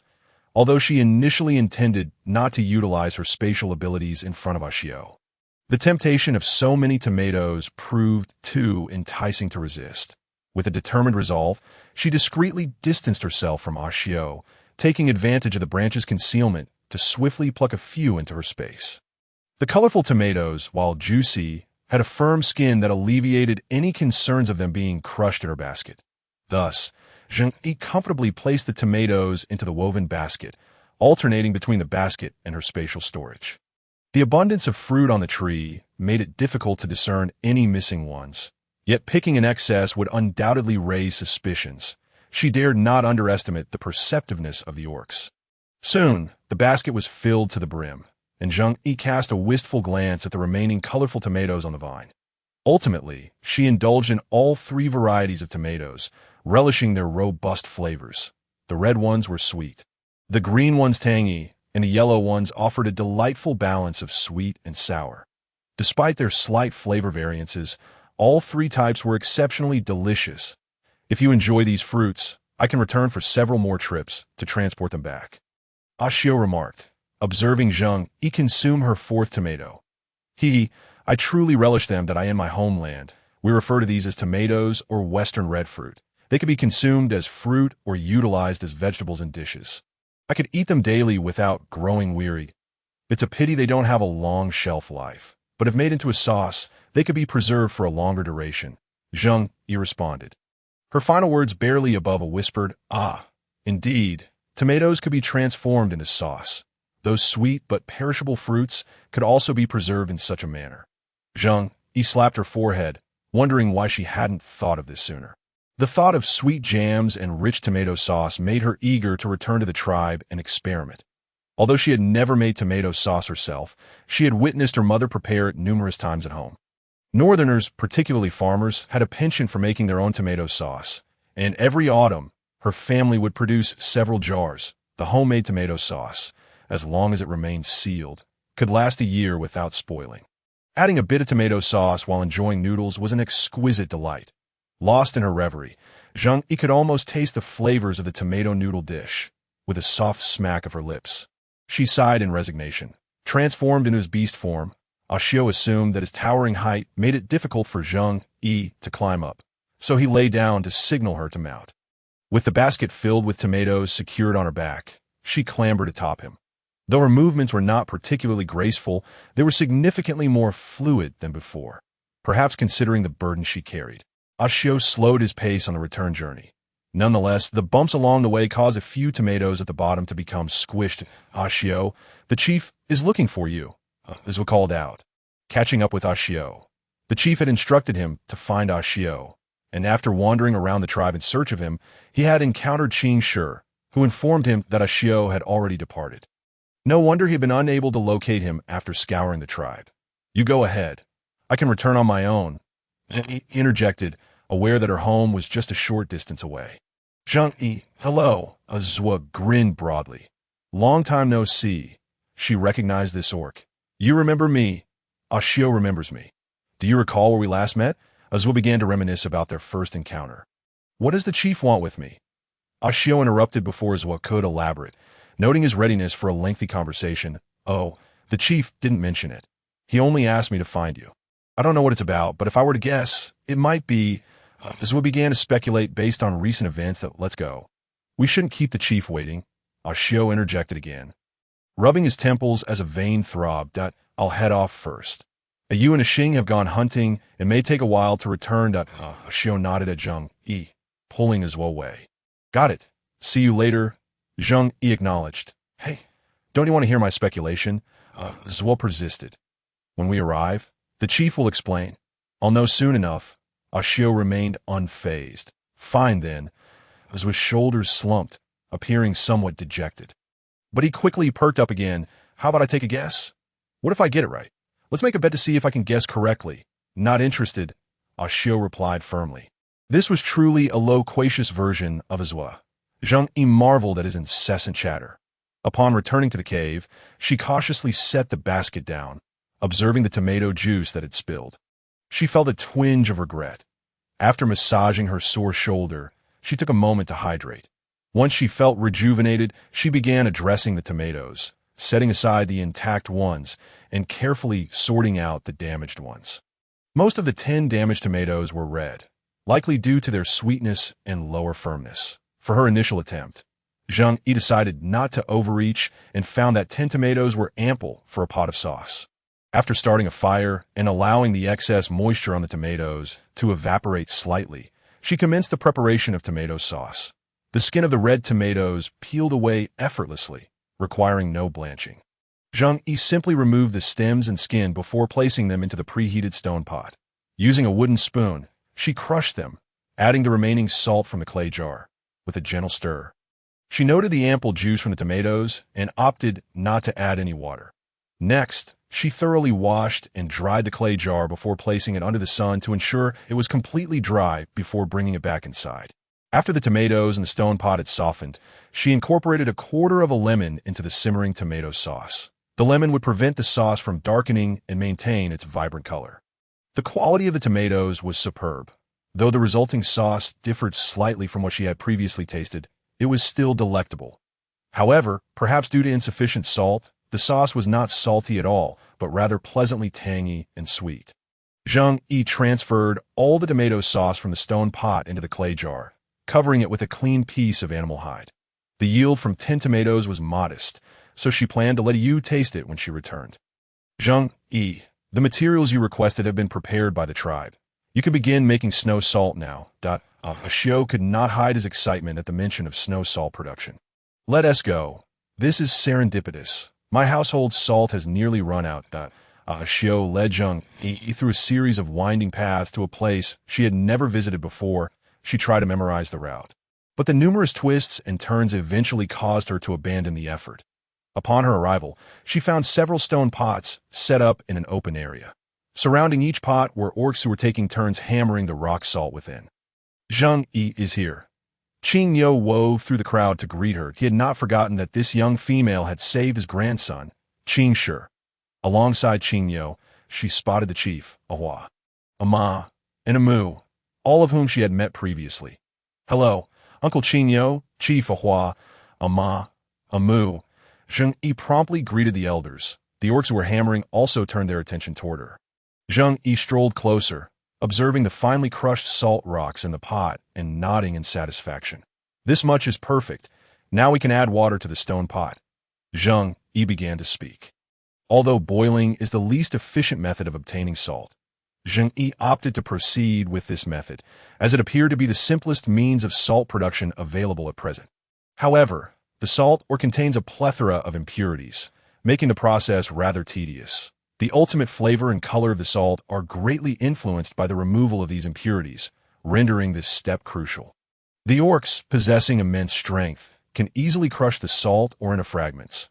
Thus, the initial crushing stage poses no challenge. The subsequent step involves filtration. Zheng Yu's gaze shifted to the other side, where 10 large stone jars stood, already filled with water. Well, the water is ready, and everything is in place. We can commence. Good. The orcs responded in unison. They discarded the wooden stakes in their hands, and 2 of them embraced a stone jar, filling it with water from the salt pot. After adding firewood and igniting the flames, they waited until the salt ore was completely dissolved in a brine, at which point she addressed Ashu beside her. The next step is up to you. Ensure that all these salt or fragments are completely dissolved in the water to form brine. After giving her instructions and glancing at the orcs tending the fire, she moved aside to examine the cotton they had harvested, contemplating how to utilize it for filtration. Once the salt ore dissolves, the next step is to filter out the impurities. This step primarily involves removing the mud and other harmful substances for filtration. A filter is indispensable. The cotton fibers collected from the cotton bolls serve as the best filtration medium. Ashu, do you have any tightly woven wicker baskets? Zheng Yu inquired, looking at Ashu. Yes, yes, yes. Previously, everyone chose to weave baskets from thicker vines, so the finer ones were left over.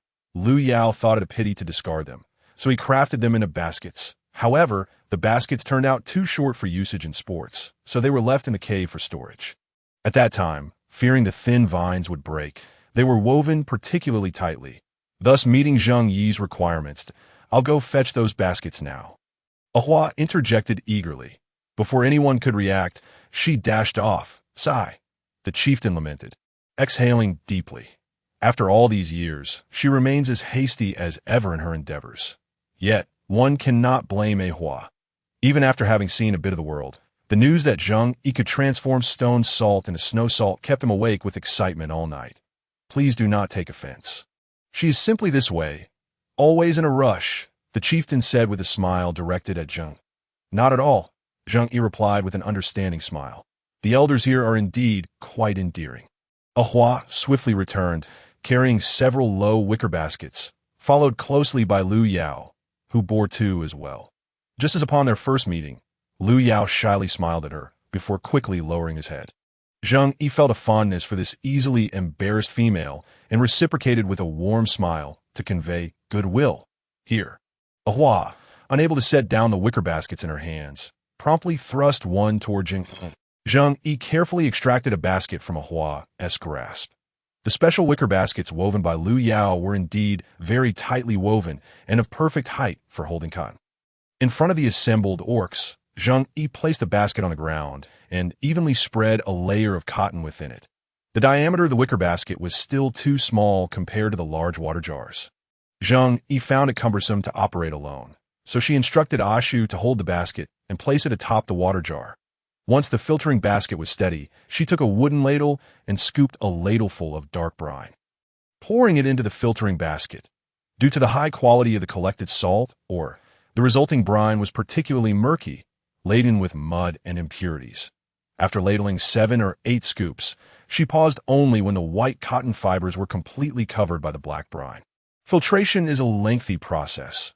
The brine must seep gradually through the cotton fibers, which will trap the impurities, leaving behind relatively clean salt water at the bottom. Filtration is a meticulous task, demanding both time and manpower. Zheng Yu did not wish to exhaust herself, so she merely demonstrated the process, leaving the remainder to the energetic orcs. Although the orcs were initially unfamiliar with the task, they watched Zheng Yu with rapt attention. Captivated by her focused demeanor, they observed her actions clearly, and since the task was indeed straightforward, pairs of orcs soon enthusiastically engaged in the work, seeing them all getting the hang of it. Zheng Yu shifted her focus elsewhere. Instead, she became intrigued by the wooden ladles they were using. These ladles are modeled after yours. Initially, only you used them, but every orc who saw them found them convenient. So word spread, and now every household has one. Ashu explained, following Zheng Yi's gaze. You have introduced many new things to the tribe. A reward had already been decided. However, it seems that once the snow salt is produced, the tribe will need to discuss it further before finalizing anything. Ashu continued. Zheng Yu raised an eyebrow in surprise, feeling a flicker of anticipation regarding the tribe's reward. Please do not rush. We must wait until all the brine is filtered before proceeding to the next step. This might take until tomorrow. Zheng Yu discerned the chieftain's impatience and clarified. All right, no rush, no rush. You should rest for now. Ashu, please escort me back. I must stay here to oversee things. The chieftain expressed his immense trust in Zheng Yu. He had witnessed the pristine cotton transform into a dark mass with just a few ladlefuls of water. Once the impurities were removed, what remained would surely be white. The chieftain had observed the filtering process numerous times, and with Orcish memory, these actions were firmly etched in his mind. Yet, he remained fixated on every move the orcs made, as if he could never tire of watching, stepping out of the cave. Zheng Yu realized that it had grown late. She looked up at the evening glow on the horizon and marveled at how much time had passed unnoticed. The brilliant sunset resembled an exquisite tapestry, and no matter how many times she gazed upon it, Zheng Yu remained entranced by the evening sky's splendor. Food has already been sent to your home. Let me accompany you back, Ashu said, retracting his gaze. The hour was late, and while he felt indifferent, he knew Zheng Yu must be quite hungry. He had seen this sunset countless times. Even its beauty had long ceased to astonish him. Yet Zheng Yu always looked at it with wide, sparkling eyes. Indeed, I am somewhat hungry, but the environment here is truly delightful, Zheng Yu remarked as they walked. The Liao tribe is blessed with clear mountains and pristine waters, untainted air, entirely natural food, and a remarkably simple and honest populace. If it were not for the inherent dangers, it would indeed be an ideal place for habitation. The environment across the Loda grasslands is equally beautiful. Nearly every corner boasts unique scenic wonders.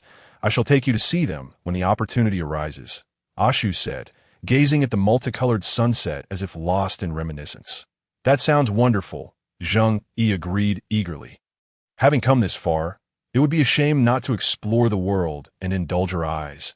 Axie glanced back at the horizon as he departed, marveling at the beauty of the landscape that could be seen across the Loda grasslands.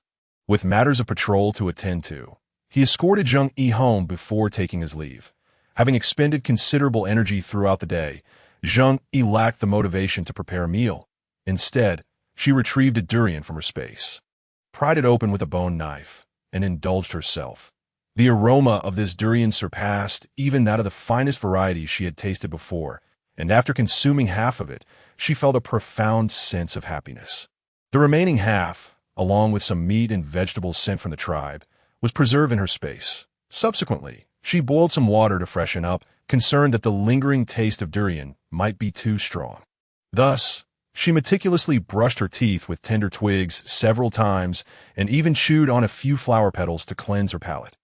While she did not mind retaining a hint of durian scent, she was considerate of the orc's acute sense of smell and preferred not to offend others. Finally, after enjoying a soothing soak for her feet in the warm water, Zheng Yu blissfully rolled on her bed.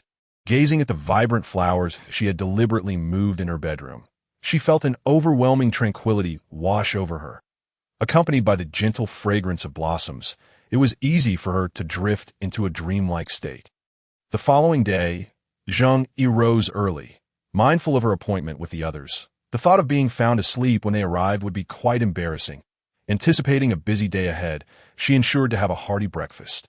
She prepared a pot of mushroom and meat soup, along with several sweet potatoes. After gathering the firewood, she set out, remaining cautious of the trees outside the cave. After freshening up, she collected the fish from her fish trap. Perhaps due to her previous fishing endeavors in the area, the fish had grown wary of the trap, resulting in only a single catch this time. Thus, when processing the fish, she deliberately hung the entrails inside the trap's vines. If she failed to catch anything again, she would have to consider relocating her fishing spot. Upon arriving home, she spotted Yu slumped at her doorstep. What happened? Zheng Yu had never seen a Yu in such a dejected state. I went hunting, spent the whole night on the grasslands without a glimpse of any prey. Not only did I fail to catch anything, but I also missed out on your snow salt. A Yu lamented, her eyes glistening with tears, and her demeanor more disheartened than ever. With the cold season approaching, it is only natural that the prey has migrated. As for the snow salt, we are still at the brine stage. The transformation into snow salt has yet to begin, so it is not too late to check now. Come on in and have breakfast, Zheng Yu reassured her with a hint of amusement as she pulled a Yu inside. All right, a Yu replied. Following Zheng Yu into the warmth of her home, the aroma of food wafted through the air. A Yu's spirits lifted slightly. After all, lying on the grasslands all night had left her famished. And Zheng Yu was always so considerate, concerned that there might not be enough food with a Yu joining her. Zheng Yu took out a smoked fish to heat over the fire. The mushroom and meat soup, enriched with cured meat, was already flavorful enough without the need for additional salt.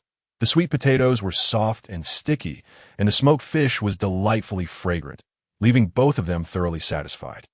Once everything was tidied up, a Shio arrived, visibly drenched from the morning dew, a clear indication that he had not rested all night. Zheng Yu extinguished the fire, leaving just a small flame in the stove before stepping out. Mindful of the shared responsibility to prevent forest fires, the brine has been completely filtered, a Shio noted upon seeing a Yu's presence, displaying no surprise. Even after a sleepless night, Ashio bore no dark circles under his eyes. Appearing as vibrant as ever, Zheng Yu admired his handsome features, feeling a twinge of envy. Returning to the location from the previous day, the brackish liquid transformed into clear brine after a night of filtering and settling. The brine from several stone pots yielded 2 large jars of salt water. Zheng Yu approached, scooping a small amount with a ladle and pouring it into her palm, just enough for a taste. The high concentration of salt immediately registered on her tongue, causing her to shiver. Despite being somewhat overly salty, it was not bitter, indicating a successful purification. Now, wash the stone pots thoroughly, ensuring all impurities are scrubbed away. Otherwise, the filtering will have been in vain. Afterward, pour the salt water back in and ignite the fire to boil, Zheng Yu instructed emphatically.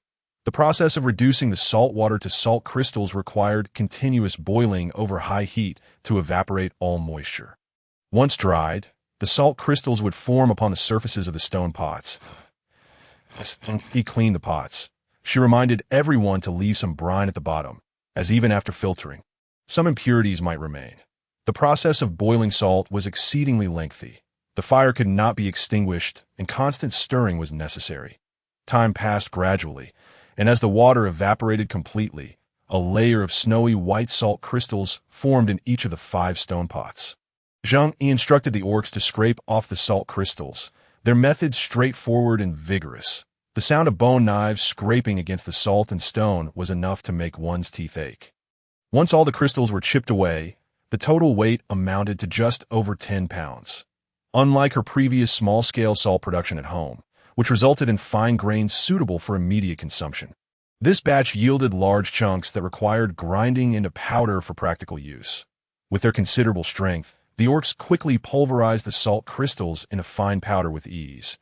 Zheng Yu pinched a handful to inspect, then placed a few grains into her mouth for a careful taste, revealing a satisfied smile. "Everyone, please sample this. How does our salt compare to that of the divine bird tribe?" Zheng Yu inquired, her eyebrows slightly raised in joy. The eager chieftain was the first to mimic Zheng Yi's actions, pinching a few grains to taste Dadahua, Ama, and Uncle Zheng Yu followed suit, and soon Xiao, Yu, Qing Shi, and other orcs began to sample it as well. The delight in the chieftain's eyes was unmistakable. His voice trembled with excitement as he exclaimed, "The taste is extraordinary, even more aromatic than the snow salt of the divine bird tribe. Indeed, it is certainly more delicious than the snow salt of the divine bird tribe," proclaimed one of the orcs who had tasted it. "Such delectable salt must surpass the divine bird tribe's snow salt," echoed another who had never experienced snow salt before. "Now that you all understand the process, we can begin mass production," Zheng Yu said, her spirits lifted by the resolution of their salt supply issues. "Excellent. These orcs shall set aside all other tasks and focus solely on producing salt for our Loya tribe," the chieftain commanded, his excitement evident in his booming voice. "Yes," the orcs replied in unison. "Chieftain, we should select a few more orcs and divide them into 2 teams to alternate shifts," Ashio suggested, concerned that even the most energetic orcs might struggle to keep up with the pace. "But if we reassign more personnel from the patrol team, I fear the patrolling orcs will be overwhelmed," the chieftain frowned, clearly troubled by this dilemma. "The process of salt production is meticulous. Perhaps older orcs would be better suited for the task." Ashio proposed, agreed. Ashio's foresight is commendable. "Qing Yu, please find a moose shortly and request some patient elder orcs to form a salt production team," the chieftain decided with a hearty laugh, clapping his hands together. "Rest assured, I will carefully select the orcs for this task," Qing Yu replied, chuckling in agreement. "Let us proceed to the grand tent," the chieftain declared. This marked Zheng Yi's second visit to the grand tent made of animal hides, the first being when she had just arrived in the tribe. "Please take a seat." The chieftain beamed at her. Just as Zheng Yu was about to sit down, she paused, glancing at the chieftain in confusion before finally settling into her seat. "Since you joined our tribe, you have not only introduced us to sweet potatoes and chestnuts as new food sources, but you have also taught everyone the proper way to consume fish. Furthermore, you have provided convenient transportation tools and, most importantly, taught us how to transform those salt stones into snow salt." The chieftain enumerated Zheng Yi's contributions with gratitude. After a brief pause, he continued, "With these food sources, Our tribe will better endure the cold season, and with the snow salt, we, the Loya tribe, now have the confidence to hold our own markets. Your contributions are truly immense. Thus, after a sincere discussion among myself and several elders, we genuinely hope that you will join the Council of Elders of the Loya tribe. Stopping Zheng Yu, the chieftain continued, do not be hasty in your rejection. Allow me to finish. The council comprises orcs who have made significant contributions to the tribe's development. They are revered and supported by the tribe throughout their lives. After much deliberation, we unanimously believe you are more than qualified to join the council. The chieftain's smile faded, and he spoke with utmost seriousness. This is what you rightfully deserve, to become an elder of the Loya tribe, possessing certain rights. You will not need to oversee the salt production team on a daily basis. You need only to act as you usually would. It is only when a substantial amount of salt is required that your presence will be necessary. Ashu added. Very well. Truth be told, Zheng Yi's initial reaction to the chieftain's invitation to join the council was one of refusal. After all, she associated councils with solemnity, rigidity, and other unfavorable descriptors. However, upon reflecting on her personal experiences since arriving here, coupled with Ashu's words, she found herself intrigued, leading Zheng Yu to acquiesce. Allow me to introduce you to the orcs on the council. Amu oversees the care of the orphan cubs and the arrangement of the elderly orcs. Qing Yo is responsible for the protection of the tribe's storage caves and the distribution of prey. Grandpa Yuan handles the tribe's pottery. Ahua is in charge of the female orcs and the foraging team. You can approach her for any matters, and currently, Man, who has not yet returned from the Shenlu tribe, organizes the patrols for the tribe. Ashu, of course, manages daily hunting as well as the temporary organization of the patrols. The chieftain introduced each elder to Zheng Yu in turn. Zheng Yu, our new addition to the council, will be responsible for the salt production team. He formally introduced her to everyone. Haha, welcome, welcome, welcome. The elders all expressed their warm greetings and congratulations. Yes, I am just beginning and know little. I kindly ask for the guidance of all esteemed elders in the council. Together, let us strive for a brighter future for our tribe, as I believe it will flourish increasingly. Zheng Yu said with a gracious smile. She had indeed mastered these few charming phrases. Indeed, the tribe shall surely prosper. Replied the chieftain. Today was truly the happiest day for him, as well as the day he had spoken the most. After the meeting concluded and stepping outside, he noticed the absence of Ayu and guessed she was busy with salt production. With nothing urgent to attend to, Zheng Yu decided to return home. As she walked along the path, her heart brimmed with contentment. She now considered herself a small team leader. Returning home, Zheng Yu felt an inexhaustible surge of energy. Riding on this momentum, she contemplated engaging in some productive activity, such as making soap. To create soap, she first needed to produce perfume. She had already selected the materials, specifically the nearby blossoms resembling roses. While it was impossible to create the same perfume as that on Blue Star, a simple rose water would suffice. Thus, Zheng Yu promptly stored the completely dried cotton from her basket into her space. She then approached the patch of flowers she had stumbled upon earlier. The blossoms were strikingly beautiful, and with deft hands, Zheng Yu swiftly filled her basket.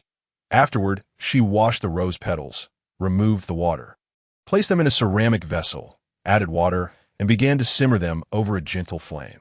Zheng Yu stirred with a wooden spoon while observing, halting the heat before it reached a boil, then sealing it with animal hide and vines.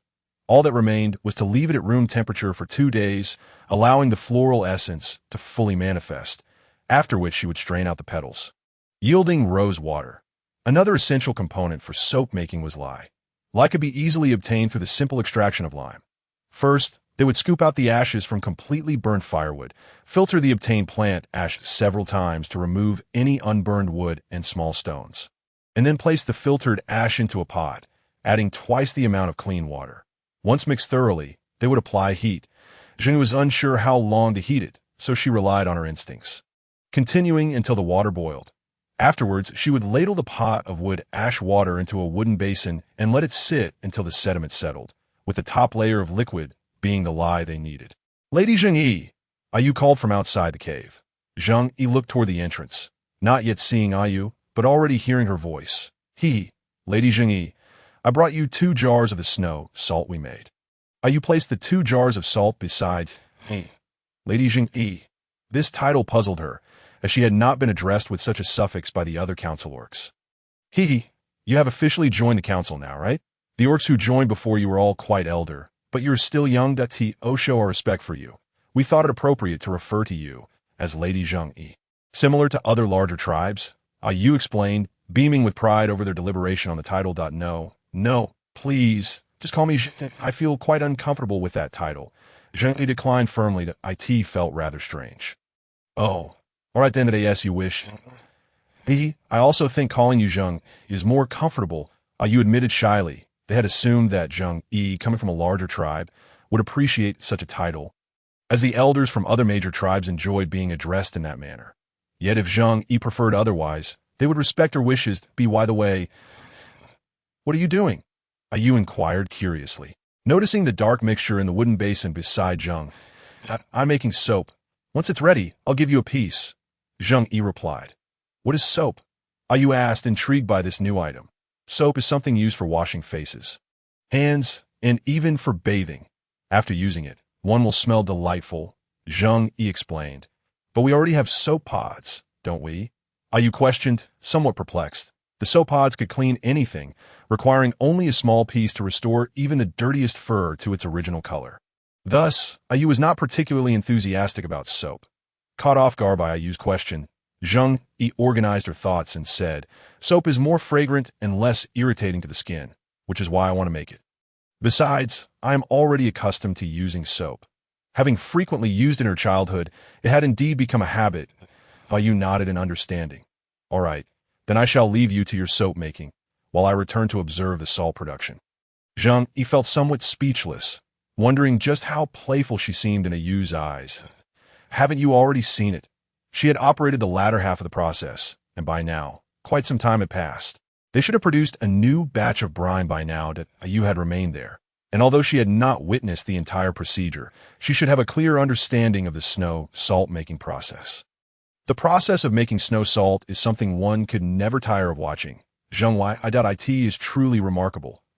If I hadn't been right beside you, I would have thought it was sorcery that conjured the snow salt.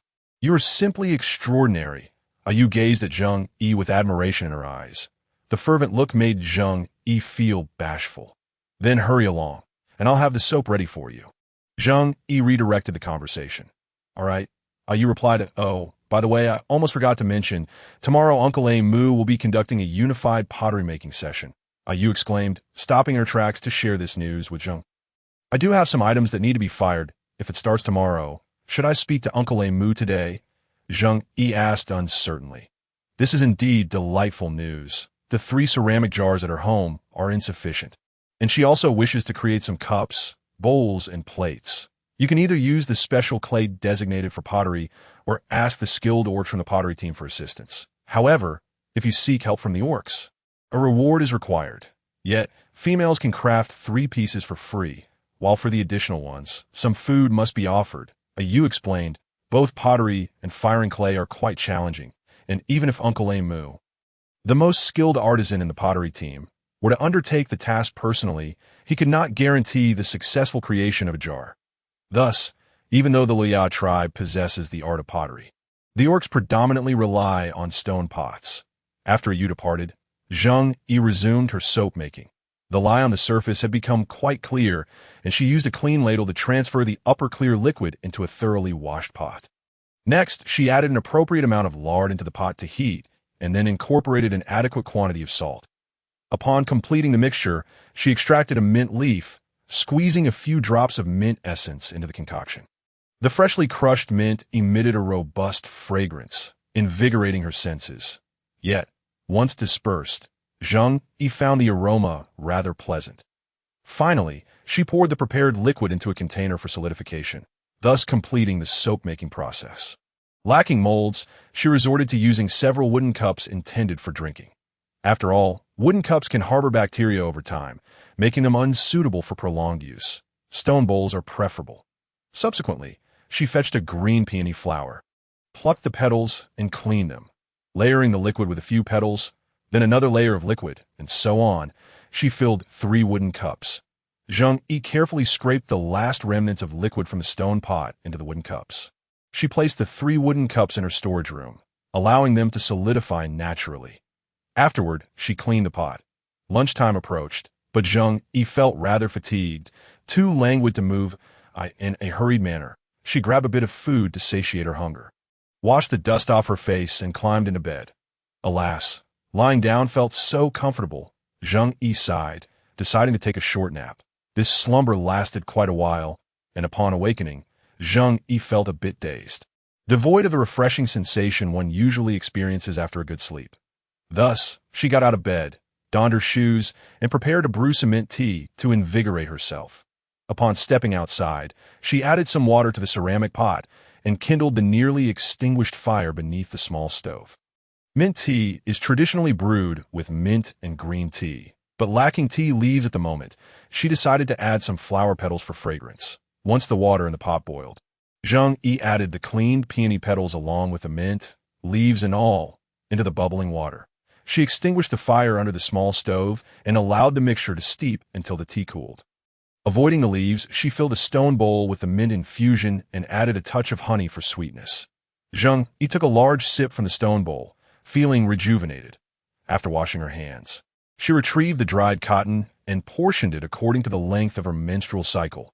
Her long-overdue aunt was soon to arrive. Perhaps due to the change of environment, some issues with the local climate had caused her aunt's delay. However, thankfully, Zheng Yu's body had not reacted too adversely, merely feeling a bit fatigued. Now, all she could do was pray that their wound tea be too much discomfort upon her arrival. After all, there were no heating pads or brown sugar water here. The thought of previous agonies, rolling around in bed and unable to do anything, troubled Zheng Yu. Are you at home? Qing Shi expressed some surprise upon seeing Zheng Yu. After all, during his previous visits to deliver food, he had never found her at home. Hence, he believed Zheng Yu to be a female who relished exploring the outdoors.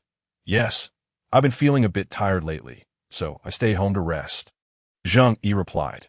Tired? You must take good care of yourself, eat more, and consume meat to regain your energy. Qing Shi expressed concern upon hearing Zheng Yu's fatigue, yet unsure of what more to say. He could only offer dry advice. All right, I will take good care of myself. Zheng Yu sensed Qing Shi's sincerity and added a few more words. That's good to hear. If you need anything, you can rely on me. I'm quite strong, he said, unconsciously tightening his muscles. Living alone as a female beast, Zheng Yu had to manage everything on her own and venture out daily to forage for food, which undoubtedly contributed to her exhaustion. With this thought, Qing Shi's gaze towards Zheng Yu grew more worried. All right, you go about your business. If anything arises, I will let you know. She would certainly seek their assistance for any tasks beyond her capabilities. With her reassurance, Qing Shi felt somewhat relieved, carefully placing the food down before departing. Observing the delivered food, Zheng Yu realized she had indeed slept for an extended period. Unbeknownst to her, mealtime had already arrived. Zheng Yu was determined not to deprive herself. She opened the food Qing Shi had sent, discovering it to be the same as yesterday, a wild vegetable, a sizable chunk of meat, and 2 fruits. However, the meat this time was larger than the previous days, and the fruits were of a variety she had not encountered before. After cleaning everything, she sliced the meat into thin pieces and placed it in the stone pot to prepare grilled meat. The streaky pork sizzled as it cooked, and once done, she dipped it into a mixture of salt and cumin powder prepared in a stone bowl. The aroma was irresistible, paired with the crisp wild vegetables and refreshing mint water. No matter how much she consumed, it never felt overwhelming. Coupled with the light lunch she had earlier, Zheng Yu relished this meal, devouring more than half of a large piece of meat. Looking at the succulent fruits, she decided to sample their flavor. After all, the saying goes, a fruit after a meal keeps diseases at bay. Taking a bite, she found it sweet and juicy, reminiscent of a pear in texture and taste. Yet the skin and flesh were a striking rosy hue, accompanied by a distinctive fragrance. It was truly delightful. Zheng Yu couldn't help but inhale deeply, savoring the scent to make it easier to remember. She decided to name it based on its characteristics, such as fragrant pear. The fragrant pear was simply exquisite. She initially intended just to taste it, but ended up consuming the entire fruit. After finishing the fragrant pear, Zheng Yi's mouth was filled with its lingering sweetness, and she exuded a delightful aroma. This fruit was quite remarkable, akin to a natural perfume from another world, even edible. Such an intriguing fruit warranted further inquiry tomorrow. With nothing else to occupy her, Zheng Yu walked around the cave for a bit to digest her food before retiring early for the night. The next day, upon waking, she took a moment to sniff the air. The fragrance still lingered, albeit faintly. Rising from bed, she washed her face, brushed her teeth, and had breakfast. Then, she went to check on the soap she had placed in the corner. Zheng Yu touched the surface with her hand and found it had solidified. Unfortunately, she could not extract it. Flipping the cup upside down and trying to shake it out or prying it with a bone knife around the edges proved futile. It seemed she had no choice but to resort to the last method, directly opening the wooden cup to retrieve the soap. Temporarily setting the wooden cup aside, Zheng Yu decided to seek Yu's assistance. Yu's home was not far, and Zheng Yu quickly arrived. Upon observing the silent cave, she hesitated, feeling it prudent to confirm Yu's presence. Yu, are you there? After calling several times without receiving a response, Zheng Yu confirmed that Yu was not home. Scratching her head, she was uncertain where to search next. Ultimately, she decided to check the salt-making area first. Zheng Yu, are you going to make pottery too? Upon seeing Zheng Yu, Hong Yi hurried over, disregarding her companion beside her. Have they already begun making pottery? Zheng Yu's attention was immediately redirected. The clay specifically for pottery has been delivered. Xiong Tan came to pick me up, and we were just about to go. As the topic of pottery arose, Hong Ye's face brightened with joy. Zheng Yu cast a glance towards Hong Ye. Xiong Tan, sensing the gaze directed at him, reluctantly withdrew his attention from Hong Ye and offered Zheng Yu a warm, amiable smile, raising his hand in a gesture of respect typical of orcs, before redirecting his focus back to Hong Ye. The youngest elder of the tribe, reputed to be exceptionally skilled and knowledgeable, had made significant contributions to the community. Such a tribesman, regardless of their youth, commanded respect from Xiong Tan. Having been inundated with dog food, Zheng Yu expressed, "Thank you. I'm already quite full." "All right, let us proceed together," she replied, clearly prioritizing the pottery-making process. "By the way, how exactly do we create pottery? How do we do it?" "We just shape the clay and toss it into the fire to burn," Hong Ye responded, blinking in confusion that is it possible to produce a substantial quantity of pottery. Zheng Yu whispered, as her recollection of pottery making was tinged with complexity. The process, as she remembered, involved several intricate steps: wedging clay, shaping it, impressing it, and refining it. Wedging the clay was necessary because the freshly prepared porcelain clay could not be used immediately. It had to be divided and shaped into cylindrical forms for storage and further processing. Shaping involved placing the wedged clay on a large wheel, where it was spun, and using hands and tools to mold it into the desired form. Impressing was the next step, transforming the basic shape into various designs by applying different molds. Refining entailed smoothing out the uneven thickness of the crafted pieces, not to mention the complexities involved with the kiln, which had its own set of intricacies. Upon observing the few ceramic jars provided by the tribe, she had assumed that the Loya tribe's pottery skills were already quite advanced. However, after hearing Hong Ye's description, Zheng Yu found it hard to believe that such aesthetically pleasing pottery could be produced. This only heightened her curiosity regarding the tribe's pottery team. The pottery-making area was expansive, and by the time Zheng Yu arrived, many orcs were already present, busily stacking the wood and clay they had brought.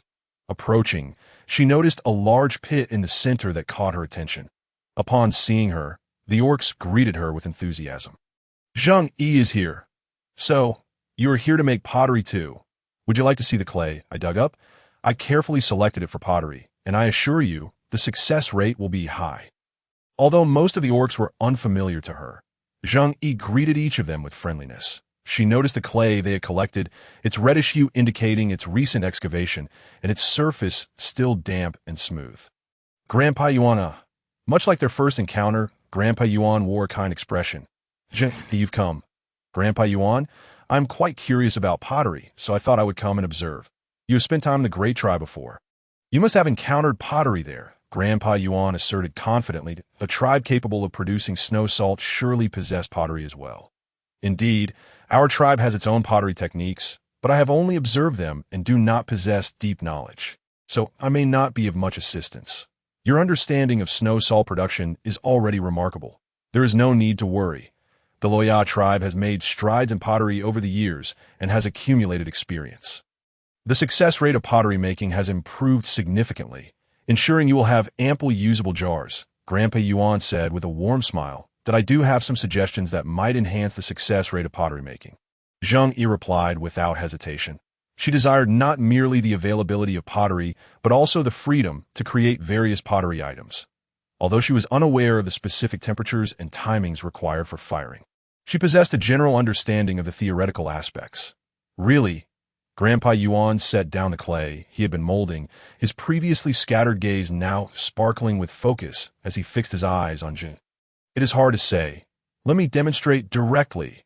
A practical demonstration would indeed convey the concepts more effectively than mere words. Zheng moistened her 5 fingers with water, then took a bit of clay, shaping it into a long strip. The water played a crucial role in preventing cracks in the clay. Molding the clay felt akin to playing with modeling dough. Effortless, Zheng coiled the long strips of clay into the shape of a snail shell to form the base, then layered more clay atop to create a cup. Anticipating shrinkage during the firing process, she intentionally made it slightly larger than usual. The crafted piece was merely a semi-finished product. It still required shaping, which involved placing the wedge clay onto a large wheel to be spun and molded into its final form. However, lacking a wheel and the skill to use one, Zheng could only piece it together incrementally. This method is indeed more convenient than the traditional approach. Grandpa Yuan, with years of pottery experience, immediately recognized the advantages of Zheng Yi's technique. Indeed, watching Zheng Yi work makes me feel like I could do it too, Hong Ye exclaimed, eager to try. The two began to emulate Zheng Yi's method. Observing the orcs produce surprisingly decent results brought a hint of embarrassment to Zheng. Given Grandpa Yuan's extensive experience, it was expected that his work would surpass hers. However, even Hong Ye's first attempt at a cup looked far more aesthetically pleasing than Zheng Yi's, leaving her quite astonished. Yet, recalling the exquisite leather skirts crafted by Hong Yi, Zheng Yi soon came to terms with her own limitations. While it seemed that those with less skill had their own struggles, pottery can be honed over time, but constructing a kiln requires time, so it is better to start promptly, Zheng interjected, interrupting Grandpa Yuan, who was in the midst of crafting a second cup. A kiln? Yes, a furnace for firing pottery, Zheng Yi clarified. She had indeed researched kiln construction, having followed a food blogger who had painstakingly built a bread oven from mixing the clay to shaping it. Although she lacked the means to construct one herself, her curiosity had led her to gather substantial knowledge on the subject. During her research, she had also stumbled upon information regarding kilns and had taken the time to learn about them. Kilns come in various shapes and designs, each complex in its own right, categorized into vertical and horizontal styles. Among the various designs, the vertical manta kiln closely resembled a bread oven, which Zheng Yi was already familiar with, suggesting it could be a viable option for her. The manta kiln, also known as a round kiln, features a hollow interior resembling a mantu, hence its name. While labor-intensive and prone to producing defective items due to uneven temperatures, its simple structure and low chimney height made it easy to construct. Overall, the benefits outweighed the drawbacks. However, building a kiln would take time and might not guarantee success, so Zheng Yi preferred to start with a smaller model. If it ultimately proved unusable, it would be a regrettable waste. Grandpa Yuan, my knowledge is limited, so I plan to construct a small kiln as a trial. We can proceed as the tribe has always done for firing. Even if the kiln does not succeed, it should not have a significant impact, she stated, preemptively softening any potential disappointment. Very well, proceed boldly. Do not hesitate to ask for anything you need, Grandpa Yuan encouraged her. The ground needs to be leveled somewhat. That pit nearby will suffice. That we will need some stones, so let us ensure they are as flat as possible, and we will also require strong orcs. Zheng Yi instructed directly. We have an abundance of strong orcs and stones here. Rest assured, I will fetch some orcs and stones immediately, Grandpa Yuan assured her. The construction would take time and could not be rushed. Throughout her observations, Zheng Yi noted that while the area was spacious, it remained discreet, making it an ideal location for kiln construction. The manta kiln consists of several components: the kiln door, combustion chamber, kiln room, and chimney. The first step involves sourcing materials. Given the abundance of stones in the area, they could be used directly. It was crucial to leave space for the kiln's air vent, which serves two purposes: to provide ventilation and oxygen for the burning coal, and to facilitate the removal of ash after firing. The next step is to construct the flue of the kiln, a critical stage that determines the success of the kiln's construction, while also ensuring the fire door and platform for placing the ceramics are well positioned. The final step involves erecting the chimney and creating a semicircular archway for the kiln door to shield it from rain. Thus, a manta kiln is completed. Yuan Shao, come here for a moment. Grandpa Yuan called to another orc who was filtering clay nearby. Coming. Did you call for me, Grandpa Yuan? As the figure of Yuan Shao flicked the mud off his hands, he responded. Zheng Yu turned toward the source of the voice and beheld a frail orc struggling to rise from a pile of his kin. Making his way over, of course, frail was a relative term in this realm, where orcs stood at an average height of 1.95 meters, each endowed with robust musculature. The approaching orc, at 1.80 meters, appeared somewhat slender in comparison. Perhaps the labor of pottery was indeed a test of strength, for the orcs nearby presented a lineup of exaggeratedly muscular figures. They had been obstructing her line of sight, making it no wonder she had failed to spot Yuan Shao among them. Hello. I am Yuan Shao from the pottery team. He introduced himself earnestly to the young elder he had heard much about. Oh, the sun-kissed youth, especially with a dimple dancing at the corner of his lips. His smile radiated infectious charm, rendering him remarkably handsome among the Orcish populace. When his gaze met hers, it lifted the spirits, evoking an involuntary smile. Hello, Zheng Yu replied somewhat awkwardly. Perhaps she should consider adding a prefix during introductions, such as team leader of the salt-making team. She pondered thoughtfully, stroking her chin. You haven't greeted me yet. Red Leaf chimed in with a playful smile, observing the sudden lull in conversation. Sister Hongya, we are well acquainted enough to forego formalities. Yuan Shao attempted to rub his temples, but hesitated upon seeing the mud on his hands. Sister Hongya truly enjoyed teasing him. Though it was excusable in their childhood, it felt rather juvenile now that he had a partner. Red Leaf chuckled, opting not to press further. Grandpa Yuan, with his head bowed, was fully engrossed in molding the mud strips, oblivious to their exchange, as if Yuan Xiao's arrival had rendered him irrelevant. Yes, there's something you need me to do? Yuan Shao inquired, feeling a touch of helplessness at the sight of Grandpa Yuan's engrossment. Yuan's focus on his work often made him oblivious to his surroundings, prompting Yuan Shao to direct his questioning gaze towards Zheng Yu and Red Leaf. Zheng Yu has some suggestions that could enhance the success rate of our pottery team. Grandpa Yuan mentioned he would support this endeavor, and brought you here to assist Zheng Yu in constructing the kiln. Red Leaf elucidated, having spent ample time with Grandpa Yuan and understanding his intent without needing further explanation. All right, I understand. Thank you, Sister Hongya, Yuan Shao responded, then turned to Zheng Yu, asking, what do you need me to do? I need stones, preferably flat ones, she replied. Size was inconsequential. The orcs could cut stone as effortlessly as slicing tofu, and they would adjust the dimensions as needed later. Understood. I will prepare them promptly to... Is there anything else you require? Yuan Shao committed Zheng Yi's request to memory as he continued to inquire. None for now. Zheng Yi shook her head in response. The clay for adhesion could be prepared on site, and she had no intention of constructing an excessively large kiln. The orcs could simply find a couple of suitable stones without needing to be overly meticulous. Should you require anything in the future, feel free to seek me out or have an orc inform me I will be around here, Yuan Shao assured her. All right. Zheng Yi acknowledged. The atmosphere fell silent once more. You were just claiming familiarity with me, and now you're thanking me. Red Leaf couldn't resist teasing as the conversation between the two drew to a close. Sister Hongya, please spare me. I cannot match your wit. Yuan Shao pleaded with a resigned expression that he truly found himself at a loss against the sister who had cared for him since childhood. Hongya, is everything ready? Xiong Tan approached, having finished gathering firewood. Oh, not yet. But it will be shortly, Red Leaf replied. Had Xiong Tan not arrived, she might have forgotten her purpose entirely. Yuan Shao, just replicate what you did before. All right, Yuan Shao breathed a sigh of relief upon Xiong Tan's arrival. By the way, Zheng Yu, do you require assistance from the pottery team? If not, you could leave it to Yuan Shao. His craftsmanship is exceptional, Red Leaf suggested, glancing at Zheng Yu, who was busy kneading the clay strips. Yuan Shao also looked towards Zheng Yu with curiosity. "I don't need. I would like a clay pot, but I desire a different style for the clay jar," Zheng Yu replied calmly, unfazed by the gazes of the two orcs upon her. "What kind of style?" Yuan Shao's interest was piqued. "Are you truly interested?" Zheng Yu inquired, observing Yuan Xiao's eager expression. Indeed, he affirmed, curiosity growing. Zheng Yu wasted no time and promptly molded a small lump of clay into a genuine clay jar. Followed by a pot, bowl, plate, and spoon, meticulously crafting each item she needed, they beheld the array of miniature utensils laid out before them. The onlookers felt their eyes were insufficient to take it all in.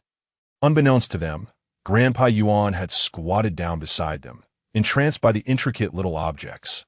Even upon their first encounter, they all understood intuitively the purpose of these items. Yuan Shao, donning a serious demeanor, set aside his previous levity and began kneading the clay strips. Adopting Zheng Yi's method, where he had previously been somewhat careless, he now regarded the task with newfound seriousness.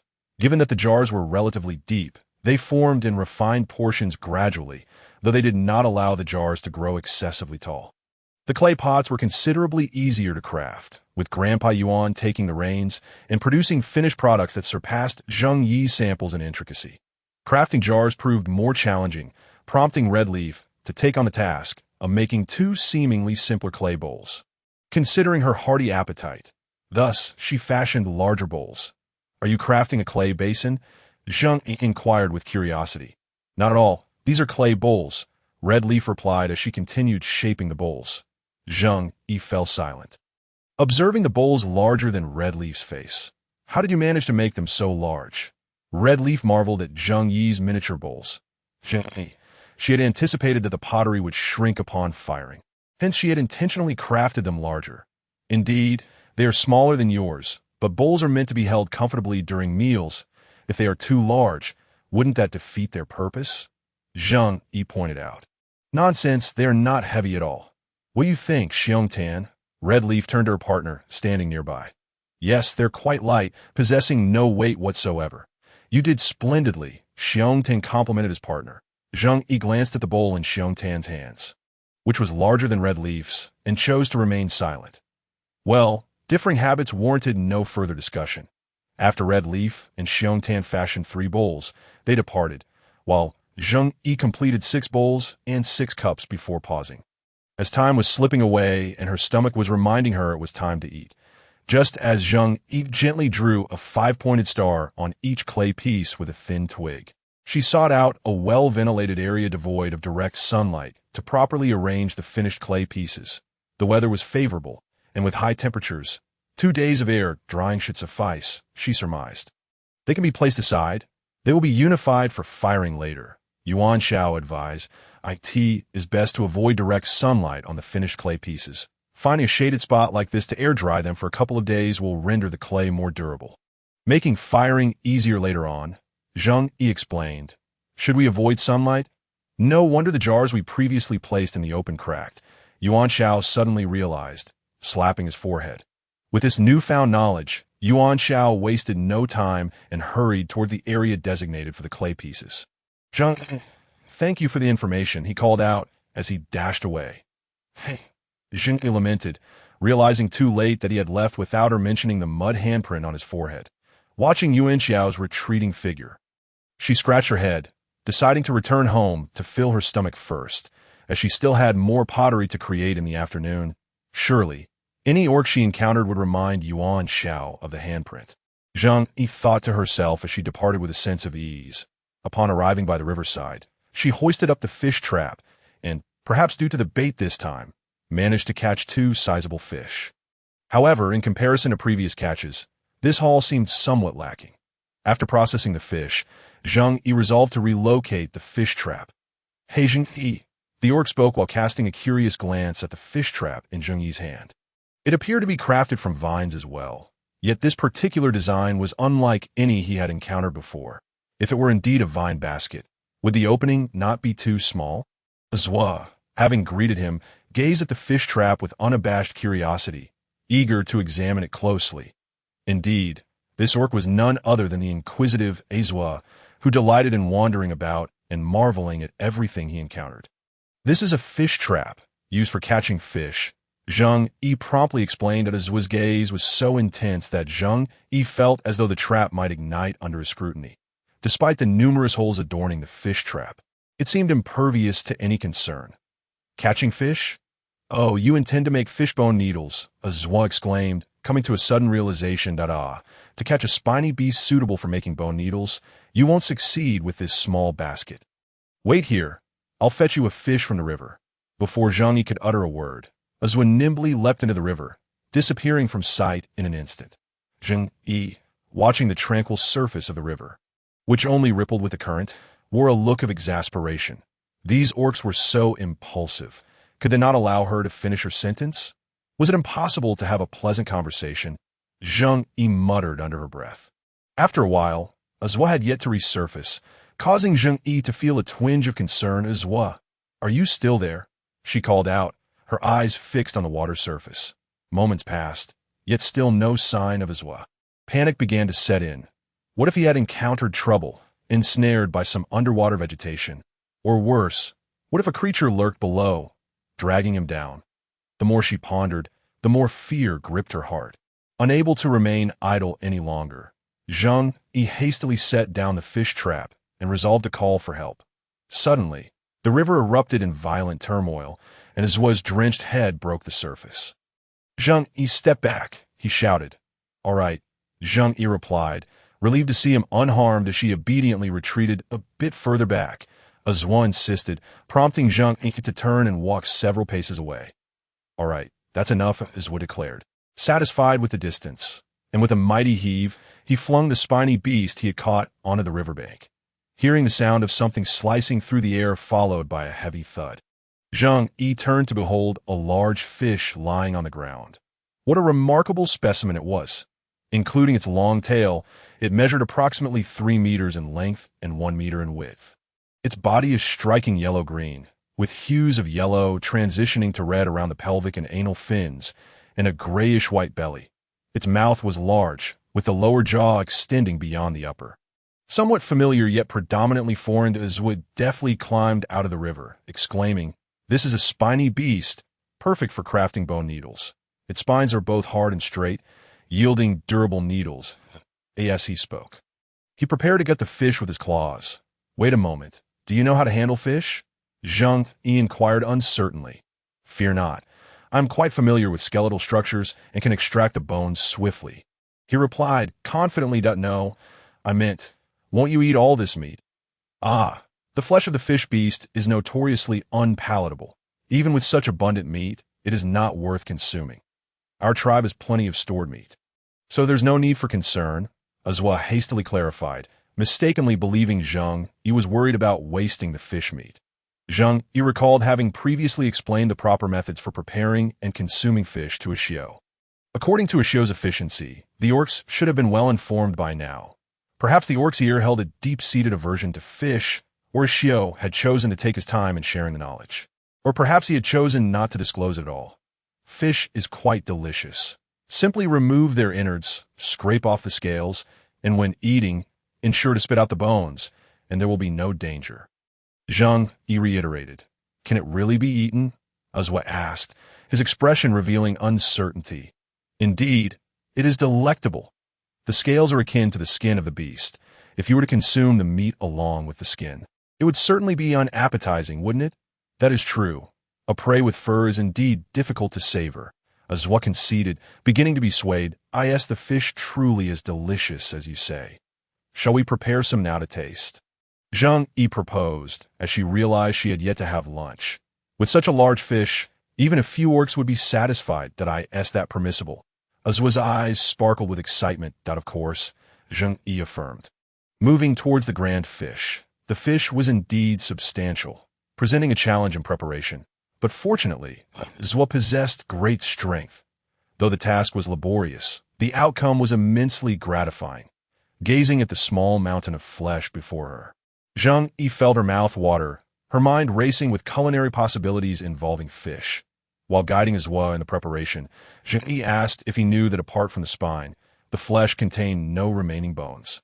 It was in fact the ideal fish for making tomato fish stew and fish balls. While Zheng Yu observed, Azwa returned home to fetch the vine basket, transporting the fish back in several loads. Finally, Azwa accompanied Zheng Yu home, bringing along some seasonings. Zheng Yu initially intended to retrieve stone bowls and spoons, but upon learning Azwa had such utensils, she decided against it. Well, if even these small tools are commonplace, it stands to reason that a Xiao has yet to inform the orcs about the preparation of fish. Zheng Yu pondered.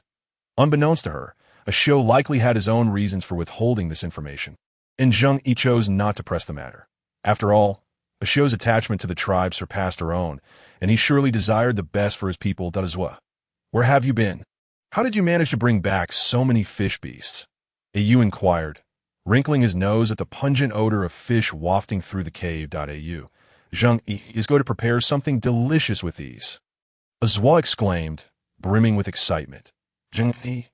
Yu turned to glance behind Azwa, and upon confirming her presence, felt a twinge of regret that he had only just now noticed her. Yet he could hardly be blamed.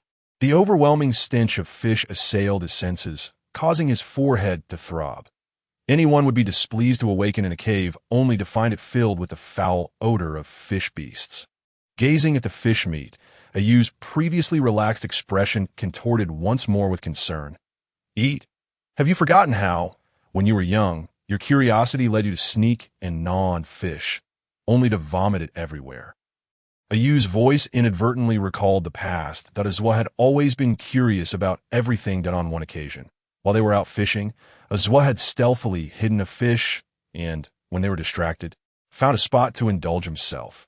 The result was a scene of tears and vomit. I won't do that this time. I have followed Zheng Yu's instructions and properly prepared the fish, cleaning the scales and the innards. So the meat won't be bitter, Azwa insisted, his interest piqued by Zheng Yu's claims of deliciousness. Yu, observing the eager expressions on Azwa and Zheng Yu's faces, ultimately chose not to intervene. He was well acquainted with such situations and felt confident that, under his watch, no mishap would occur. Some had passed away, yet not entirely gone. After an interminable haze of unconsciousness, Zheng Yu abruptly sat up in bed. He inhaled deeply, filling his lungs with fresh air, his chest rising and falling.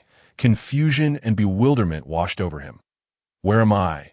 Instinctively, Zheng Yu began to survey his surroundings, only to find himself even more perplexed. A single-person dormitory. Even if he had successfully been rescued, he ought to be in a hospital by now. Furthermore, how could his body be entirely unscathed, burdened by questions? Zheng Yu's gaze swept rapidly across the room, ultimately resting on a mirror positioned beside the bed. The reflection revealed a youth, approximately 17 or 18 years of age, with striking features. However, the quandary lay in the fact that this was not him. Previously, he had been a dashing young man in his 20s, having been in the workforce for some time. Yet now, the visage before him resembled nothing more than that of a high school student. The transformation left Zheng Yu in a state of shock for an extended period. Please do not tell him that the surgery had been remarkably successful.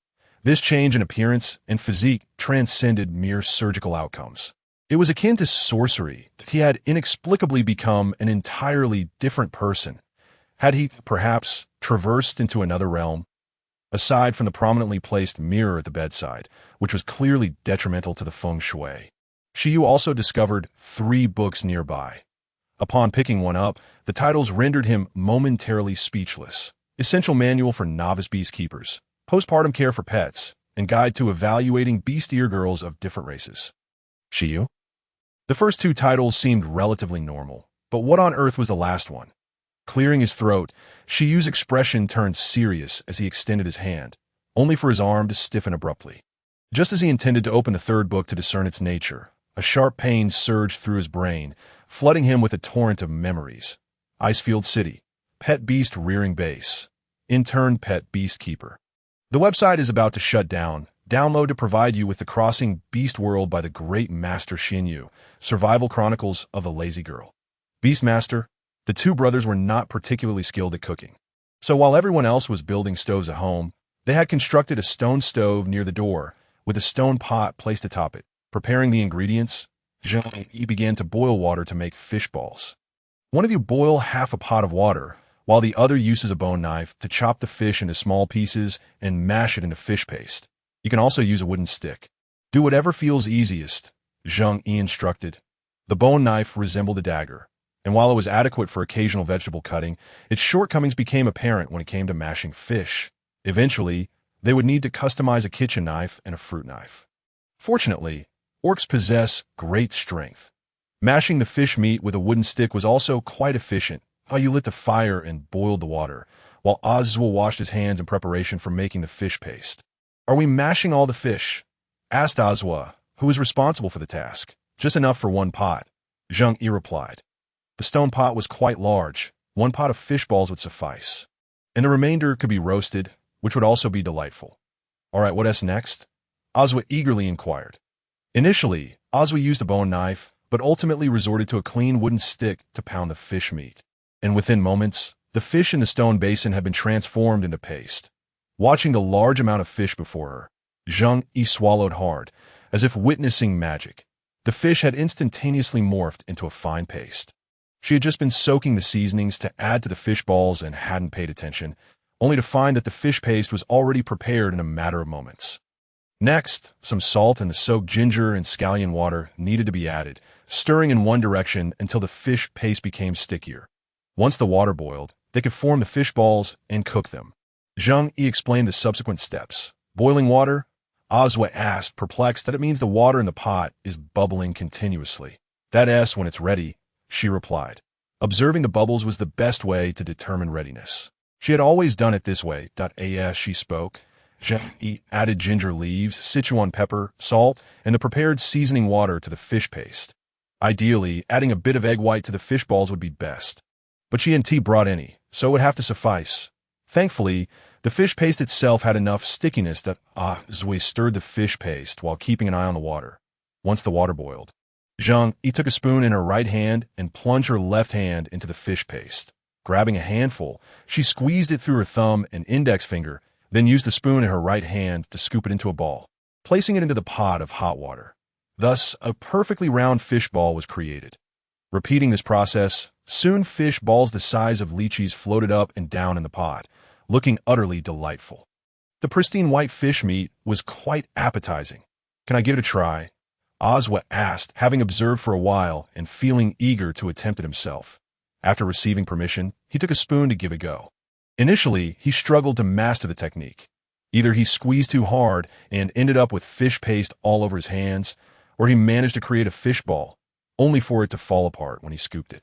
In the end, he was left sweating profusely without having made a single one. He couldn't help but laugh at Oswald's predicament. "Making fish balls is like that. You need to use a delicate touch," she said, slowing down her movements to demonstrate for him. Once Oswald successfully crafted a fish ball, most of the fish balls in the pot had also risen to the surface, a unique aroma wafted from the pot. Observing that the fish balls were nearly cooked through, Zheng Yu added some wild vegetables and salt for seasoning. The wild vegetables had been found by the river and were quite tender. "Perfect for soup." "Gurgle." Yu rubbed his belly, feeling a bit embarrassed as he sat by the pot, inhaling the enticing aroma that had already whetted his appetite. When it was time to eat, Zheng Yu filled 3 large bowls to the brim with fish balls and wild vegetables. Accepting the bowl of fish ball and vegetable soup from Zheng Yu, Oswald couldn't wait and immediately scooped one into his mouth.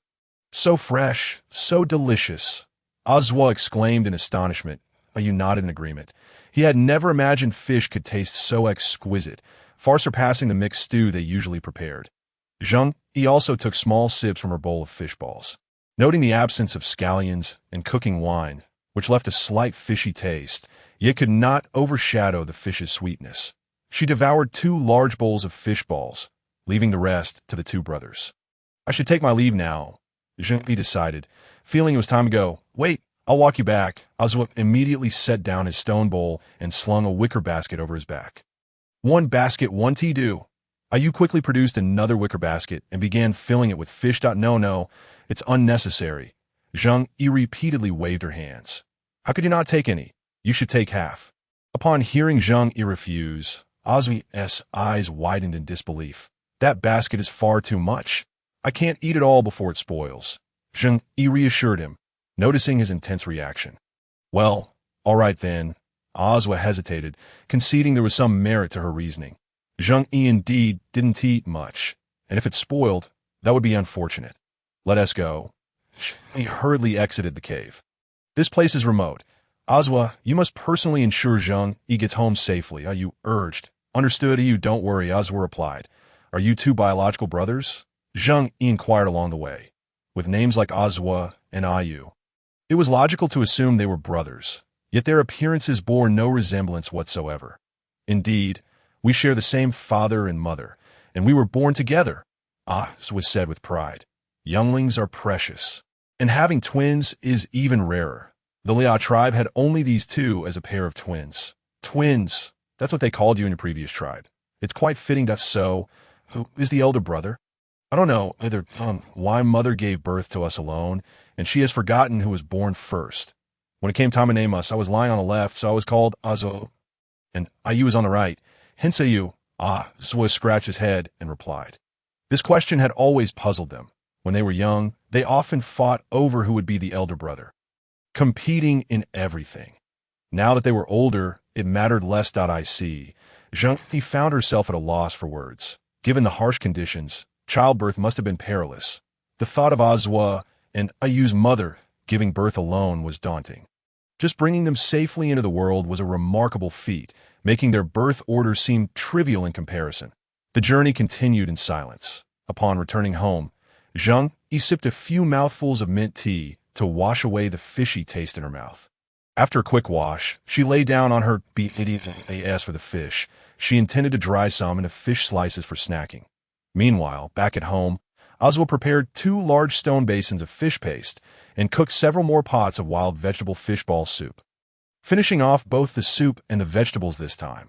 Sated, the 2 brothers sprawled out on the ground, basking in the warm sun, which lulled the orcs into a drowsy state. Yu patted his belly, finding the lingering fishy scent in the air less offensive than before.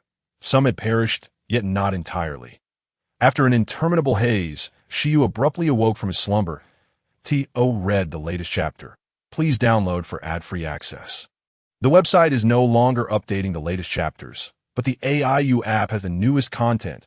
He took deep breaths of the fresh air, feeling a tremor in his chest, confused and bewildered. A myriad of emotions surged within him. Where was this? He instinctively began to survey his surroundings, only to find himself even more perplexed. A single dormitory.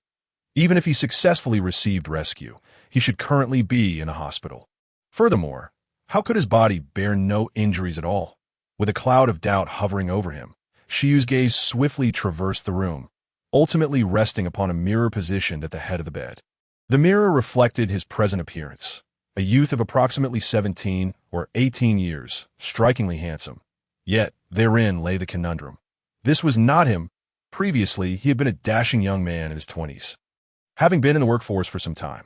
Now, however, he bore the visage of a mere high school student.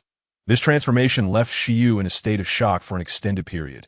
Please do not tell him that the surgery was a success.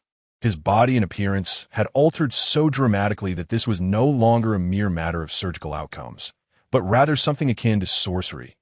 He had completely transformed into another person. Could it be that he had traversed dimensions? Aside from the poorly positioned mirror, Shiyu also discovered 3 books nearby. Upon picking one up, the titles rendered him speechless. Essential Handbook for Novice Beast Tamers. Postpartum Care for Companion Beasts. Guide to Evaluating Beast-Ear Maidens. Shiyu. The first 2 titles seemed reasonably normal, but what was the deal with the last one? Clearing his throat, Shiyu's expression turned serious as he extended his hand. But soon his arms stiffened. Just as he was about to open the 3rd book to discern its nature, a sharp pain surged through his mind, inundating him with a torrent of memories. Icefield City, Companion Beast Breeding Base, Intern Beast Tamer. The website was on the verge of shutting down, offering downloads of the latest chapters from the esteemed author Xinyu Xiaotiankai's Chronicles of a Transmigrated Beast World, the survival diary of a lazy girl. Beastmaster, concerned about Tao Yao and the basket of fish outside, Zheng Yu merely dozed for a short while before awakening. The fish given to her by Azuo were the plumpest and finest parts, evidently selected with care. Zheng Yu couldn't help but marvel at the friendliness of the beastmen, then took out a piece of fish to begin preparing grilled fish slices. She slid a bone knife into the back of the fish, following the lines of the flesh, making horizontal cuts without severing it completely, until reaching the skin, at which point she withdrew the knife. She then made vertical cuts into large pieces, followed by a final cut to separate the skin, resulting in a beautifully crafted fish slice. Thus, she transformed an entire piece of fish into slices. Grilled fish slices should ideally be marinated with some white sugar, 5-spice powder, and salt. However, at present, she had only salt, so she opted for simplicity. After all, the finest ingredients require only the most straightforward cooking methods, and she had confidence in the fish here. Therefore, for the marination step, she added just a pinch of salt for flavor. Subsequently, she pressed the fish slices flat with wooden sticks and a stone slab to expel moisture, facilitating quicker drying to ensure the fish did not prematurely tighten and seal in moisture from excessive heat. Zheng Yu heated a stone pot for frying, adjusting the flames to a lower setting after preheating. She placed the fish slices into the pot, embarking on a lengthy roasting process, adding wood, flipping the slices, and occasionally using a spatula to expel remaining moisture. Zheng Yu repeated these actions until all the fish slices had been roasted once that, in truth, they could already be consumed, but the small fish could not be too soft. Thus, Zheng Yu placed the slices into a basket and set them under the sun for a second round of drying. The beastmen here were so genuine and friendly that she felt no concern about leaving things unattended. Perhaps it was indeed approaching winter, and the little insects had long since hidden themselves away.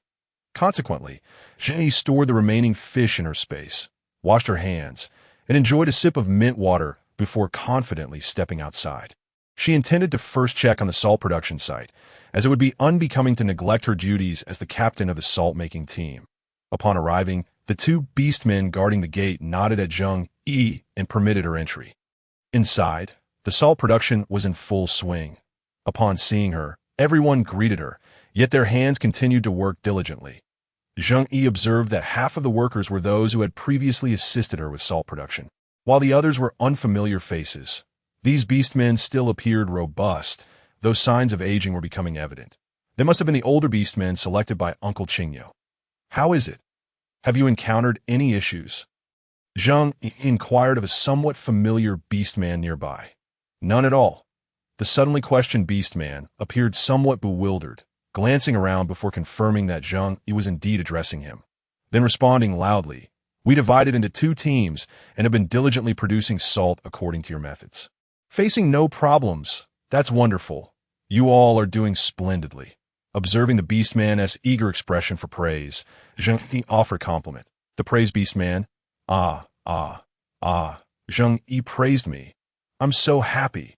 Overcome with excitement, his beast ears perked up playfully. The sight of the beastman's twitching ears caught Zheng Yu's attention, prompting her to glance at them a few more times. The beastman, acutely aware of Zheng Yu's gaze, raised a hand to touch his head. Feeling the furry appendages, his expression shifted, and he hurriedly tucked his ears away. Such uncontrolled revealing of beast ears was typical only of young ones newly transformed. Adult beastmen had already mastered control over their beast forms, especially since he was a warrior with even greater control. The occurrence of his ears popping out due to excitement had never happened before. "Shall we count the salt we produced?" the beastman asked cautiously. Yes, Zheng Yu thought it was an opportune moment to assess their output. The beastman led the way, and Zheng Yu, glancing back at the vanished beast ears, felt a tinge of regret as she shifted her focus. Upon entering the cavern filled with clay jars brimming with white salt, Zheng Yu was taken aback, genuinely surprised by the sheer volume of salt they had extracted in such a short span of 2 days. "How many beastmen do we have in our tribe?" Zheng Yu inquired. I'm not quite sure," the beastman replied somewhat sheepishly. That made sense. In a primitive society, numbers might not yet be widely understood. However, the Loya tribe was a sizable one, and the salt they had produced would likely be insufficient. What's your name?" I still don't know your name. I can't just call you Hey." Given that everyone knew her name, it would be unreasonable to address him so casually. "That would be quite impolite." "Wulj, my name is Wulj," the beastman replied, his face flushing slightly, though it was not very noticeable due to his dark skin. Regardless, Zheng did not notice as she departed from the salt-making team and headed directly toward the pottery team. After Zheng Yu left, the beastmen who had been perking their ears up became animated. "Why are you acting like a newly transformed cub? Just a compliment, and your beast ears pop up. Has he finally had a breakthrough? Ha ha!" The beastmen laughed heartily. Wulj hung his head, remaining silent while stirring the brine in the pot. He felt troubled, wondering if Zheng Yu would think poorly of him for being unable to control his beast ears. Meanwhile, Zheng Yu arrived at the pottery team, where she spotted her pottery surrounded by a circle of similar clay molds. Following the path to her pottery, she examined the state of the molds. "Zheng Yu is here." Yu Xiao, who had come out to check on the clay molds, greeted her. Zheng Yu responded while continuing to inspect the molds. "The stones are all prepared. Let us proceed to take a look," Zheng Yu said, rising and brushing the dirt off his hands.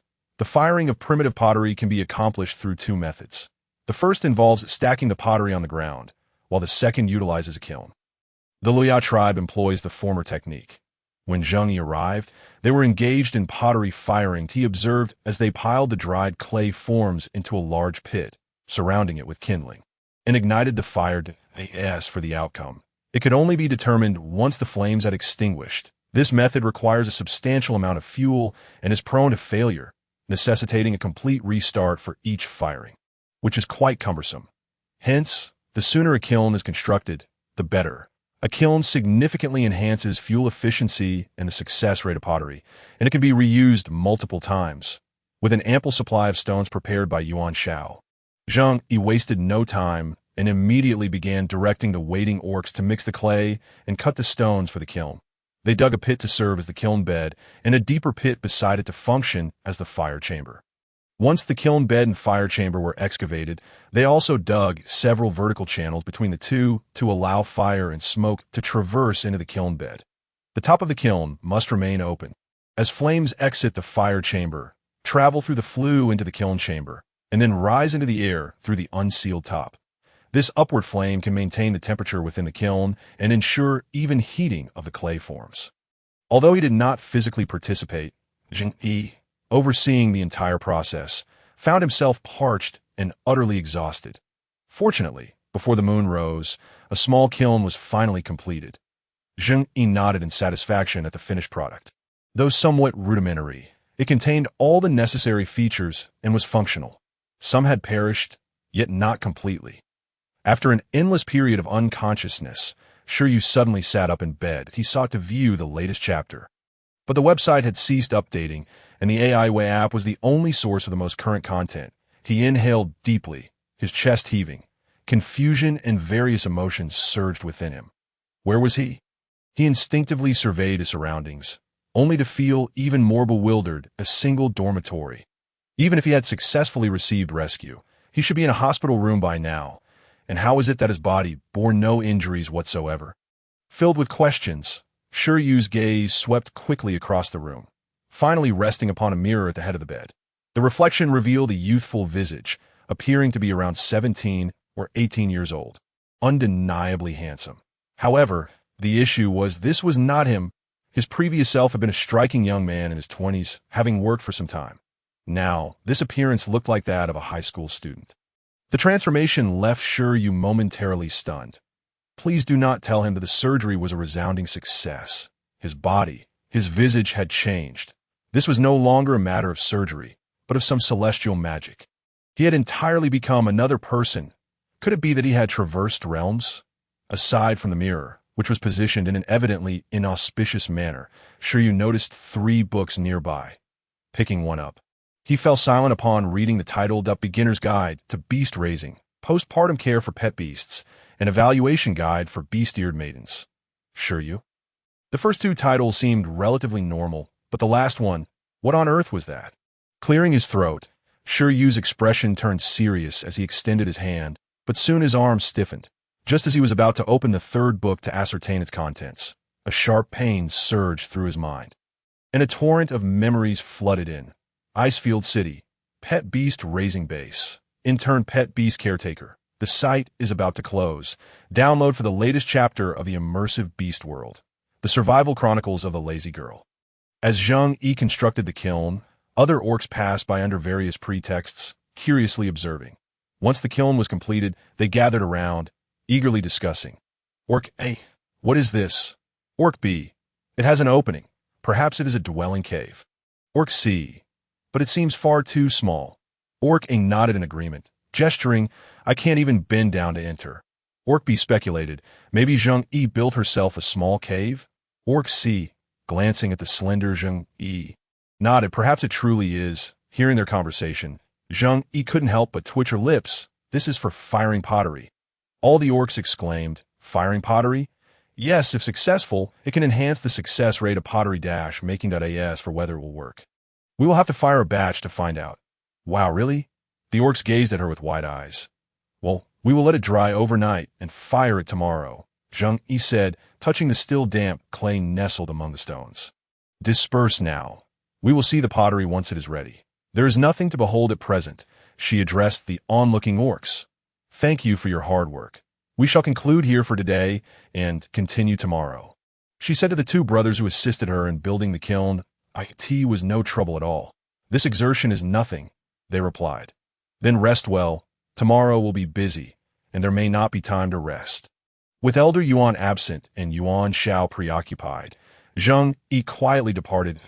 In that brief moment, night had fallen. Under the moonlight, accompanied by stars, Zheng Yu walked the path home, contemplating the kiln firing to come and the evening's meal. Perhaps the moonlight felt too cold, or perhaps the journey home was too long. Walking alone, Zheng Yu felt a twinge of loneliness. Yet, it was but a fleeting feeling. Economic foundations determine the superstructure. Alas, at present, she could barely satisfy her hunger, and without diligence, her life would be at stake. Who had the luxury to lament the fleeting seasons? Her efforts to aid the Liao tribe's development could be seen as a means to uplift her otherworldly brethren towards prosperity. Reporting back to her nation, she wondered if it would be deemed her merit, earning her a secure position. As Zheng Yu pondered this, she suddenly felt invigorated. Hey, it's also possible that upon reporting, I could be dissected or even sent to a mental institution. Zheng Yu's thoughts began to spiral. What dissection? Oh no. Zheng Yu was nearly startled out of her wits by the sudden voice. Where are you going? Yu inquired, puzzled. Hey, why did you fall? Yu asked as she hurriedly reached out to assist Zheng. Not having heard her clearly, Zheng Yu instinctively recoiled as a shadow approached. But as Yu stepped into the moonlight, Zheng Yu's heart finally settled upon recognizing her. Yu, why were you standing in such a dark spot? You startled me, Zheng Yu said, rising with Yu's help, brushing her palms and wiping the cold sweat from her forehead. That was close. I almost screamed, oh, I sensed your presence upon returning and waited here for you, but I didn't pay attention to where I stood. Yu replied, a bit embarrassed, having forgotten that Zheng Yu lacked night vision. By the way, where have you been? I haven't seen you all day, Zheng Yu asked curiously. I went out with the patrol team to scout the area surrounding the tribe. This is the time when incidents are most likely to occur, but Elder Aman took some warriors to guard the divine deer tribe and sent others to procure salt, so there weren't enough beasts. I went to help, Yu explained, stifling yawn. Patrolling demands significant stamina and heightened concentration, and she had to remember many details during her rounds, so it was inevitable she would feel fatigued by the end of the day. You must be very tired, Zheng Yu said softly, feeling a pang of sympathy for her companion. I'm all right. I'll adapt in a couple of days. But no matter how tiring it is, it's worthwhile. Haha, I have good news for you. Uncle Qingyou has agreed to give me a chance to join the patrol team. As Yu recalled, she once again regained her usual vibrant demeanor. Being female, the orcs of the tribe were quite accommodating toward her. She learned the art of hunting from the elder orcs and trained alongside a Xing and the others, while the tribe merely perceived her as playful, which greatly facilitated her endeavors. However, due to her gender, even when Yu previously emphasized her desire to hunt like a true warrior, her words were dismissed as mere jest. Yet, when she stealthily slipped out of the tribe to join the hunting party on the grasslands, she was discovered midway and returned to the tribe, where the chieftain expressed his fury and confined her for an extended period. Nevertheless, even when the chieftain withheld food from her, she remained resolute, insisting that she would become a warrior. Ultimately, the chieftain had no choice but to acquiesce to her desire to venture out, albeit under the condition that she must always accompany the orcs and refrain from going to the grasslands. She agreed, cherishing the thought of seizing an opportunity to sneak away later. Subsequently, when about Jie went missing, Yu set aside her ambitions, as the chieftain and Ahua Ma treated her like their own offspring, and she could not bear to betray their trust during such a time. Thus, her focus shifted to the tribe's patrol team. The hunting team was perilous, while the patrols were exhausting. She understood that the chieftain intended for her to give up and deliberately increase the difficulty for her. Yet, she was not deterred by fatigue. She had exerted herself for so long, not to merely flaunt her prowess within the tribe, but to become a warrior who would protect her tribe and kin. She hoped that this time, the chieftain would recognize her efforts and determination, permitting her to join the patrol team. Yu, are you listening? Zheng Yu waved her hand before Yu's eyes. Huh. Yu snapped back to reality. Gazing at Zheng Yu with a bewildered expression, I said, "You're going to make tomato fish slices. Would you like me to add a bit of grilled fish?" Zheng Yu repeated with a hint of exasperation.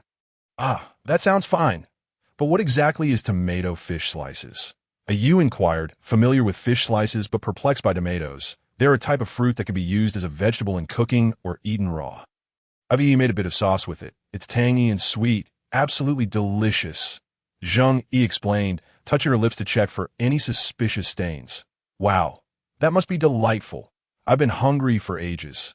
Yu remarked, rubbing her growling stomach. Upon returning home, Zheng Yu stowed away the basket and handed Yu some grilled fish slices, advising her to eat a little to tide her over. As the meal was nearly ready, and to remember to wash her hands. Reluctantly, Yu placed the basket down and followed Zheng Yu to wash her hands. Upon returning, she disregarded the droplets still clinging to her fingers and eagerly grabbed a piece of grilled fish to savor. With a blissful squint, Yu felt a sense of fulfillment as she relished the grilled fish. After washing her hands, Zheng Yu retrieved a substantial piece of fish from her pantry to prepare the tomato poached fish. She sliced the fish into thin pieces, rinsing them in a stone basin until pristine, then squeezed out the excess water. Zheng Yu prepared some lard and tomato sauce, slicing ginger and dicing 2 ripe tomatoes. After heating the pot, she added a spoonful of lard. Once melted, she tossed in the ginger slices and a few Sichuan peppercorns to infuse the oil with fragrance. In the hot oil, she added the diced tomatoes. Stir-frying over high heat, then reduced the flames to simmer until the tomatoes softened into a puree. Next, she added an appropriate amount of water and 2 generous spoonfuls of tomato sauce, bringing it to a boil. Finally, she introduced the fish slices into the pot. The fish cooked quickly, changing color, after which she added some wild greens. The result was a pot of fish snow white and bathed in a rich, flavorful tomato broth. "Is it ready to eat?"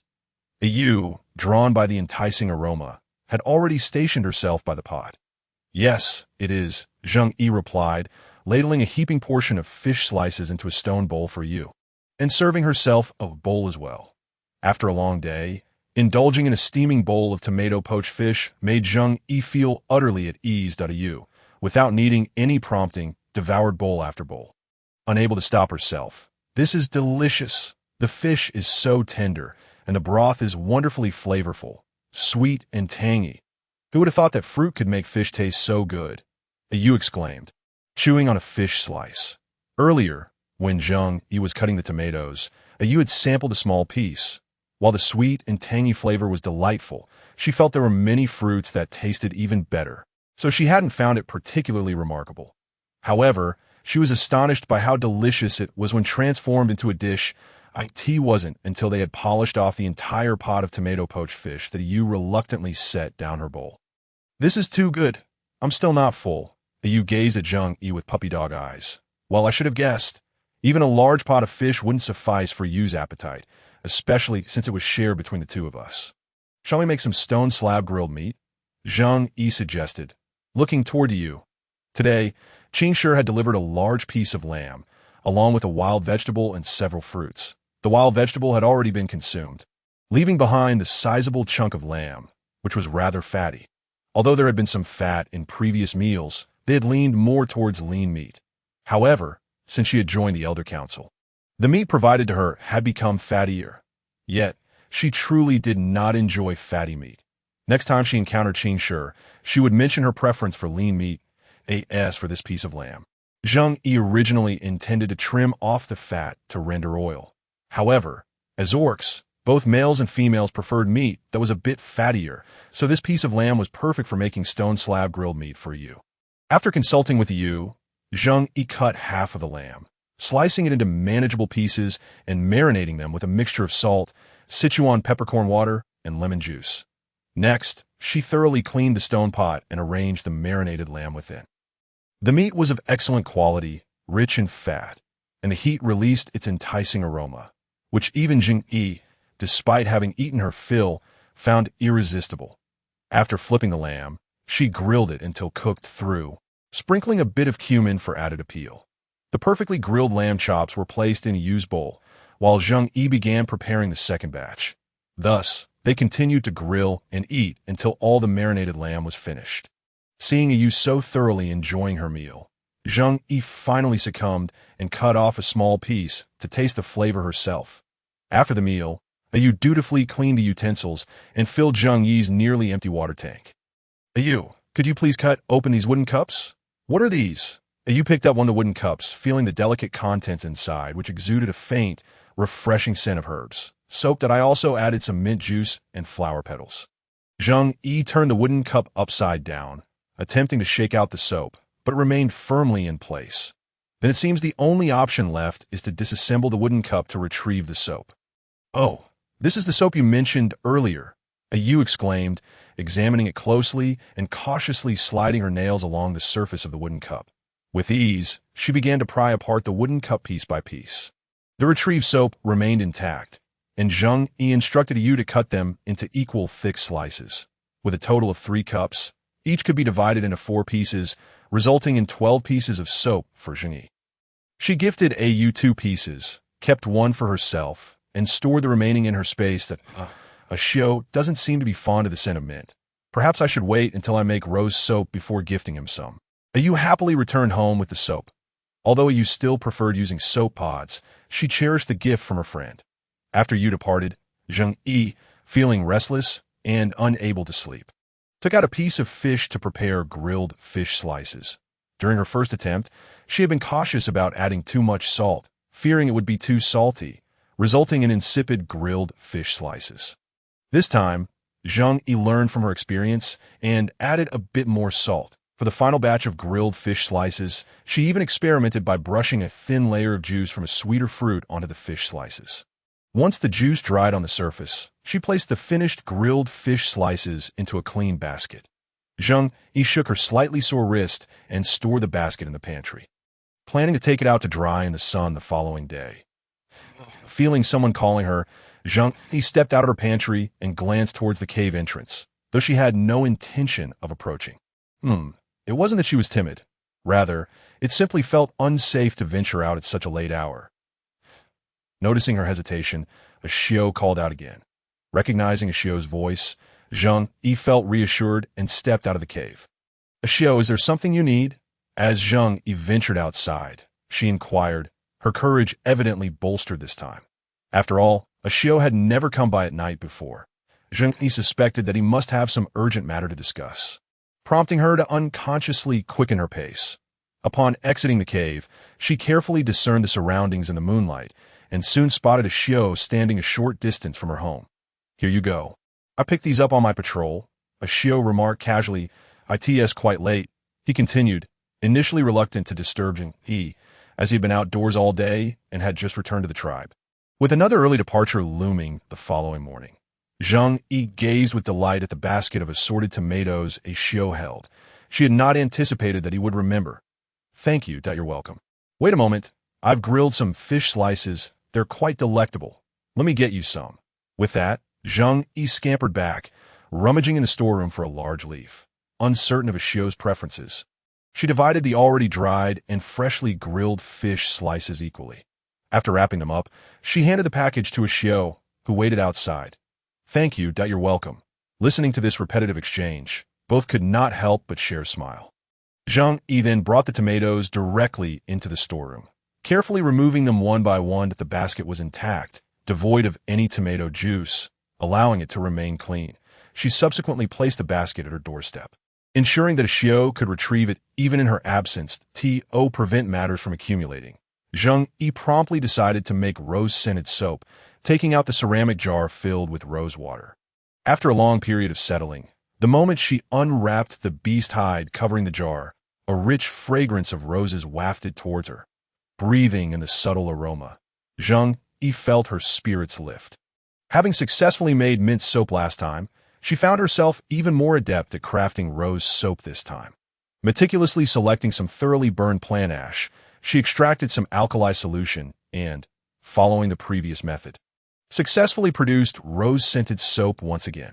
The rose water naturally possessed color, and upon pouring into the pot, the soap mixture took on a delicate pink hue. For the molding process, Zheng Yu chose a pink peony as decoration. Remarkably, the flower retained its vibrant allure, appearing as though it had just been freshly picked. Placing the 3 filled wooden cups aside to solidify, Zheng Yu prepared to wash up and retire for the night. Perhaps due to the fatigue from the previous day, she awoke quite late. With no time to check the fish traps, she hastily consumed a simple breakfast before heading to the pottery kiln. Indeed, Yuan Xiao and the 2 orcs who had constructed the kiln the day before were already waiting there. The area beside the kiln was stacked with firewood and clay pieces. These were shaped according to your specifications and have all been thoroughly dried. The method you taught us for making clay pieces is quite effective, Yuan Xiao said, beaming with delight. Grandpa Yuan mentioned that you could select any pottery produced by the pottery team. I also heard that you intend to start firing pottery in the kiln today. These are the dried clay pieces. Feel free to choose some. Yuan Zhao's enthusiasm was palpable. Using coils of clay to create pottery was not only more convenient, but also faster, resulting in aesthetically pleasing pieces. After a night of crafting, Yuan Xiao felt invigorated rather than fatigued. Zheng Yu, not one to be shy, perused the selection of clay pieces with great care. Without a potter's wheel, handcrafting pottery inevitably led to inconsistencies in thickness and pressure. The clay pieces presented by Yuan Xiao exceeded her expectations. After meticulously inspecting them, any pieces with cracks were set aside for rehydration and reconstitution into clay. Zheng Yu primarily selected some clay pots and jars, while also picking a few bowls and cups, understanding that not all her crafted clay pieces would necessarily become pottery. Noticing some clay nearby, Zheng Yu took the initiative to create 5 small jars. With Yuan Xiao assisting in making another 5, that these jars could be used for spices or later for storing lard.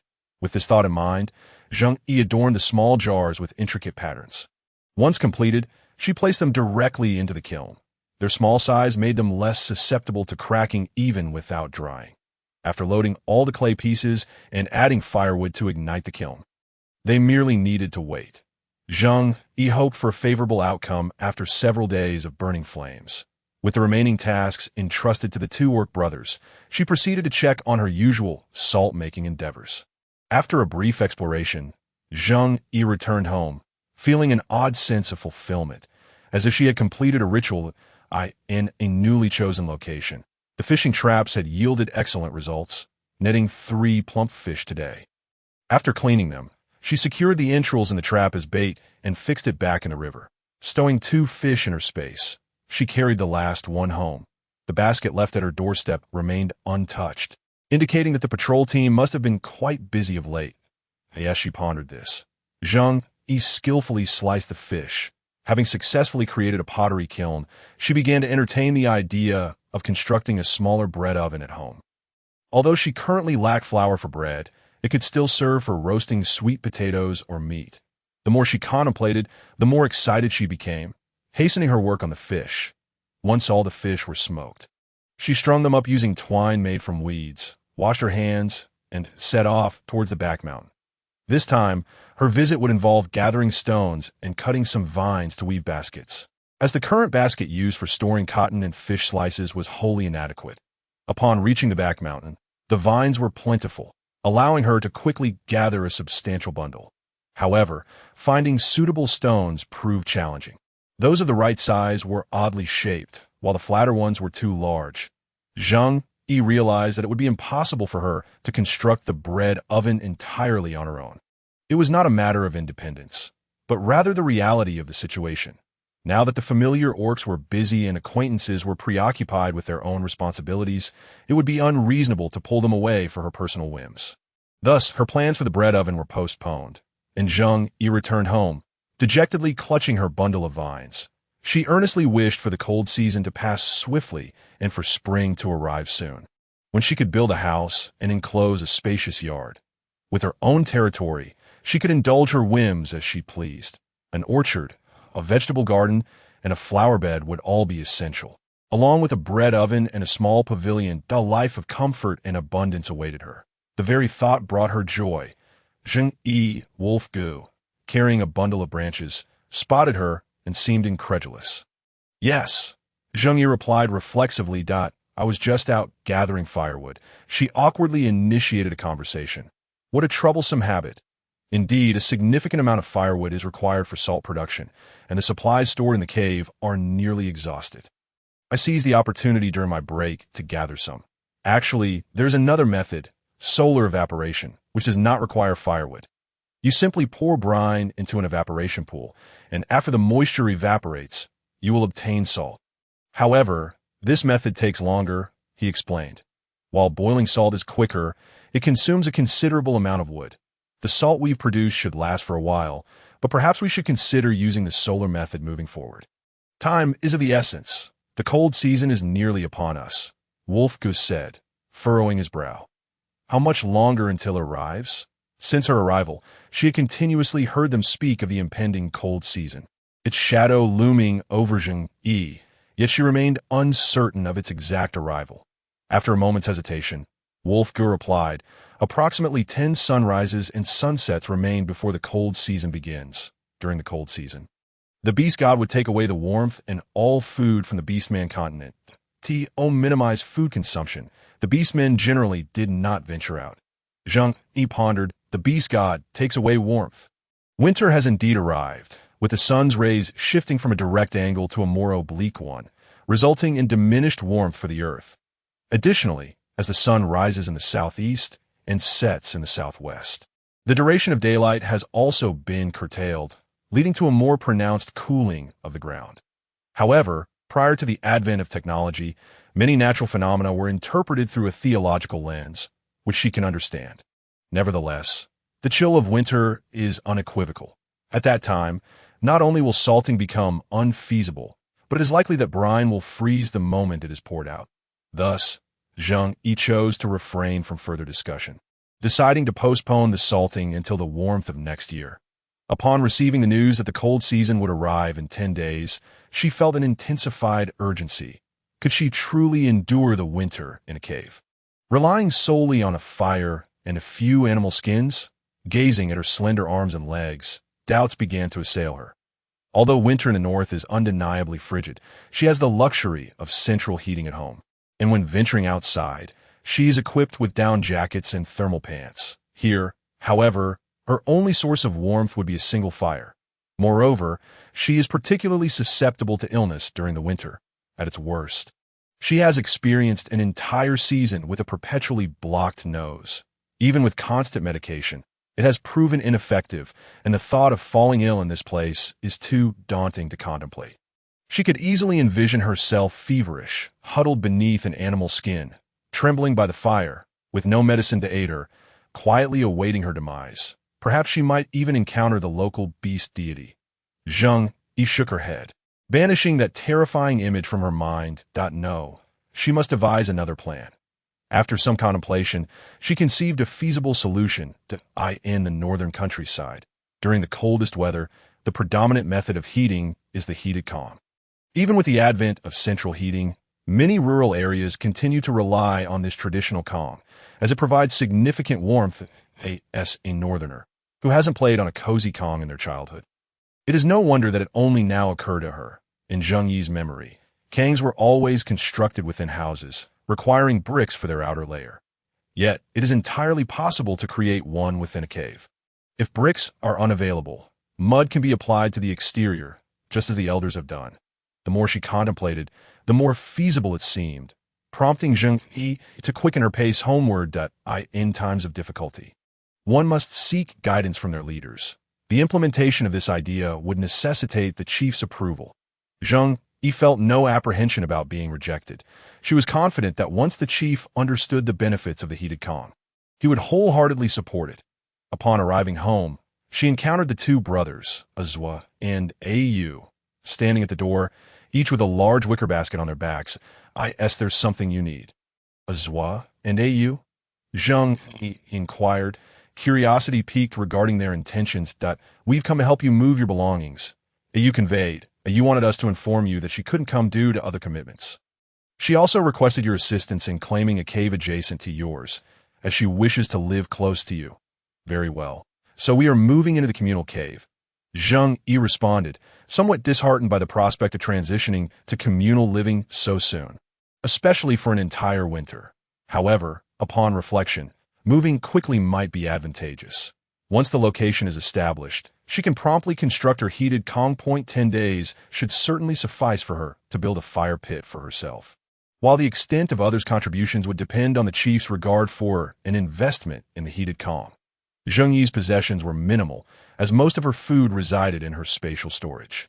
Making the packing process swift, she gathered animal skins, food, clay pots, and even her stone pot and flowers, completing the task in just 2 trips. However, as the communal cave was situated a fair distance from her home, the entire moving process took some time. Previously, Zheng Yu had imagined the communal cave of the Loya tribe as a vast cavern containing numerous smaller caves, likely shrouded in darkness. Yet upon witnessing it firsthand, she realized she had significantly underestimated the wisdom of these primitive inhabitants. The communal cave was, in fact, the very place where she had once taught the beast folk to weave wicker baskets. However, at that time, she had only seen a portion of the communal cave. This time, they took a different route, and as they ascended, Zheng Yu began to discern the layout of the place. Entering through one cave entrance and traversing a lengthy tunnel, they arrived at the living quarters. The internal structure resembled a cylindrical building. Upon entering, Zheng Yu discovered that her location was in the center of the communal cave, with 2 levels both above and below. Although there were only 5 levels, the spaciousness between each floor gave an impression of great height. Each level was connected by broad corridors and generously sized staircases, descending directly to the bottom floor. Zheng Yu felt as though she had entered the realm of giants. She felt like a diminutive figure within an expansive circular chamber. However, to her delight, a crystal-clear stream flowed outside the communal cave, alleviating any concerns about water resources. There was also a designated area for waste disposal, eliminating any potential awkwardness. Yet as winter approached, snow was inevitable. This pristine location would undoubtedly yield clean snow, allowing her to simply melt it for water. Observing the cave that she would inhabit for an extended period, Zheng Yu felt a sense of satisfaction. The highest level was designated for all single females, and after ascending 2 levels from the cave entrance, she arrived. The 5th level also housed the chief and the elders. Originally, Azwa and Yu intended to place her belongings beside the elders. Every cave was constructed similarly, and Zheng Yu ultimately chose 2 caves in the center. Although the 5th level was interconnected, it appeared to be divided into 2 sections, one for the chief and the elders, and the other for the single females. Nevertheless, both sides had staircases, allowing both groups to avoid disturbing each other while still being able to seek the elders' assistance promptly if needed. The orc who designed this communal structure was truly ingenious, having considered every detail. The cave Zheng Yu selected was situated at a boundary-like location between the 2 sides. This area possessed a notable characteristic: tranquility, and Zheng Yu was pleased with her choice. Subsequently, she planned to create a wicker curtain to cover the cave entrance, thus safeguarding her privacy. However, as the entrance was relatively large, she would likely need to fashion a larger curtain. Currently, she did not possess enough vines, so it seemed necessary to gather another batch. The elderly orcs and the orphans resided on the 4th level. As she moved about, she could faintly hear the sounds of their playful antics. After she finished organizing her belongings, she would visit the young ones for some delightful playtime, imagining the joy of petting their soft fur. Once Zheng Yu familiarized herself with the cave's layout, she began to arrange her new home. This cave was quite similar to her previous dwelling, with 2 small caves on either side. The 2 on the right remained unchanged, serving as a storage room and a firewood room. The additional cave on the left was perfectly suited for use as a kitchen, which would facilitate her efforts in constructing the heated Kong. The elderly orcs and the young ones had already moved in. As it was the season for single females to relocate, the caves had all been cleaned. They were not particularly dirty, so Zheng Yu politely declined Azua and Yu's offer of assistance. She first set up her bed, completing most of the organizing. After all, Azua had already carried the food to the storage room, and Yu had neatly stacked the firewood in the firewood room. The only task requiring her own effort was making the bed.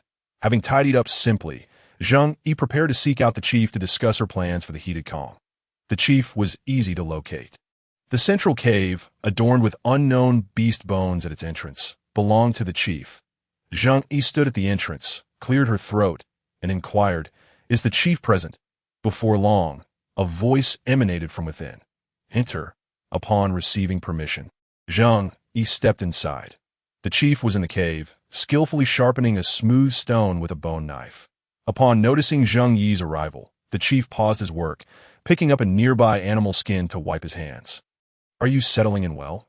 The chief asked kindly. "It's all right," Zheng Yu replied honestly. "Moving here has its pros and cons, but the advantages certainly outweigh the disadvantages, especially considering the importance of one's life." "You sought me out for something, I presume?" The chieftain's calm, yet piercing gaze turned towards me. The earlier concern emanated from a benevolent elder, while the current inquiry stemmed from the authority of a leader presiding over a vast tribe. "Indeed, I have heard that this winter is particularly harsh, prompting me to diligently contemplate methods for enduring the cold.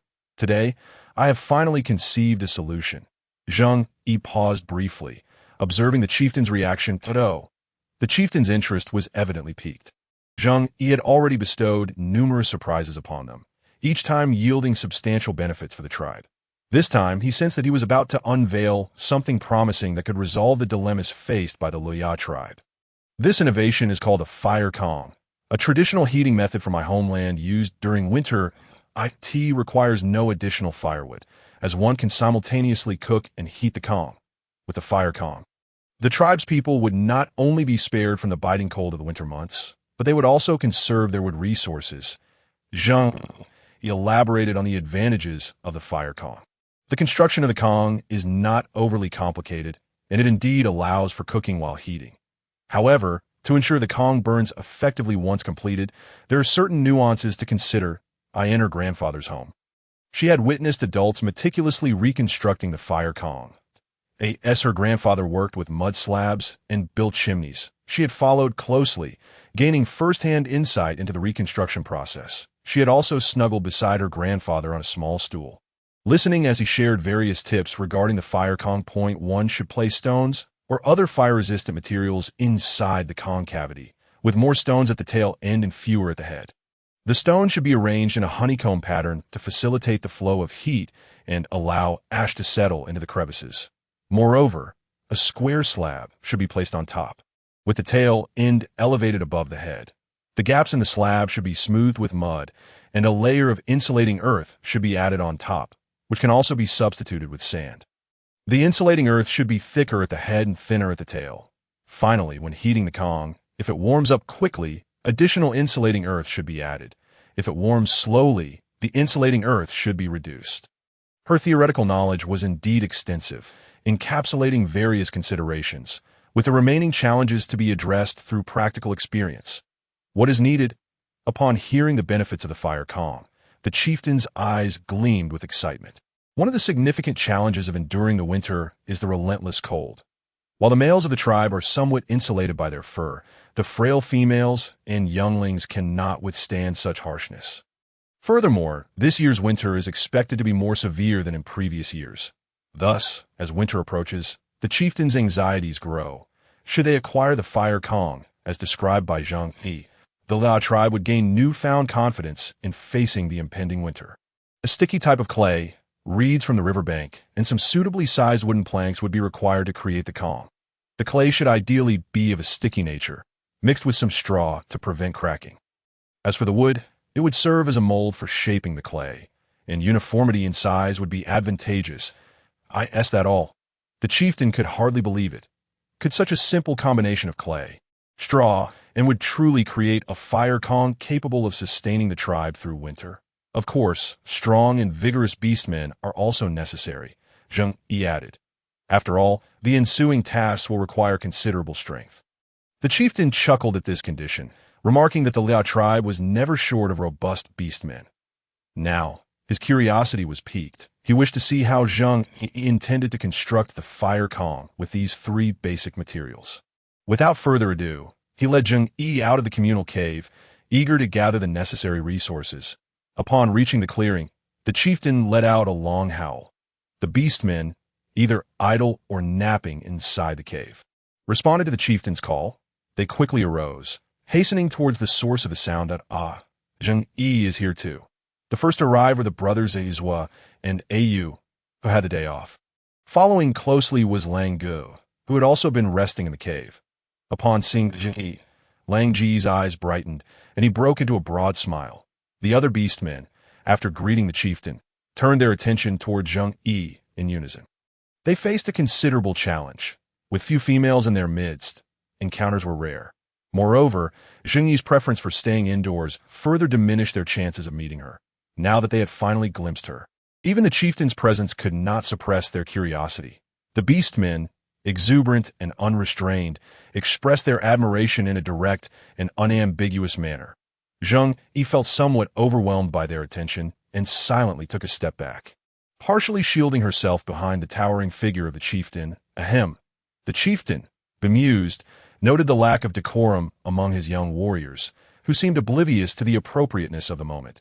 Just look, boys, simply gazing will not suffice. You must engage with her. Zheng Yu interjected. Chieftain, are you perhaps missing the point? Upon hearing the chieftain's cough, the beastmen snapped back to reality, turning serious as they focused on the chieftain. The chieftain suppressed an eye roll, swiftly regaining his benevolent demeanor.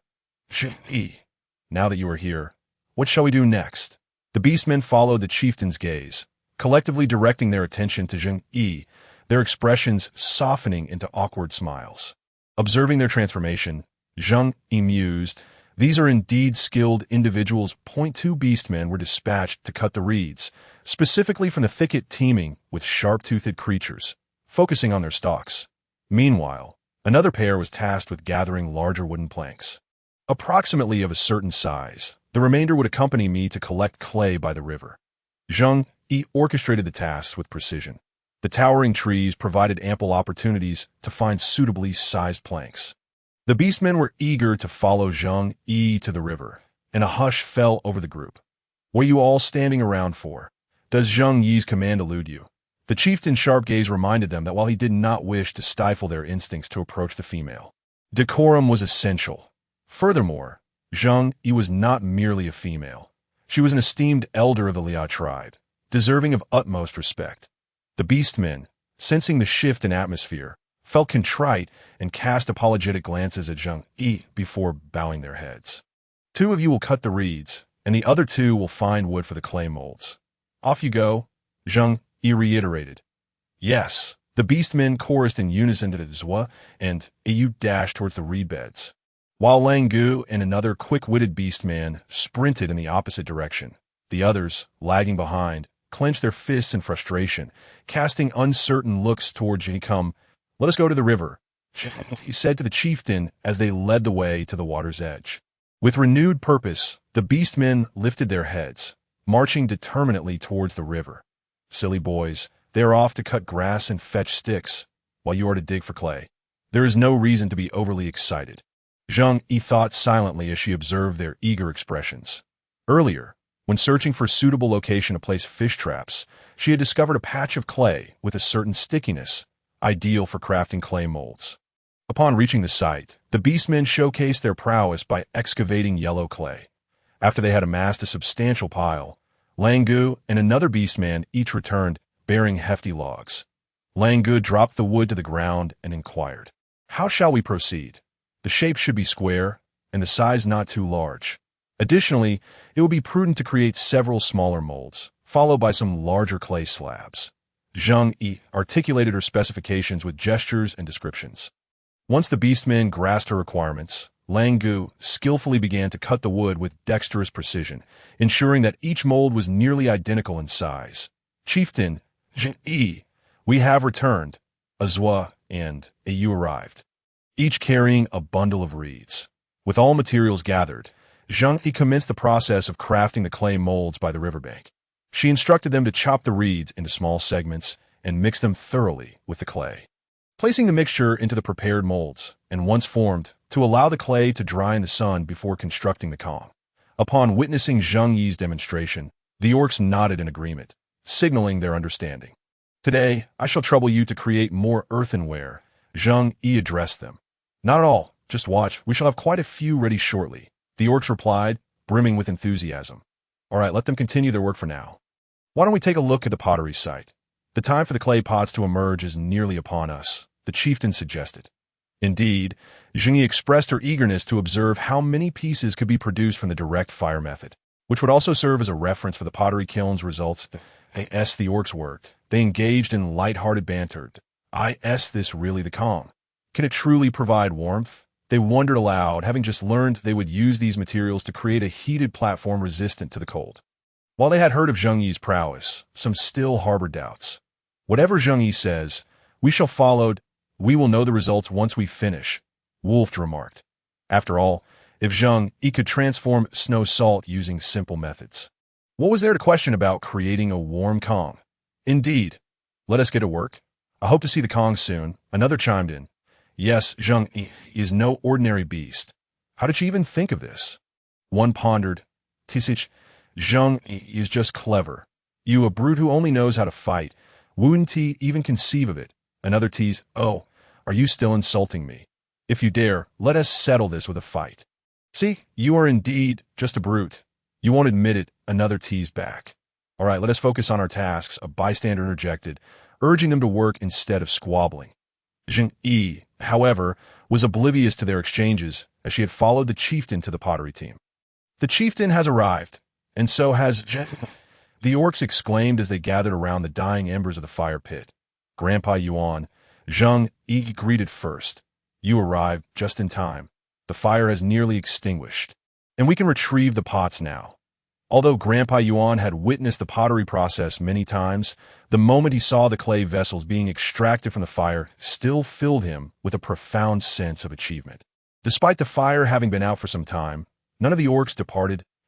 As they waited, they eagerly gazed into the large fire pit. When the last flicker of flame was finally extinguished, several orcs wielding large spoons began to scoop out the ashes. These were indeed large spoons, akin to a magnified version of those used for soup, just as a small spoon can serve soup. It was evident that the orcs possessed the wisdom to apply their knowledge to various contexts. As they dug deeper, their actions grew noticeably gentler. Eventually, they switched to smaller spoons, carefully scraping out the remnants. Upon reaching the bottom, they finally uncovered the pottery. The orcs cautiously unearthed the clay vessels, still cloaked in a layer of ash. One by one, that if they discovered a well-crafted piece, their faces would light up with joy. If not, they would express their disappointment with sighs. That be why merely observing the changing expressions on the orcs' faces, Zheng Yi could surmise how many good pieces were produced versus those that were not. The pit had a considerable diameter, and many pieces had been buried, yet only about 150 intact items emerged. Wonderful. This year we have produced more pottery in one firing than we did in 2 last year. Have we discovered a new method? The chieftain exclaimed, his delight evident as he examined the newly fired pottery. This time, we dried the clay forms thoroughly before firing. Grandpa Yuan explained candidly. Excellent. The pottery team has excelled once again. The chieftain remarked with a smile, feeling a surge of emotion. Initially, the Loya tribe lacked the skills to produce pottery and had to purchase clay pots from other tribes, which were costly and drained their resources. Though their warriors were fierce and could hunt plentifully, food remained precious, and clay pots were not a necessity, limiting their annual purchases significantly. Consequently, even the chieftain treated the bought pottery with utmost care, rarely using them. Every market day, they could only gaze enviously at other tribes utilizing their clay pots. That it was only after Grandpa Yuan wandered into their midst and joined the Loya tribe that the pottery-making technique was introduced. However, He too was initially unfamiliar with the process, knowing only that clay forms were crafted from mud and then fired. His early attempts were fraught with failure, but through gradual experimentation, he amassed experience, ultimately establishing the pottery team. Even so, their success rate remained dismally low, and they had never before managed to produce such a quantity of intact pottery in a single firing. Is it not thanks to Zheng Yu's suggestion to dry the clay before firing that we have improved our success rate? Grandpa Yuan noted, the Liao tribe placed great importance on honesty and accountability. What belonged to whom was recognized equally, and the orcs were straightforward in attributing credit. Zheng Yu, she interjected before the chieftain could speak. I understand, everything is for the tribe. Could you please refrain from looking at me with such teary eyes? I truly cannot bear it, and besides, hearing thank yous repeatedly loses its charm. All right, the chieftain responded, repeating the word thrice. His eyes moist, but managing to suppress the tears. Zheng Yu was indeed a blessing to the Liao tribe. The intact pottery would be collected and distributed once the firing was complete, while the broken shard were also gathered by the orcs. Zheng Yu, perplexed, inquired, why are we collecting these broken shards?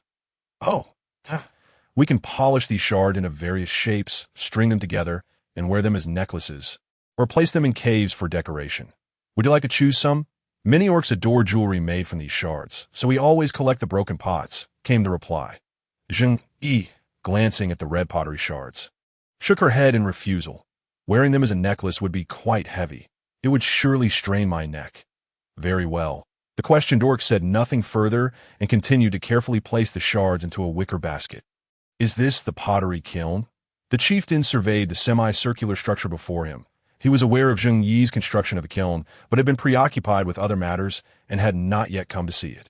Indeed, we only began firing last night, and we will open the kiln this afternoon, Zheng Yu replied. Although unsure how long the firing should last, she recalled that the earthen kiln in the Liao tribe required only a single day. Thus, she also planned to fire for a day to see how things turned out. Yet, there was a lingering anxiety within her, feeling as though the firing time was too brief. After cleaning the fire pit, the pottery team began preparing for the second batch of pottery. The first batch primarily consisted of clay pots, while the second batch clearly revealed various earthenware like sandpots, bowls, and cups. Once the clay forms were arranged and kindling placed around, Zheng Yu felt a wave of heat wash over her. However, she did not mind, as such a large fire would naturally generate considerable warmth. Now that the fire is lit, Zheng Yu, don't head back. Stay here and eat, the chieftain insisted. The sizable fire pit was ample for the orcs to gather around for a barbecue. Zheng Yu nodded in agreement, pleased at the prospect of enjoying communal meals, sparing her the need to cook alone at home. The chieftain chuckled heartily and went to fetch some meat that a group of orcs responded in unison and made their way towards the storage cave. The pottery team required a substantial quantity of provisions, which they directly retrieved from the storage cave. This was the busiest period, a time when the orcs exerted their utmost strength, necessitating an ample supply of food. Consequently, several orcs brought back a considerable haul. In addition to the meat, they thoughtfully gathered a few fruits as well. Zheng accepted the fruits and nodded in gratitude towards the ORC.T. her delight. It appeared that the Liao tribe had already returned with the cumin. During this barbecue, Zheng Yu noticed not only the new snow salt being used, but also a delicate sprinkling of cumin. Currently, the snow salt was still in production, with only a small portion allocated to the pottery and salt-making teams, yet to be distributed further. Once this busy period concluded and a sufficient amount of snow salt was produced, it would be distributed to each ORC.IT that time. It would be up to you, the elder in charge of salt production, to manage the distribution. The tribe leader, astute as ever, guessed Zheng Yu's curiosity as she gazed at the snow salt. Zheng Yu hadn't overthought it. She merely mused that technical personnel indeed held importance. Being unfamiliar with these matters, she directly inquired, but how much salt does each orc require to survive the cold season? Ha! Ahua is well-versed in these details and will assist you when the time comes, the tribe leader replied with a hearty laugh. Previously, they had distributed rock salt, and although it had now transformed into snow salt, a rough estimation could still be made, with Ahua's mother lending a hand. I can rest easy, Zheng Yu sighed in relief. Once the most skilled orcs in barbecue prepared the meat, they cut several large pieces and distributed them among the tribe leader, Elder Yuan, and Zheng Yu. Upon seeing that the portion exceeded her appetite, Zheng Yu quickly interjected, "Just half for me, please." The orc handing her the food hesitated for a moment, but ultimately complied with her request and sliced off half. However, he insisted on wrapping the slightly larger piece in a large leaf and presenting it to her. Zheng Yu gazed at the still somewhat oversized chunk of meat before her, feeling a twinge of helplessness. Yet it seemed impolite to refuse. Thus, she ended up quite stuffed. After satisfying her hunger, the tribe leader lingered, having seen and learned everything necessary. After exchanging farewells with the elders, Zheng Yu returned home, with nothing to do. She spent the afternoon weaving baskets and vine curtains within the cave. Having used the last vine by evening, she collected the food that Qingshi had brought and silently opened a durian. Seizing the moment when no orcs were around, she thought, if not now, then when? After finishing, she tossed a few mint leaves into the fire to dispel the lingering odor in the cave. Zheng Yu then prepared to wash herself in the river beside the communal cave, donning a new pair of shorts and a tank top. Although it was late, the external temperature was quite pleasant. After a day's exposure to sunlight, the water was also warm, alleviating any concerns of catching a cold. Finding a secluded spot, she entered the water without removing her animal hide, using mint soap to scrub her body thoroughly until the durian scent dissipated. Only after ensuring she was clean did Zheng Yu rise, drying herself with the animal hide before changing into fresh clothes. She then washed the clothes she had worn and placed them into the newly woven vine basket to take back to the cave for drying.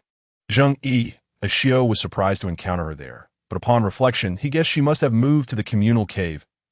As Xiao approached, Zheng Yu caught a faint whiff of blood and instinctively stepped back.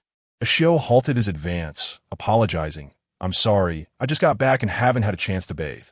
After adjusting to the situation, Zheng Yu took a few steps forward, maintaining a distance of half a meter from Xiao. The typical personal space ranges from 45 to 120 centimeters, and this distance felt just right, neither too distant nor uncomfortable for the orc. Having slaughtered numerous fish, Zheng Yu was no longer fazed by the scent of blood. However, in that fleeting moment, her instincts sensed a hint of danger, prompting her to retreat slightly. Yet, knowing it was a Xiao dispelled her fear. They were kin, after all. Zheng Yu scrutinized him for any visible wounds, feeling a bit relieved when she found none. Nonetheless, a sliver of concern lingered. "Are you all right? The blood suggests there was a fight. No visible wounds don't mean you are unscathed. What if it's internal?" "I'm fine. I encountered a passing stray beast that wasn't very friendly, and we had a scuffle. The blood isn't mine." As Xiao explained, he refrained from elaborating further to avoid alarming the petite female before him. Observing the genuine concern in Zheng Yi's eyes softened Xiao's heart. "Could you give me a few minutes? Let me wash off this blood, and then I'll escort you back." Zheng Yu, somewhat bewildered, agreed. As Xiao went to bathe, she stood idly, gazing at the sky at a 45-degree angle. Stargazing, she mused. "Let us go," Xiao said softly. Xiao merely rinsed off the blood, fearing Zheng Yu might grow impatient. His hair still dripping, he hurried back. Zheng Yu couldn't help but admire Xiao's straight, smooth hair despite its wetness, feeling a pang of envy. "What's wrong?" Xiao asked, puzzled by her sudden change in demeanor. Even his sharp intellect couldn't decipher her emotional shift at that moment. "Nothing, I just think your hair is really nice," Zheng Yu replied sincerely. Hearing this, Xiao was momentarily speechless before he pondered aloud. "Perhaps it's because my fur is of good quality, which translates to better hair when I transform." Zheng Yu recalled the sleek, glossy fur of the great white tiger and nodded in agreement. The river was conveniently close to the communal cave, and even though she had taken a longer route for privacy, she arrived quickly. Xiao escorted Zheng Yu to her doorstep before leaving with a sense of relief. Upon returning home, Zheng Yu inhaled the faint scent of mint in the air and spread her freshly washed clothes across the vine basket. She settled by the fire, waiting for her hair to dry, and for her clothes to become sufficiently warm. Feeling her slightly dry skin, she tumbled into bed to sleep.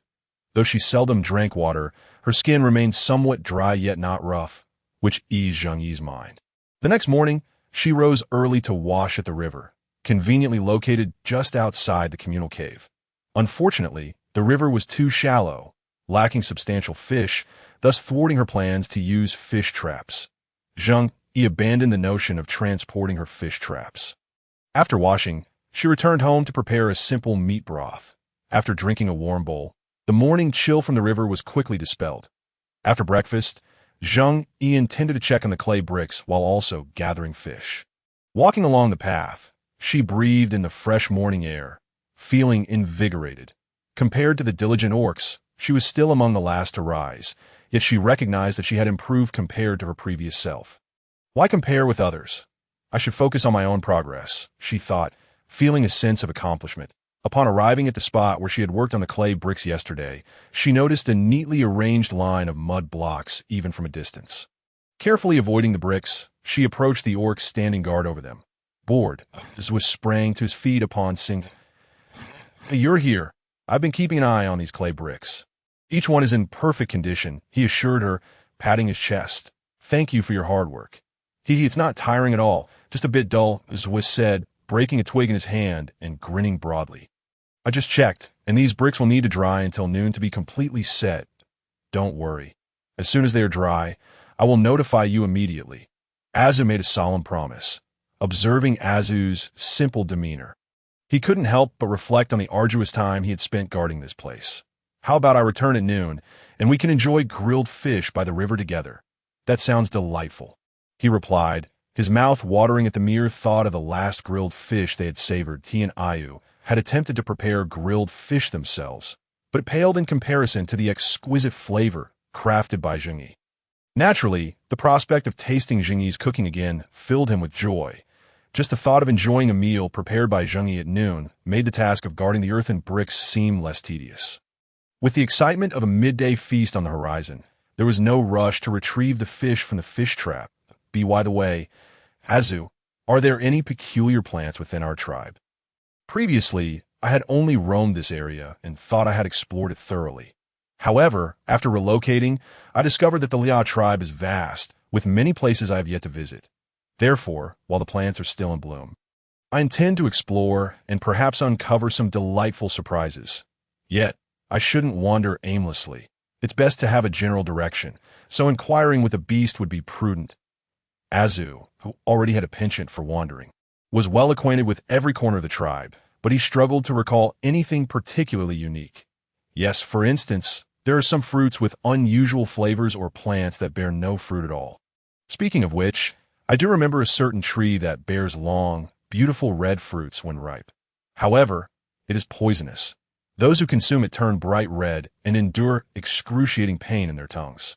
Azu exclaimed, slapping his forehead. By the way, why do you ask?" Azu inquired, casting a wary glance at Zheng Yu. Many younglings had succumbed to their curiosity and suffered from eating harmful things, and after witnessing this repeatedly, Azu had become quite astute regarding such matters. "Oh, I was merely feeling bored and wanted to explore a bit. Of course, it would be far more interesting to seek out something unique, wouldn't it?" Zheng Yu explained. Her boredom was genuine. She truly wished to explore, but mere observation wouldn't suffice. Based on Azu's description, Zheng Yu formed a hypothesis, but she needed to see the actual specimen to confirm her suspicions. "Is that so?" Azu resumed his original simple demeanor. Zheng Yu was undoubtedly clever and would not recklessly eat something harmful. "Where does that plant grow?" Zheng Yu pressed on. "Follow the river that runs along the communal cave, and you will eventually see it. However, to prevent the younglings from accidentally consuming it, the nearby ones have long been uprooted. If you wish to see it, you will have to walk quite a distance." Azu replied. "All right, understood." With the information she sought in hand, Zheng Yu departed briskly. Setting off on her own, she decided it would be wise to return home and gather a few items. Fortunately, it was on the way and wouldn't consume much time. Upon returning home, Zheng Yu grabbed a basket and a bone knife. After a moment's thought, she also secured several pieces of animal skin around her calves for protection against the grasses that might scratch her during her journey. The tree was indeed located quite far away. Following the direction of the flowing water, Zheng Yu trekked for an extended period. The road seemed interminable, leading her to question whether she had already passed it. Perhaps the fruit had appeared along the path earlier, Yet she simply hadn't noticed. Zheng Yu felt as though she was on the verge of hallucination. Suppressing her doubts, she continued onward, just as she was about to give up. She finally spotted a hint of red. Unable to contain her excitement, she quickened her pace, reaching the tree and revealing an uncontrollable smile. After carefully plucking one fruit, she took a cautious bite. The spiciness hit her senses. And despite the urge to expel her tongue, Zheng Yu felt an overwhelming sense of satisfaction. It was indeed chili pepper. She had longed for something spicy. In truth, she wasn't particularly adept at handling spicy foods. But after a period without it, the craving would return. She had even conducted online research, discovering it was a matter of her body's needs, which eased her mind. The strong desire for chili peppers could be attributed to deficiencies in zinc or iron or excessive dampness within her body. Thus, it wasn't self-torture. It was a necessity of her physiology. Once the discomfort on her tongue subsided, Zheng Yu eagerly began to harvest the peppers. She continued until her basket was full, reluctantly stopping only then. By the time she returned, it was already lunchtime. Zheng Yu hurriedly carried her basket of peppers back to the riverbank where the earthen bricks were placed, and on her way, she deliberately picked some large leaves to cover the basket and protect the peppers. As expected, Azu was eagerly waiting there. "You're back," Azu exclaimed, his eyes shining upon seeing Zheng Yu. "Could you please keep an eye on the earthen bricks while I go fishing?" The tribe leader had entrusted him with watching over the bricks. So even though nothing had happened before, Azu was reluctant to leave his post. "How about you stay here and keep watch? The fish in my trap should be enough for us to eat," Zheng Yu suggested, reasoning that 2 large fish would surely suffice for both her and Azu. No. How could I eat your food? I can catch fish quickly. I just need a moment," Azu insisted, adamantly refusing. "How can I consume the food of a female? I am quite capable of hunting. Please, don't be so agitated. I'll wait here while you go catch fish," Zheng Yu quickly reassured him upon witnessing his fervent reaction. "Rest assured, I possess excellent hunting skills. I will catch fish in no time," Azu declared earnestly. "All right, I believe in you." Zheng Yu exhaled in relief, realizing that Azu's intense reaction stemmed from this. Azu was indeed quite adept at fishing, and within moments of entering the water, he emerged with 2 fish. Zheng Yu wasted no time and began to prepare the fish as soon as they were caught. The fish were already dazed upon being caught, allowing her to handle them with ease. Shortly after, Azu returned with another 2 fish. Together, they processed the fish and gathered some firewood. Lacking proper tools, they resorted to the simplest method of grilling. As they grilled, Zheng Yu stuffed the fish's belly with slices of ginger and sprinkled a bit of salt over them once cooked, making them ready to eat. The ginger and salt had been discreetly retrieved from her space while Azu was preoccupied. After finishing their meal, they extinguished the fire and buried the fish bones. Zheng Yu took a brief rest before inspecting the earthen bricks, discovering they had completely dried. "They're completely dried. I'll go call for help," Azwa exclaimed with excitement. Once the earthen bricks dry, they can commence building the heated kong, a structure capable of withstanding the cold. How could he not be thrilled? Although Azwa mentioned it was merely a notification, he did not depart, but rather took a moment to gather himself. Releasing a series of varying howls, Zheng Yu surmised that these howls were a summons for the orcs to assemble. The orcs arrived promptly, with no need for further prompting from Zheng Yu. Those carrying earthen bricks did so, those with mud boards did the same, and those bearing soil made their way directly to the 4th level of the communal cave, under Zheng Yu's guidance.